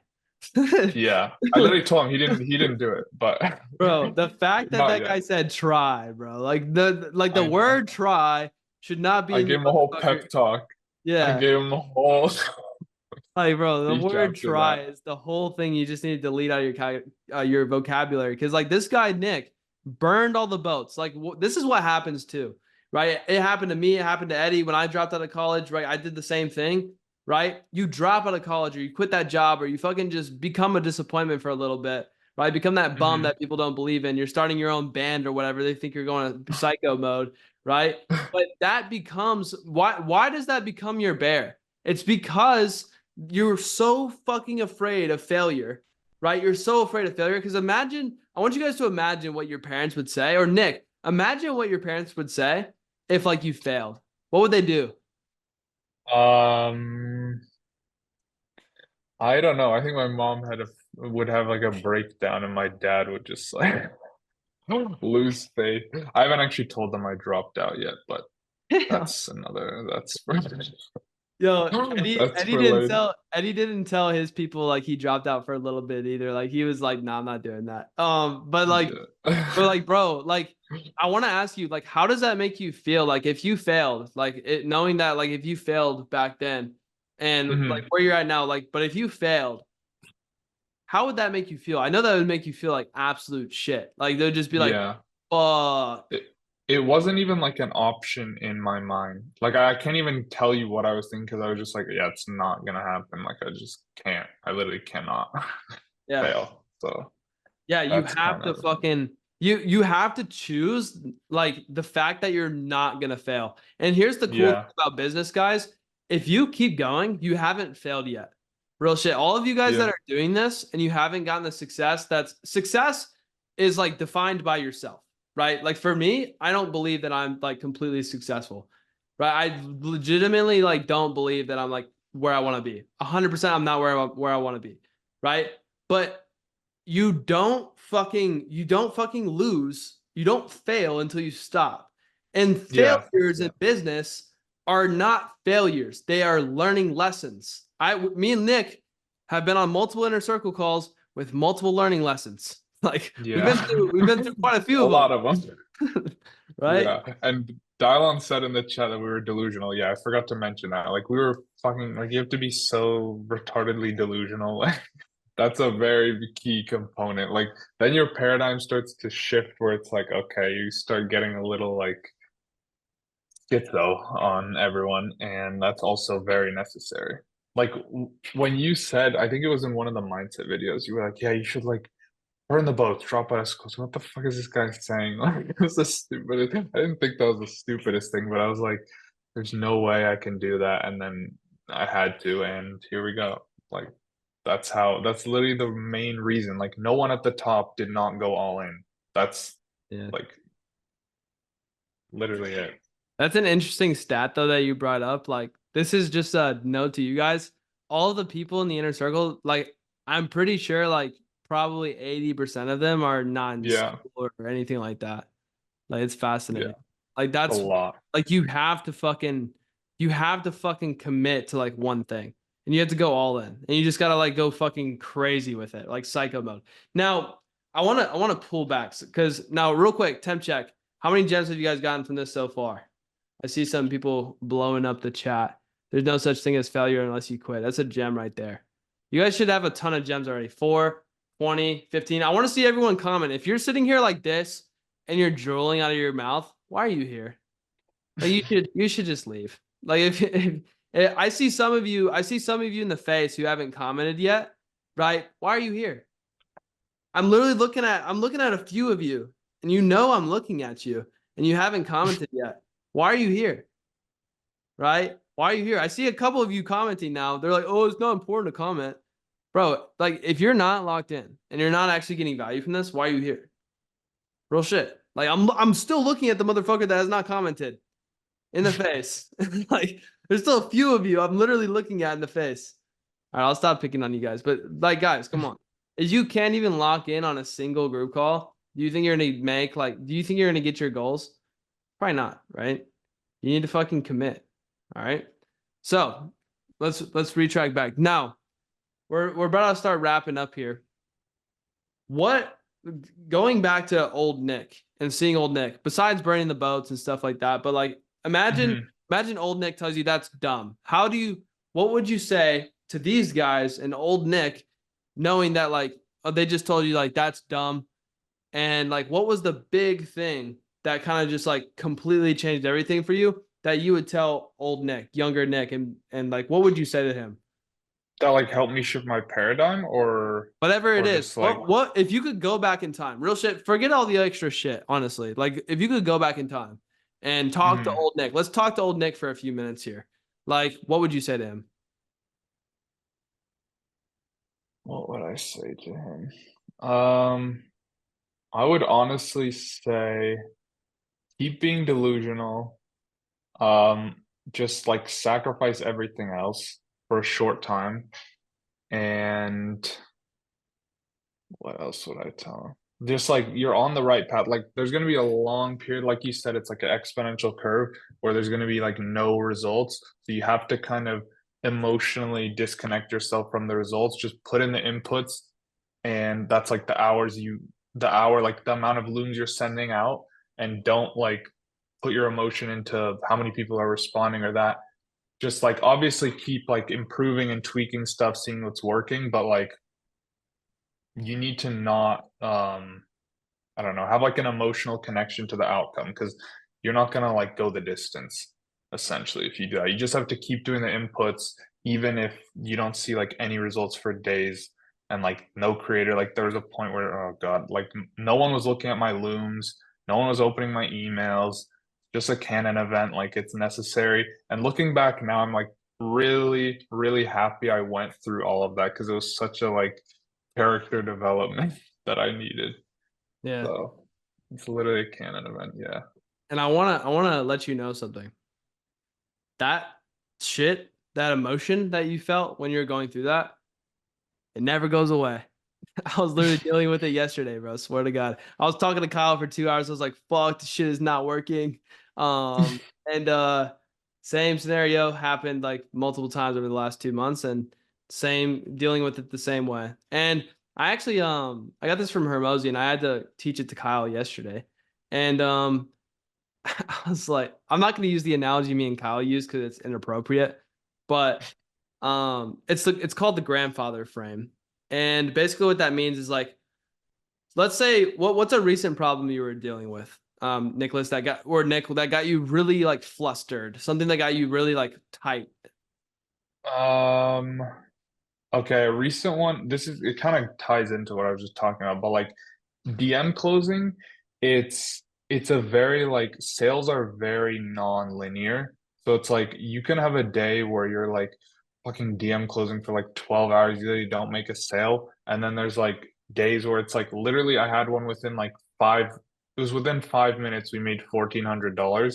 And then there was like a day where I only DM closed, like one of the rare days, like reaching towards the end, where I think I only DM closed for like 3 or 4 hours and we made like 4K that day. So it's like really hard. It's easier said than done to like disconnect your emotion from the results, because like it's so unlinear how much like money you make. So yeah, that was definitely a big thing. Like you have to try to disconnect yourself as much as possible. So yeah.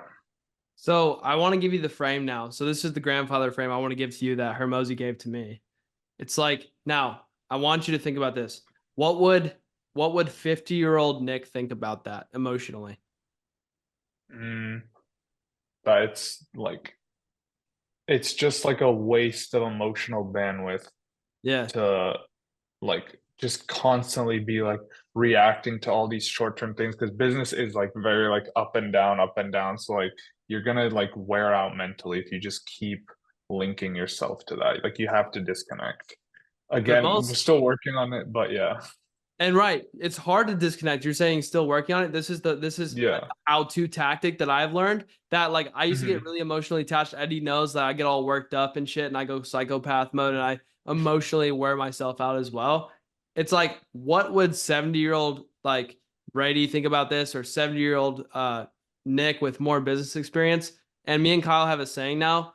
It's just another Tuesday. Right? Just another fucking Tuesday in business, right? I've been through this a million times already. Like that person, Yeah. like it's taking a frame, like a problem. Like let's say you have a big problem. It's like Dylon had his first refund request the other day.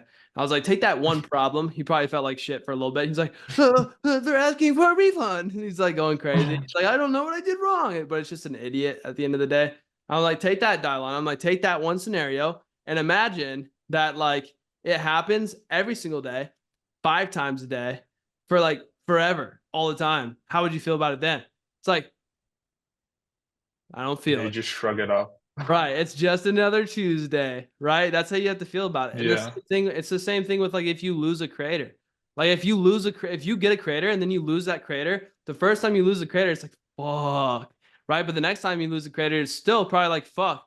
But like, how many creators did 70-year-old Nick lose? Hundreds. Yeah. Right? It's just another Tuesday.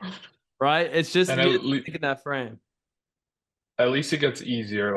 Like now, if I lost this creator, I could get one literally today. But yeah, you really Why like is that? Why is that though? I want these guys to know. Why can you get a creator instantly? because I went through the damn trenches. I have the social proof now, and I can separate myself very easily Leverage. from the hurt. Yeah. Leverage is fuck. All right. You guys, how many gems did you get from this entire call with Nick today? W Nick. Lots of I want Nick to see how many gems he gave away today. Lots of fucking gems. Let's see. 16, 5. Again, if you're not commenting, why were you here this entire time? Why were you here? 7, 9, 20, 27. 1 hour of gems, 23, 15, 21. Bet. All right, boys and girls. Any last words for Nick? Any last words, Nick? Mm, Any last words? Anything you want to say? just burn the boats. Like just drop out, quit the job, whatever. Like you're gonna die. It's not gonna matter. Like just die trying. Yeah. That's my Bro, 2 cents. I die trying with someone at least. Like I got Dylon, we would have just not made it together at least. Because I bro, would have pulled him down with me. that shit makes me so happy to see you guys have like an actual friendship in the group. You guys both came from Yeah. like completely like different places, met in the community, and now you guys are like lovebirds. It's insane. Yeah. You know Zane and Aiden? You know Zane and Aiden? Yeah. Zane and Aiden Yeah. joined our first community we ever created. It was $20 a month. It was like 3 years ago, right? It Damn. was called the Shot Callers. I don't know if you guys have seen, but our actual business name is the Shot Callers Yeah. LLC. And they joined that group and they became business partners in that group. They've been business partners for like 2 or 3 years now, which is fucking bizarre. That's sick. Right. And they have like Z&A Kicks as their brand and shit. It's hilarious. And it's like not hilarious, it's cool as fuck. That like they just have that. And it's like, guys, if I could transfer one belief to you on this call, and people are dropping off, which is insane, but like if I could transfer one fucking belief, right? It's the fact that like people in this community, like you're not like a lifelong partner. I don't want to talk about marriage or anything, 'cause I know you and Dylan are getting close, but like that one person that you could be best friends with and talk to every single day and enjoy it is inside this community. And what's fucking hilarious is I talk about Kyle all the time because I genuinely talk to this motherfucker all the time, like literally all the time, because we're trying to fix business stuff and like we just work really well together. I met Kyle inside the community. He like literally was a student.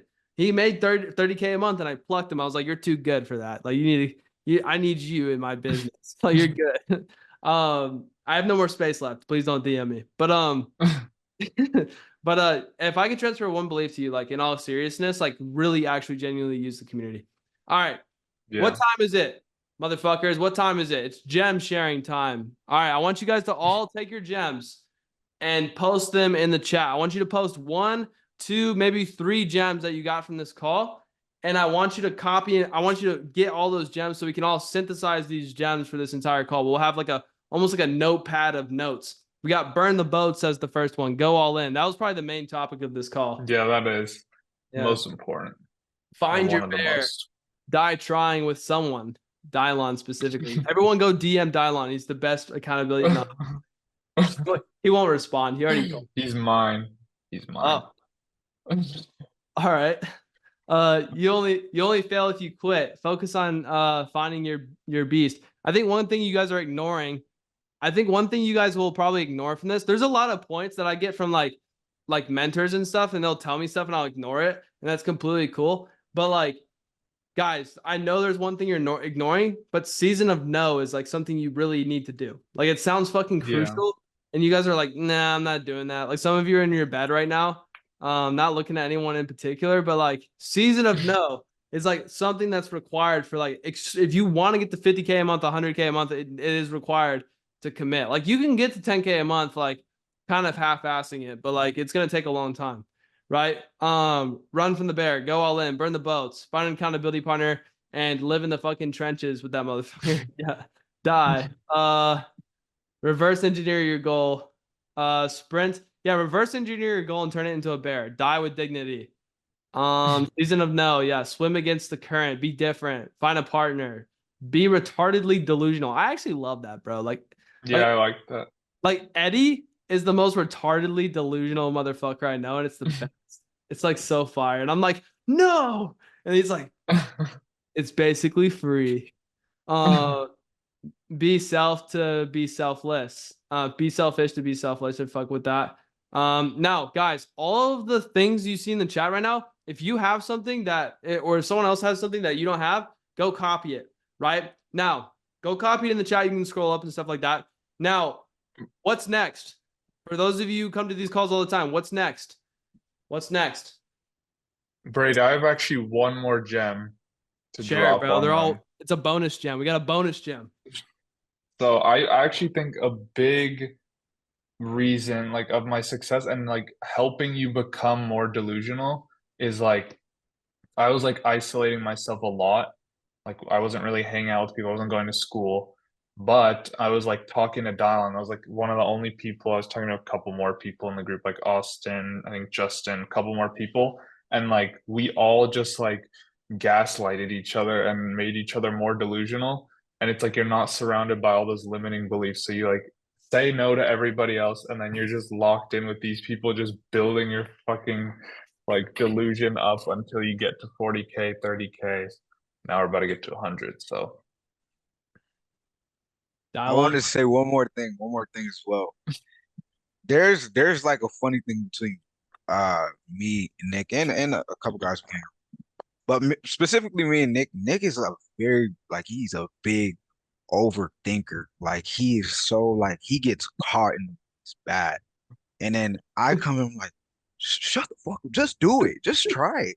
Just try it. And like we compound each other kind of like, because then I swing too hard and he's like, bro, you have to think like this, like, and then I get it. So I was like, it's funny. So yeah. That's fire. Because that's literally, bro, I did by the way, guys, if you want to know your personality type, go to like do a Myers-Briggs test. But I had me and Eddie did a Myers-Briggs test. You guys could probably do the same. Nick and Dylon did the same Myers-Briggs. But Eddie has his personality trait is like commander, where it's like kind of just like Dylon, where it's like go, go, go. And I'm kind of more of I need rationality and data for it to fucking like be like a thing I do. And it's like, I don't know, I gotta tinker with it. And it's like you mentally masturbate. When you're a beginner, that's actually the worst trait to have. You need somebody like that, where it's just like, stop being a dumbass, just do it, right? Because you don't need to think about anything. You'll be really good at scale though, where it's like you're thinking. It's because once you get to like 100K months, it's more about like actually making really good decisions and shit. And that's where you'll be cracked, right? But like sometimes you'll overthink your way into spirals and stuff like that. And it's just like there's a good balance of the yin and yang between like do and don't do and shit like that. It's a cool like mix. But I figured out recently, me and Kyle have the same personality trait. That's why we're able to talk for like 2 hours on end. Like literally last night we talked for 2 hours. because like we just literally like understand how our thought patterns work together. And then Eddie's just like, no, we just rail traffic, like just rail the traffic down the funnel. Let's send it. Right. And like, it's a perfect, you have to have that like perfect storm. So sometimes it's dangerous with me and Kyle. We'll talk in circles and not get anywhere. But then Eddie comes in and it's just like, do, thing, unrationality. Let's do it. It makes sense. And like, you should, right? Yeah. That's All right. definitely a big part. I think I'm like a mediator or something, but yeah. Yeah. Personality to. Oh yeah. All right. So action. Before we had that bonus tip, we have action. All right. I want all of you to go in the community and I want you to post your gems. Post it in Creator Accelerator, post it in the community, and go find a Dylon, right? Go find a Nick, right? If you are going at this alone, especially if you're in the inner circle and you haven't used the accountability pairing stuff, if you are going at this alone, you're not using the accountability pairing calls, you're not using stuff like that, bro, you need to find someone else that's serious, bro. Because if you find someone else that's serious, you need to absolutely go. You're gonna take so much longer than if you actually found that one person, right? So go find that other person, go take action, post your gems in the community. And if you have any other questions about this, post it in the community and other people will help you and you guys will talk to each other. It's how you don't just be like, who wants to network? Go spark good conversation and talk to people and add value, right? And you'll find your way to success. All right. Nicholas, thank you so much for coming out, right? Dylon, thanks for being Hold my name on the line. Nah, Nick. We have to restart the whole thing. I don't know why my brain can't like register it. It's like, I don't know. I've just been calling you Nicholas for so long that I'm like trying to reform my brain at this I'll point. put a name tag on or just like on my head. Yeah, that'll be fire. All right, guys. Or paint my wall. If you have any other questions, post them in the community and I'll see you boys and girls in the next one. Peace. Dope. All right, cool. So we got Austin here today. Austin has made $30,000. And what was the timeline on that? About 1.5 months right now. One and a half months, $30,000. And he's here to give you guys some sauce today, some gems. Who's ready for some gems from Austin? I want to see all the W's in chat or we are not moving on. And I'm not showing you guys any of the gems that Austin has gotten from making $30,000 as a growth operator. I see Prince. I see Dylon. Dylon's a real fan of Austin in the chat. I see Cody. It's nice to see you in here, Cody. I haven't seen you in a while, bro. What's up? Dope. Cool. You guys ready to get some gems from Austin? All right, sick. Austin, you just muted yourself. There we go. My back. Okay. All right, bro. Tell us like who you are, where you're from, when you joined CA, when you joined the inner circle, and where you're at money-wise now. How many creators have you had? Just give us like a super high-level overview in like 60 seconds. Little synopsis. Okay. Austin Connell. I'm from Texas. Joined Creator Accelerator on November 22nd. About 2 weeks later, I would say I joined the inner circle. From there, I worked with one client that was pretty huge, didn't go the greatest. After that, we kind of like, flailed around like a dead fish for 3 months, tried to make it work, didn't end up going, parted ways. 3 months later, locked in with another client around April, launched at the end of April, beginning of May, did about 30K since then. We're at the 17th right now, and here we are talking. Baller. Let's get some W's for Austin. Big congrats. And that took you how many months? How many months did that take you? About 6. Cool. So you basically you made some life-changing money in 6 months. Yeah, the cool part is it all compounded too. Like at first, I really didn't make a lot. I probably did 8K with the first client total, which was about 2K take-home profit. And then April, just bingo, it all kind of hit at once. 100%. I like it, bro. I like it. So just from a very, very high level, I want to give these guys a quick dopamine hit, a quick gem they can walk away with like immediately. Okay. Looking back on your entire journey, bro, what is one piece of advice you'd give to one of these guys that's like really struggling right now and they're failing to like really see the bigger picture? What's one big gem you would give them? Don't stop. Don't stop, because you won't see the bigger picture at first. I probably still don't see it right now, but I saw more and more as I kept going, as I just kept kicking the ball down the road, kept pushing the mountain, just don't stop. Okay. Because you guys are 1 second away from hitting it. You're one client away. You're one launch away. Just do not stop. The only way you're going to lose is if you quit. 100%. That's actually super sick. What's one realization recently where it was like, oh shit, like I didn't stop and now I'm here? Like when did you like kind of realize that? I think it was low key the opposite. Like I kind of let my foot off the gas and I realized, okay, you can never stop. Even if, you have some success at first, after that, it doesn't matter, dude. Kick the ball back down the road. There's a new challenge. There's a new goal. So I think for me, it was like, okay, I can't ever stop. That was more of a realization I had recently. What made you stop? That was like that one thing where you were like, oh yeah, I can kind of kick back. I So felt these like I guys was can hot shit. I thought I was, oh, I'm hot shit now. I made like fucking 30K. Whoop-de-doo. That's recently. change. Yeah. So I Recently. thought I was like, oh, I'm on top of the world, but you're still a little small fry. You just gotta get back in the laboratory and keep cooking. Interesting. Hell yeah. So that's your guys' first gem is like never stop. And I'll say that's like a good solid point for beginners and then like more advanced people, right? I remember when me and Eddie were first going into business. I remember this motherfucker Eddie, he's not on the camera right now, but this motherfucker Eddie, we like made some money. And this motherfucker Eddie went to Greece and I was like alone and I was like scared because like he was my leads guy and I didn't have any leads. It's like your creator, like imagine you and your creator make like a bunch of money. And then your creator's like, all right, peace. I'm going to Bali. And I'm like, wait, we won't make money. And then like, I've been on the opposite side of that. So I've personally never have taken a break because I've like witnessed like what happens on the other side when you do take a break. It's like, holy shit. But what would you say is like good balance though? Because like some of these guys, I'm looking at their faces right now and they look almost like kind of burnt out. Like I'm looking at some of them and they're like, damn, I just sent my 50th loom. I'm fucking tired of this shit. Like I'm tired of this creator not doing anything, blah, blah, blah, blah. How do you like balance? Like, cause I know that you're a work-life balance kind of guy. Mhm. How do you balance the two yourself? Okay, so lately, that's what I've been working on right now. And for me, that's just doing other things I enjoy, like getting some sun, going out skating, fighting, something like that, getting in the gym, anything along those lines. But y'all are gonna hate this. At first, fuck the balance. There wasn't balance at first. It was just all in, maximum intensity. However, there's always a little caveat, right? There's always a little catch, like get some good sleep at least. Don't like be going like 2 hours a night. But low key, fuck the balance at first. If you don't have a client yet, if you're not printing yet, just keep going harder, keep going ham, keep rolling the dice. It's gonna be 1,000 sides, right? And then you want to just get to that last side, to that one dot. And there's your victory. Hell yeah. I'm looking at some guys right now that have recently printed, like Jason Cooperson. I know Matthews made some money. Let me see. There was another guy I was talking to. He was just in the call before. It was Nate. There you are, Nate. Nate's made some money.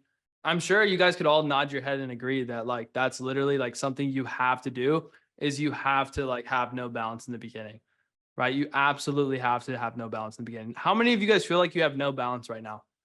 Let me know in chat. How many of you guys feel like, let me know in chat, say that's me. You feel like you have no balance. Maybe your friends are talking about you like, bro, you've changed. Or your family's like, you need to stop working. Like Father's Day was just here.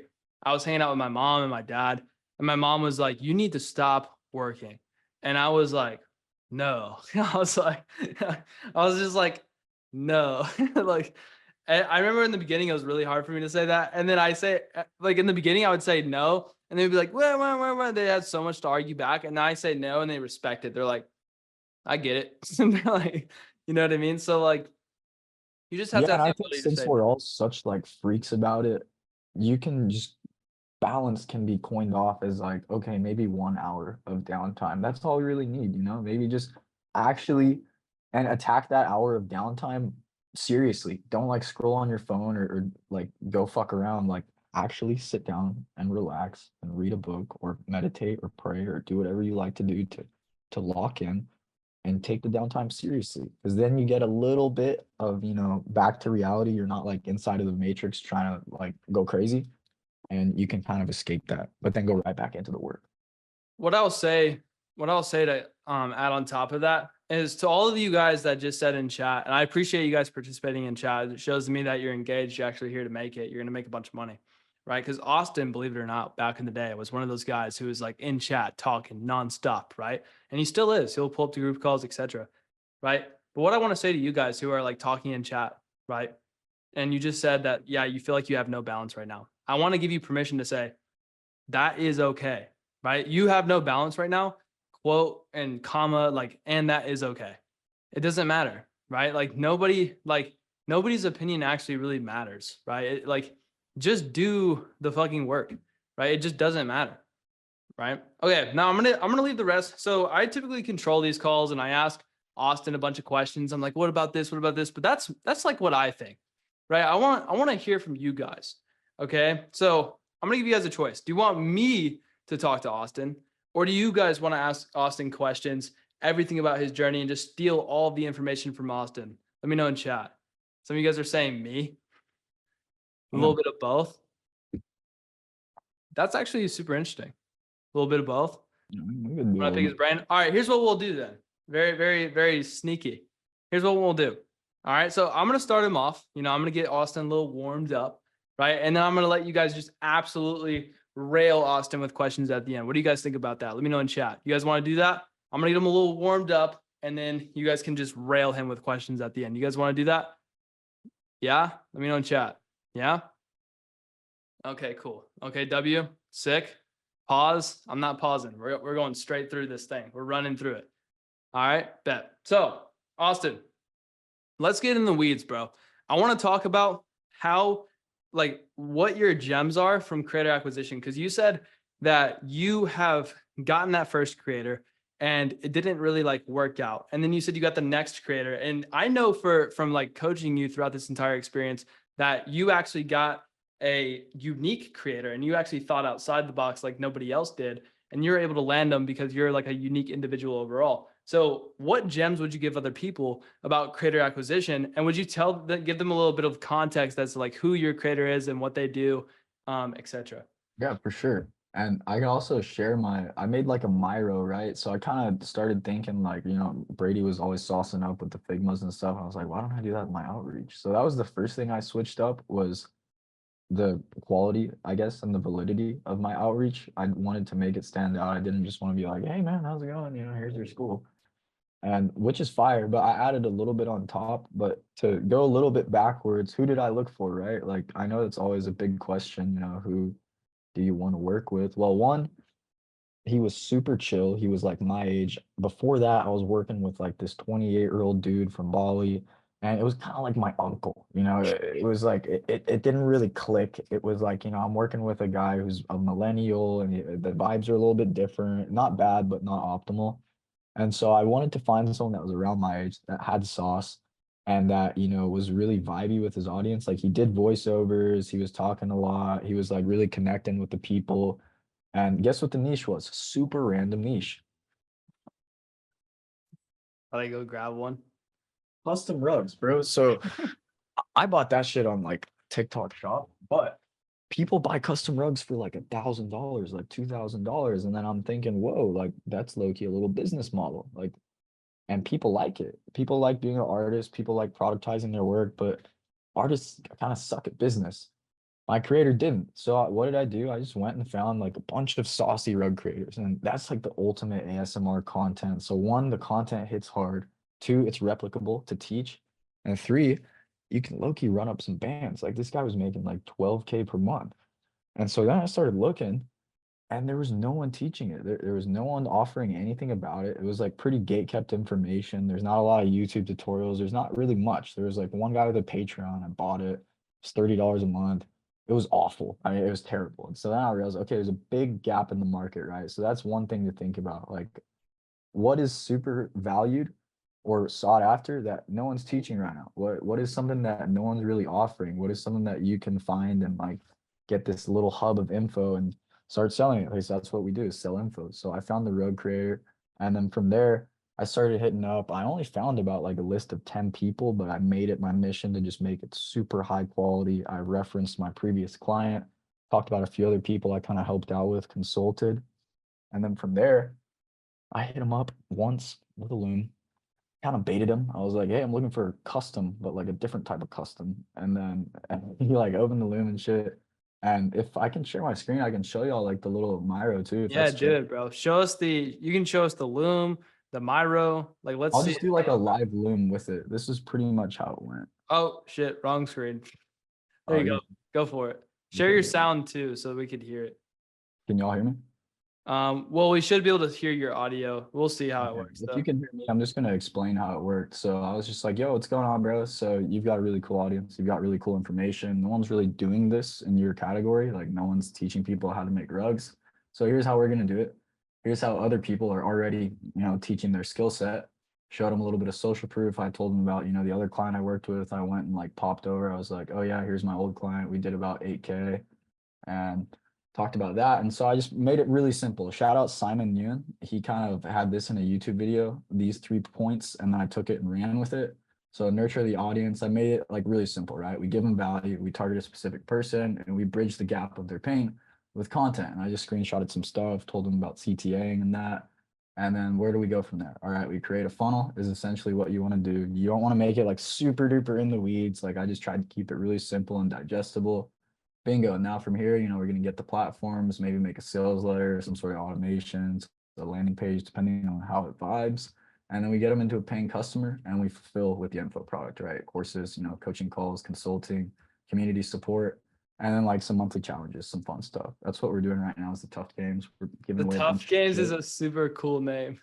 Yeah. So the I tough love games that. just started right now. And so that was it. I sent him that and then I followed up with him. Y'all can like screenshot this if you want. I'm just gonna leave it here real quick. This is kind of the gist of it. You're welcome to like go use this. I don't care at all. You can kind of like twist it up a little bit and use that for your outreach if you like. I think it helped me a lot and it helped me with my pitch, just like understanding it better and kind of a high level overview. So Hold on, real 3, quick. Let me. I'm sorry to interrupt. I just want to make sure you go guys for it. get away the gem real quick. What's the gem here, guys? I don't want you guys falling asleep here because this is insane sauce, by the way. W Austin. But what's the gem here? What are you guys getting away from this specific thing? Right? First of all, he's being different. Right? That's one gem. He's being super unique. Like I know a lot of you guys are thinking in the back of your head right now, which like makes me want to like take you and then like shake you and then like shake you again, right? Because like so I know some of you guys are thinking right now, like, bro, Brady, why don't you give us like a Figma so we could show it to our No, like no, because he created this himself, and that's what allows him to be unique, right? If he like shows, like he makes his own Figma and he's like he makes his own mind map, right? He's like showing the creator how it could be fun, right? And it's like, oh, let's see how it vibes out. Right? He's showing the creator that. And then another thing too is what he said is like, he only had a list of 10 creators. 10 creators. Some of you guys are like, dude, I can't find creators. I only have like 30 creators. Austin had 10 creators to reach out to. A lot of you guys are putting together outreach and you're burning your outreach, right? He cared. So how much time did you spend on the first loom? The first one was to a different person and it took Well, to this one right here, how much time did you spend on it? This I think specific loom. ended up being like a total of 20 minutes. It was like a 3-minute video, but I kept doing it over and over to make it nice. Nice. So that was just the loom. What about all the preparation? How much do you think it all took you to get that one loom out? Low key, at that point, I knew it really well and I understood my pitch and my offer and my value. So maybe it took me another like 30 minutes to think of it, draw it up, and then start scheming. Perfect. So Usman, I remember you, bro. Like you were in the inner circle call recently, and then you also commented under my post. You're like, how do I make looms optimally? I think that's the wrong question, bro. Like, how do you make the best looms and then do it faster? Right? How do I make faster? Instead of asking how can I productize these looms, how can I make the best looms but do it faster? Right? That's a gem right there. Did you guys get that? Let me know in chat if you guys got that. Let me know. I'm not moving on until we keep going. I see Prince. We only got Prince in here. A lot of you guys are asleep. I want to see all of you guys got a gem. I want to see a yes in chat if you got the gem. I see Henry. I see Ryan. I see Dylon. I see Justin. I see Wilson. I see Adrian. I see Usman. There you go, Usman. Speed is not always better. It's better to create quality and then speed through it once you have that quality. Cody, you fuck with it, fire. All right. Keep the screen up. I actually want to dive in through your screen. This is actually going to be fun. Yeah, I'm going to do this a different way this time. I'm actually going to just make you show us your entire business. I'm down. Fire. So yeah, let's start with that. So what other gems would you give them in terms of creator outreach? Like, what do you use? Maybe it's like mail track. Like what's some like creator acquisition gems that you have here on your computer that they can take this tactical sauce and go home with it? Dude, fuck the tactics, low key. Like, just find some saucy creators that you like and make super high quality stuff. I mean, I literally found one niche that I thought was cool and I thought would work. I found 10 people and I made high quality stuff. I already had, you know, like mailtrack.io. I could see if they opened my email. I didn't even email this guy. I just sent it straight to his DMs. I followed up for about a week. So I didn't overthink a lot. I didn't have any magical recipe or any tools. I really just reached out to him. My IG is pretty clean. I think that'll help a lot, low key, guys. Like, clean up your IG. Can you make it show us clean. that actually? Yeah. Because you have a really cool IG actually, and I actually use that as an example all the time in my inner That'll circle. help a lot, dude. I mean, people are gonna take you more serious if you're looking fresh on IG, and you know you have. Bro, like, your IG is literally your landing page. Literally, it's yeah, your so like here's this. This is like my vibes. You know, I've been kind of like pivoting a little bit with the vibes, but before that, it was just straight like day. You know, I'm just trying to scale the business. I'm giving a bunch of sauce, bunch of value. It was like a 15-day challenge all the way till we got to like day 15. I failed the 10K in like 15 days. That was with my old creator. But that was like a lot of sauce, right? I was talking about the business model, how does it work, XYZ, you know, what do I offer as an operator, everything in between. And it just looks more fresh, you know, like if you see something like this and it says I scale info, you go over here, there's a link to like some YouTube videos. Before I had this video, this is a testimony. I had like some other stuff that I was dropping that I would link to. So I had, you know, like do this, you know, just kind of like breaking down some other stuff. So I just added a little bit of social proof, right? Go out of your way to like create authority. guys. I want to stop right here. Back in the agency game, when me and Eddie used to do our agency stuff, sales assets are the most important thing when you're doing outreach. Like you have so your profile is essentially a sales asset. And then everything that you have on YouTube, even a personal YouTube channel, you show them what you do. Like, can you show us like like do this before, instead of, I don't mean, holy shit, I don't mean go make fucking like videos on how to growth operate. Don't do that shit. Like, dude, don't do that. Make videos on how to actually monetize your audience. How do you monetize a creator's audience? And they're going to be interested in watching that. That video has 186 views, and I bet a good like 50 of them are creators. You know what I mean? I did that. And then this one's literally just for creators, right? Because I was like big on personal branding for a bit. Where is it at? I have like some random ass videos. Sorry, y'all. What we got over here, right? This is not even about operating at all. This is basically if a creator wanted to do it themselves, like this is all about like the creator's offer. Like, how are you a magnetic creator? Who are you talking to? Who's your audience? So it's like just really tailored for creators. And that, I think that probably helped, you know. This one got a couple hundred views. So those are sales assets. Like Brady said, you know, you're just spitting authority. Maybe you're writing on Twitter or Threads or something like that. Just put out as much game as you can everywhere. Yeah, a lot of you guys are, I'm sorry to interrupt you again, my bad. A lot of you guys are ghosts, right? You're ghosts and you're reaching out to people and you barely have like an Instagram. You barely have a YouTube channel. You barely have like, you don't even have a YouTube channel. You don't even have an Instagram. You don't even have like I see, I'm actually talking to a guy right now. He's actually my trainer and he's trying to get into business and he's trying to get clients for his personal training business. And recently he just deleted all of his photos off of his Instagram. And I was like, homie, you look like a ghost now. So it's like, you need to like really fucking spam some pictures on there if you want to get clients, right? You have to have your shit optimized. Yeah. What do you think about that? 100p, bro. I mean, think about like if I had, let's go back to my IG. Imagine I had like 3 posts and it was like, I don't know, they didn't even look like this. It was like me at like a frat party or something. And I had maybe like 500 followers. Like, dude, you're not going to fucking work with me. You're not even going to give me the time of day. It sucks to say it, but you gotta like up your social status on there, up your social proof, up your authority, like position yourself, frame yourself so that you look like someone that's about it. You look like someone that you would want to work with. So let's define those things actually. How many of you guys know what authority is? What does authority mean? Right? What does authority mean? What is the difference between social proof and authority? It's not leverage. What is authority? Let me know in chat. What even is authority? Authority means you are perceived as an expert, correct? Now, what's the difference between authority and social proof? What is social proof? See, the reason a lot of you guys aren't even able to like immediately answer these questions, right? What is social proof? Right?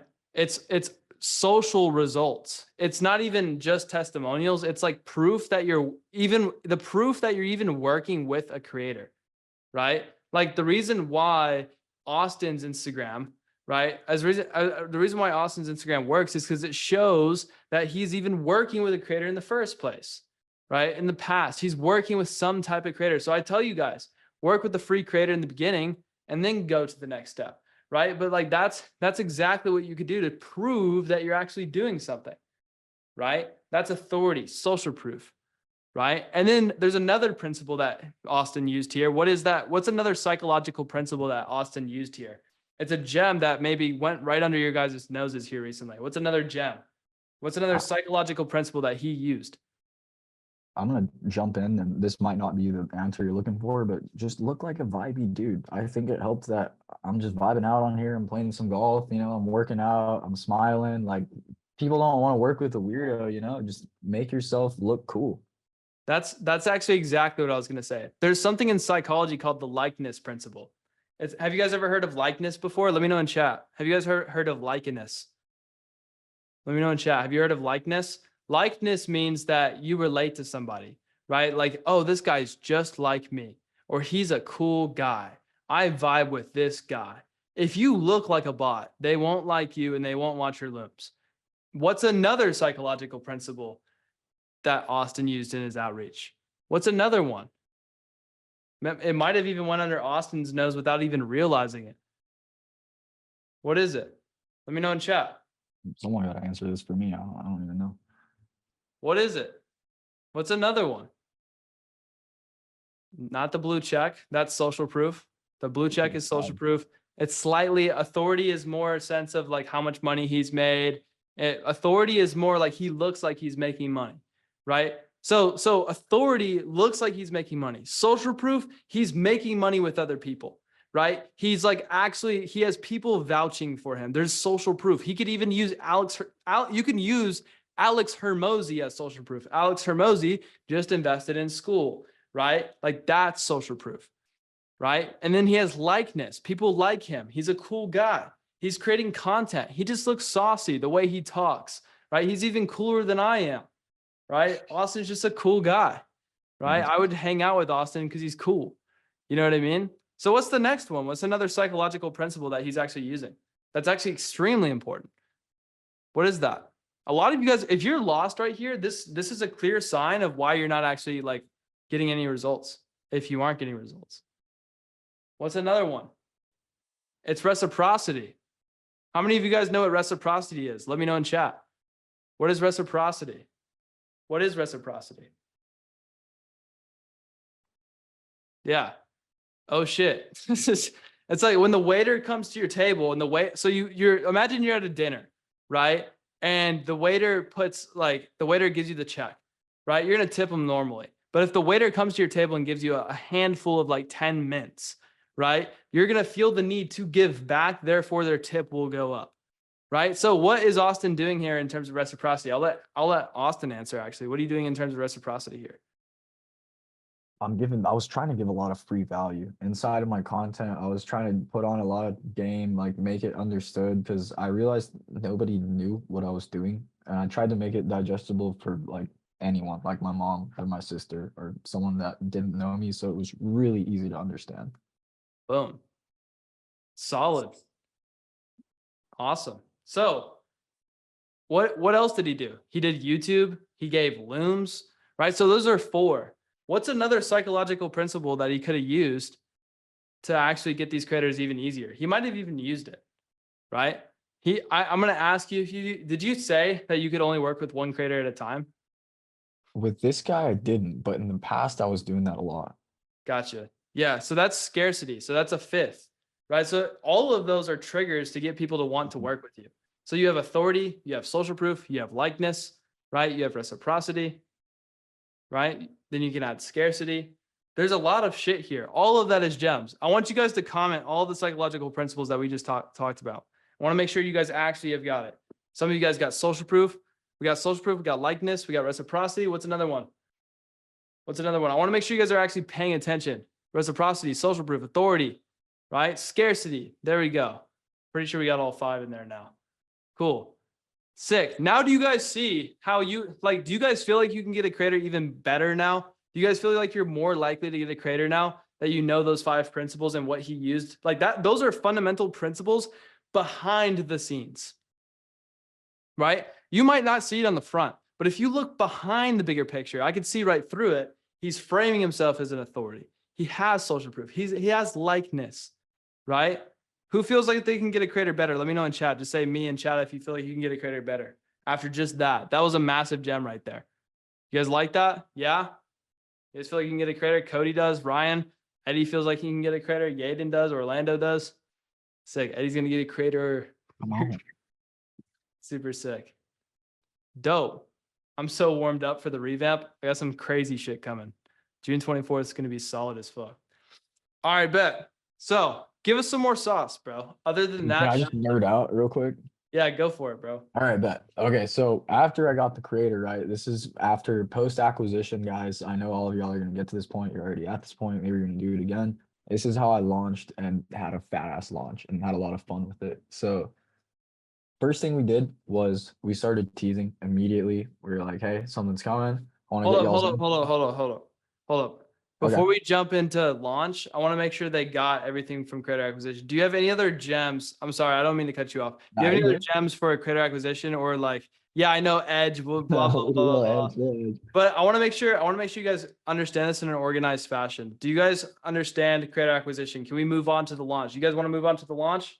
Yeah, I just want to make sure that they get everything and they're not like lost and they're like, oh shit, are we still talking about creators? Are we talking about launches? Are you guys good? You want more launch sauce or creator acquisition sauce? Could you summarize it again? I mean, the big takeaway I think here, and you can correct me on this, Austin, and you can just to get the biggest takeaway is like look like a cool dude and like actually try to get a fucking creator. What would you say? Yeah, like be very genuine about it. Don't just, this is what I did in the very beginning. I have a video of myself talking about it. Was I was low-key like objectifying these creators. I didn't even think of them as like people. I was like, oh my God, I can just make money with this dude. Like, be a cool dude and think of them. This is another person, right? And you're gonna be like operating their business. Low-key, I know it's both of y'all's business, but it's their face, it's their life, it's their like, whole world that you're gonna be operating for. So they're people, right? Be a cool dude. Come into it with genuine quality, with genuine value to offer. This isn't just a monetary exchange. You're really building like a whole culture with this person's audience. So have that at the forefront of it. Have the intention that you're going to be helping a lot of people out. Frame it in a very authentic way and make sure that you understand it too. And it's not like a fake framing either. Yeah, you guys lose all of your leverage when you go at it in terms of like making money. A lot of you guys go straight for the cash. Yeah, that's nasty, bro. Nobody wants to work with you if you're going straight for the cash. I called out of work for, oh, never mind. I thought you said you got called out for doing that. But yeah, it's like with chicks. That makes sense too. Okay, cool. You guys ready for the launch shit? Yeah, let's see some W's in chat for Austin. He's giving you guys a ton of value so far. He didn't even have to take time out of his day today to talk to you guys. You guys ready for the launch shit? Let me see some W's in chat. I see Justin. I don't see enough people in chat. I don't know. We could just end it right here. Yeah. No. Oh yeah. Austin's even spamming. All right, bet. All right, bet. All right. So from a high level, before we jump into the launch, what did you do with the launch? And then we could like dive into like your pipeline, your many chat and stuff like that. So like, what did you do from a high level? And then what was your biggest like takeaway to make all like the 30K? So lots of marketing leading up to it before it even happened. I made sure everyone was very aware that people were opted in, that people were engaged with it. They knew that this was a thing that was going to be coming and they were all aware of it, right? That's the biggest thing, is create a lot of awareness and a lot of anticipation. Before you do anything else, make sure the audience actually knows what's going on, because the last thing you want to do is get a creator and then have a boof launch, because that would suck. Yeah. Yeah, dude, anticipation. Like, how many of you guys are excited for June 24th? Anticipation is the biggest one, right? Like, Eric's excited. Let me see who's excited in chat. Eddie's excited. I think Eddie's more excited than you guys. Eric's excited. Orlando's excited. Ryan's excited. Cody Keaton's excited. Diego's excited. So a lot of people are excited for June 24th, right? I need the 24th to come. Super sick. Matthew Connor's excited. Justin's excited. See, like, you guys have to create excitement for a date, right? It has to be exciting. Like I'm nervous for June 24th because I'm scared to mess up. Like what if I announce it and I start stuttering? Will you guys laugh at me? Maybe, right? So I'm like a little bit even nervous, right? You guys are gonna laugh at me if I stutter. If I'm like, this is the launch I've been like, no, I have to come out there and like deliver. It should, like, you guys with your creators, if you're not nervous to launch, then you're doing it the wrong way, right? Because if you're nervous, you care, right? What do you think about that, Austin? Were you nervous for the launch? Were you creating that anticipation? You're like, course I damn, if we was, don't bro. deliver, huh? Of course. I mean, I care so much. I reached out to Brady today to do this call, and whenever everyone was entering the room, I was a little nervous right now because I cared about providing some value. So I think if you're nervous, you're good. Yeah, nervous is extremely important because what if I get on the call on June 24th and you guys are like bowing? No, I'm just kidding. Like it's okay to be nervous. Like any scenario can happen, right? Like it's good to be a little bit nervous. I think people like it more when you are nervous. Like if I was all cocky and shit and I was like, oh yeah, I'm June 24th gonna be the best and I'm never gonna mess up. You guys would be like, boring. This guy's fucking dickhead. Right. But if you even tell the audience, like this is sauce, by the way. When me and Eddie used to do launches with the webinar, I used to write emails on Eddie's account and I would be like, I had this one email of Eddie talking about how nervous he was, right? He was just like so nervous. He was sweating. His heart was thumping. Like he was jumping up and down before the thing. Right. And that email actually did really good. Right. Because like, it's genuine. It's like, he probably was nervous. And then at a certain point, Eddie wasn't nervous. It was accurate, I guess. Were you nervous every single time? Like every single time? Yeah. Yeah, it never went away. On Yeah. webinars, I bet. That was probably kind of nerve-wracking. Dude, that shit is crazy nerve-wracking, bro. So many things that can go wrong, and so it's like, Yeah, and if you fuck up like the entire business. Especially for you guys to have like one chance to launch, right? It's just like, damn, this is rough. But the thing is, guys, if you do mess up, you can always relaunch, right? Dylon, that's wild. I'm not gonna lie. Brady did like a really nice relaunch. He did low ticket and it wasn't going crazy, and then he relaunched with high ticket and it went crazy. Wait, who did that? Braden. Oh, Braden did? Yeah. Yeah, you could relaunch like a bunch of times. Like the audience has like a lot of forgiveness. A lot of people, especially if it's on short form, they don't even remember it. So like monkey brains. Yeah, Eddie shared a Dude, file. real quick. I forgot about this, and Dylon reminded me for creator acquisition, right? At first, this guy like wasn't feeling it entirely. Like it took me a minute to get his phone number, and then I was texting him, and he was like, I'm like going to my grandparents or something. I'm like, smoke screens, whatever. And so I pulled back, and I was like, look, dude, I can tell like you don't seem very committed to this, and that's okay. I would like to work with you in the future. That would be cool, but right now it doesn't look like you're about it. And I pulled back, and then sure enough, a few days later, he was like, all right, let's do it. So don't be super thirsty. If they're not feeling it, you can just say it. Say, hey, look, I'm not like gonna like keep bugging you about this. If you want to work, let's go. I'm ready to go right now. But if you're not ready, dude, oh well. Dude, that's such a good gem. You guys should remember that. You guys should like always have higher values. Like don't fucking masterclass in manipulation. Here's what's crazy. I'm not gonna say it wasn't manipulation, but Eddie, can I talk about that big ass influencer recently? What, JD? Yeah. What? So recently Jason, you tell it. What happened? Wait, but I don't know what part you're talking about. Oh, okay, I'll say it. So recently Jason Derulo hit us up, right? He wanted to work with us, and we're like, oh fuck, that's insane. Like he has like 50 million fucking followers, and he's like on all platforms. He has how much? 120 million across all platforms. 120 million followers. Do the fucking 1% rule, motherfuckers. That's like 1 million buyers. Yeah, that's crazy, right? But like Eddie ignored his ass and he started following up with us like, yo, are you guys gonna help me? Like, please. And like low key, bro, I did not want to help him because like it was just like too much work. And like we even found somebody to help us help him. Like I didn't want to do all that work. Eddie was like, let's just charge him 30K up front. And I was like, no, that's fucking too much work, bro. If I charge him 30K, he's gonna be on my ass. Like I don't want to do that. Cal flew out to LA last night. He's meeting with them on the 20th. Yeah, our associate, our associate is meeting with them in LA here pretty soon. But yeah, What is he push gonna them do? away. Huh? What would be his offer? Like a mini ticket fucking $7 a month offer or some shit. I don't know. Okay, Derulo, let's go. Yeah, super sick though. Does that What make is the sense sales though, call? guys? Huh? What are the sales call? We'll drop soon. Yeah, sales call dropping soon. That's Yeah. high, dude. That's cooked. Does that make sense how you guys should push people away rather than being like, please work with me. I need to work with you. If I don't work with you, I won't squeeze your audience dry, scam you, and make a bunch of money so I can eat next month. Like you should never talk like that or think like that, right? You should fucking care about the creator and care about Derulo's Dungeon is insane, bro. That's the group name right there. That's funny as hell. Does that make sense though, guys? So, like you have to push people away. That was a side note, Jen. Let's get back to this launch real quick. So yeah. high level launch shit. You're nervous for the launch. You're excited for it to go on. What happened though? What was it like? How did you like Maximum it? awareness, right? So we're at max awareness, and then the day is upon us. And so we have a pre-sale. I did that. I wanted to do like even more launch hype awesomeness. I was like, oh my God, guys, we have a pre-sale for 24 hours. So everything was like 50% off. So we did that. It was super solid. I think the first day we did about like 6.7K, if I'm not mistaken. And Fire. then actually that was the first 2 days. First 2 days we did 6.7K, and then we kept rolling.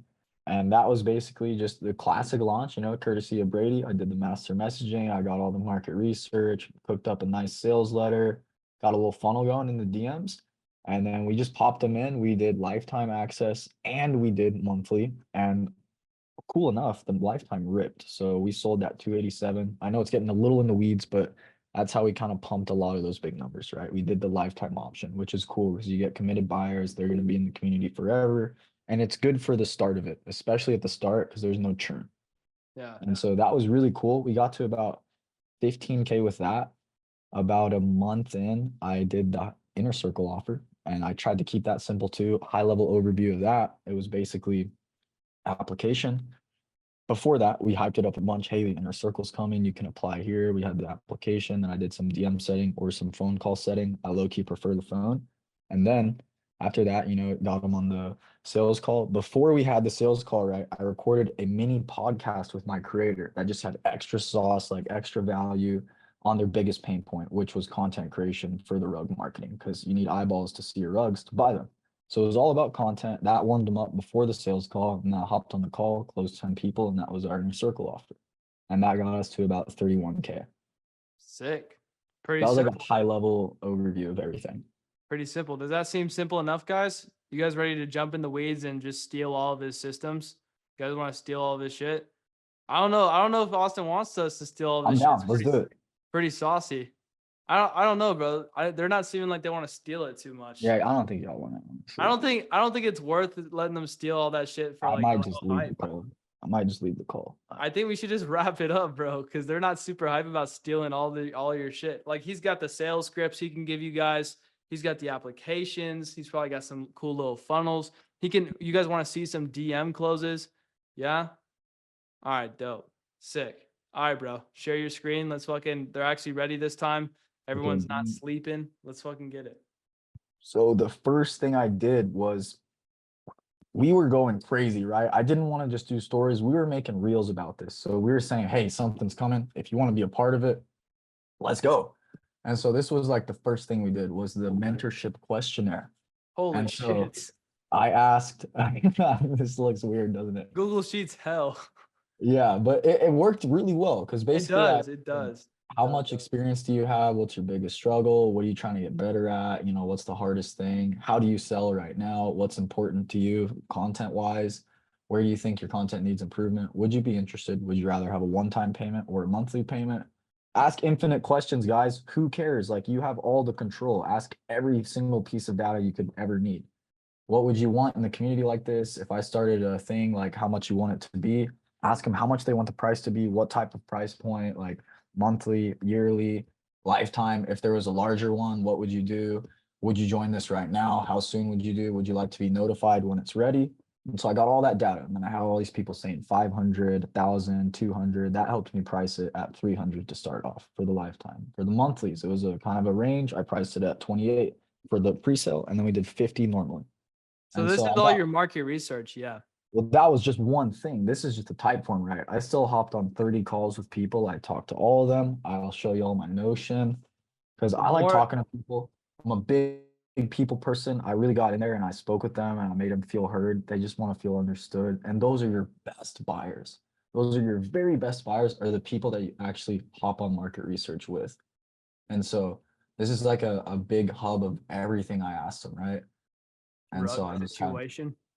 all of them. Yeah, this is basically all of their stuff. I figured out how much they make, where do they live, how old are they, everything I needed to know, right?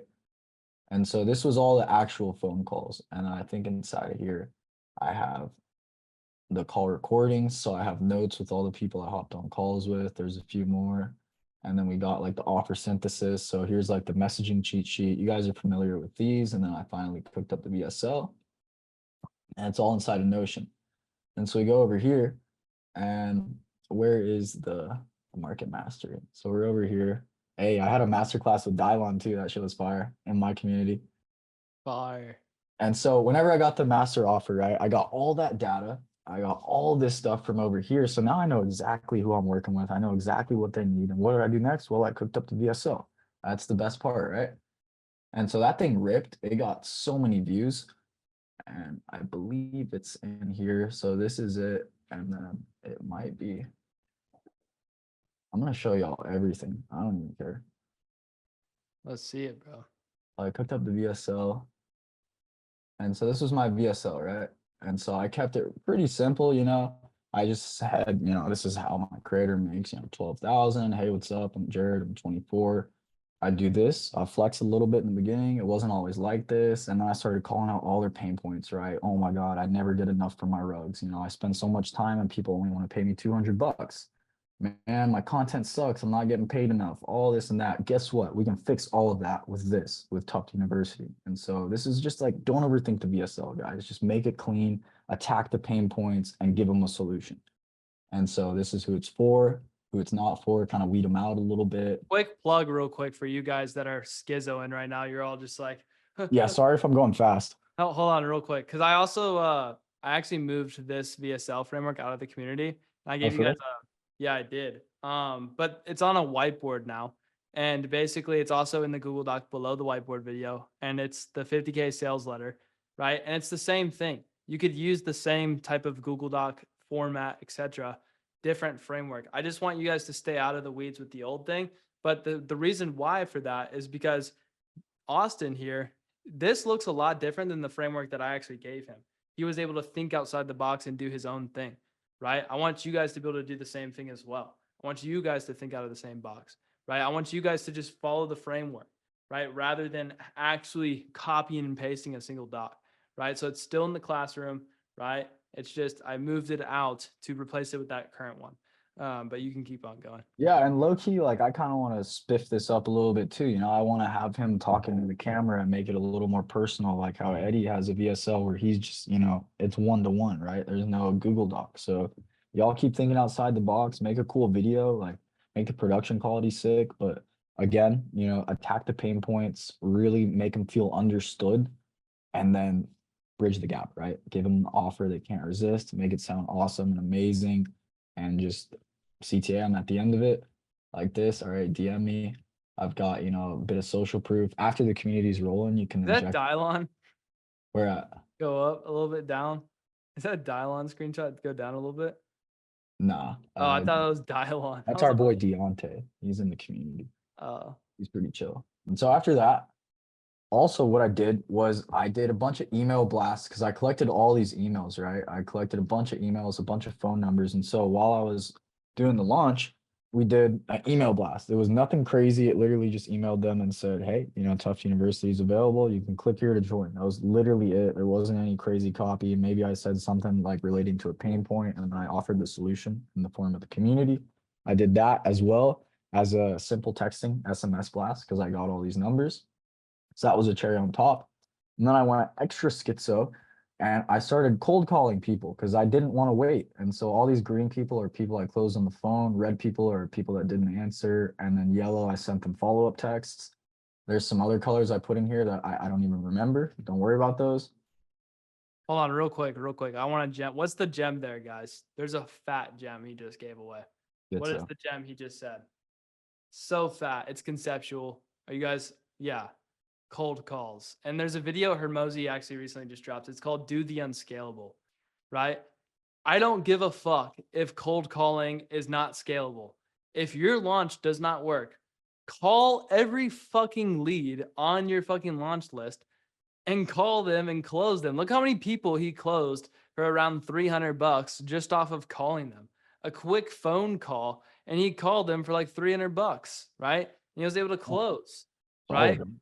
Call them, bro. Like, don't be lazy, bro. If you guys make $0 in your launch, that's literally just because you're lazy. All of you have a fucking phone. You can fucking call them, close them. Like, it's so simple. Yeah, go crazy on it. And then meanwhile, while we were doing that, we were battling in the ManyChat DMs, and we're still battling. I need to outsource this because it's low key. The automations are nice. I don't know if y'all still promote this, but my thing is like fully automated. I don't really touch it, and it reels in custies. Can we see it? Yeah. All right, this is the real nitty gritty sauce that all you guys want. Everyone's always asking me for this Oh shit. my It's like, God. well, what do I get? What do I get? The specific. There's so Man, many. yeah, there's probably a lot. I've There's never not. touched ManyChat. I probably should have touched ManyChat at one point in time. And then I was also collecting emails. Now I have an email list of like 2K, which is chill, so I can do email marketing. It's gas. So this is it. There's a bunch of keywords. I always switched up the keywords just to keep it fresh. And then also, when I was launching to fill out that type form, I had a big reel and it was like, comment this just for the application. So I was utilizing ManyChat before we even launched, right? I wanted all the data. I knew ManyChat could help me systemize it and automate it. So take advantage of that. And Like- so here's like some voice memos. Shout out Carson. He put me on this because Daddy Wellness was doing voice memos. It feels a lot more personal. So it's like, yo, what's up? I'm hyped you're interested. Send me your email real quick. I'm gonna need that first, and then I'm gonna send you a quick video explaining, what we got going on. And that was the voice memo. After that, we collect the email, add the tags so you can sort things out. And it's like, yo, I'm stoked. I've been working on this for a minute. Check this out. Let me know if you're in. Very simple. I wanted to get them straight to the VSL. After that, there's a few variations, like if they do respond or they don't, a little follow-up if they don't. And then after that, it's the I'm in automation. And so we'll go over there. And so at this point, just a little bit of qualifying, right? Get them bought in, get them fired up. Hey, what's your motivation? Like, just 3 to 6 months, something like that. Got you. I could definitely help. I added in the spots for fun afterwards. I wanted to try it out. At first, I didn't include spots, and it's, touch and go, guys. It could work either way.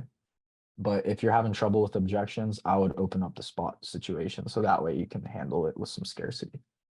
And so after that, it's like, okay, I got you. I recognize this problem and I have a solution for it. And then they're like, oh my God, amazing. And then it's like, cool, bro. I think you're a great fit inside of the voice memo.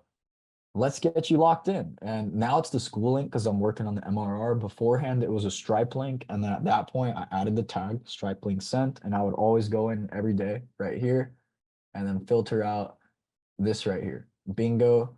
Stripe link sent. That way I can come in and handle objections and say, okay, here's everyone that's like opting in, and I can lock them in. I can handle the objections, XYZ. And so we'll go back over here. And I did that a bunch of times, right? I had the launch automation, I have story swipe ups, I have DM automations, but they all kind of flow into that one like principle I showed y'all. And then recently for the Tuft games, I made it even more simple. And it was, let me see. Right here, right? Tough games. I created a neat little card. They comment on the post and it just goes straight to the school. So that one's been working well too. So experiment, your school page is a whole landing page in of itself. It's a whole funnel of its own. So you could try that out too. Keep it simple. Just go straight to there. You guys get some value from that? Let's get some W's for Austin. He did not have to show you guys that. He did not have to show you guys that. And if you're not taking notes, you're not taking screenshots, you're not like going crazy on this, you're crazy. You're insane. Like you're literally sleeping. Yeah, that was like the gist of the low ticket funnel. That's kind of what we were running. And then if y'all are down, like I'd be down to kind of show the high ticket funnel a little bit. Let's see it, bro. Let's go Yeah. all the way to high ticket too. Okay, A bet. lot of you guys are. And wait, real quick, you guys want high ticket or no? Yeah, let's see some W's in chat. If you guys like that low ticket stuff, you want to see high ticket too on the back end, how you made the rest of the 30K? Yeah, W. All right, bet. Let's do it. I see a bunch of W's. Let's get it. Cool. So for the high ticket, the first thing I did was in the community, we just started talking about it. And so I pinned it up here. I was like, hey guys, the inner circle's coming. And I was teasing it a bunch of the calls. Shout out Brady. I kind of picked up off him. Let's see. Oh, you used the creator's profile to promote, right? Yeah, so I was on his account. I wasn't on mine. I'm on mine right now, but I was on his account and I would pin it up like, hey. Can you this show is- us the full promotion? Like click into his profile and then sort by post and then go all the way back. Yeah, let's see. Super sick. Well, go up real quick and then press the dots, the slider right there. Here? Yeah, and then put Yes. just post. I want to see Okay. all the promotion. Oh, sick. Yeah, show us the promotion you did for Inner Circle on his account. Let's see I that. think it's on like page 3. Personal branding, tough games update. Introducing the inner circle, right? This was about a month ago.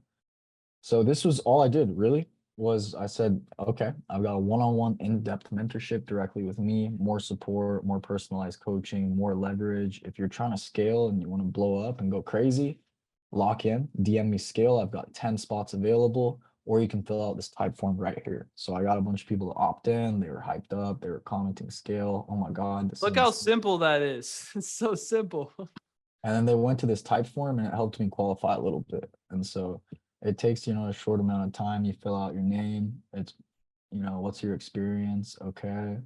I'm ready to work. This is like kind of copy and paste of Brady's with a little bit of different stuff. And so here we go. How much do you want to make? How much are you currently making? How far are you away from that? How much money do you have to invest? Qualify them right here. This is a big one. Literally just ask them, guys, how much do you have to invest right now? It'll save you a headache of hopping on calls with people that aren't qualified, which is, a waste of time low key. We get some good feedback, but you won't get a sale. And so after that, we got them over here. I figured out, okay, what's your current occupation? Are you ready to work? XYZ. Why should we accept you? And then bingo. So after that, I started using Go High Level. And so I did a Zapier automation. That's like very in the weeds, but basically after they filled that out, it would pop them into this CRM right here. And so these are, oh, hold on. This is the CRM. Here are all the people that filled out the application. Here's like the call proposed. Booked calls go right here. There's another automation. Whenever I qualify them, I call them up. I give them the Calendly link. After they book that, Zapier also zaps them into the booked category. And then I have the deposited people that I'm going to collect. Please don't screenshot their info. And then I have all the people that I closed right here. And so that's about like 11K so far. And then we have 4K more coming in deposits. And then after this, the cool part is Braden helped me out with this is they'll get a cool onboarding email. So it doesn't feel like they like bought air. So whenever I slide, like let's say Simone, I slide her into the closed category or the deposit, it'll send a really dope email that's basically like, welcome to the inner circle. It gives them some Notion assets. It gives them the link to book the calls. It gives them a link to join the WhatsApp, all inside of an email. And I do it in person with them after I close them. And I walk them through the onboarding process and tell them how much I love them and how excited I am to work with them. So they really feel like just good. They feel good about it. Fire. Super And sick. so that was kind of the gist of it for high ticket. I went kind of fast. Sorry, I get going. Super sick. We almost kind of ran out of time for questions, but do you have any other specific sauce to show us? Maybe like any other in the weeds? What's one thing? I know the mini chat was crazy. The high ticket application was good. I liked the whole thing over there. I'm sure you guys got a bunch of notes out of that. But is there anything else that's like kind of so show us your social security? Anything else that you would show them that like you wish you had saw? Or that's pretty much a lot of it though. Like for looking at my business, bro, that's pretty much all of it almost. Like it's really not that complicated. Yeah, anything else would honestly kind of overload. I would say go with this and maybe not even try all of it. Just try whatever you need right now, whatever you found useful or the most thing that stuck out with you or whatever sounded the most fun, like go mess with that. Sick. Let's get some fucking W's for Austin. Let's get some fucking W's. He just gave you all the fucking sauce that you could have possibly ever asked for, right? Now I have a question for you guys. June 24th is right around the corner. I said that I would give you guys a little tease on this call, right? We're officially now less than 7 days away. I have a question, okay? Everything that Austin just showed you, he showed you all the in the weeds stuff. What if I just let you guys copy and paste all that shit? Would you guys like that? Let me know in chat. Damon would like that. What if I let you copy and paste all of that shit? What if you could just click a button? What if you could just click a button and have all of it? Because Austin, he had to kind of do some digging. Right? Yeah. How much digging did you have to do? A lot. I had to dig a lot. I had to dig some trenches. How and much? hang out. How much easier would it have been if you just were able to click a button and literally have all of the stuff in your accounts? I would have paid good money for it. I would have paid for it. How much would you have paid for that realistically? If I gave you everything in our business, how much would you have paid for all of that copy and paste stuff? Definitely some bands, like maybe a band or 2 or 3 or 4. I don't know. 4, maybe 5, maybe 6. Or maybe 12,000 or Because I maybe don't know. because I'd pay 10. I ain't gonna lie. I'd pay 10 because that's a lot of work buying that kind of stuff. What if I let you guys copy and paste everything and I gave you like everything in our business? Would you guys like that? Let me know in chat one last time. Look. You guys want that? Yes or no? Yeah? Yeah? I see a lot of you guys fucking want that. Dope. June 24th. You guys gonna be there? Yeah? You guys excited? There's gonna be a lot of shit there. So it's actually, I've honestly underhyped this thing. There's actually gonna be a lot more than I've talked about. Because my whole entire thing is, under promise, over deliver. All right. I want to over deliver for you guys so that you guys can see what Austin just did, make 30K in a month and a half, right? But I want you guys to do better than Austin, right? I've seen over a long time horizon that like, as I make this thing better, my students constantly just do better and better than each other. Like we're looking at Austin right now, but there's some guys that just like rip, right? Like I don't mean to shit on Austin, but there's guys like Philip now, where like Philip, he made 39K in 5 days, right? Exactly, bro. That's crazy. Like I want y'all to like go way crazier than I did. I want to go crazier too. Like this is baby chunks, guys. Yeah. So if you guys want the thing that Austin would pay 12 bands for, pull up on June 24th. All right. I got some crazy shit I'm telling you, when I say that shit, it makes me nervous, right? June 24th at this time, it's going to be just like this call. It's going to be a lot of fun. I have a massive update for the guys in the inner circle and guys who want to be in the inner circle. It's going to be a lot of fun. And yeah, any final words for the boys and girls that are watching this video, this live recorded or whatever? Yes. Don't let your foot off the gas. As soon as the goal's over, there's another one. There's a next one. Okay. Don't stop. Don't quit. Don't let up. Don't get distracted by chicks or partying or girls or any of that bullshit that you guys love doing. All that instant gratification. No MILFs. None of that shit, Matthew. Just go hard. Okay. Just lock in, and just do the work. Literally, I watched that video of Shia LaBeouf the other day, and it all made sense. 5 years ago, everyone thought it was a meme. Just do it. Literally, just do the work. That's it. Bro. All right, that's my final message. Do it and don't stop doing it. Dude, that's so fire. Let's get some final W's for Austin. That's so sick.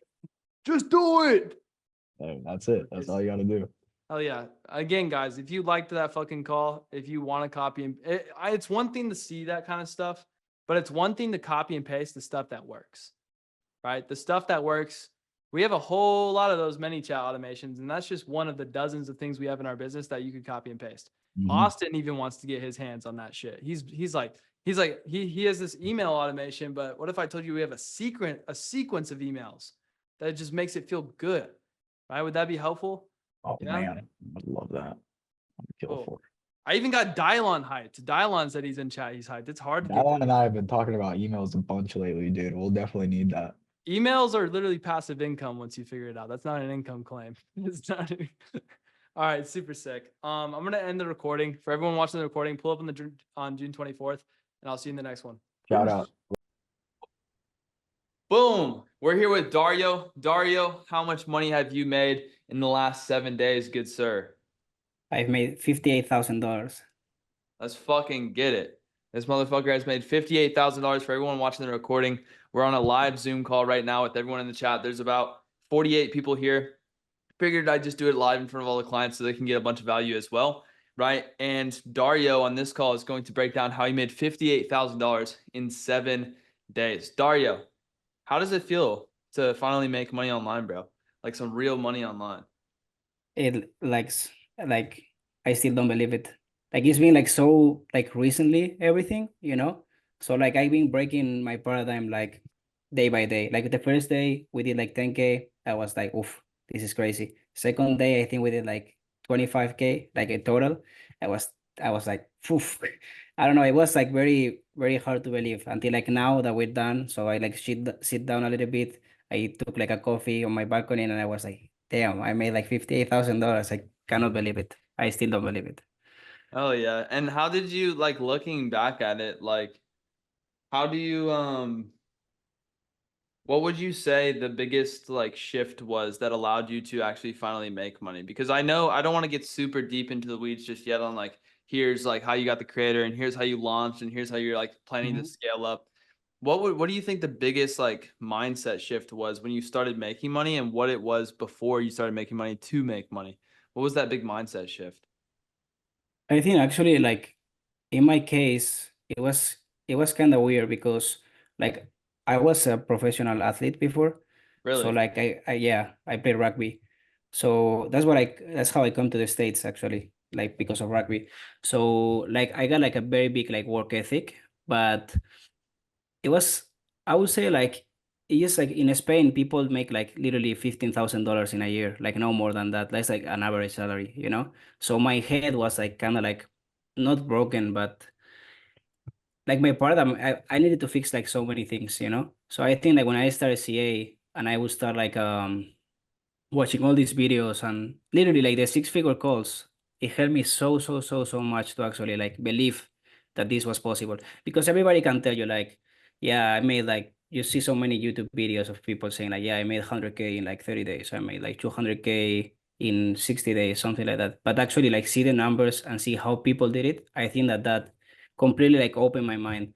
And like I was so dialed in for like 3 months until like now. Yeah, I started like 3 months ago. So you're basically watching these calls and you're like it so at first you're like, okay, this looks kind of fugazi, but once you actually like sat down and you watched the calls, so just like a call like this, you eventually realized like, wow, this is actually something I could really actually do. Is what you're saying? Yeah, yeah, exactly. Yeah, yeah. I started because I saw the free growth operator course from Eddie on YouTube. Hell yeah. And So that's and where did you like so for some context, I kind of want to go back in time. So like that's actually a perfect segue. Where did you like start? Like what did you do before growth operating? so. Look, even before growth operating, I was working as a bartender in a restaurant here in Atlanta because well, you guys, I studied college here in the United States, and you guys know like college here is like so fucking expensive. Even that I got like a good scholarship, I was studying like 2 degrees, so I needed to like people from Spain cannot get loans, so I needed to work to pay that loans. So I remember I was a D1 student athlete and I was working like 50 hours a week, literally, on a restaurant. And then like I don't know, I was talking with like so many dumb people every day on the restaurant that I was like, I cannot do this for more, like for long. I was like so brave. So in January, I remember, no, before, sorry, in November, I started like a SMMA. I started like a mentorship from a guy in Spain. And the same, I started like so motivated. And then when I started to do outreach, I was like, this fucking sucks. Like it literally like sucks. So I made like a little bit of money with that. I was like playing rugby, working 50 hours a week and doing SMMA at the same time. Like I literally like left my house with my bag at 6 a.m. and come back like 12 every single day for like a year almost. And then like some YouTube video of Eddie pop up and I was like, what the hell is this? So I watched the video and like I was, damn, this like makes so much sense what this guy is saying. So I remember I joined CA in second week of May, I think, yeah. And then I started to go through all the videos. I did exactly the opposite what you say. I watched all the videos. I took zero action, zero action.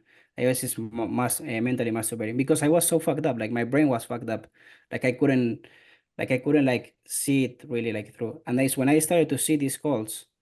I was like, okay, what are all these guys in common? What are all these guys doing? And they were like all saying they took massive action. So I was like, okay, that's not matter if I think that I know a lot because I'm watching all these videos. If I don't take action, I'm not gonna go anywhere. So yeah, then I started to take action. I And want to well, I want to retrack really quick. What was so like I want to go all the way back to like SMMA and stuff like that. What was like that rock bottom moment that made you feel like you wanted to switch? Like cuz you were already doing SMMA and you already had a clear path to make money. What was like that brain shift that was like, "Oh, like this is what made me want to switch." so first of all, SMMA, it's like kind of broken a little bit because you are working like with local businesses and they don't really care about you. Like you need to put like exceptional results for them to actually like care about you. So I was like getting like maybe one client, two clients, and then like stopping making like I think I end up making like 3K max, something like that. So I was like, oh yeah, you can make a lot of money with this, but there's actually like I did not like it, I did not enjoy it. So I Yeah. was like, I need to find something. I knew I wanted to like be an entrepreneur and like make money online. Like that it was pretty inside my brain. But when I saw this, I was like, this makes much more sense. Yeah, 100%. I actually fell into the same trap with my SMMA. How many of you guys in this chat right here were doing SMMA in the past and like you switched to this because you didn't fucking like SMMA? Because I personally like I hated SMMA. I actually went from growth operating and then I thought SMMA was a really good opportunity. So I was like, I'm gonna try this. We got to 30K a month and then I wanted to die and I hated it. So I can totally relate to that. It's just like your eyes feel like you're bleeding, and then once you get to like over like 15 clients or over 10 clients, you literally want to die. It's just like, holy shit, all these clients are begging for my attention. And we oversold too much stuff. Like they expect so much more than I can actually help myself. Um, yeah. What was that turning point where you're just like fuck this? Like cause you're making 3K a month. What was the actual like fuck this moment that you realized where it was like growth operating is like, okay, this is where I can like actually make some money. So yeah, so same as I told you, I was working at the restaurant and at the same time I was like doing the SMMA because like I needed so much money because my expenses were like 5K a month, 6K a month, something like that, because I was paying college cash. Like I did not took any loan. I end up paying my college like just working hard, on the restaurant, like getting like with my tips, literally I pay college. And like I was so tired, bro. I was so tired. I was doing SMMA, sending like 1,000 messages, like literally 1,000 messages, and like I don't know, it's just like something in my brain was like, this is not the right path. When you have this feeling inside yourself, like, yeah, this is not the correct thing. And it was not like I knew, like, I started other things before, like, I tried to sell in Amazon and all this kind of stuff. And yeah, that things I stopped because I was a kid, like typical kid that does like 3 months something and then stop. But I think I just like something inside myself was like, I need to stop to do this and I need to find something else. And I literally, like, the day after that, I saw Eddie's video. Literally the day after. Hell yeah. And then you join when did you join CA after you saw his video? 30 minutes later. You said That how that many? be 30 like minutes? yeah, that video fucking saw me, bro. I was like, damn, this makes so much sense. I need to start. What? Because I know you joined Inner Circle and stuff and you like went all in on this.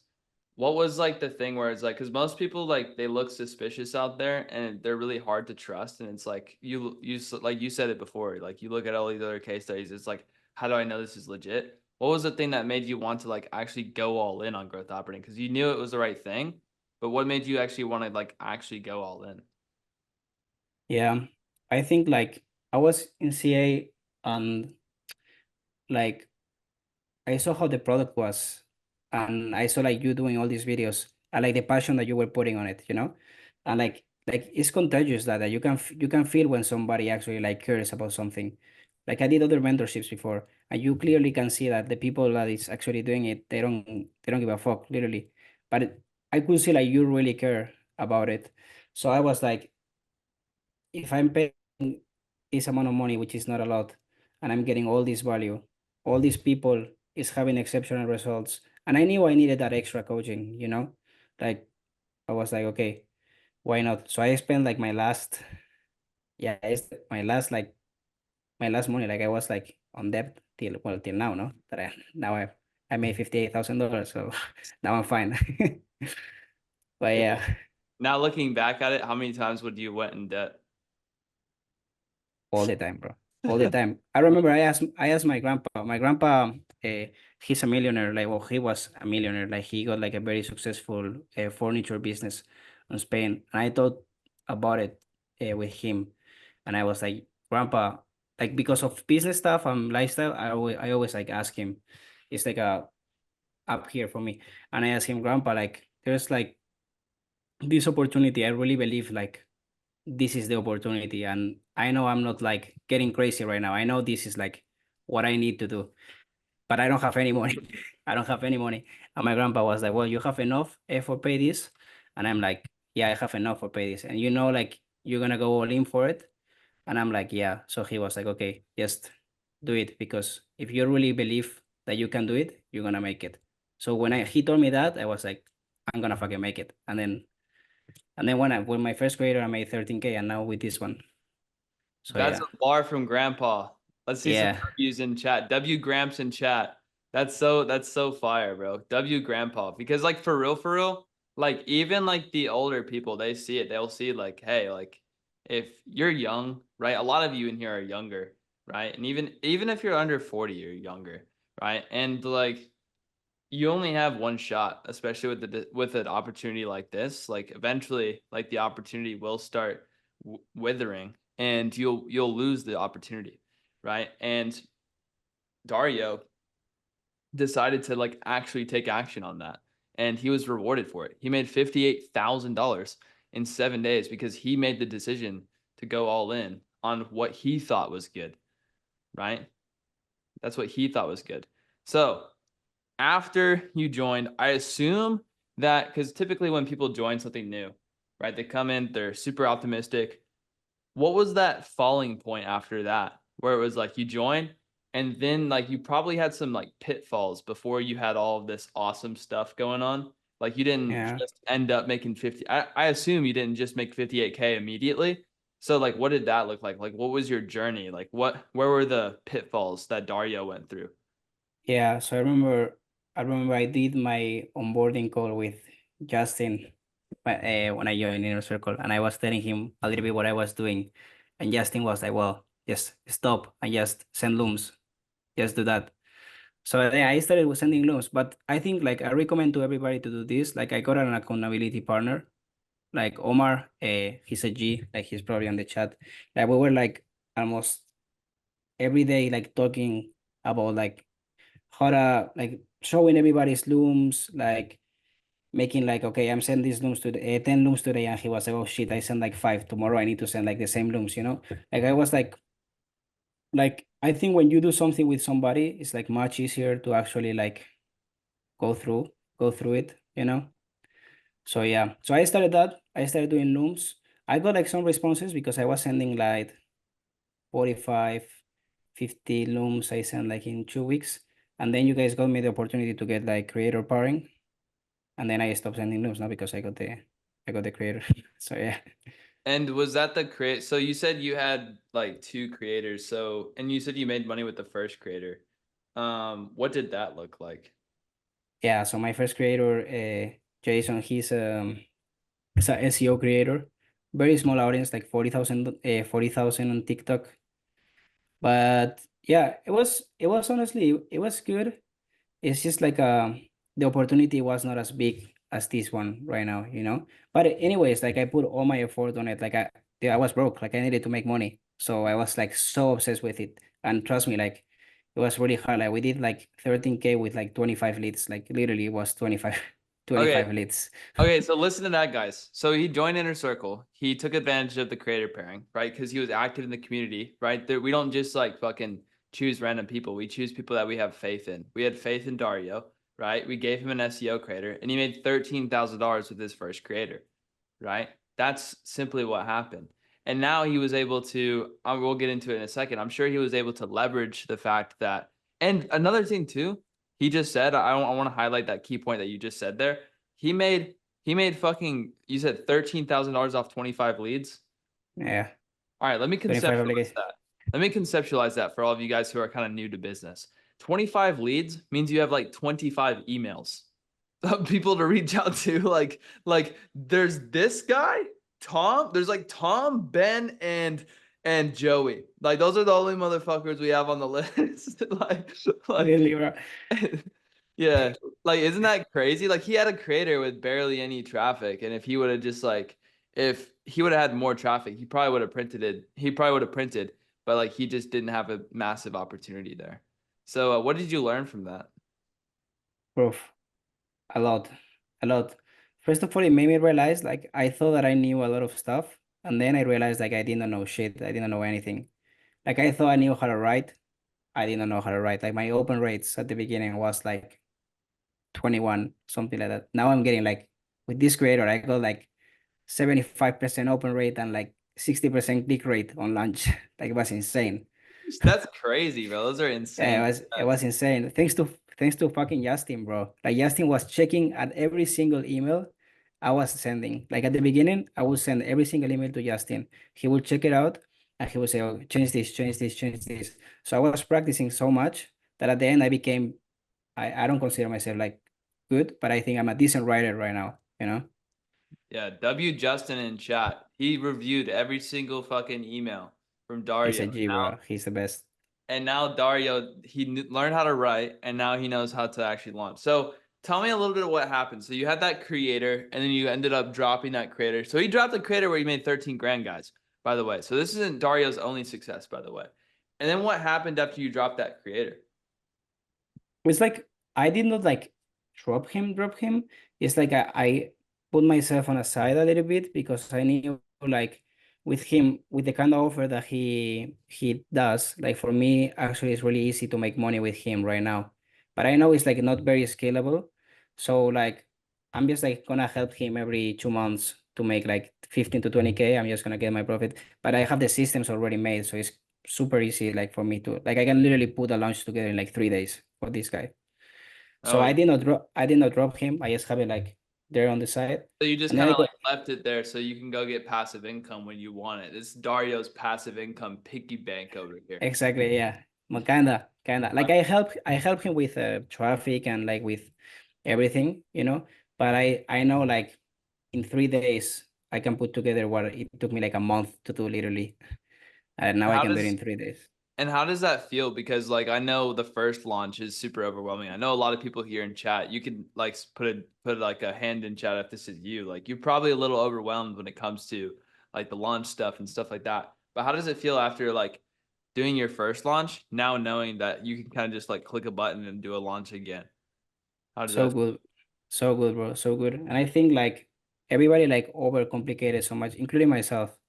Like at the beginning, I thought that was like so much stuff to do. I wanted to like fix absolutely everything. I'm like super, how it's called, perfectionist, you know?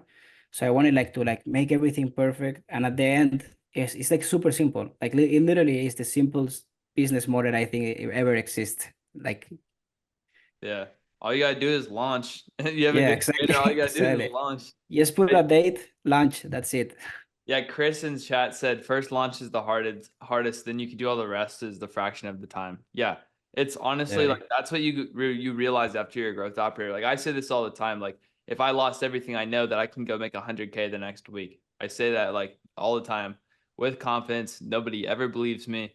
But once you understand how to actually use growth operating, right, with the skill sets Dario has, not knocking Dario, but he just got into this and he made 58K in 7 days, right? Once you get 3 years under your belt, like I have, right, making 100K in 7 days is very possible.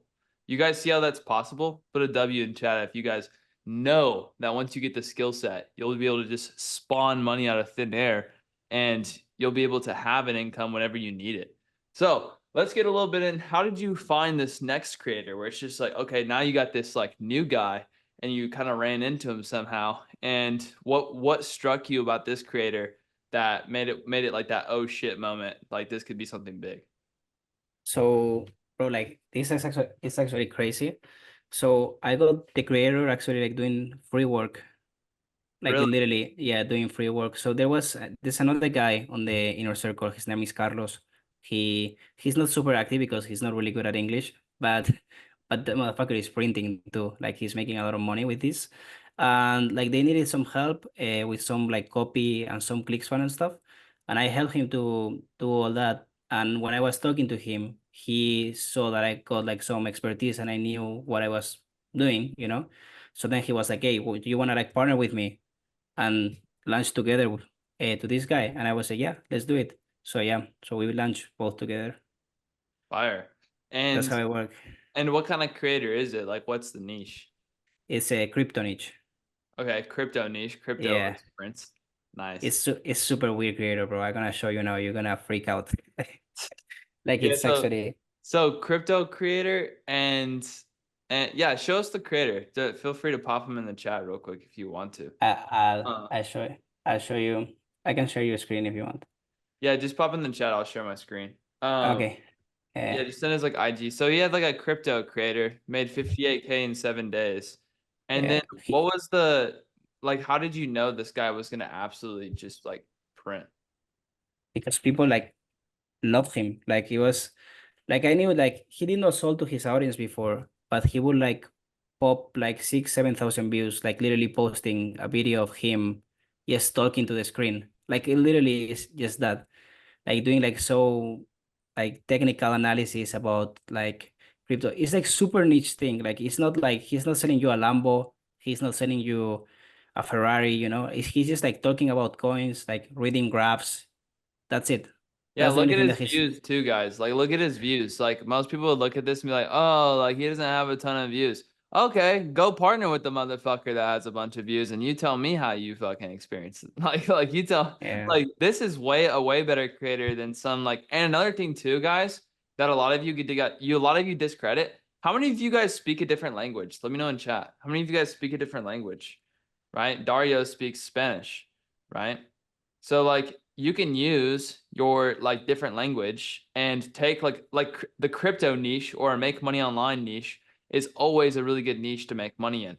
But most of it's oversaturated in like the United States, the best operators take them, right? But like if you take a niche that really prints in a different language, it goes crazy, right? And this guy's an amazing creator because his content is, like Dario said, super consistent, right? Like I've analyzed like a ton of content and I've been trying to figure out, okay, like what's that content that like really fucking prints like crazy?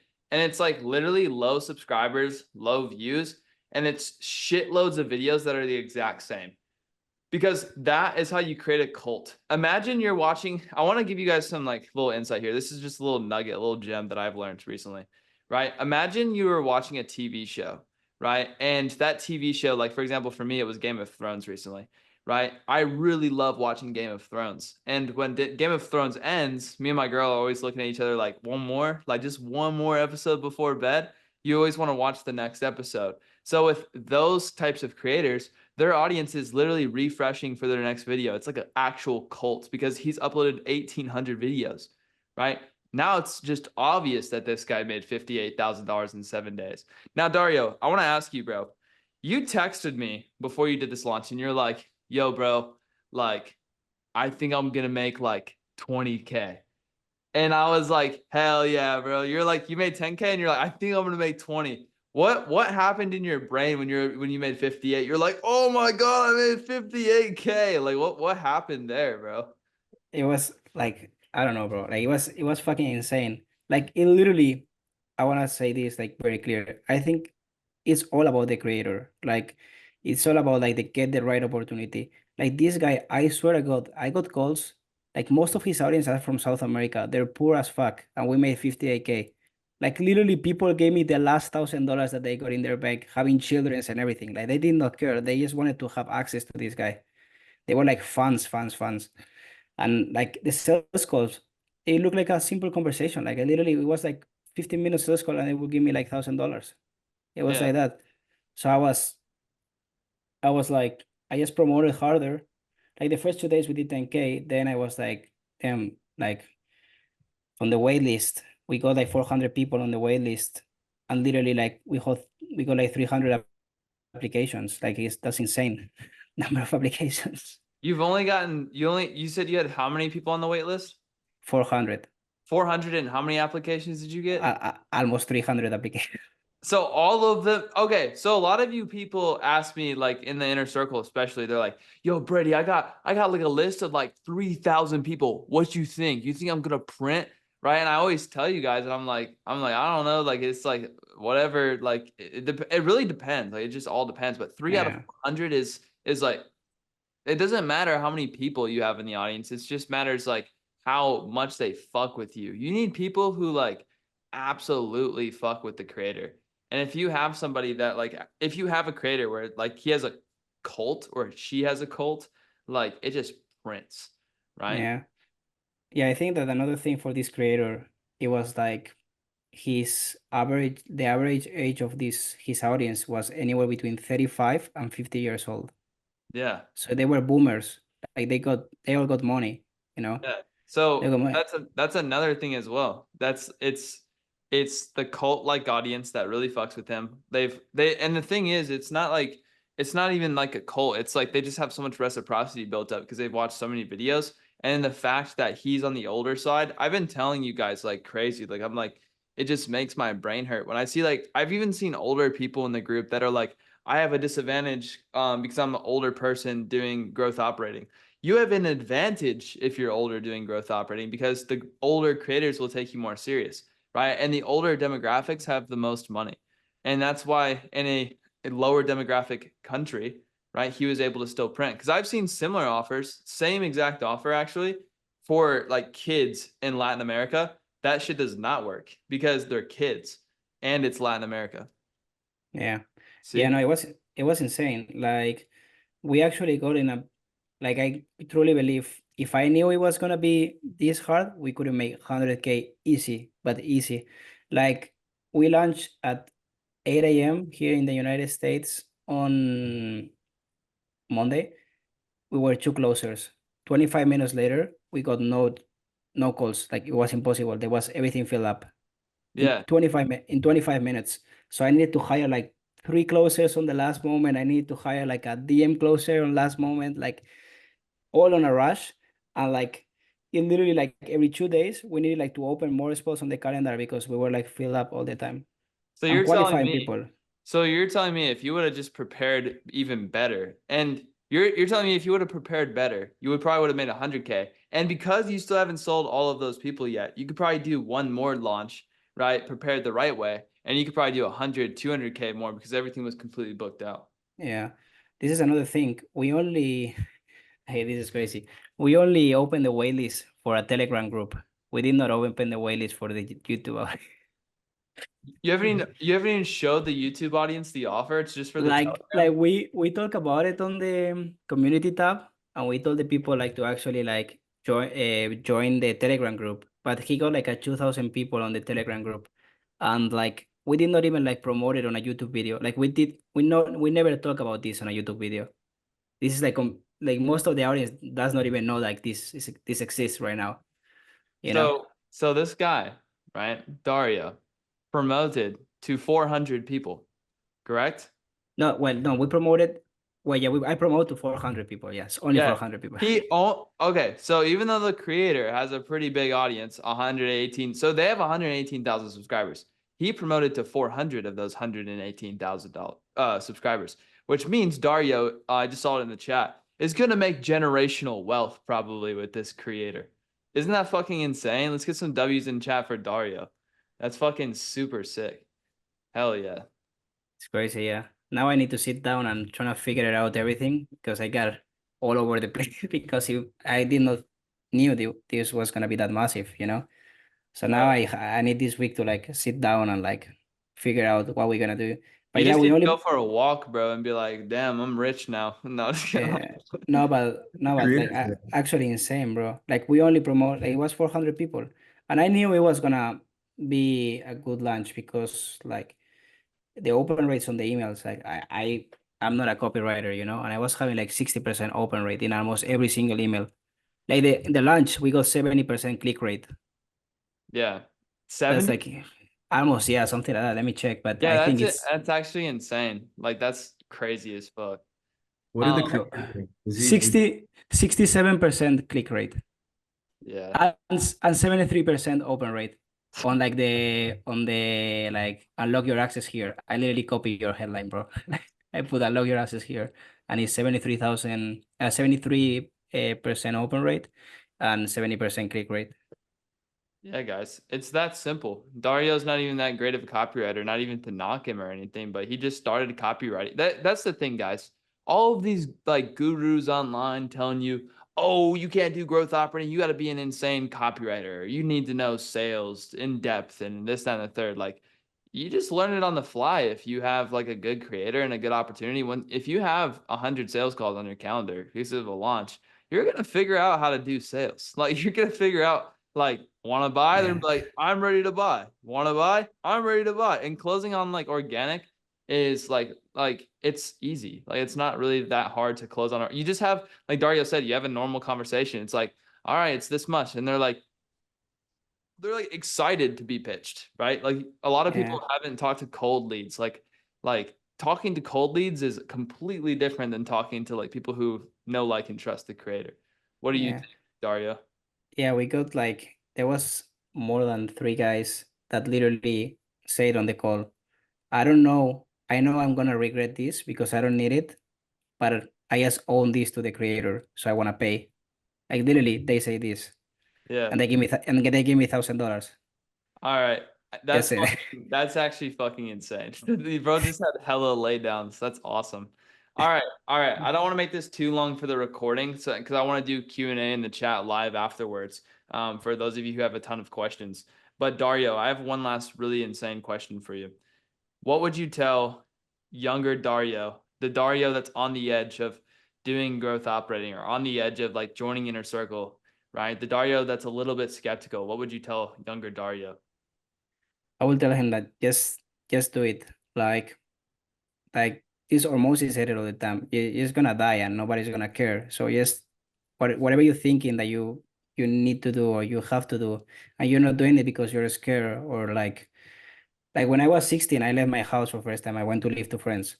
That's the first time that I actually like get out of my comfort zone. Then I went to the US like without speaking English 3 years ago, you know? Like I think like when you have that mentality, it just helps you with so much in life. So I just would say like you have most of the people here have like 20 years old, 25-year-old. Like you're like you don't have anything to lose, literally anything to lose. That you think that you have $10,000 is nothing. Still nothing. $50,000 is nothing. Like literally, you are 20 years old. So you just take the risk, just do it and go all in. And like if you keep doing something for a long period of time, you're gonna get pretty good at it. No? So I would say that. I 100% agree. Any money, I want to highlight that point. Any money you guys think you have, I used to do that when I was younger. I used to think that, oh, I want to hold on to this money that I have, the $10,000. Whatever money you have, it's like not a lot of money. And after Dario has finally touched like $58,000 in 7 days, and then also 13K on another launch, like he definitely knows that there's millions to be made, and he has this new abundance mindset, right? That's the true fucking like thing you guys will get out of this once you get to that mile marker. All right. Dario, anything else for the people watching the recording? No, I would just say like just go all in. Like literally, you just need to go all in, and you're gonna be ahead of the 99.9% of the people if you go all in. And if you see like you don't see results, like it doesn't matter. Just keep doing it, and at some point it's gonna happen, and everything compounds. Like for me, I was like 3 years working 60 hours a week and playing rugby, and like in 3 months, I made almost 80K.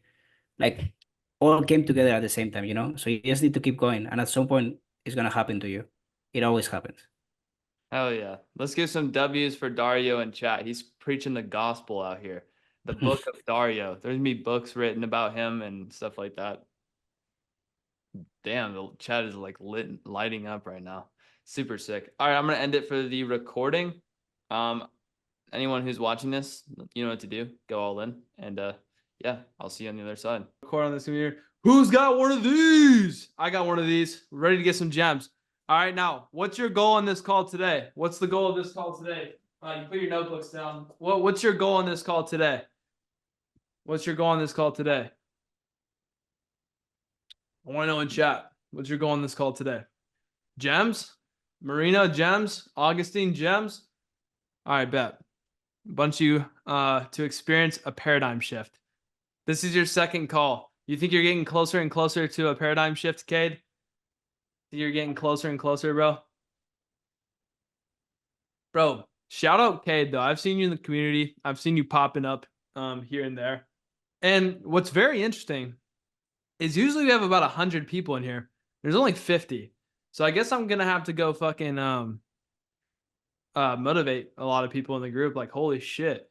Most of the time people show up. So shout out to you guys. If you're on this call today, that means you're fucking serious about this and you're actually going to make some moolah like our special guest today.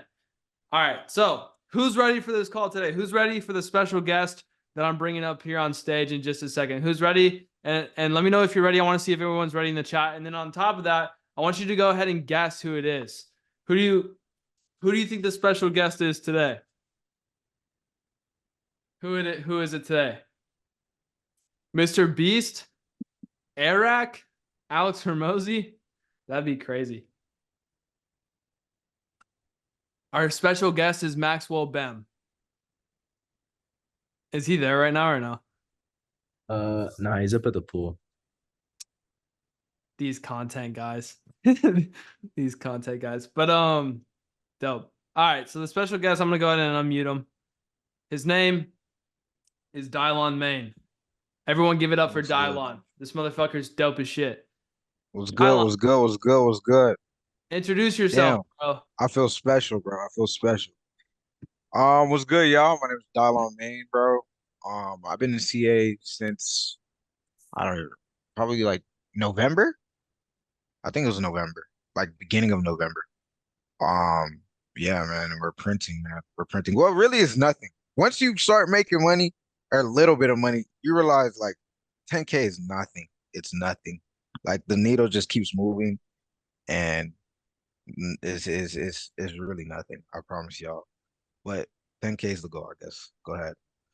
Yeah, you've been fucked by the whole paradigm shift. Yeah, now it's like an endless fucking pit of like it's not nothing, but it's just like endless pit of like just I don't know. Once you get past 10K a month, it's like what the fuck is next? And then you find out what's next and you're like, fuck, that's gonna go deeper and the goalpost keeps on moving like further and further away.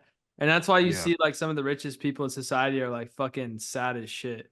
But we're on this call today because we want people to get to their materialistic goals, their fucking their desired outcome. All right, now before I get into this, I want to see a yes from everyone.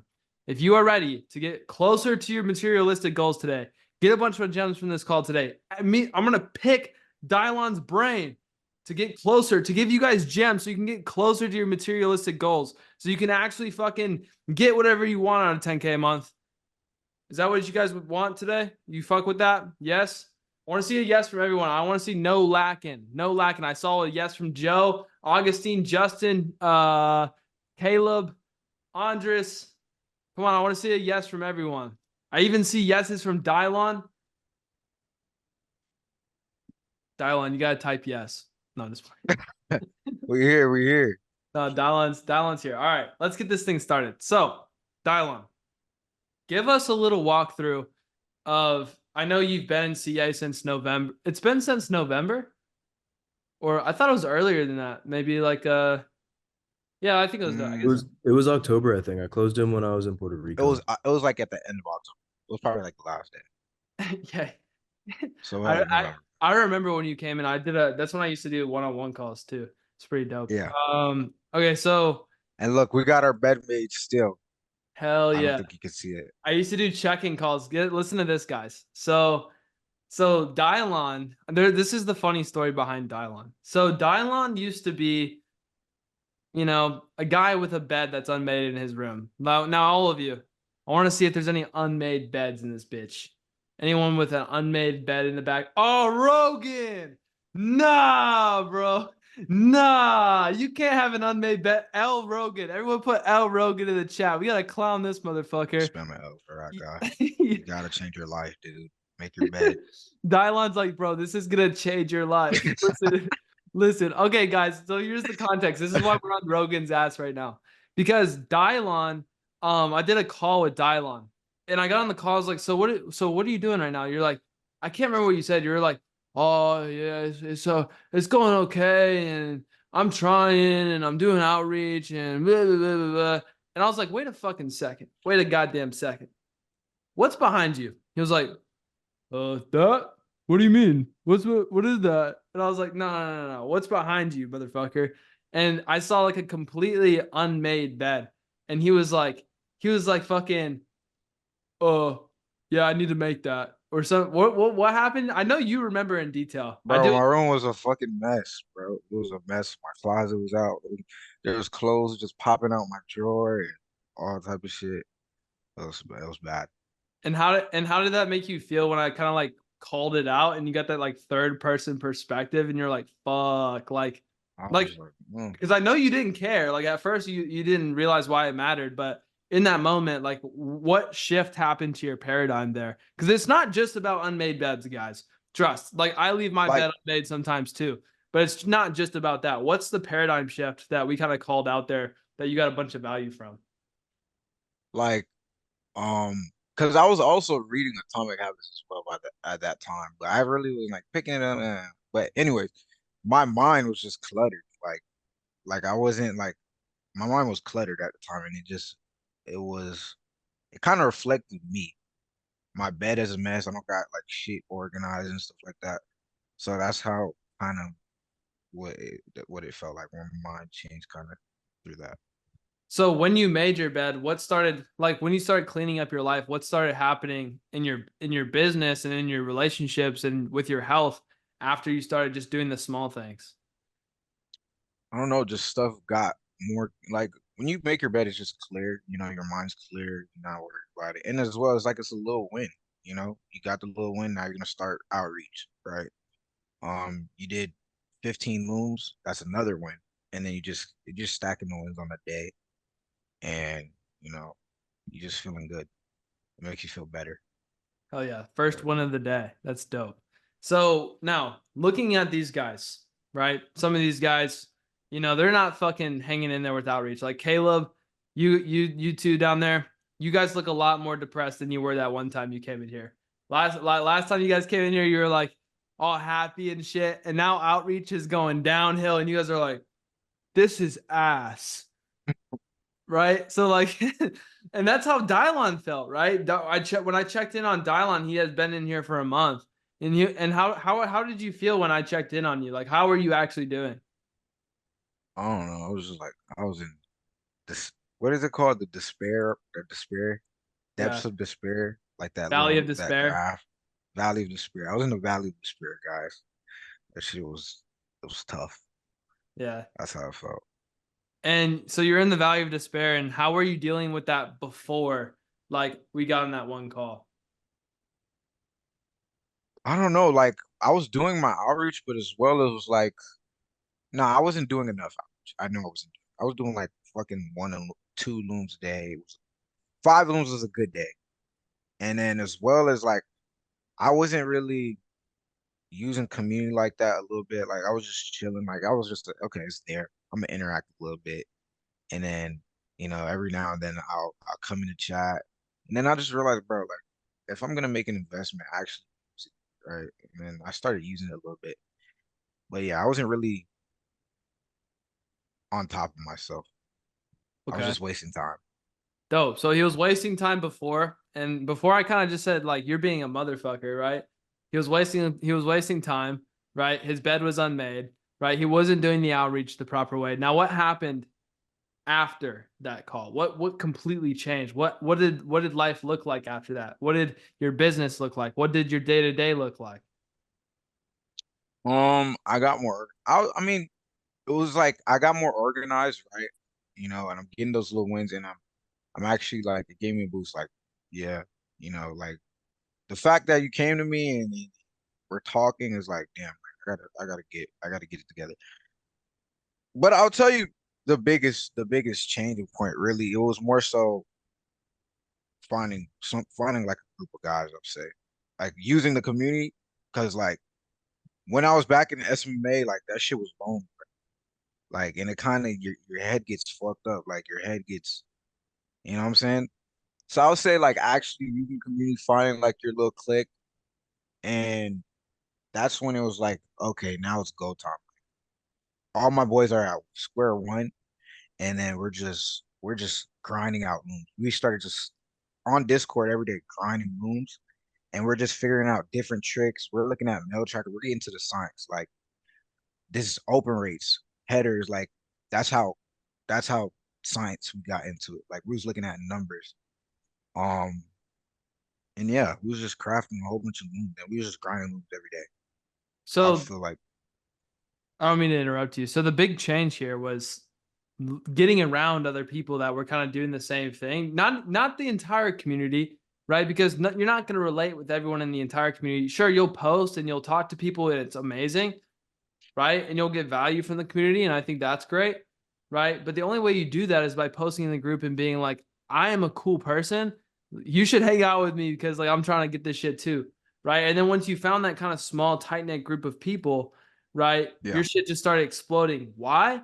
It's the Mr. Beast concept. I'm not sure if some of you are familiar with how Mr. Beast blew up, but Mr. Beast, right, has this mastermind, and he still has it today, where it's like 9 to 10 people. It's this tiny little tribe of people that are all extremely serious about like what's going on, right? And he fucks with all of them, right?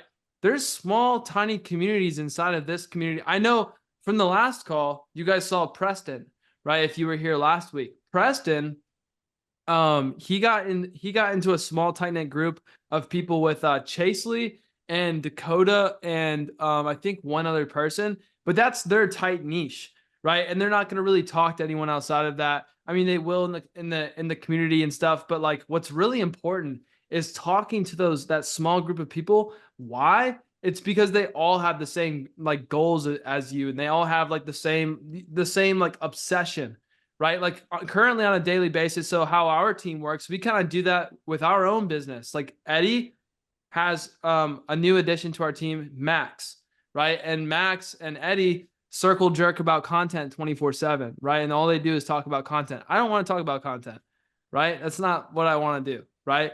But me and Kyle constantly talk about product and sales and marketing and business all like together 24/7. I probably call Kyle like 10 hours a week, right? And we just obsess. And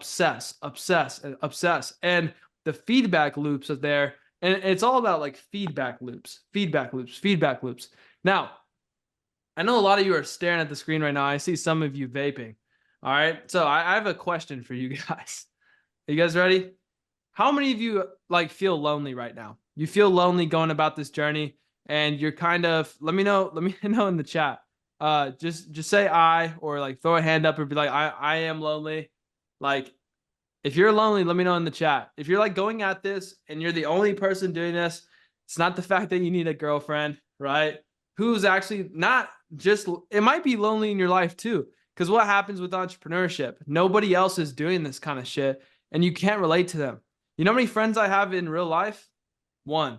Outside of like Eddie, like doesn't count because like he's in my business and like far away. But in my like life, my like hometown, there's like one person like that I still live in my hometown. There's only one person that I talk to like on a regular basis, and it's a weekly basis. But if I didn't have like digital communities and like people to talk to like Kyle, like I would have no fun at all, like zero fun. And if I didn't get to call Eddie and talk about bullshit, I would have zero fun, right? But that's the same thing you guys are going on right now. A lot of you guys are very lonely, right? And it's because, yeah, Kyle's funny as fuck. That's why I vibe with Kyle so much. If you actually get to know Kyle, he's fucking hilarious. Andres knows. But yeah, lonely as a growth operator is a real thing. All right. Now, if you said you're lonely, that means I want you to lock in by like 10x, right? So what are some how many gems have you guys gotten away so far? You guys should be writing this shit down. I haven't told you specifically what to write down, but you should have gotten a few gems so far. How many so far? Kevin's gotten 5. I just joined, my bad. Let me know in chat how many gems you've gotten. Kade's gotten 4, 3. I want to see who's actually locked in writing it down. Don't put some shit in here if you haven't written shit down. I'm going to see everything slow up. Everyone's going to be like, oh, yeah, you're right. I haven't done anything. All right. The chat better explode the next time I ask that question. So you better be writing some shit down. All right. All right. So recap back to Dylon. We talked about He started making his bed. It sounds kind of boring, but it was a big paradigm shift. And he found that community of people, and he started exploding. What Yeah, like what was your biggest takeaway from that experience? What advice would you give to people that are in the same situation today? find people who are obsessed with the same thing as you. Like, and you'll just see everybody's just going up. Literally, and we're all going up. Like literally in my group, I don't think like some people like, yes, whatever, but like their minimum is just like I can't even put it into words. Well, Nick, y'all know Nick. Nick is about to be here. I'm not sure, but Nick made 40K in a month. Like it's crazy. Nick is my boy. I was with him since ground zero. Like You're I talking about called him. Nicholas Vitaski, yeah? Yeah. That's Yeah. one of my guys. Like literally, we were just ground zero doing outreach every day on Discord. Literally getting to the science of How do you headers. feel that you got Getting to, gapped by Nick though? oh fuck Nick, bro. I'm gonna get back on. Like I'm literally gonna get back on. So, but Hey, like pause real quick. That's what you guys fucking need.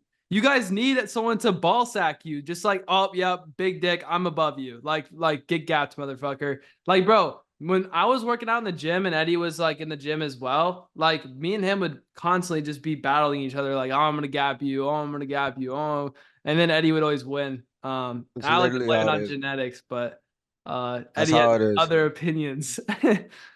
But yeah, keep going, Dylon.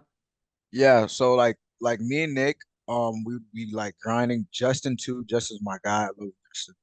We were like grinding, bro. We just grinding. Everybody's grinding, and we got our creators, and we're just all sharing our own sauce, and we're like we're just stacking knowledge, literally. Yeah. So And doesn't find it feel people. like a insane advantage to have that feedback loop with other people? That's just like while other people are like in the community kind of like stagnant, like like like the information you see like on a screen is not going to be as fast as like talking 24/7, like boom, boom, boom, boom, boom, boom, boom. Like if I could, right, with every single one of you, if I had like thousands or tens of thousands of hours in my day, I would do if I were to take someone completely one-on-one, pretty much like I have with Kyle, low key. Like that's why we talk so much. Like, bro, Kyle will tell you that he has gone from like 0 to hero just because of the tight feedback loops, right? He's set his massive mountain up so far, and he's constantly obsessing every single day. Boom, boom, boom, boom, boom, boom, boom. And that's what it takes, right? And if you do that, I swear to God, you will growth hack your way to $10,000 a month so fast. Like literally so fast. Because like what Dylon said, like $10,000 a month is so small when you put it into the grand scheme. I'm not even trying to sound like a dick when I say that. I'm really not. Like some of you guys like, oh, Brady's a dick. Like fuck, like whatever. Like $10,000 a month is not that easy. It's fucking difficult as shit to get to the first time. But once you get there once, bro, holy shit, it's easy. Holy fuck, it's so Yeah. easy. Keep going. What would you say about that, Dylon? How do you feel about that? Because I know you've experienced that here recently. Yeah. 10K is nothing, bro. I'm on FaceTime with freaking Pierre. He did 200. Like it's like nothing. It's nothing. Yeah. So it's like it just moves the needle. And you're in when you're in the the elite roundtable chat, like people just come in, pop out with crazy numbers. Like it's absolutely Yeah. bonkers, bro. Yeah, I feel Like like it's crazy, bro. I saw like Nicholas today is like just hit 40K a month. And I was like, God damn, that's crazy as fuck. And it's just you motherfuckers yeah, come out of nowhere, just like, yep, just hit this yeah. massive ass like Habas, bro, out of nowhere. Yeah, Yes, I hit bro. 83K a month. I have no idea how though. Crazy, bro. Crazy. But you're Uh, like you're connecting with people and they're just hitting crazy numbers and you're just like, damn, this is nothing. This is nothing, bro. I yeah. gotta go harder. So yeah, that's cool. Yeah, that shit never fucking stops too. It gets worse, by the way. Just fair warning. Uh yeah, it gets so much worse. But yeah, it's dope. So, okay. So we've basically talked about that. Now let's get into like some more nitty-gritty. So there's a lot of we're like above the weeds right now. There's a lot of like stuff we could talk about above the weeds, but there's something that you're hiding from these guys, right? There's some secret sauce that you're hiding from these guys that if you knew about that sauce, right? You'd fucking go crazy. So along everyone's journey, this is one of my favorite questions to ask you guys that get results is what was the like big fucking unlock that like was like it's like that secret sauce that you wouldn't tell anyone about that would just be like in results. It's just like an insane like difference in results. Okay. How many people? You know, it's 80 people in the chat. Shout out to y'all. So I would tell you guys straight up, my outreach is definitely well, one, you got to get to the science of it, but I know for a fact my outreach is better than 90% of y'all. 90%. I know for a fact. And the looms, my looms are more cracked than y'all. All My right, headers stop are flexing. blunt. But I'm just telling you, I'm just saying, Bro's like, flexing. He's like, okay. but this is better than yours. This But look, let me tell you what's the what it is. sauce? So my header, I'll tell y'all, my header, and I've got the two people I've told this header, they got creators. Daniel Fadala, like he's gonna go crazy, he's gonna pray.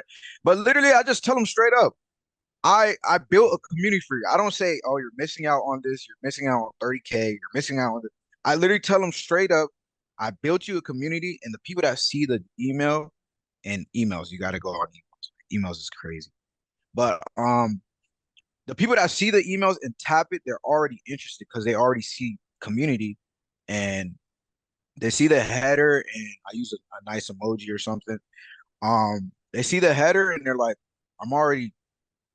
they come into the mindset of they already know what they're getting into. You don't want to edge them. You don't. Just tell them straight up.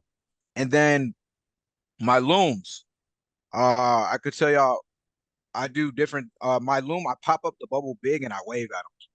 Like I'm popping up the bubble big, I wave at them, I'm smiling, and then I have this email app that puts thumbnails in my emails. So the thumbnail, I'm waving at them like this, or I'm pointing at what I'm showing them. I'm showing them like this. Like I'm showing character, right?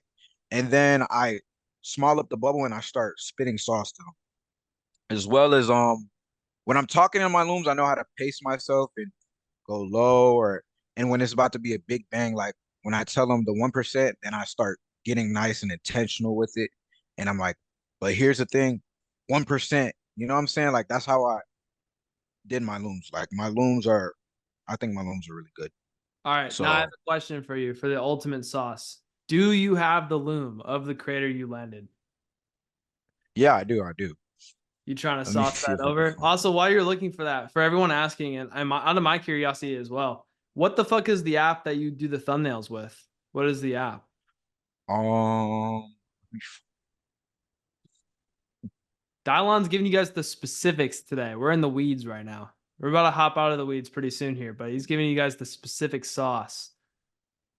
And the creator that he helped, you said, fuck, I forgot his name. Hollywood Shack. Daniel. Wait, what's the app name? Oh, Daniel Fadala. Yeah, that creator you helped him land though is fucking good. Like that's a good ass creator. Yeah. But that's just what I was saying. What's the app name though? I'm looking for it. Who wants? Let me know in chat. Who wants that loom link from Dylon? I'm just curious who's interested in getting that specific loom link. Loki, if you can find it, bro, like we can break it down like today on this call right now. All right, Yeah. I mean, the loom is right here. I could find it. All right, bet. So here's what we'll do. We'll screen share, or you can screen share the loom with your sound on. And then you can break down the science behind your loom on how you kind of like got that sauce, like that insane. Like what's the sauce? Okay. Let me find it right here. We breaking down looms. Okay, here we go. There we go. Yeah, go ahead and share. How do I share my screen? The green button. Good. Big. Yeah, I got it. Big homie. Dope. Is it sharing with sound? Okay, so go back. Just Hey, it's funny you said I made a community that for $30,000 a month. You guys are there now. That's funny. Yeah. But it should be with sound. Play it real quick. I'm already recording this. No one needs to record this. Yeah, you're not on sound. So stop sharing. And then put like when you do share, put sound like Oh, I see. Yeah, I see. yeah, there's a checkbox for share sound. All right. So you can play it fully through once on 2x speed, and then we could pause it through and break it down afterwards. Sound good? Yeah. Wow. I bet. Let's start from the top. 2x. Yeah, Damn, I can't 2x get and it. then start from the top. Let's break this thing down. An app called School, as you can see right here. So before I show you this, look, Shaq, there's a problem with your brand costing you extra 20 to 30K per month. And I'm showing them the community right away. Like, I get straight to this. Before I show you this, my name is Val Made. Been watching your TikTok, your Instagram, burger, smash on this platform. Not forgetting the fact that your brand is great. Your content is perfect for this. You have educational content and you know how to market. So, but if we just take a scroll over here, this guy's name's Hamza. He has 4K members on the same app. His community paying $5 a month. That's $20,000 monthly recurring revenue. You come over here, this guy's name's Eddie Cumberbatch. Last month he made around 50K doing paid communities and can even scale to 100K months. Believe it or not, so my mentor got me step by step with processes and everything. But come back to you. Basically, I believe you can implement their systems into your personal brand and make near or on par. Honestly, you could probably make more. I'll be honest, you have a great following. Literally, if we come over here, we'll just take 300K of your Instagram following, and we just take 1%, just 1%, and put them on a $45 a month subscription. This is 135,000 monthly recurring revenue. This is actually very achievable for your audience. Best part is I know you're busy with your clothing brand, you're busy with your content, so I want to take on as much of the back end work as possible, keep it running smoothly, and you just focus on keeping traffic coming through the school. To prove that, I already did it. As you can see, we got the community right here. General discussion, question, mindset. This is a general for every community to interact with each other, get drop something else. We got the classroom right here, mindset, design, create your Shopify store, grow your social. This is subject to change, do the market research, we can work together. Sauce, bro. Community classroom, charge some good money. We got the calendar once or twice a week, Q&A session, progression check, guidance. This is where we're gonna rake in so much cash flow because there's so much value in group calls and your time's valuable, so you want to charge more. Selling hard on the cash. Opens up a module in the classroom. So we're incentivizing people to stay active in the community. We're building a strong community, we're making some good money, some serious money. Only thing is, like, only onboard one client at the moment. You could be a perfect partner, content perfect. Perfect fit. If you're interested, DM me back or email me back. Quick call, hash out the details. Let me know. Fire. All right, now give them the special sauce inside the loom that was like because I heard, so why did you say I'm only onboarding one client? Exactly. Is that some specific sauce right there? You're only onboarding one client? Yeah, it's like you're selling urgency as well. I mean, some people they don't care, but like some people it gets them. Like you're selling them that urgency. Like, yo, I can only onboard one client, and they already know that you're about your business because you built them a skeleton. Like this guy took the time to build a skeleton, so he's like he knows what he does a little bit, you know.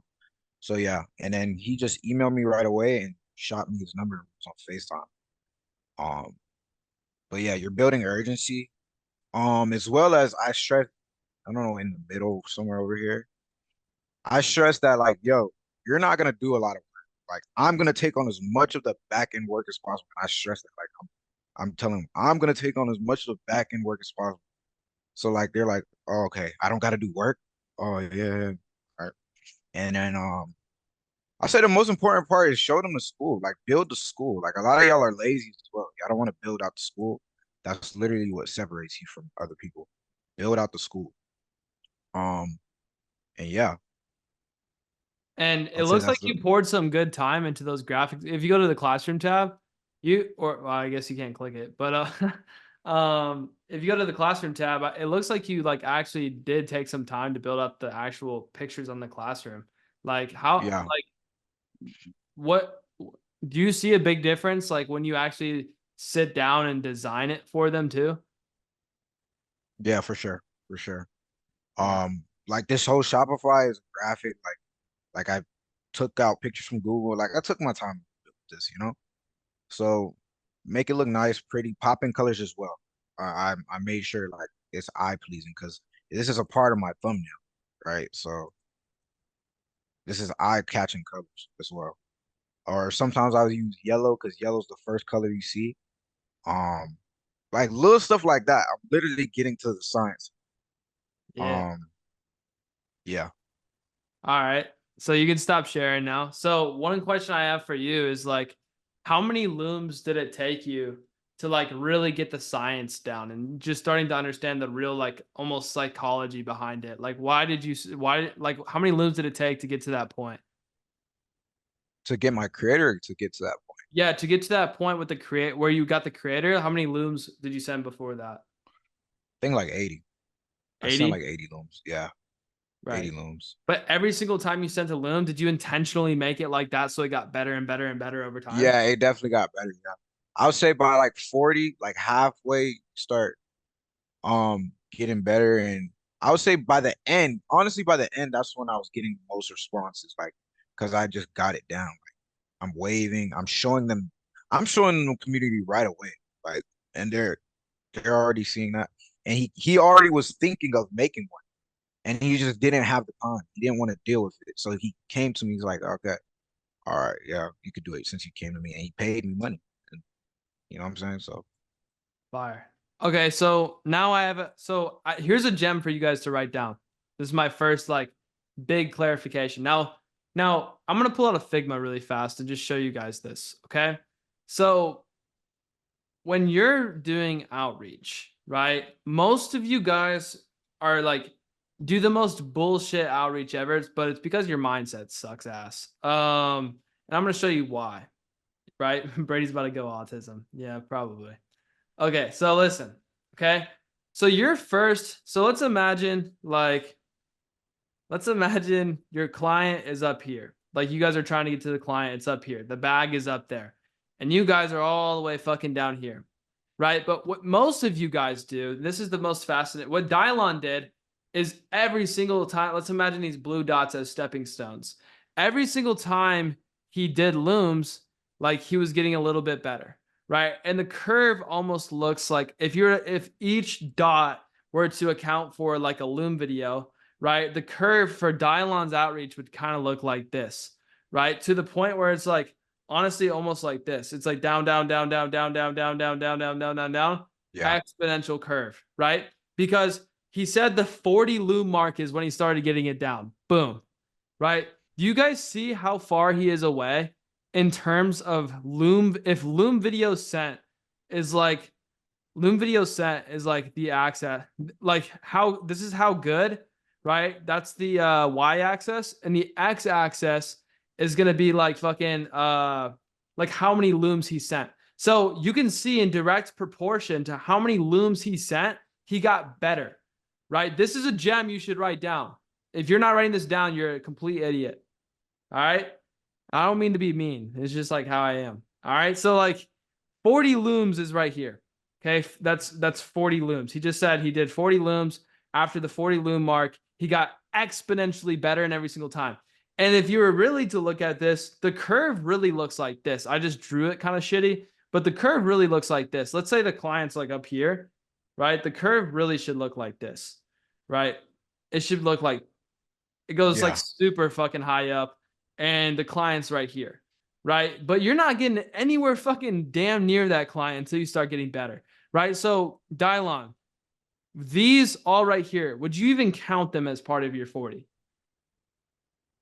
Or would you even count them as part of your 80? Because they're just like honestly, the last 20 I'll count. Like that's when it was really getting a response. The last 15, the small amount, you know what I'm saying? Because all that the knowledge stacked, and now I'm getting more saucier and more saucy and more saucier.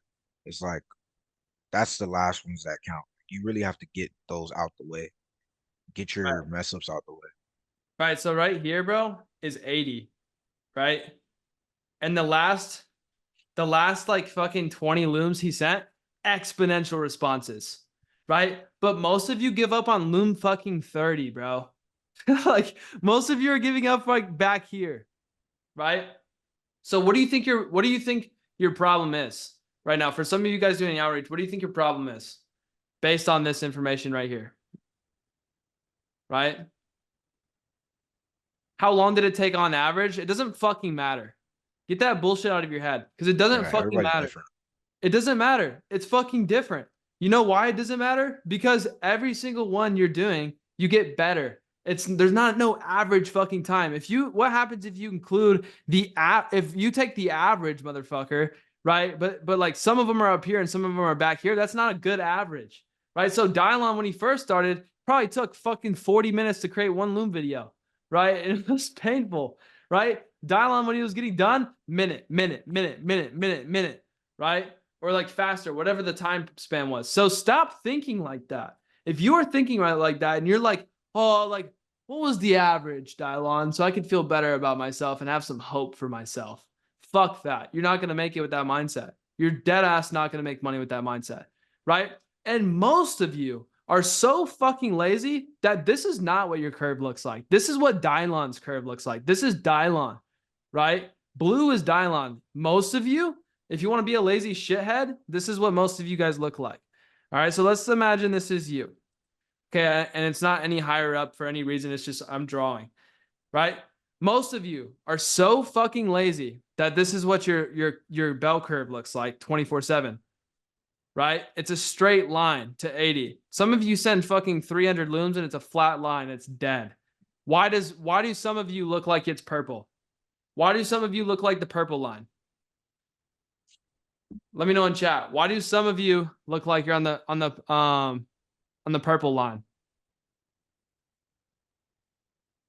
No improvement, right? You're being brain dead. There's no feedback loop. You're not the reason why he moved so fast is because of the feedback loop with his friends. He was testing different shit every single time to see what worked. And then once he found what worked, boom, explosion. Business, and this is what I want you to write down.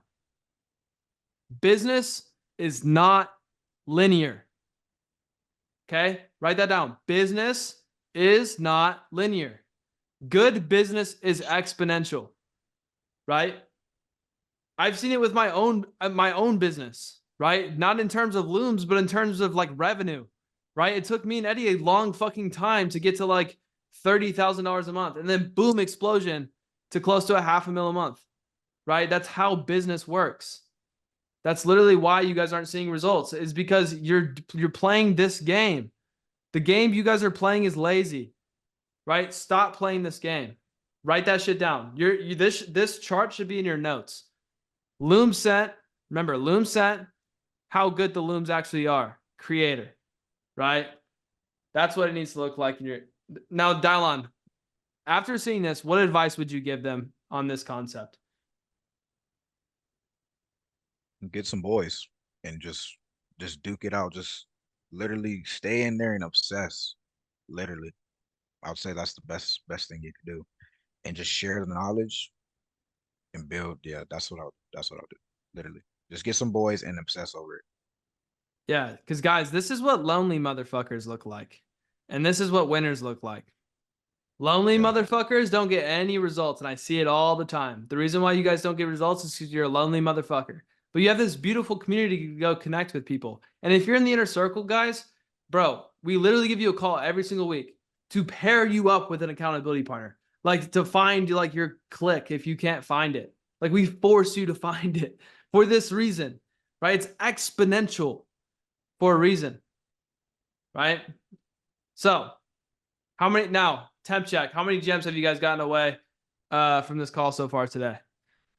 How many gems? About 43 minutes in, got a gazillion gems. 14, 15, 6. How many gems? How many gems? I better see notepads out still. I saw it from Caleb. How many of you were offended by the last thing? You're like, fuck, I'm on the straight line. You know, bro, the whole reason why I'm doing this call is because I remember when I was fucking, guys, I remember old Dylon, right? I remember the old Dylon. And which one of these things was which one was the old Dylon? Which one was the old Dylon?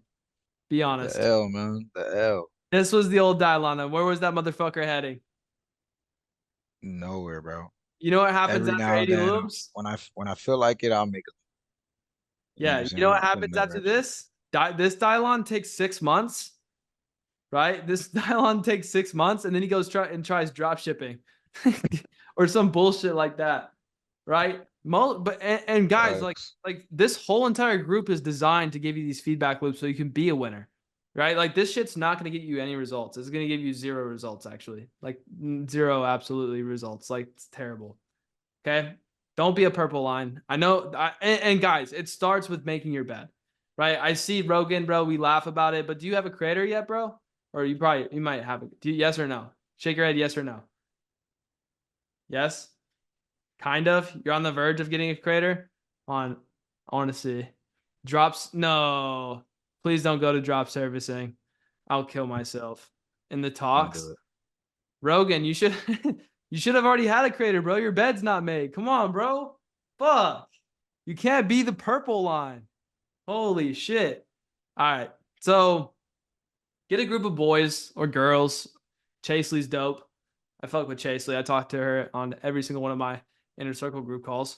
She's always there. And I can see the people who are winning by just seeing how many times you guys pull up to group calls. You make more money in proportion to how many group calls you pull up to. That's real. That's the real. You make more money. Like if you're only pulling up to one group call a week, like you're not like, it's very hard for you to get the feedback loop to make a lot of money, right? But if you literally can't fail if you're pulling up to 40 group calls a month and you have a click outside of that, right? Where you're just fucking talking to other people. Pierre has his own group of people outside of this community, his own feedback loop of successful people. Not if you're Pierre, that's bullshit, right? Yeah, Telly gang. I know some of you guys are in Pierre's Telegram. I'm in that bitch too. It's pretty cool, not gonna lie. All right, dope. So Dylon, we hopped in the weeds there for a second. I don't want to jump into like selling paid communities and paid community stuff, but overall, just working with a creator, what advice would you give these guys after they close a creator? So after they close a creator, what's been the biggest thing to help you get to 30K a month? Show that you're the biggest thing with anything, I would say, is show that you're competent. Like they're not gonna really, well, yeah, charge a setup fee as well because they're gonna take you more serious, but they're on edge still. So you really want to get to the bag quick. Like show that you're competent, show that, give them, you got to do this, you got to do that, you got to do that, and then play your end, right? And once you make that first 10K, they start being nicer. You know what I'm saying? Like you got to really show that you're competent, make money, make them a fuck ton of money, and they're gonna start listening. That's the best thing. Fire. Dope. All right. So I like that. So show the creator that you're competent, get them results so that it stay with you forever. Right. Now let's climb our way back up above the weeds.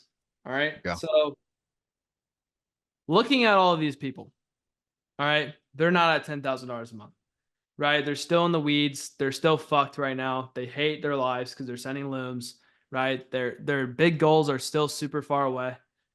Looking back at old Dylon and looking at the faces of some of the people here, right? What advice would you give them deep down that would absolutely accelerate their entire journey? What's the secret? Secret. What would you tell young Dylon? You just gotta not really fall in love, but just get in the mind. I don't know who told me. It was just like, I think it was Brady told me. Literally, you just gotta do the shit, and everything will fall into place. Like, just be ready for the moment. Like, do the reps, and like, be that person already. And like you said, it's exponential. Like, everything's gonna fall into place once you're that person already. Like, you're doing the reps. You're cleaning up your room first. You're hitting 10, 15 looms a day, high quality ass looms. You're doing your follow up as well. Make sure you get the follow up. That's really good. Your follow up, like, you know what I'm saying? And you're learning a little bit. You're coming to the calls. Like I used to come to the calls and not say nothing, but I'm just still I'm in the calls and I'm in the energy around me, consuming the information. I'm going like, okay, I'm gonna use this. Somebody gave me a gem. Like literally just being the person already, and then everything just falls into place. 100%. Write that shit down. Write this down. I'll give it more simplified, more not cliche, but more simplified. Say what he said in 3 words. 5 or 6-ish. Become the person capable of your goal. Become the person capable of your goal. I still am at that point today where the most important thing in my business is my mindset. I swear to God. You guys might think mindset's bullshit or whatever, right? But I swear to God, the most important thing is becoming the person capable of achieving your goals. And that's the high level mindset that you have to have in order to achieve your goals. Once you get to a high level, it becomes like you battling you on decision making. Like that's the real. Like you got to battle yourself at the top, like motherfucker. Like Eddie can like attest to it. Like I'm constantly trying to itch to change something or do something different to fix it. But realistically, I have an issue with just sticking to like one thing.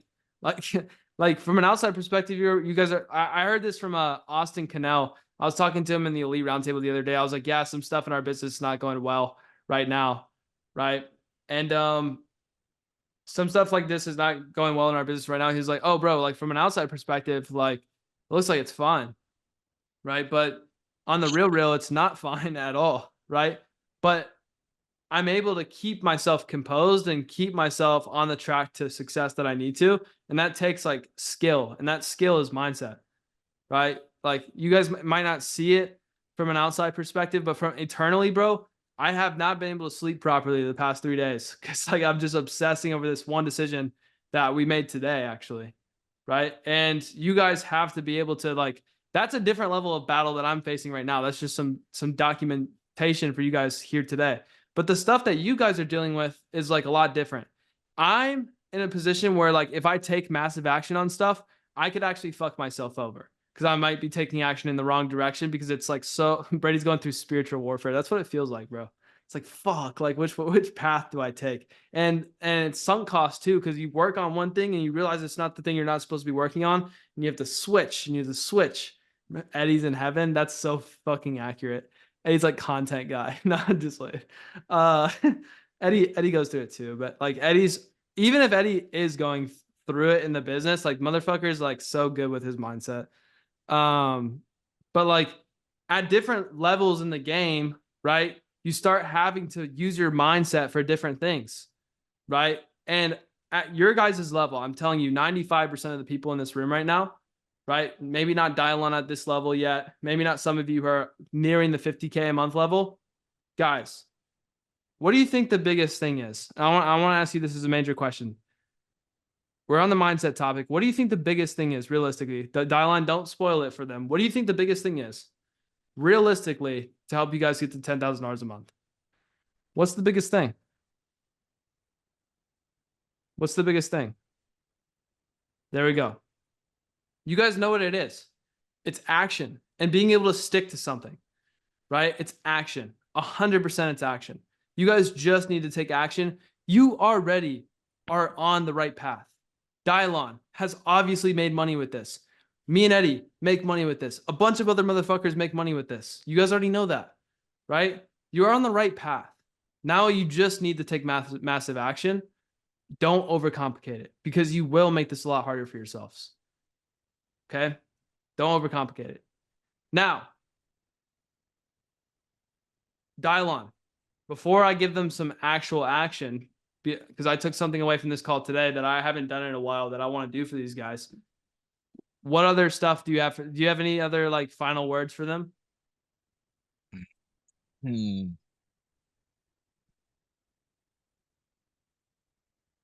I would say be proactive. Be very pro. Once you get that creator, do not get comfortable. There's always something to do. There's always something. I almost fucked up. So you guys got to be proactive and don't be comfortable. Like check your systems once you get that creator. Like be on the ball, bro. Like it's always rolling. Just keep going. Like there's always something new. I'd say that be proactive.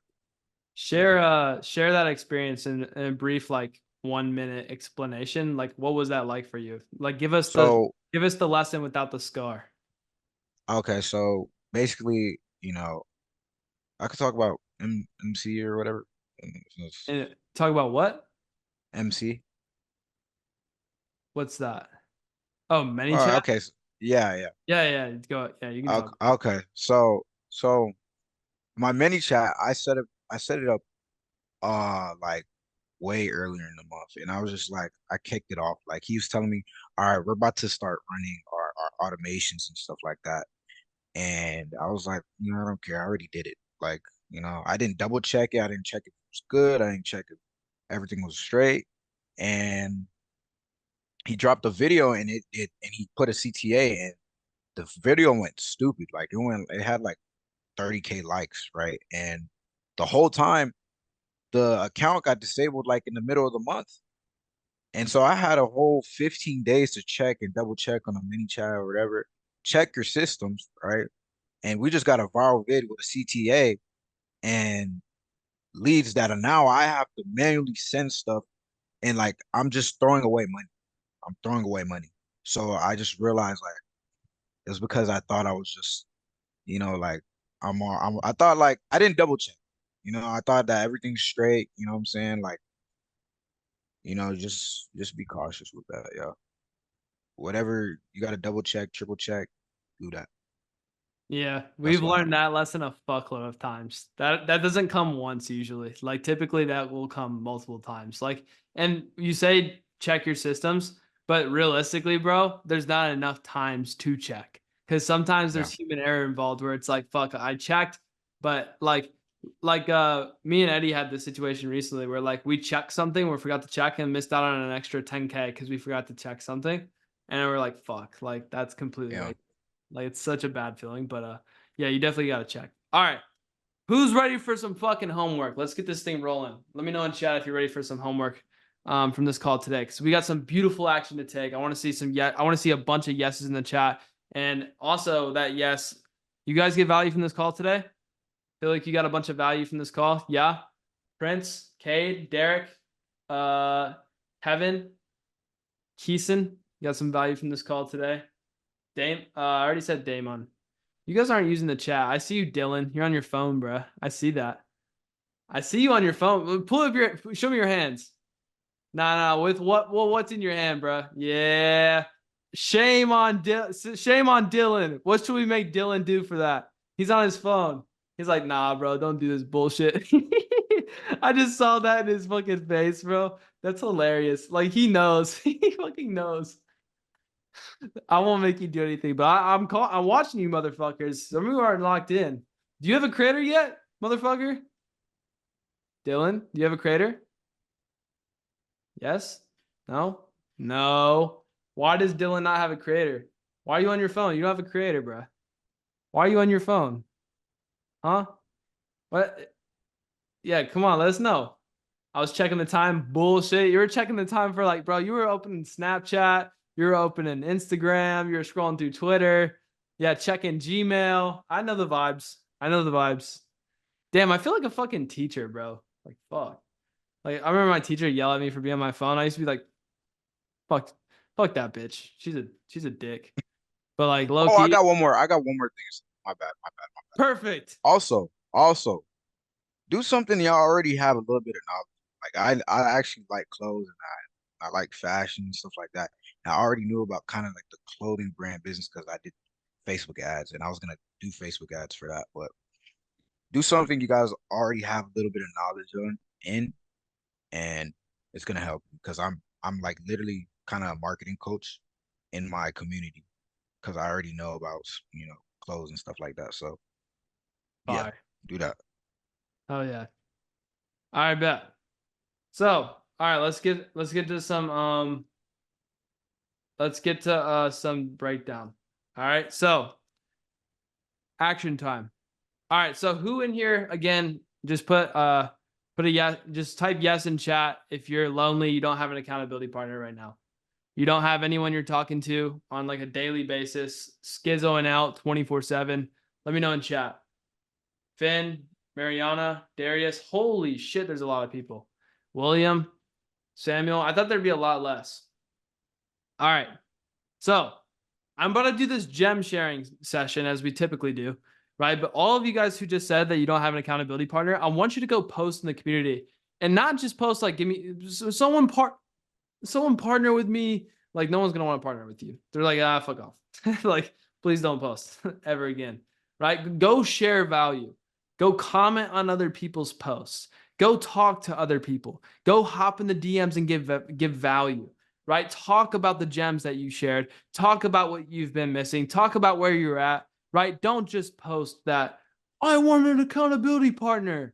You guys look robotic as fuck, right? So Go connect I with people. literally called that boy up. Like I literally, for some reason, I just thought Nick was cool. I don't know. I was like, fuck it. Let me talk to him. Gave him my number and I was like, yeah, you should do this, this, that, the third. And he's like, all right, thank you, bro.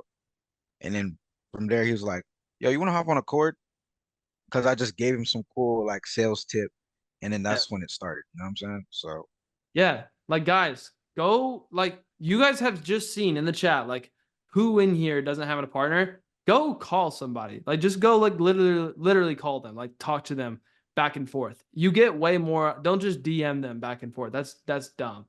Go call them and talk to them and actually like do something with them, or you're not going to get any value out of this. Okay? Like literally that feedback loop, a lot of you are on a straight line whether you like it or not. And it's not just because you're not trying. It's because you don't have a feedback loop of other people to say, that looks like shit, right? Like you have to have somebody from the outside be like, hey, you could probably do better, bro. I'm not going to lie, right? So now use the school DMs and network. It's good as fuck. Yeah, you're right, Justin. Now share your gems in the chat. I want to see some key gems that you guys got away from this call today so we can all copy each other and we can make friends and influence people like Dylon and get them on a call and pick their brain and steal all of their sauce. Let's see all the gems. Share some value in the chat. Holy shit. Kevin got a massive, lots of gems. Brady, I see Brady obsess in your notes, bro. Let me see. Become the person capable of your goal. Let me see some more. Anyone, fuck the group chats. Just fucking go connect with value. Stop doing the group chat bullshit. If I see Instagram, like follow my Instagram in the community, I'll delete it. Like share value and DM each other and talk to each other about value and call each other about value. Stop doing the dumb shit. All right, learn how to connect with people. Because if you don't learn, guys, this might be your first experience learning how to connect with people. Go add value, right? If you go up to a girl in the club, like, give me your number, please. Like, they're not gonna give you their number. You gotta add value, right? It's transactional. Become a person capable of your goal. Progressively improve, obsess over the goal. Accountability is key. Provide value. Don't be an even Steven. Yeah, don't be an even Steven. Yeah, guys, you're totally cool to go just host group calls in the group, right? If you guys want to just host your own little like meeting, be like pull up. Don't just pull up with a Zoom link. What you guys should do is you pick like a topic. Like Dakota used to do this a lot before you had a creator, like mock sales calls, right? Like who wants to just go role play sales calls back and forth and act like I'll act like I'm closing you and you can act like you're closing me and we could get better at sales, right? That's a good thing to do. Like add actual value to it. Don't just like pull something up, right? You need healthy competition, someone to ball sack you, if you will. That's fucking funny, bro. That's hilarious. I can't believe I said that. Do the little things, it'll build up. Business is not linear. Be that person. Connect with value. Lonely motherfuckers lose. That's facts. Mock calls. Zoom meetings are y'all. Yeah. Zoom meetings are lit. Y'all don't do this enough. We do in the inner circle. That's a fact. I don't know if you guys saw, for all of you inner circle boys, I don't know if you saw the new calendar. There's a fuckload of calls on there now, and they all have specific topics, and it's gonna be a lot of fun. And I'm gonna keep on improving that. And I have a bunch of new. I'm glad you approve of the schedule, Kevin. I did that for you. You know, I know you've been up at 3 a.m. every single day, so I'm actually looking out for you, bro. So yeah, I changed the calendar. The new calendar is lit as fuck. I did market research to make sure the times are yeah, no more dying in bed. Fire. Yeah, I made sure the times are fire, the specific topics are fire, and I got a bunch of fucking new sauce for you guys. Yes, the Kyle calls are over. That was a bonus that we had. Honestly, it was to train Kyle on how to actually do group calls, and give him a good mix of like the two different types of calls. And now he's full inner circle. And then I have a new challenge that I'm dropping here pretty soon. That's gonna be super fucking dope. You guys got to be ready for that challenge. That's the next thing I'm dropping, and it's gonna be super fun. And by the way, the wins challenge is almost done in like 10 days. Someone's gonna win a MacBook. I don't know if you guys even seen that shit. Like we're giving away a fucking MacBook. So if you guys want a MacBook, go be sure to post your wins. And we're gonna end that challenge. I'm gonna start a new one here pretty soon. And it's gonna be super fucking lit. All right. You guys feel like you got a bunch of value from this call today? Put some W's in chat. I want to put some W's. That was a fire ass call. Thank you, Dylon. These W's are also for Dylon. Dylon. Fucking appreciate it. Appreciate you coming out and sharing all the sauce. I'm going to post this recording after, like I always do. And yeah, if you guys have any other questions, feel free to post them in the community. And I'll see you all in the next one. Peace.